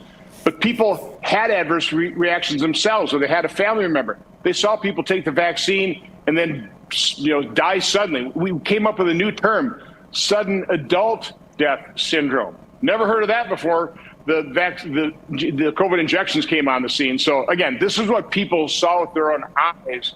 And that's one of the reasons that I think you have such a low uptake of the COVID mRNA injections. People are concerned because they witnessed it, they saw it with their own eyes. Yeah, so very important for us to learn this change that's going on. Do you think the public health agencies are beginning to change the mentality, that transparency, abundance of caution, giving information to the public before you know there's a connection? Is that taking root, or do you think it's a few people trying to get it done and a large resistance behind it?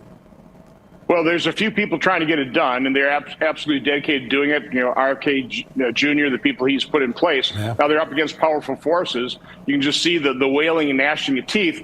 But the last week's ACIP meeting, we started showing real science. The people that were, just pro-vax, with religious-like zeal, they were pushing back on it. But, for example, Retzov Livia just asked, well, show what science are you talking about? What studies do you have? We've got all these studies that show there's a problem here potentially. Where are your studies? They just went back to, well, you got to listen to the experts. I think we listened to the experts during COVID, and that's one of the reasons people have lost trust, because they are experts like Anthony Fauci that just lied repeatedly to the American public, and we knew he was lying to us. No.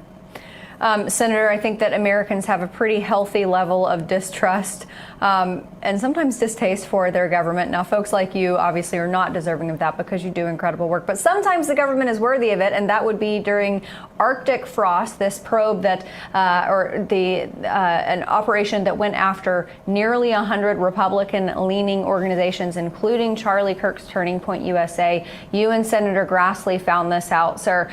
We were told that this was not going to happen again after Lois Lerner and the IRS, and yet here we are with another Democrat administration doing the same thing. Well, we got this information from a whistleblower, and I'm not holding Kash Patel accountable because he doesn't even know where all these documents are hidden. So we need people who know within these agencies that have integrity to come forward and bring this to the public's attention. But no, this is an indication that the lawfare wasn't just targeting Donald Trump. It was targeting basically half of Americans of America, who Joe Biden said that if you voted for Donald Trump, you're basically a suspected domestic terrorist. So they cast a wide net. What we don't know is, what did the FBI do with this list? I mean, exactly how did they go about targeting some of these groups, which, by the way, not only included Turning Point USA, but the Republican Attorneys General Association was on this list as well. So, no, there's a lot more to be revealed. Good news is this administration, the people that President Trump has nominated and got confirmed for these positions, they want radical transparency. But again, the deep state is pervasive. They don't give up their secrets easily, even when you have a Republican president and his appointees in charge. Yeah, great point. So we've got about a minute left. I just wanted to get your take on what we all witnessed, millions of people across the world watching the Charlie Kirk memorial yesterday. What do you think most took away as the most powerful message? It's, Erica Kirk's, unbelievable statement of forgiveness. Yeah. Quoting, Christ on the cross, Father, forgive them. They know not what they do. And then saying, I forgive that young man, which means we ought to forgive him. Now, you still have to punish crime. But again, I think she led that example. We don't respond to hate with hate. We respond to hate with love. That is the Christian message. That is a message that has survived millennia. And that's the message that you see with Republicans and conservatives. You didn't see riots. You saw prayer vigils. That speaks volumes. Yeah, great point. Yeah. That's a great point. Senator, as always, a great honor to have you on. Folks, go check out the extraordinary op-ed he wrote in the Wall Street Journal. To everybody in Washington is talking about it. We'll be sure to get you on real soon, sir. Have a great day. Yeah, you as well. What a great interview. All right, folks, a quick break. When we come back, you're wondering what happened to the January 6th investigation. We got the answer. The chairman of the new January 6th subcommittee, Chairman Barry Laudermilk, will join us for an update right after these messages.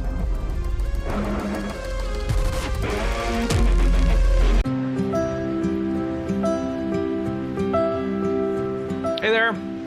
Hey. Hey there, how are you? I'm with Disabled American Veterans. I was wondering if you had a quick minute to thank America's veterans for their service and sacrifices. Of course, why not? Oh, sure.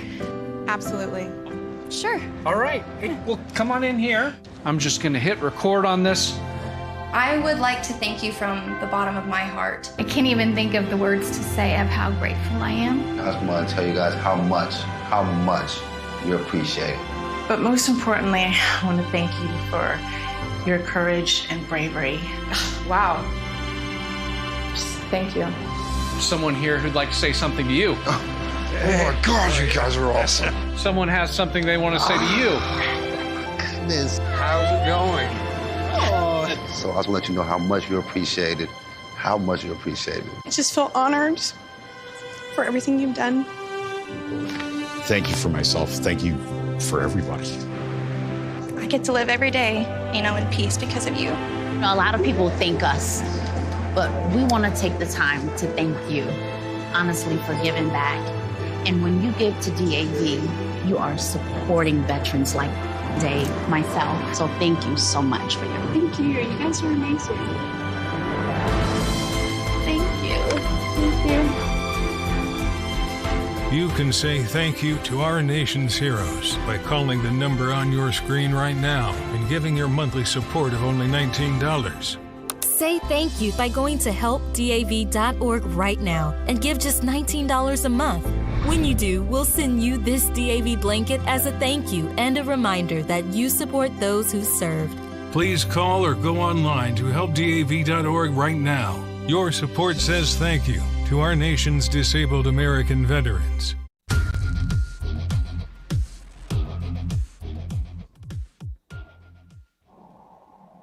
Welcome back to Just the News, No Noise. There are a lot of things that this new Republican Congress still needs to get to the bottom of. And when it comes to weaponized justice, there's no shortage of things the Biden administration and congressional Democrats may have acted inappropriately on. One of them, of course, was the old January 6th committee.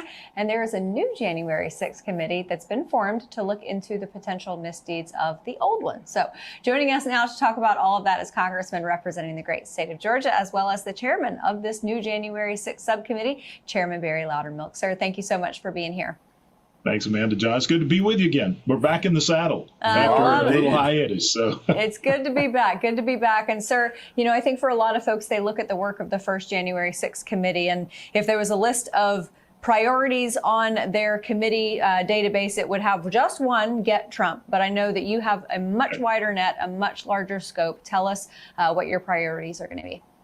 Well, we're going to pick up where we left off last time, which we were on a quest for documents that clearly were not preserved. I know that there's been a lot of questions and PolitiFacts out there of whether documents were deleted. I never accused anyone of deleting documents except for some videos that they pretty much admitted they had deleted, but clearly documents were missing. And, we were able to recover a significant number of the documents that were not preserved by the original committee. So we're going to continue on that quest, because just from the documents that we were able to obtain during the last committee, were very revealing of the mission of the original Select Committee, Pelosi Select Committee, which was do whatever you need to do to lay the blame at Trump. Don't let facts get in the way. And in fact, that when facts did get in the way, they just decided, well, we'll move those documents out of the way and not preserve them. Mm-hmm. And so we were able to uncover there was a predetermined narrative. There's no question about it.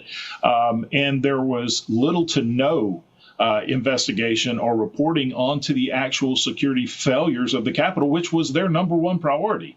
But they just decided to ignore that. So we're going to be looking at that as well. Not just who was it that got into the Capitol, but how was an unarmed mob able to overcome U.S. Capitol Police, Metropolitan Police, and get access into what should be one of the most secured capitals or buildings in the nation?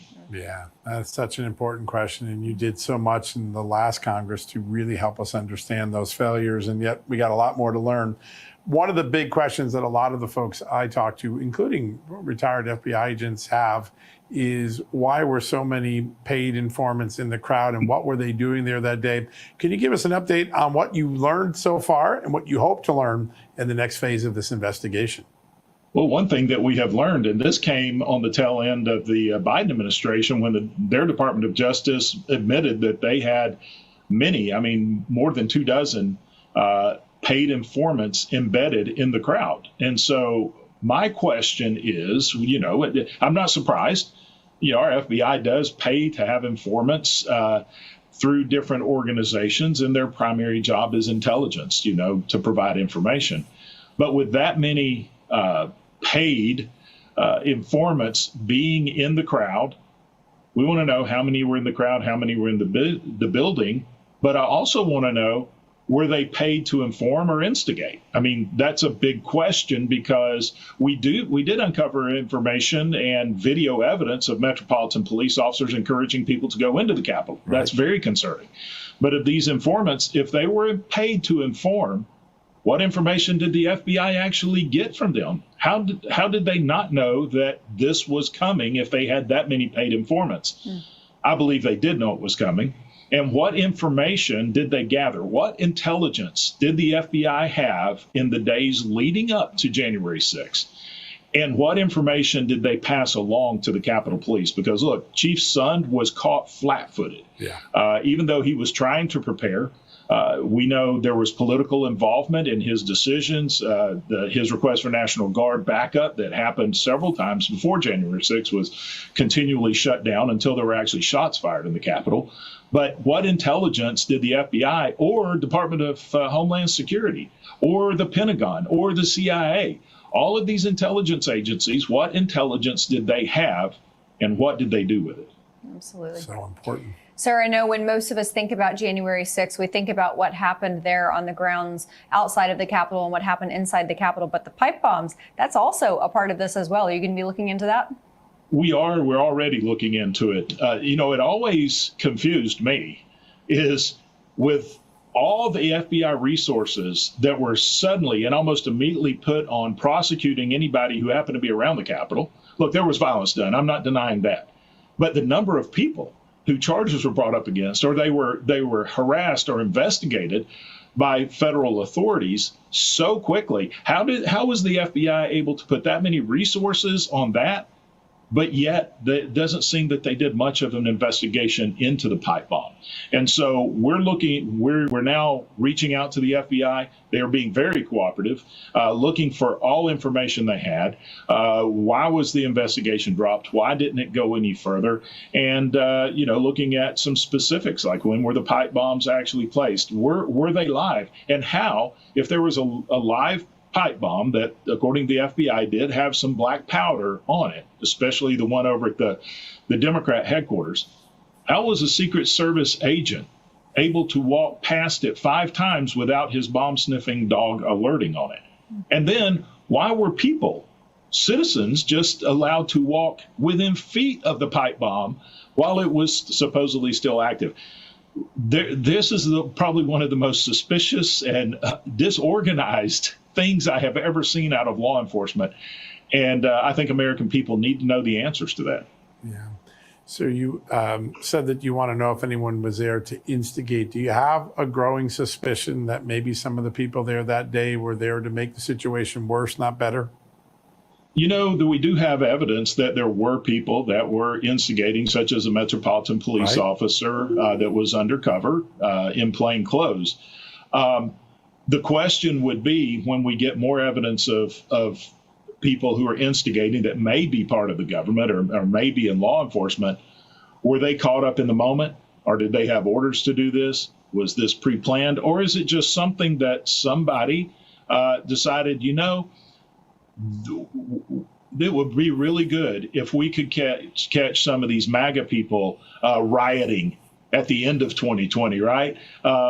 Not necessarily thinking they're going to get into the Capitol, but maybe, and this is, one theory we're working on, as we're working on several theories, was this just allowed to play out for political reasons? So we're researching the entire gambit. We're going to follow the facts and draw our conclusions from facts, not just from political expediency, because America has already been through that with the original Select Committee. They sure were. Mr. Chairman, we've had many conversations with you about the one-sided nature of that first January 6th committee. I imagine that's not going to be the case this time around. Tell us who all is going to be on that committee.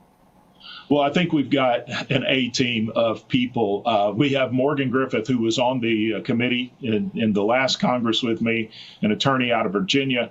He's a great guy, very smart, knows the law very well, and he was invaluable to me in the last committee. He sat down and read through transcribed interviews that we were able to obtain from these different agencies. I mean, this is a committee where we weren't just relying on staff to do the work. We were locked in doing the work ourselves.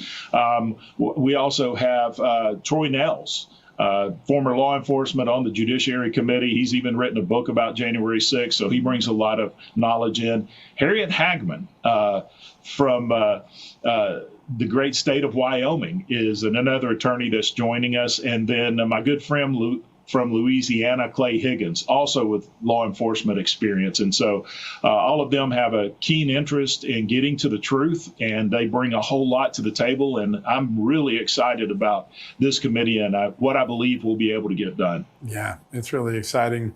Sir, we just lived through a rather heart-shaking time with the assassination of Charlie Kirk. You've written a book about all the times that prayer has played an important role in our national experience. Tell us about it and why you chose to write it. Well, you know, we're coming up on our 250th anniversary as a nation. And if we want to go another 250 years, we need to look back and see what preserved us for the original 250. And if you go and look, there is no doubt that God, through divine intervention, has played an important and incredible role in preserving our freedoms in our nation. Look, there's been numbers of books written written about the Revolutionary period, especially when George Washington, his first act as president was to declare a national day of thanksgiving and prayer, acknowledging all the great acts of divine providence that happened during the War for Independence. Benjamin Franklin mentioned it at the Constitutional Convention. It was just something everyone knew, but God is governed in the affairs of men, as Benjamin Franklin said, throughout our entire history, all the way up into the current time. In fact, I gave President Trump the first copy of the book just before it was released to the public. And I told him that this was a book about divine providence, and I knew he had experienced that, and he pointed his finger to his ear, and he said, Barry, if God hadn't told me to turn my head when I did that day in Pennsylvania, I wouldn't be here today. And so he acknowledges God's providence. And, you know, Charlie Kirk, that's what he talked about. And was God is hands upon this nation. And so I released this book July the 4th to reintroduce these concepts to the American people. And it's not written as a documentary. It's written in story form. So instead of just reading about Washington and Valley Forge, you're there in Valley Forge with George Washington. We got more than 10 years of research into these stories. They're very factual, based on all factual content, but these stories go from 1746 all the way up into the 20th century. And I think it's really important for Americans to understand their true heritage. Absolutely. I can't wait to get my hands on that book. Chairman Barry Loudermilk. They prayed. Yeah. Yes, and then they prayed. Thank you so much for joining us, sir. All right. Thank you both. Absolutely. All right, everybody. Next, some new reporting for you on DEI in the military. How can we finally get rid of it? That's next. Hey, folks, I knew we all have two ages, our actual age and our body's internal biological age. What I didn't know is I've likely lowered my biological age without even knowing it. Here's the thing. Because Americans eat so many processed foods and not enough fruits and veggies, many are 10 plus years older on the inside than their actual age, and that is a ticking time bomb. Major university study suggests how to slow aging and diffuse that biological time bombs. Participants slowed their aging by drinking Field of Greens. That's all. They didn't change their eating, drinking, or exercise, just took Field of Greens. Each fruit and vegetable in Field of Greens was doctor selected for specific health benefits: cell health, heart, lungs, kidney, metabolism, even healthy weight. I feel great knowing Field of Greens can slow how quickly I'm aging, and I encourage you to join me. Swap your untested fruit, vegetable, or green drink for Field of Greens while there's still time. Check out the university study and get 20% off when you use the promo code JUSTNEWS at fieldofgreens.com. That's fieldofgreens.com, promo code JUSTNEWS. Oh. Hey, did you find the manual? Yes, of course I found it. No, I need that. Summon Dale! Who's Dale? A real human. I'm Dale. American Home Show now provides video chat with live repair experts for home fixes over the phone. Let's go fix that oven. Okay, Dale. I need my phone back. Fix it over video chat with American Home Shield. Sign up today at ahs.com. How does the world's most trusted dog expert keep his own dog so healthy? Hi, I am Cesar Milan. In my 20 years rehabilitating dogs, I've seen too many struggle with health problems that no amount of training could fix. Then I discovered it wasn't the dog, it was their food. Fortunately, I found veterinarian Dr. Marty's anti-kibble breakthrough. Nature's Blend is packed with whole foods that are freeze-dried, locking in nutrients. I saw remarkable improvements in my dogs within weeks. Try Dr. Marty risk-free for 90 days. Plus, get a free gift when you call or visit drmartypets.com/Caesar. Did you know that thousands of authors across the country have written books and published them with Page Publishing? If you've written a book, Page Publishing can help you through the process. We cut through the confusion of the publishing world to make it easy for you. If we decide to publish your book, your work ends and ours begins. From copy editing and proofing to typesetting and book cover art, we get you printed, distributed, and sold on Amazon, Apple iTunes, and in bookstores across the country. We'll even help you promote your book. That's right, we do all this for you. Biography, self-help, mystery, novels, sci-fi, even a children's book. No matter what genre, Page Publishing can bring your book to life. Call today for your free author submission kit and find out how you can be the next published author at Page Publishing. Call for your free writer's guide, 800-319-0257. That's 800-319-0257, 800-319-0257, or scan the QR code now.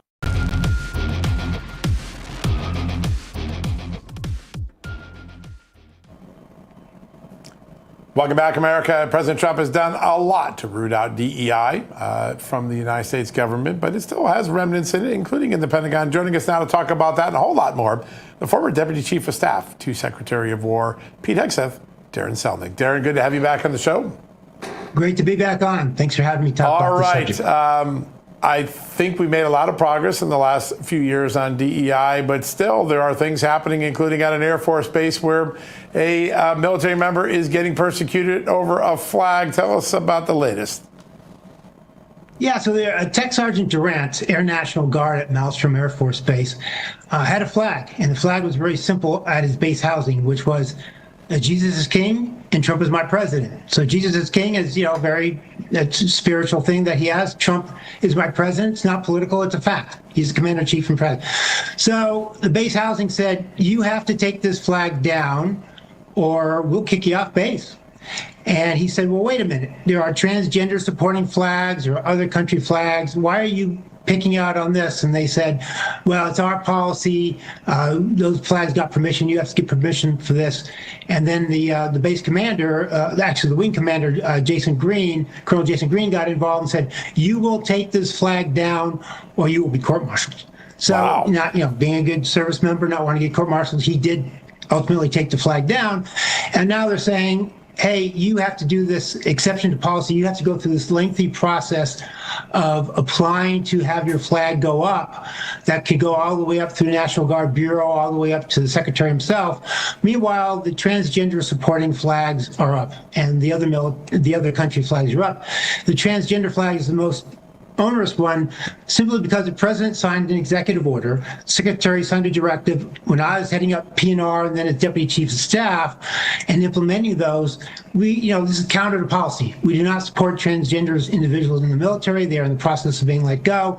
And yet here we have a statement that goes counter to commander in chief, counter to the secretary, Hegseth, and policy, and they let that flag go up. So as we learned, the deep state goes all the way down, and you got to root this up. Constantly, this stuff will come up, and I appreciate the tech sergeant flagging this for me and me getting this information to the secretary and to the head of public affairs. Yeah. Absolutely. Is there or has there ever been any type of blanket policy on expression on a base like this? Well, that's run by base housing, and their basic policy is you will have the standard flag, but you can have other flags we will make exceptions to. So, I mean, you don't want any, you wouldn't want a Nazi flag, for example, right? So that makes sense, but they're not applying it consistently. So if you support the president, you can't have a flag. If you do your religious statement of supporting, Jesus is king, can't have a flag. But if you support the DEI woke stuff, then you can have a flag. And so it's kind of backwards because you should have gotten rid of the DEI transgender flag and not the flag supporting the president. And so it's all kind of backwards, and this is the kind of stuff that has to be stopped. This is why we set up validation teams to go out and do the stuff. And look, I dealt with this kind of stuff when I was at DOD and at the Navy, having books and stuff like that at the Naval Academy and stuff like that. So it's constant. It takes a while to root this out. I've done a great job, but this is stuff that comes up, and that's why social media is so important in identifying these things. Yeah, no, it is. It's an amazing tool for figuring it out quickly. I want to turn to a little bit of foreign policy. You have vast experience in the security world. Canada, Great Britain, and France, we have our allies all recognizing a Palestinian state still under Hamas control. A lot of people I've talked to say this seems to be rewarding the terrorist attack on October 7th. Your thought on what message it sends, and also what Canada, France, and Great Britain may be up to, because I'm not sure I understand the end game here. I'm not sure they understand the end game. I think, all disclosure, I'm Jewish, so I have a little bit of skin in the game with Israel. Sure. But on a purely national security policy, President Trump has set the way to do this. And Hamas has thumbed their nose, and so yes, Hamas is going to feel like they're being rewarded. I'm sure our friends with Canada and Great Britain and France, whatnot, think, hey, this is a way to push Israel, but it's not a way to push Israel. The only way to really get rid of Hamas is to get rid of Hamas and to follow the lead of President Trump. And so this is counterproductive. It will just extend the war. It will extend the suffering. It will extend loss of life, and it will do nothing for the Palestinians. And what if the Palestinians want to have a state in the future? They have to prove they're good neighbors first. Going out and killing 1,500 Jews on October 7th the other year is not the way to prove it. They've done nothing but trouble. Hamas has to be fixed. They have to be getting rid of. And then you can go ahead and eventually, potentially, establish a state of a peaceful neighbor. President Trump has the ideal plan to rebuild it into a beautiful state. But first, you got to get rid of the cancer, and that's Hamas. Yeah, it makes a lot of sense. And the United States has a policy of not negotiating with terrorists. And I would go so far as to say this is even more than negotiating. This is caving to terrorists. Do France and the UK and Canada not have a similar mentality when it comes to dealing with terrorists? I think ultimately they don't. I think if you look at those countries, you'll know that they're kind of woke DEI countries themselves. They have a leftist bent, especially Canada. Look what they've been doing, and so they kind of look at it like the way a lot of our college students look at it. The poor Palestinians, the Hamas, they were treated badly, and I think they're just trying to assert their authority and power as independent countries, and so they're kind of sticking it to the president subtly, and think that they're doing something that's going to work when it's going to backfire. So no, I don't think they have the same worldview and mindset that we do, and that's caused a big problem. And that's why the United States is the leader. That's why President Trump is the leader in this, and they should be following his example. Yeah, such a good point. Darren Selnick, always great to have you on the show. Thanks for joining us today. Thanks so much. Yeah, Appreciate great it. Conversation. All right, folks, after the break, more on some European countries like France and England recognizing a Palestinian state. It's a head scratcher. We're going to talk to an expert about it and continue that conversation right after these messages.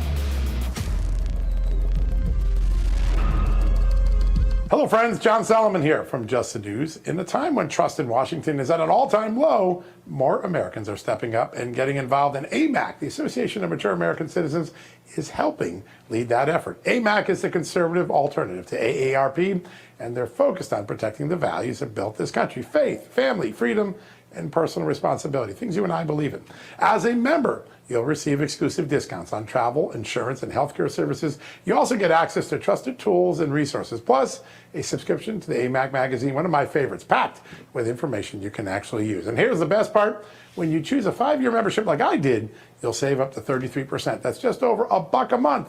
A small investment to help hold Washington accountable and support a movement of patriots committed to preserving America's future. Join millions of fellow patriots like myself. Visit amac.us/justnews and become a member today.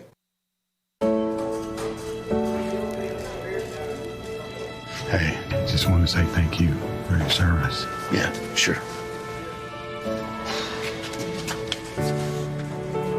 I'm sure you've heard that before, but we want you to know that we understand the freedoms and liberties in this country are because of people like you who served and gave everything for the cause of freedom. We don't take that lightly. So thank you for everything you've done and sacrificed for us. Thank you so much. That means a lot to me.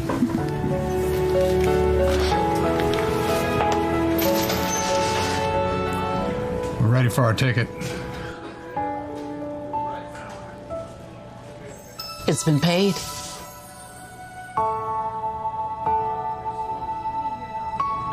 People thank me for my service all the time. But I want to thank you for being someone worth fighting for. You make it all worth it.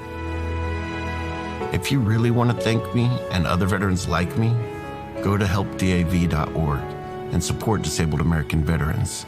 That is the best way to say thank you and keep our promise to our nation's heroes. You can say thank you to our nation's heroes by going to helpdav.org right now, or call the number on your screen and give your monthly support of only $19.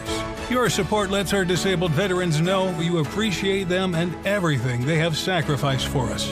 When you do, we'll send you this DAV blanket as a thank you and a reminder that you support those who served. When you support DAV, you're showing veterans like me that you were worth fighting for. Please call or go online to helpdav.org right now. Your support in this moment honors our veteran service.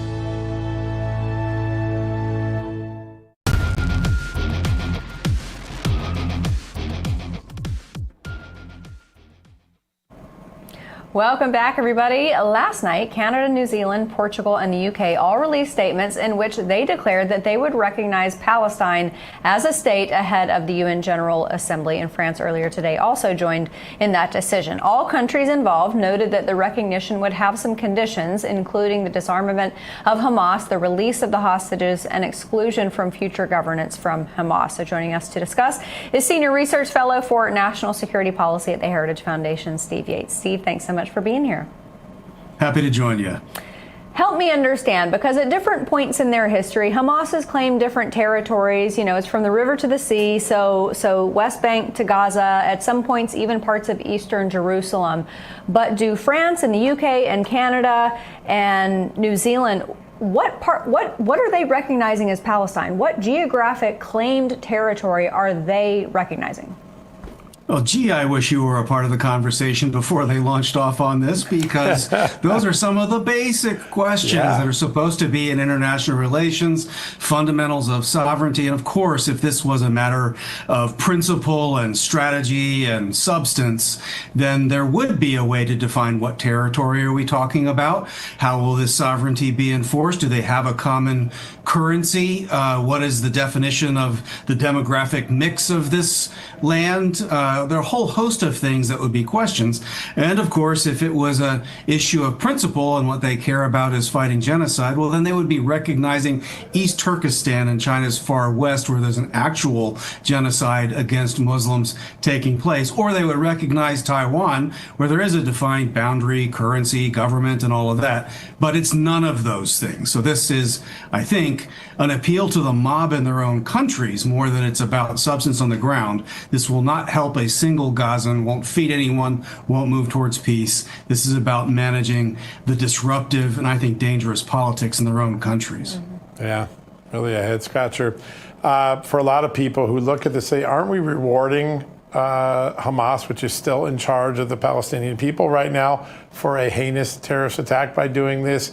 How do those Western countries address that question? Because it's a very common sense question among American people. It sure is. I mean, as long as there's a single hostage held, how do you hold out this prospect? And they say, oh, well, we have our conditions, but you squeeze the toothpaste out of the tube and really holding this out there fundamentally put the brakes on the negotiations that President Trump and others were working mightily to try to work towards an actual defined peaceful solution. And so I find nothing in this that is not really an attack on President Trump and his diplomacy, playing to people at home. And it's, I think, when you just think of the fundamentals, there was an attack. There hasn't really been an apology or making any kind of amends. And there are still hostages. So I can't find any moral or strategic ground to define it or defend it. Yeah. Great point. So, Steve, if or when Hamas doesn't meet these challenges and meet these conditions as far as disarmament and releasing the hostages, then what do they do? Or do they do nothing? Yeah, well, I think doing nothing is what a lot of these governments do best. They will bloviate and news cycles will move forward, and they will hope people don't remind them over and over and over. And if you have a majority in your politics and your media that have an ideological bent that supported this move anyway, they're not going to pick at that scab. But I do hope that there is some recognition of reality that this is unlikely to actually work and do much good. This is kind of a public relations exercise that will rattle around the UN General Assembly, and it's not really going to change facts on the ground. That's a great point. On this show, 2 weeks ago, we had a top Qatari official who said that the Biden administration never asked Qatar to expel the Hamas leadership after October 7th, never asked to extradite them to face charges any in the world for crimes against humanity or just terrorism charges. And at some point, after Qatar shut down the Hamas leadership offices, the Biden administration asked Qatar to reestablish the Hamas leadership in their nice, cushy little offices in Doha so that they can continue having conversations. Has enough attention been placed on the way the Biden administration has dealt with Hamas and the way Democrats have dealt with Hamas over the last few years? I really don't think there's been very much of a deep dive into that. Some people feel squeamish about doing that because it feels partisan. But for those of us that were unlawfully terminated from jobs over partisanship on Inauguration Day when Joe Biden was sworn in, we're not so sensitive to that accusation of partisanship. And the truth does matter. And it's just an absolute fact that there has been kind of an establishment mindset in the Middle East and maybe some other quarters that you could use this as a location with which to conduct negotiations. There were negotiations with the Taliban. There have been negotiations related to Iran. There have been negotiations related to other things. But there hasn't really been much of a deep dive into how far and who in the Biden administration did they go to try to revive the bad Iran deal and maybe let the genie out of the bottle in some other fronts by this kind of practice. And I think it's worth looking into, if for no other reason, because I think President Trump is serious about pushing an alternative path to peace and prosperity, is serious about real fundamentally different relations with these countries. And ultimately, we want them sealed into that choice, not going back to dancing with the devil like this has been, I think, in the pattern of several administrations past. Great point. Well, President Trump has shown incredible peacemaking ability, so I guess we will all wait and see what he says at the UN General Assembly. Senior Research Fellow for National Security Policy at the Heritage Foundation, Steve Yates. Sir, thanks so much for joining us. Thank you very much. Take good care. Absolutely. All right, everybody, we're going to get into how to make your sleep the best it can possibly be next.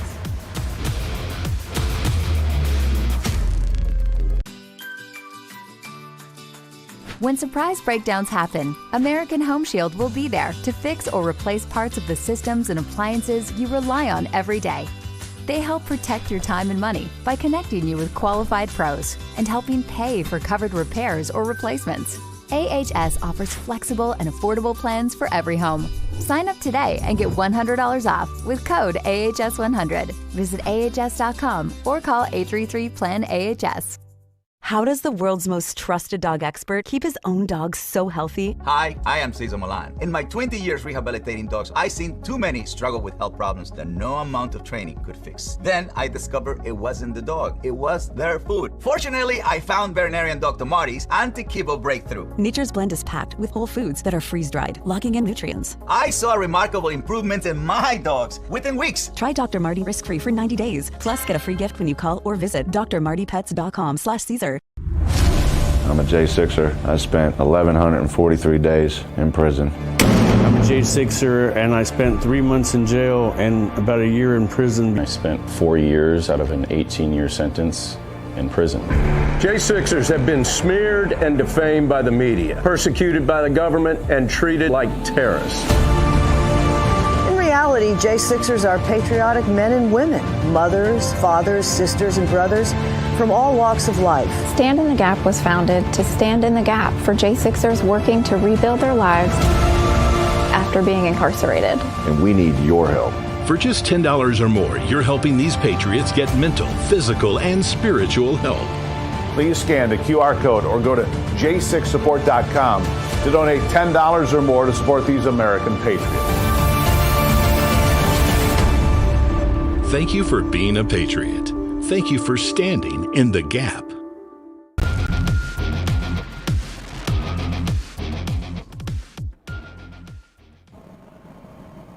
Welcome, everybody, to our final segment of the night. We all know that sleep is critical, but what many don't realize is how deeply it impacts health, from testosterone levels in men to unexpected weight gain for both partners, even driving people towards costly injections like Ozempic. We are going to dig into the root cause of snoring and how fixing it could mean better sleep, better health, and a better life. Joining us to discuss how we can get better sleep is founder and inventor of Zipa, biomedical engineer and renowned sleep expert, Dr. Jonathan Greenberg. Dr. Greenberg, thanks so much for being here. Thanks, Amanda. John, love being here. You guys are great. Well, we love having you. And I mean, when I have heard a lot of bad things about Ozempic. I've seen a lot of people lose a lot of weight, but I've also heard some really bad things about like bone brittleness and some dire long-lasting effects. It seems like if there's a connection to weight gain and then also snoring, that's something that people would want to fix. Yeah, it's something a lot of people just aren't aware of. And it's not just the snorer, but the bed partner is impacted as well. Yeah. I mean, what happens is you get into your REM sleep, and the REM sleep is where all this magical stuff that gets your body stronger and healthier happens. And when you're not getting that REM sleep, it's interrupted from the snoring. Now the metabolism is impacted. So your hormones, like leptin and ghrelin. Leptin, for instance, your leptin levels go way down. And leptin manages how hungry you are and what foods you crave. So when your leptin levels are low, you crave carbohydrates.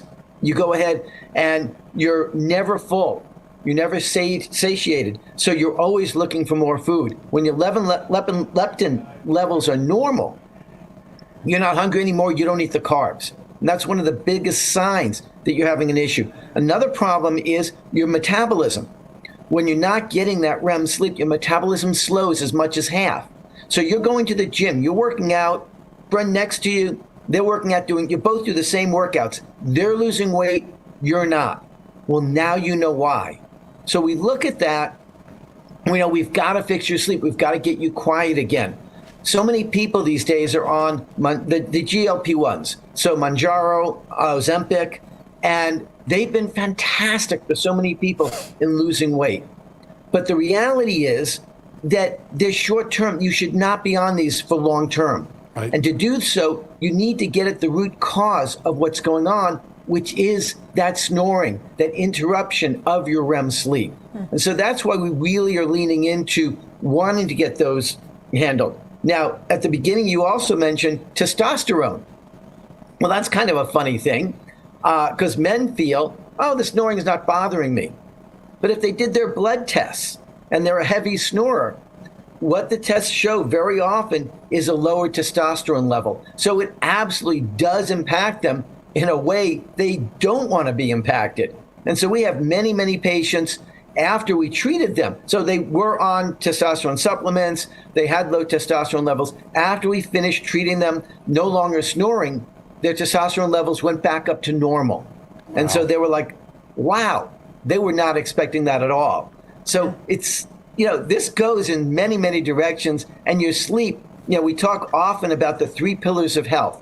You have exercise, diet, and sleep. We work on exercise and diet, but if you don't handle sleep, you're missing a huge, huge component of your overall health and metabolism. Yeah, so important for us to all understand. All right, so after the last time you were on, I got a good DM message from a viewer who said, I didn't realize that the tongue played such an important role in snoring and apnea. Could you talk a little bit about how the tongue plays that role and how this device came to solve that? Absolutely. And, it's one of the things I just find is so funny because our doctors, our physicians, our dentists, when I first started getting into this in 2001, nobody was talking about the tongue. But my patients were. My patients said, Doc, I know it's my tongue. And I started to think about things and I said, you know what? If it were the nose, then, when we, go to sleep, nothing's different on the nose. Right. But the tongue, absolutely, it's a muscle. We relax our muscle, it falls back. It's why when we're sleeping and our head is backwards, we're always snoring more and we get elbow to roll over to our side. So once we fix that, so on the mouthpiece, my invention on the patents was a seatbelt for the tongue, a strap, silicone strap that keeps the tongue from falling back. And that's why we proved 91% successful in clinical trials with over 600 patients on how effective that is. And so we're very excited about that. Amazing. Now, one of the big things that we've actually stepped into is the mouth tape. And a lot of people have questioned that, but right now we are bundling always. You can no longer just buy the mouthpiece. You have to get the mouthpiece with the mouth tape. Because the mouth tape is great, the mouthpiece is great, but we want the absolute best for our patients and our customers. The So dream you team of have better to- sleep. I love it. Dr. Jonathan Greenberg, thank you so much for joining us tonight. And to our audience, if you want to get a Zipa, visit zipa.com. That's ZYPPAH.com. And you can do a little good too, because if you purchase a Zipa, it'll also they will donate $10 to the Susan G. Komen Foundation that is working towards a cure for breast cancer. awesome. So go to zipa.com and use the code PINK or text PINK to 511-511. Remember Zipa. Everybody have a great night. Hi, I'm Dr. Ron Paul. Something shocking is happening with gold that the mainstream media won't report. Paper contracts for gold rarely result in physical delivery. But today, billionaires and major banks are demanding actual gold bars at 10 times the normal rate. Why the panic for physical gold? These institutional giants understand our $37 trillion debt means we're on a path to currency collapse. The good news, you can make the same move. A gold IRA from my trusted friends at Birch Gold Group lets you move your IRA or 401k into gold. To learn more, click below to get a free info kit on gold. Throughout history, gold has endured where currencies failed. Right now, the biggest players in the finance industry are proving this time won't be different. Click below for your free info kit from Birch Gold and diversify your savings now. I'm a J6er. I spent 1,143 days in prison. About a year in prison. 4 years out of an 18-year sentence in prison. J6ers have been treated like terrorists. And we need your help. Stand in the Gap was founded to stand in the gap for J6ers working to rebuild their lives after being incarcerated. For just $10 or more, you can help these patriots get back on their feet again. Please scan the QR code to donate $10 or more to support these American patriots. Thank you for standing in the gap.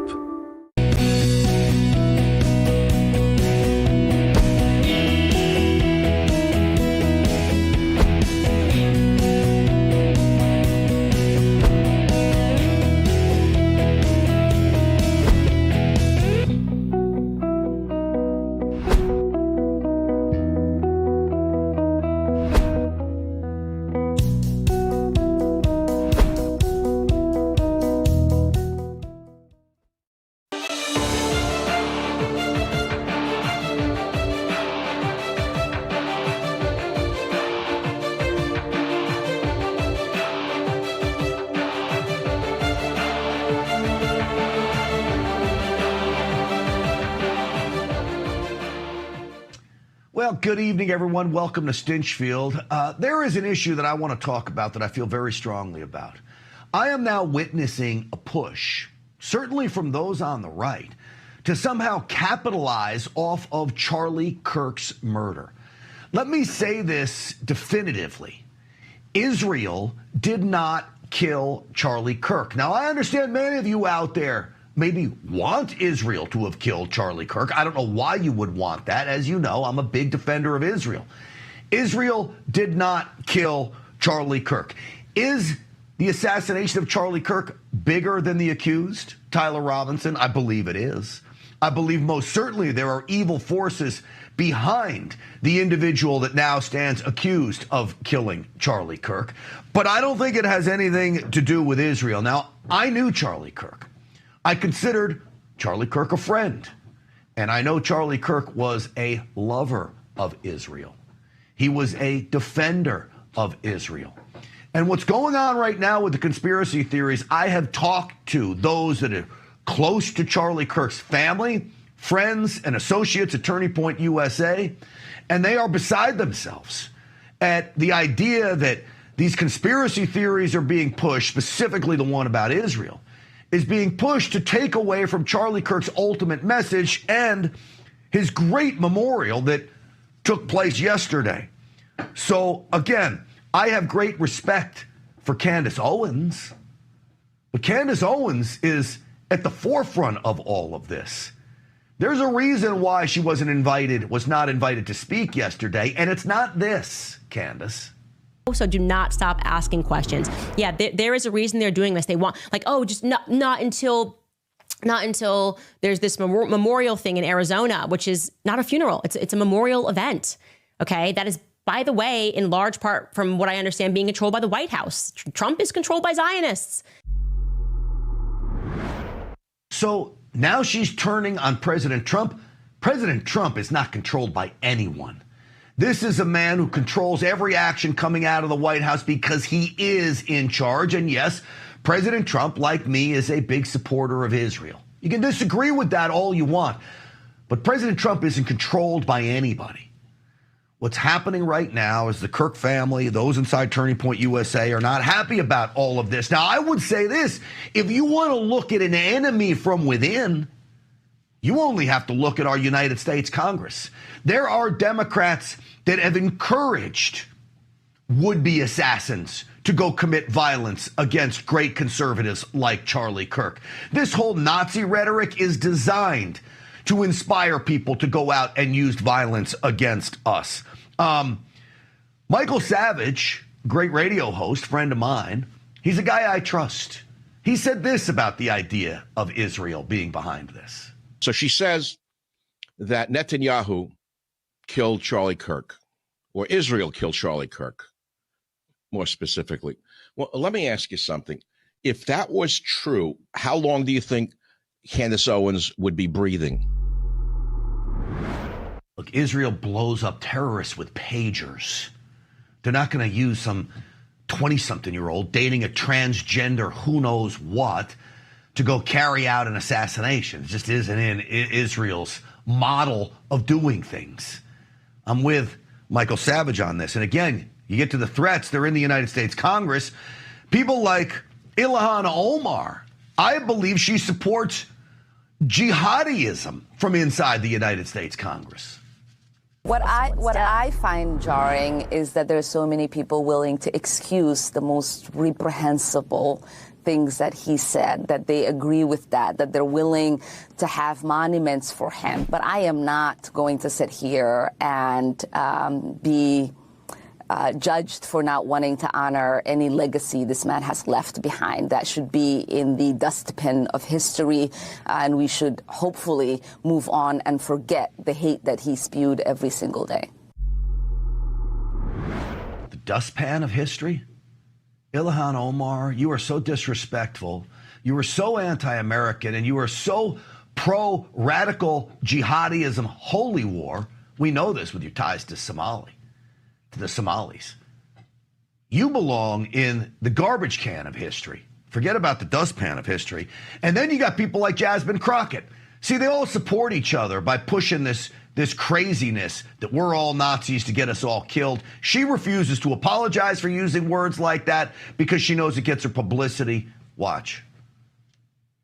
I am using that language because it is accurate language. When we see the consolidation of power, when we see them trying to chill speech of jokesters, when we're seeing all of this, that is a playbook out of Hitler, and I won't deny it. So those of us on the right want to push somehow that Israel's responsible for Charlie Kirk's death. Or what, are we forgiving that nonsense?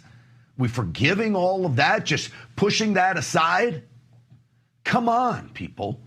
Wake up to the real problems we face in America today. And it's coming from those on the left and the radicalism and violence that they continue to push on a daily basis.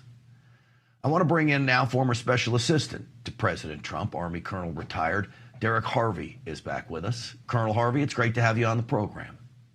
Thanks for addressing this issue. All right, Colonel, I hate that I even have to, but I have great trust in you. You're so knowledgeable at everything that happens in the Middle East, globally, specifically from a military perspective, but also from a national security, State Department perspective as well. This idea that Israel would kill Charlie Kirk, how preposterous is this? Well, it's crazy. It's fantasy land talk. It's conspiracy talk. And I think you just have to look at where this is coming from and look at some of the timing around it. You've got the Marxist leftists and you've got the Islamists, and they have been consistently trying to drive a wedge between Israel and the United States for years. And during this current uproar about the death of Charlie Kirk, they've orchestrated a massive effort to try and tie his murder to MAGA. And it's been contorted in so many ways with so many false facts and just craziness out there. And, I think, there's some good articles that lay that out. But on the right, what we have is, foreign policy advisor Colonel McGregor, who is a key advisor to, Tucker Carlson. And Tucker Carlson and what he said, he walked right up to the line without calling out the Jews as behind his murder, but he walked right up to it at the memorial yesterday. And then others that have, been throwing that around and saying that America is owned by Israel. And, there is not one fact, not one data point that points to anything other than what you addressed earlier in the show, which is this is, some disturbed kids probably tied up with Antifa and LGBTQ or transgender violent groups, online inspirational type stuff, who were behind this attack. And that's going to be investigated. But there were a lot of false things put out about that too. Sometimes things just are what they seem. And I know because we have such a distrust of the government, people are hungry for a conspiracy theory. I think this goes deeper, this push to vilify Israel in all of this. I think there's a giant anti-Israel lobby that may be paying for some of these messages, Colonel Harvey. What do you think? Well, I look at this effort went into overdrive to attack Israel and in particular Netanyahu with money and the influence machine paid for by the Qataris and their tens of billions of dollars and their tools that they have in capitals in Europe as well as in the United States, and their fellow travelers like Ilhan Omar and others that are part of the leftist Marxist alliance in the United States. And their goal under Biden and under Obama was to undermine the U.S.-Israeli relationship, which are, keep in mind, I think you and I would agree that Israel is the United States' #1 ally, and they've proven it time and time again over the years. The United States has restrained Israel, and many times Israel has been held back so much by the United States administration with holding up arms and other things. But the bottom line is our #1 ally and our key player in the region has been Israel, and they are out to undermine that because they're defenders of Western civilization, just like the United States is. Lastly, I'll ask you, this idea that somehow President Trump is controlled by Zionists in the White House and he's now surrounded by people and he's not allowed to make a decision. You worked for President Trump. I don't think he's controlled by anybody. Do you, Colonel Harvey? Absolutely not. That's just poppycock, and it's manipulation and innuendo, because they don't have any facts. They don't have any evidence. They throw out assertions and twist a story and say some things in an article, but they don't have anything to back up their assertions. It's poppycock. Yeah. Colonel Derek Harvey, it's always great having you on the program. I'm sorry it's about a conversation like this, but really it's a conversation that needs to be had on an outlet like Real America's Voice. Colonel, thank you. Thank you. All right, absolutely. I know I'm going to get flooded with emails from all of you. You're going to be telling me, look at the facts.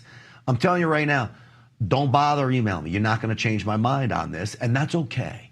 We can agree to disagree on things, but I'm going to lay it out for you why I don't think that's true. I do want us focused, though, on the bigger picture of the radical right, the radical left, who's funding the radical left in America, what billionaires are behind it, and the violence that is now being enacted against conservatives. I want to see where the money goes. I really do. We shall see. All right. Yesterday, what an amazing ceremony, rally, memorial. I don't know what to call it. It was all of the above. Revival. Really, that's almost what it was. It was an old-fashioned revival, one that we'll often see in Texas, where I broadcast from. Charlie Kirk's memorial was absolutely fabulous, and as you know by now, this is the soundbite that stole the show. On the cross, our Savior said,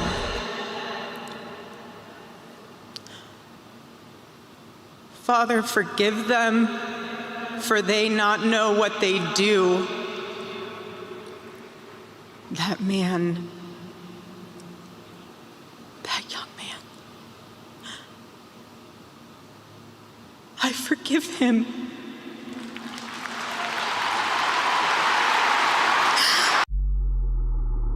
An amazing moment. And it's one that has everybody talking, including myself, because I can't forgive him. And maybe this is where I lack as a Christian, that I need to do a better job, because in many respects, I fall in line with how President Trump feels about this. I think President Trump speaks for many of us. Also, though, impressed with Erica Kirk. His opponents, he wanted the best for them. That's where I disagreed with Charlie. I hate my opponent, and I don't want the best for them. I'm sorry. I am sorry, Erica. But now Erica can talk to me and the whole group, and maybe they can convince me that that's not right, but I can't stand my opponent. Charlie's angry. Looking down, he's angry at me now. He wasn't interested in demonizing anyone. He was interested in persuading everyone to the ideas and principles. Clearly, it's true your political opponent is different than someone who assassinates your loved one or a conservative leader, but I understand what President Trump is saying. I don't have any respect for those on the left. A guy like Chuck Schumer or Nancy Pelosi, I don't wish them success at all. Now, I don't wish violence on them. I don't wish illness on them. I don't wish any of that to come on them. But I don't wish them success in their jobs. In fact, I root for their failure to prove that what we're doing is the right thing. Now, as for an assassin, just because Erica Kirk forgives the assassin, and my Lord, what an amazing thing to do, doesn't mean you absolve the assassin of punishment. You can still forgive someone, and it doesn't mean they don't have to be punished for this. And I believe the punishment should be death in all of this. One of the most amazing moments to me, and I can show it to you, was President Trump and Erica Kirk towards the end of all of this. The strength and the rock that President Trump is to both Erica and to the nation was really amazing to watch. And you watch them up close together. She leaned her head onto his head, and you could see that President Trump brought some sense of solace to Erica Kirk, if that's even possible at a time like this. Really, that was an amazing scene. But it wasn't just in Arizona. there were amazing scenes like this all across America, including in Fort Worth, Texas, where I was Saturday night. Again, you could call it a revival, call it a rally, call it a march, call it a memorial.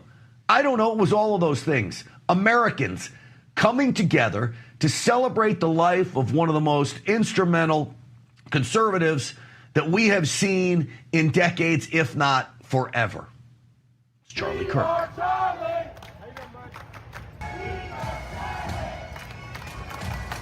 Folks, they killed him to crush our spirit. Let me tell you something. Our spirit isn't crushed. It's only gotten stronger, bigger, greater. A love for Jesus like you've never seen before. USA! USA! USA! How important is today? Oh man, this is monumental. This is history in the making. Here we are in Fort Worth Town Square, and we are parading for what we believe in, which is freedom, truth, liberty, and life with the Lord. Amen. We mourn Charlie Kirk, but we also celebrate him. Celebrating Charlie Kirk's life in Jesus. Go to heaven, brother. You know it's going to be a celebration. It's a homecoming, my man. This is the real heart of our country. It's not what the news stations show. This is reality. I'm Charlie Kirk. We got to keep this going. Don't let it go away. Don't let him die. USA! USA! USA! Let me draw a contrast between us and them. When we sing the national anthem, they're burning down AutoZones. We sing the national anthem and we pray. God bless America. This is how you do it peacefully. Back the blue! Back the blue! Back the blue! I'm in Fort Worth, Texas, and there's no place I would rather be on a Saturday night than right here. USA! USA! USA! USA! Well, one of my friends there said, when you go to heaven, you better believe it's going to be a celebration. Absolutely. Well, somebody who was at that celebration, Republican Texas State Representative Nate Schatzline, is with us. Nate, welcome back to the show. Oh, Grant, always an honor to be with you. Let me tell you something. You said it already, but we are in a national revival. And I don't care what anyone says. Yesterday was not a memorial service. Yesterday was a spark and a flame of revival like I've never seen in my life. I mean, we were there watching as the gospel was shared to over 200 million people in that moment, not just by a pastor. Pastor Rob McCoy did an amazing job ministering the gospel. But then you see Vice President J.D. Vance step up and begin to give a clear presentation of the gospel. In fact, here's what he says: I've never talked more about Jesus Christ than I have in the last 2 weeks. You've got Tucker Carlson talking about Jesus. You've got Tulsi Gabbard talking about Jesus. This really was a monumental moment to show that Charlie Kirk was not a political pundit. He wasn't a politician like me. He really was the greatest evangelist to college campuses we have ever seen. It's amazing. It's amazing. You were with me on Saturday night in Fort Worth, Texas, and then you flew to Phoenix, Arizona to go to Charlie Kirk's, we'll call it a revival, because that's what it was. One thing that I saw in Fort Worth, and I'm curious, and I'm sure it was, it's the greatest thing to witness Americans come together as if everybody knew each other. I'm walking the streets with absolute strangers in Fort Worth, and everybody is smiling with each other, handshakes, hugs, you name it. It's like a giant family. The left doesn't act like this, Representative Schatzline, not even close. No, you're right. I mean, I said this at the rally that night. By the way, over 3,000 people, very short notice. And this is happening everywhere. It's happening on college campuses. This is happening in downtown metropolitan areas that are really, they vote blue. And yet here we see patriots rising up. The silent majority are speaking up. But I said this, I said, the life of Charlie Kirk truly woke up a generation. That's Gen Z and Gen Alpha. But the death of Charlie Kirk didn't just wake them up, it radicalized them. But radicalization in the conservative movement, especially as Christians, does not mean we burn cars. It doesn't mean we burn down buildings. It doesn't mean we riot or cause violence. It actually means that we unapologetically commit to speak the truth, even if it costs us our life. And let me tell you something, that's when love starts to be spread. Radical love, a radical love that an Erica Kirk could get up there on that stage and say, this young man, I forgive him. I've never heard radical love like that. That was the gospel. Yeah. They burned down a Wendy's. We break out in prayer and song. There's a radical difference right there in and of itself. Let me play a clip from you. This is this guy Shmerkanish, Common Cable Network pontificator. He talked about this idea of this rise of Christianity right now that we're seeing. He's not happy about it. Roll it. Although it's interesting to note, because if you should see signs of religion playing a role that would be violative of the Establishment Clause, that would be grounds for concern in my book. I'll let you comment on this. I will tell you this. This entire nation, our founding fathers, our Constitution was founded on exactly what we were talking about at all of these revivals. And in fact, it is a Judeo-Christian country, and we ought to be proud of it. I'll give you the floor, Nate. Grant, you said it best. This is a Christian nation. Our founders created this nation to be a Christian nation. In fact, I hate when people talk about the separation of church and state being anything other than what it was intended to be, was to keep the state out of our church, not meant to keep Christians from invading and affecting policy. This is a big deal. We're seeing not just thousands gathering, but we're seeing hundreds. In Fort Worth, we just saw hundreds give their life to Christ the other night. We're watching his campuses. Look, I was on University of Texas's campus, which isn't exactly the bastion of conservatism. But we went and we spoke, and I watched as 4 individuals, college students, rather than going to a frat party, are giving their life to Christ. Revival is breaking out on campuses. And here's what I would say. And Charlie always said this as well. A nation founded on Christian principles is a nation that will last. Every single one of these policies that we're fighting for in the America First movement is a biblical principle. And I think our nation's going to thrive. This is the American revival. Yeah, I agree with you 100%. Nate Schatzline, where can people find you on social media? At Nate Schatzline on X or Instagram or Facebook. Thank you so much, Grant. And look, we're just getting started. I truly believe this is a spiritual revival happening. I am right there with you, my friend. Thank you for coming on tonight. Always good to see you. Always honored. Absolutely honors mine. And he is right. Look, in God we trust. Everywhere in our history of this great nation of ours, God is right there. You want to talk about a problem with the left? There is no God in their lives. None. That's the issue. All right, when inflation jumps and you hear the national debt is over $37 trillion, do you ever think maybe now might be a good time to buy some gold? Whether as a hedge against inflation, peace of mind during global instability, or just sensible diversification, Birch Gold Group believes every American should own physical gold. And from now on until September 30th, Birch Gold is offering a rebate of up to $10,000 in free metals for first-time buyers. To claim eligibility, start the process, request an info kit right now. Just text America to the number 989898. Plus, Birch Gold can help you roll an existing IRA or 401k into an IRA in gold. And you're still eligible for those free metals. That's up to $10,000. Claim your eligibility, get your free info kit, text America to the number 989898. A big thanks to our friends at Birch Gold. Democrats are trying to force a government shutdown unless they get Republicans to cave on their $1 trillion wish list. We get into that next.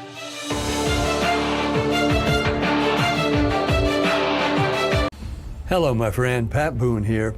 You know our country's under financial assault like never before. Our government has put us $34 trillion in debt. The interest alone's more than we spend on military defense. And what's worse, other countries no longer believe the U.S. is a safe place to invest. There's a growing international movement to dump U.S. dollars at a record pace. Some economists say this may signal the end of the dollar. Now, these countries are instead buying gold, and I'm suggesting you do the same. My friends at Swiss America have been helping Americans like you and me for over 40 years to buy physical gold and silver for delivery to our homes or held in our IRAs. I've trusted Swiss America for nearly 25 years now, and you can trust them too. So don't wait. Call or text the number on the screen today for financial peace of mind in these troubling times. How does the world's most trusted dog expert keep his own dog so healthy? Hi, I am Cesar Milan. In my 20 years rehabilitating dogs, I've seen too many struggle with health problems that no amount of training could fix. Then I discovered it wasn't the dog, it was their food. Fortunately, I found veterinarian Dr. Marty's anti-kibble breakthrough. Nature's Blend is packed with whole foods that are freeze-dried, locking in nutrients. I saw remarkable improvements in my dogs within weeks. Try Dr. Marty risk-free for 90 days. Plus, get a free gift when you call or visit drmartypets.com/Caesar. I'm a J6er. I spent 1,143 days in prison. I'm a J6er, and I spent 3 months in jail and about a year in prison. I spent 4 years out of an 18-year sentence in prison. J6ers have been smeared and defamed by the media, persecuted by the government, and treated like terrorists. In reality, J6ers are patriotic men and women, mothers, fathers, sisters, and brothers from all walks of life. Stand in the Gap was founded to stand in the gap for J6ers working to rebuild their lives after being incarcerated. And we need your help. For just $10 or more, you're helping these patriots get mental, physical, and spiritual help. Please scan the QR code or go to j6support.com to donate $10 or more to support these American patriots. Thank you for being a patriot. Thank you for standing in the gap. I'm a J6er. I spent 1,143 days in prison. About a year in prison. 4 years out of an 18-year sentence in prison. J6ers have been treated like terrorists. And we need your help. Stand in the Gap was founded to stand in the gap for J6ers working to rebuild their lives after being incarcerated. For just $10 or more, you can help these patriots get back on their feet again. Please scan the QR code to donate $10 or more to support these American patriots. Thank you for standing in the gap.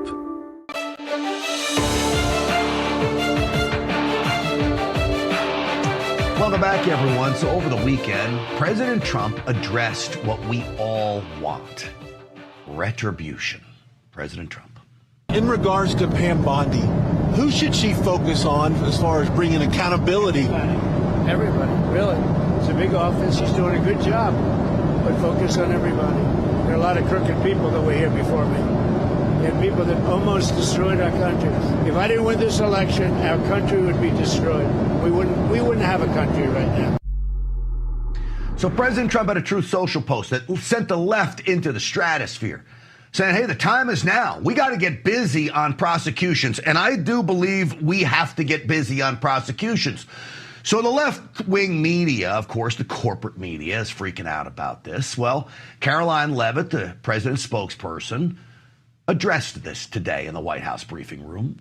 We are not going to tolerate gaslighting from anyone in the media or from anyone on the other side who is trying to say that it's the president who is weaponizing the DOJ. It was Joe Biden and his attorney general who weaponized the DOJ. Joe Biden used this sacred American institution to go after his political opponent in the middle of an election year. And you look at people like Adam Schiff and like James Comey and like Letitia James, who the president is rightfully frustrated. He wants accountability for these corrupt fraudsters. She's spot on. Boy, isn't it the pot calling the kettle black, somehow weaponizing the DOJ? Look at what they did to us. So I'm going to play it only because it's one of my favorite sound bites of all time. My buddy Kash Patel, the now director of the FBI, handing it to Adam Schiff. This is what we want, followed by handcuffs, of course. Providing historic reform and combating the weaponization of intelligence by the likes of you. And we have countlessly proven you to be a liar in Russiagate, in January 6th. You are the biggest fraud to ever sit in the United States Senate. You are a disgrace to this institution and an utter coward. Now, let him be the biggest fraud to sit behind bars, too, because he's talking about Adam Schiff, and Adam Schiff's a fraud, Comey's a fraud. You got all of them that are frauds. including Chuck Schumer, by the way, who now is holding up keeping the government open.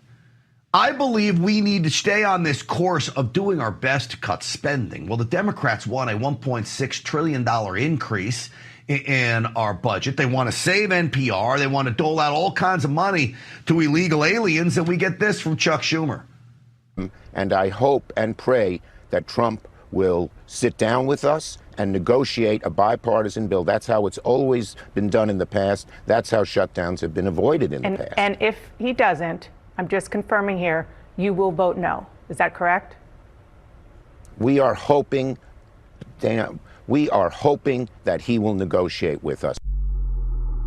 Look, so the Republicans in the House came up with another continuing resolution. What's the saying that we say all the time? Kick the can down the road. I'm tired of that saying. I don't like CRs. The Democrats voted against it, by the way, in the United States Senate. So you know what they're doing is playing politics right now. So where do we go from here? We haven't talked about the budget and this idea that the government could shut down. Again, I want to bring in senior fellow on fiscal policy for Americans for Prosperity. Kirk Couchman is with us. Kurt, welcome to the program. Hey, Grant. Thanks for having me back.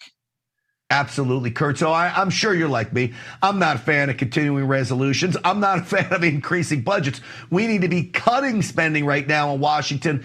How do you see all this playing out? Well, there are a couple different layers here. First is the immediate fight. Democrats are proposing that we spend an additional $1.5 trillion on a whole variety of things. And Republicans are saying, no, we're going to have a clean continuing resolution that gets us to almost Thanksgiving. So that's layer one. Layer two is, why do we have shutdowns in the first place? And what's bad about them? And how do we stop them? And then the third layer is, what's wrong with the federal budget situation? And how do we get it back on track? All right, just the sheer fact that we're talking about a continuing resolution to Thanksgiving. And so you know what that happens. Then it starts a fight all over again as we're going into the Thanksgiving holiday. And I guess you use vacation time as a little push for some of these lawmakers because they want to go home too. But still, I'm tired of all this. Why can't we just get a budget, vote on it, and then do it all over again the next year? That is exactly the question that I ask. I mean, Congress doesn't do a budget. Congress does appropriations, and that's important, but it's only a quarter of spending, none of the revenue, none of the tax expenditures, and actually there's a lot of nonsense spending that's built in there. So if we want this to work, then we actually need Congress to do a budget, get all the committees involved, look at all the spending, all the revenue, all the tax breaks, and then you can actually manage things and get more people involved and probably have a more successful outcome every year while solving problems a little bit at a time. But we don't have anything like that, and that's why this process keeps breaking down. Yeah. Sad part is we don't have anything even close to looking like that. This is why the American people are getting frustrated. You would think Republicans now control Congress, Senate, and the House, and the White House, of course. We've got the 60-vote threshold in the Senate, which is a problem. This is President Trump talking about this battle that is looming. Everything is going so well. And the Democrats want to close it down. They want crime. I mean, if you think about it, they want crime. We don't. They want open borders. We don't. They want everything they want. They want men playing in women's sports. They want transgender for everybody as far as I don't know how they get elected. I don't know how they get any votes. I agree with them on all of that, Kurt, but I also think Republicans play a problem in all of this, too.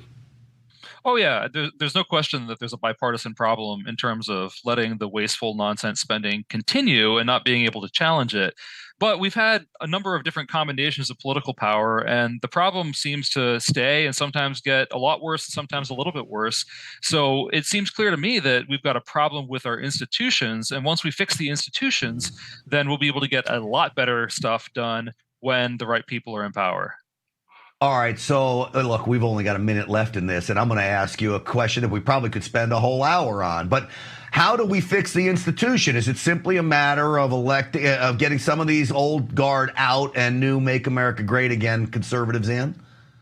Well, I'm glad you asked. I have a new book on this subject. It's called Fiscal Democracy in America. It is focused on balanced budget amendments, but also the implementing legislation and the fixes to the system. Like we're looking at a shutdown right now, and there's a great bill called the Prevent Government Shutdowns Act that goes back to the pre-Jimmy Carter status quo, where there were not shutdowns. They weren't possible. That was a big power grab that they did, and the effects have been terrible. The comprehensive budget that we were talking about, the entire budget being managed every year by Congress, that's another really important thing. And there's a bill for that as well. It was bipartisan last Congress. It's going to be reintroduced soon. So all of these things have been built. We're working on building the coalition, and very optimistic that they can get passed and that we can get a lot more good things out of Congress. I love it. I personally think some of these members of Congress from both sides love the drama over all of this, which is one reason why they don't really want it to go away, because it gets them all some publicity. Tell me the name of the book again and where people can get it, because this to me sounds like a very important read, Kirk Couchman. Well, thank you. It's Fiscal Democracy in America, How a Balanced Budget Amendment Can Restore Sound Governance. It's on the major online bookseller platforms. You can find it on the Springer Nature website as well. That's the publisher. So, and you can find me on Twitter and LinkedIn and Instagram under @Kirk Couchman. All right, @Kirk Couchman. Kurt, it's always great having you on the program. Thank you. Thanks for having me. Absolutely. See, the reality is there are things Congress can do to make sure this doesn't happen again. But they don't want to do it because in some respects there's power in all of this drama. They know that people have to come to them and then kiss the boots and the spending, and they love every single little bit of it. There's only a few members of Congress that don't. Most of them appear on this program. The others, not so much. All right, the number one question patriots ask is, how do I get politically involved? Well, stick around. We're going to talk about that next.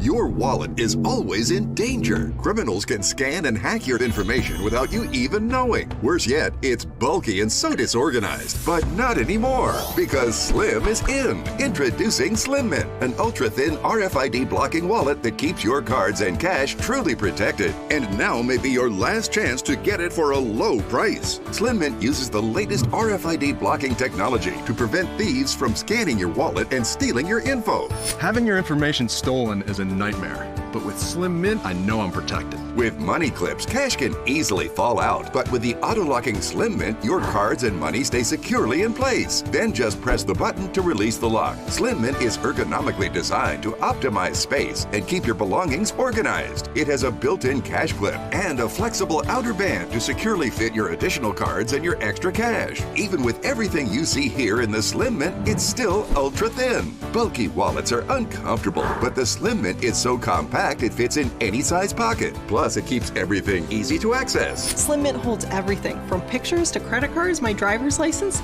Yeah, it's still so thin. Say bye-bye to bent cards and damaged magnetic strips. Slim Mint keeps them protected. It's crush resistant and can really take a beating. Similar wallets sell for over $100. But call or click now and get Slim Mint for just $29.99. Order in the next 5 minutes and you'll get an instant $10 discount. So it's only $19.99. But wait, due to rising costs and supply chain shortages, this may be your last chance to get Slim Mint at this low price. There's a strict limit of 3 Slim Mint wallets while supplies last. You still have time to get your very own Slim Mint wallets, but you must act fast. Don't wait, order now.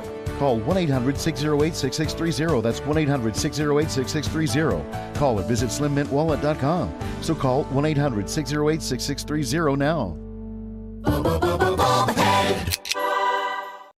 Did you know that thousands of authors across the country have written books and published them with Page Publishing?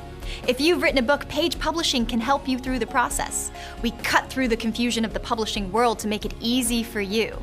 If we decide to publish your book, your work ends and ours begins. From copy editing and proofing to typesetting and book cover art, we get you printed, distributed, and sold on Amazon, Apple iTunes, and in bookstores across the country. We'll even help you promote your book. That's right, we do all this for you. Biography, self-help, mystery, novels, sci-fi, even a children's book. No matter what genre, Page Publishing can bring your book to life. Call today for your free author submission kit and find out how you can be the next published author at Page Publishing. Call for your free Rider's Guide, 800-319-0257. That's 800-319-0257, 800-319-0257, or scan the QR code now.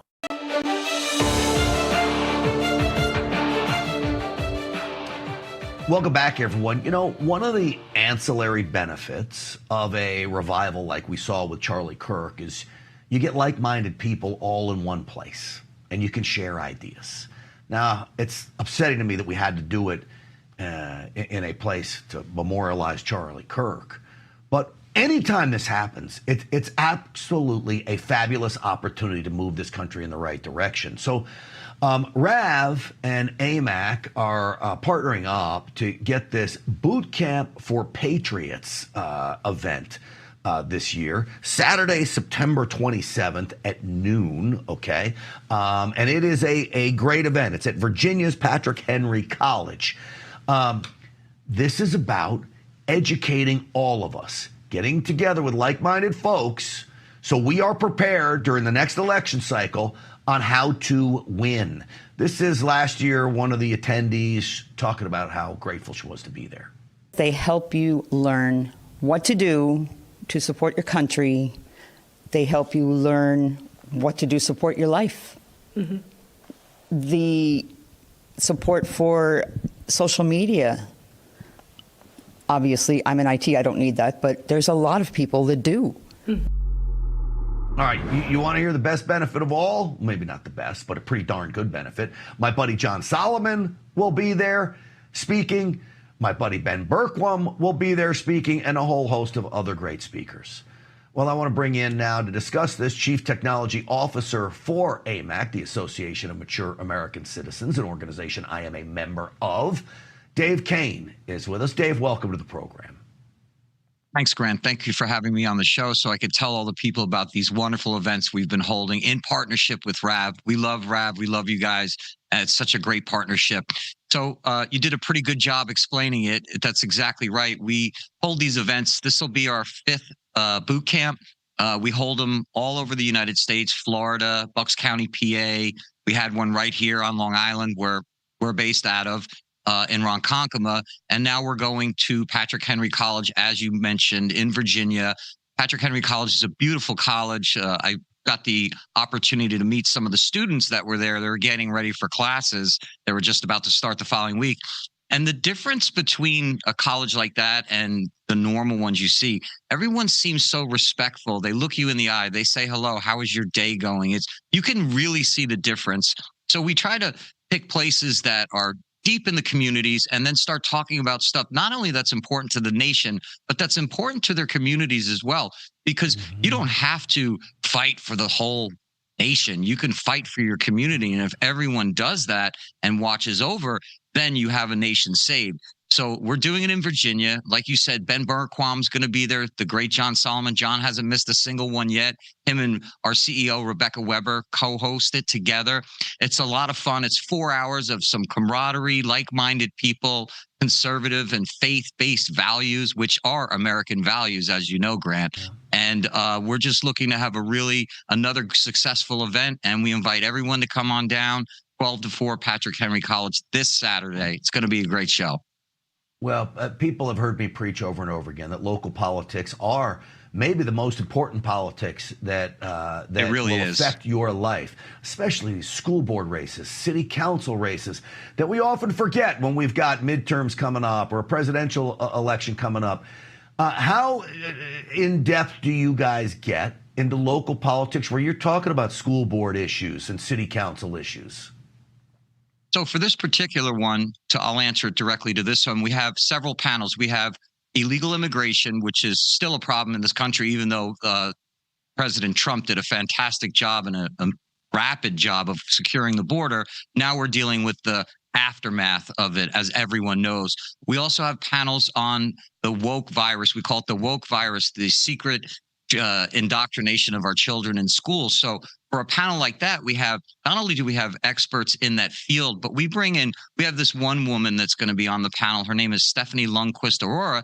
She was the mother of a school child that the school tried to transition without her knowing.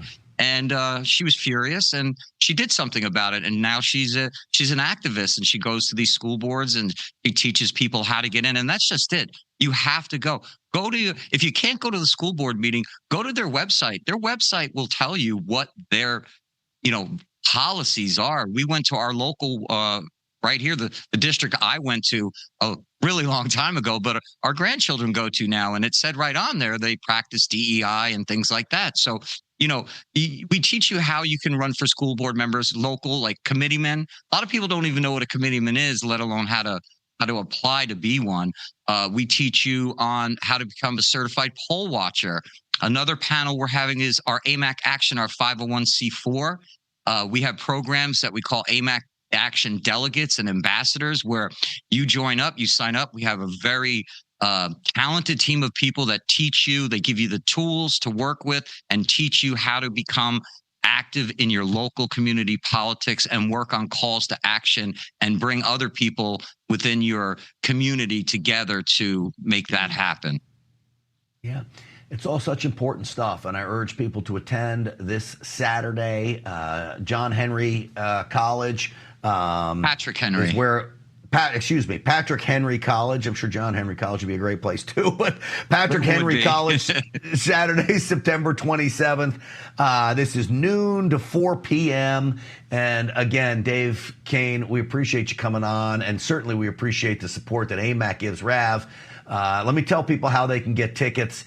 And I appreciate you coming on the program today. Thank you. Here we go. amac.us/bootcamp. That is how you get your tickets. amac.us/bootcamp. And I will say this, AMAC's a very important organization to be a member of. They do a lot of things like this in an effort to really help President Trump, help all of us, help Stinchfield's Army, save a nation, which is really what we're doing, and well on our way to doing that. All right, it is time to reclaim your mind and legacy. We'll get into that next. Stick with me. What do you do when your tire goes flat and there's no air anywhere to fix that? You reach for Bullseye Pro, the smarter, faster, hands-free way to fill it up with air. Bullseye Pro is equipped with a rechargeable lithium-ion power plant. So fast, so strong, and so convenient. It's like putting the power of an air compressor in the palm of your hand. Look, you can inflate all 4 tires of your car on a single charge, or inflate a bag full of soccer balls at practice. Bullseye Pro is so advanced, it has a built-in smart pressure digital sensor that gauges and automatically stops when the set tire pressure is reached. Plus, it can be 100% hands-free. You simply set the target pressure and walk away, keeping you out of harm's way.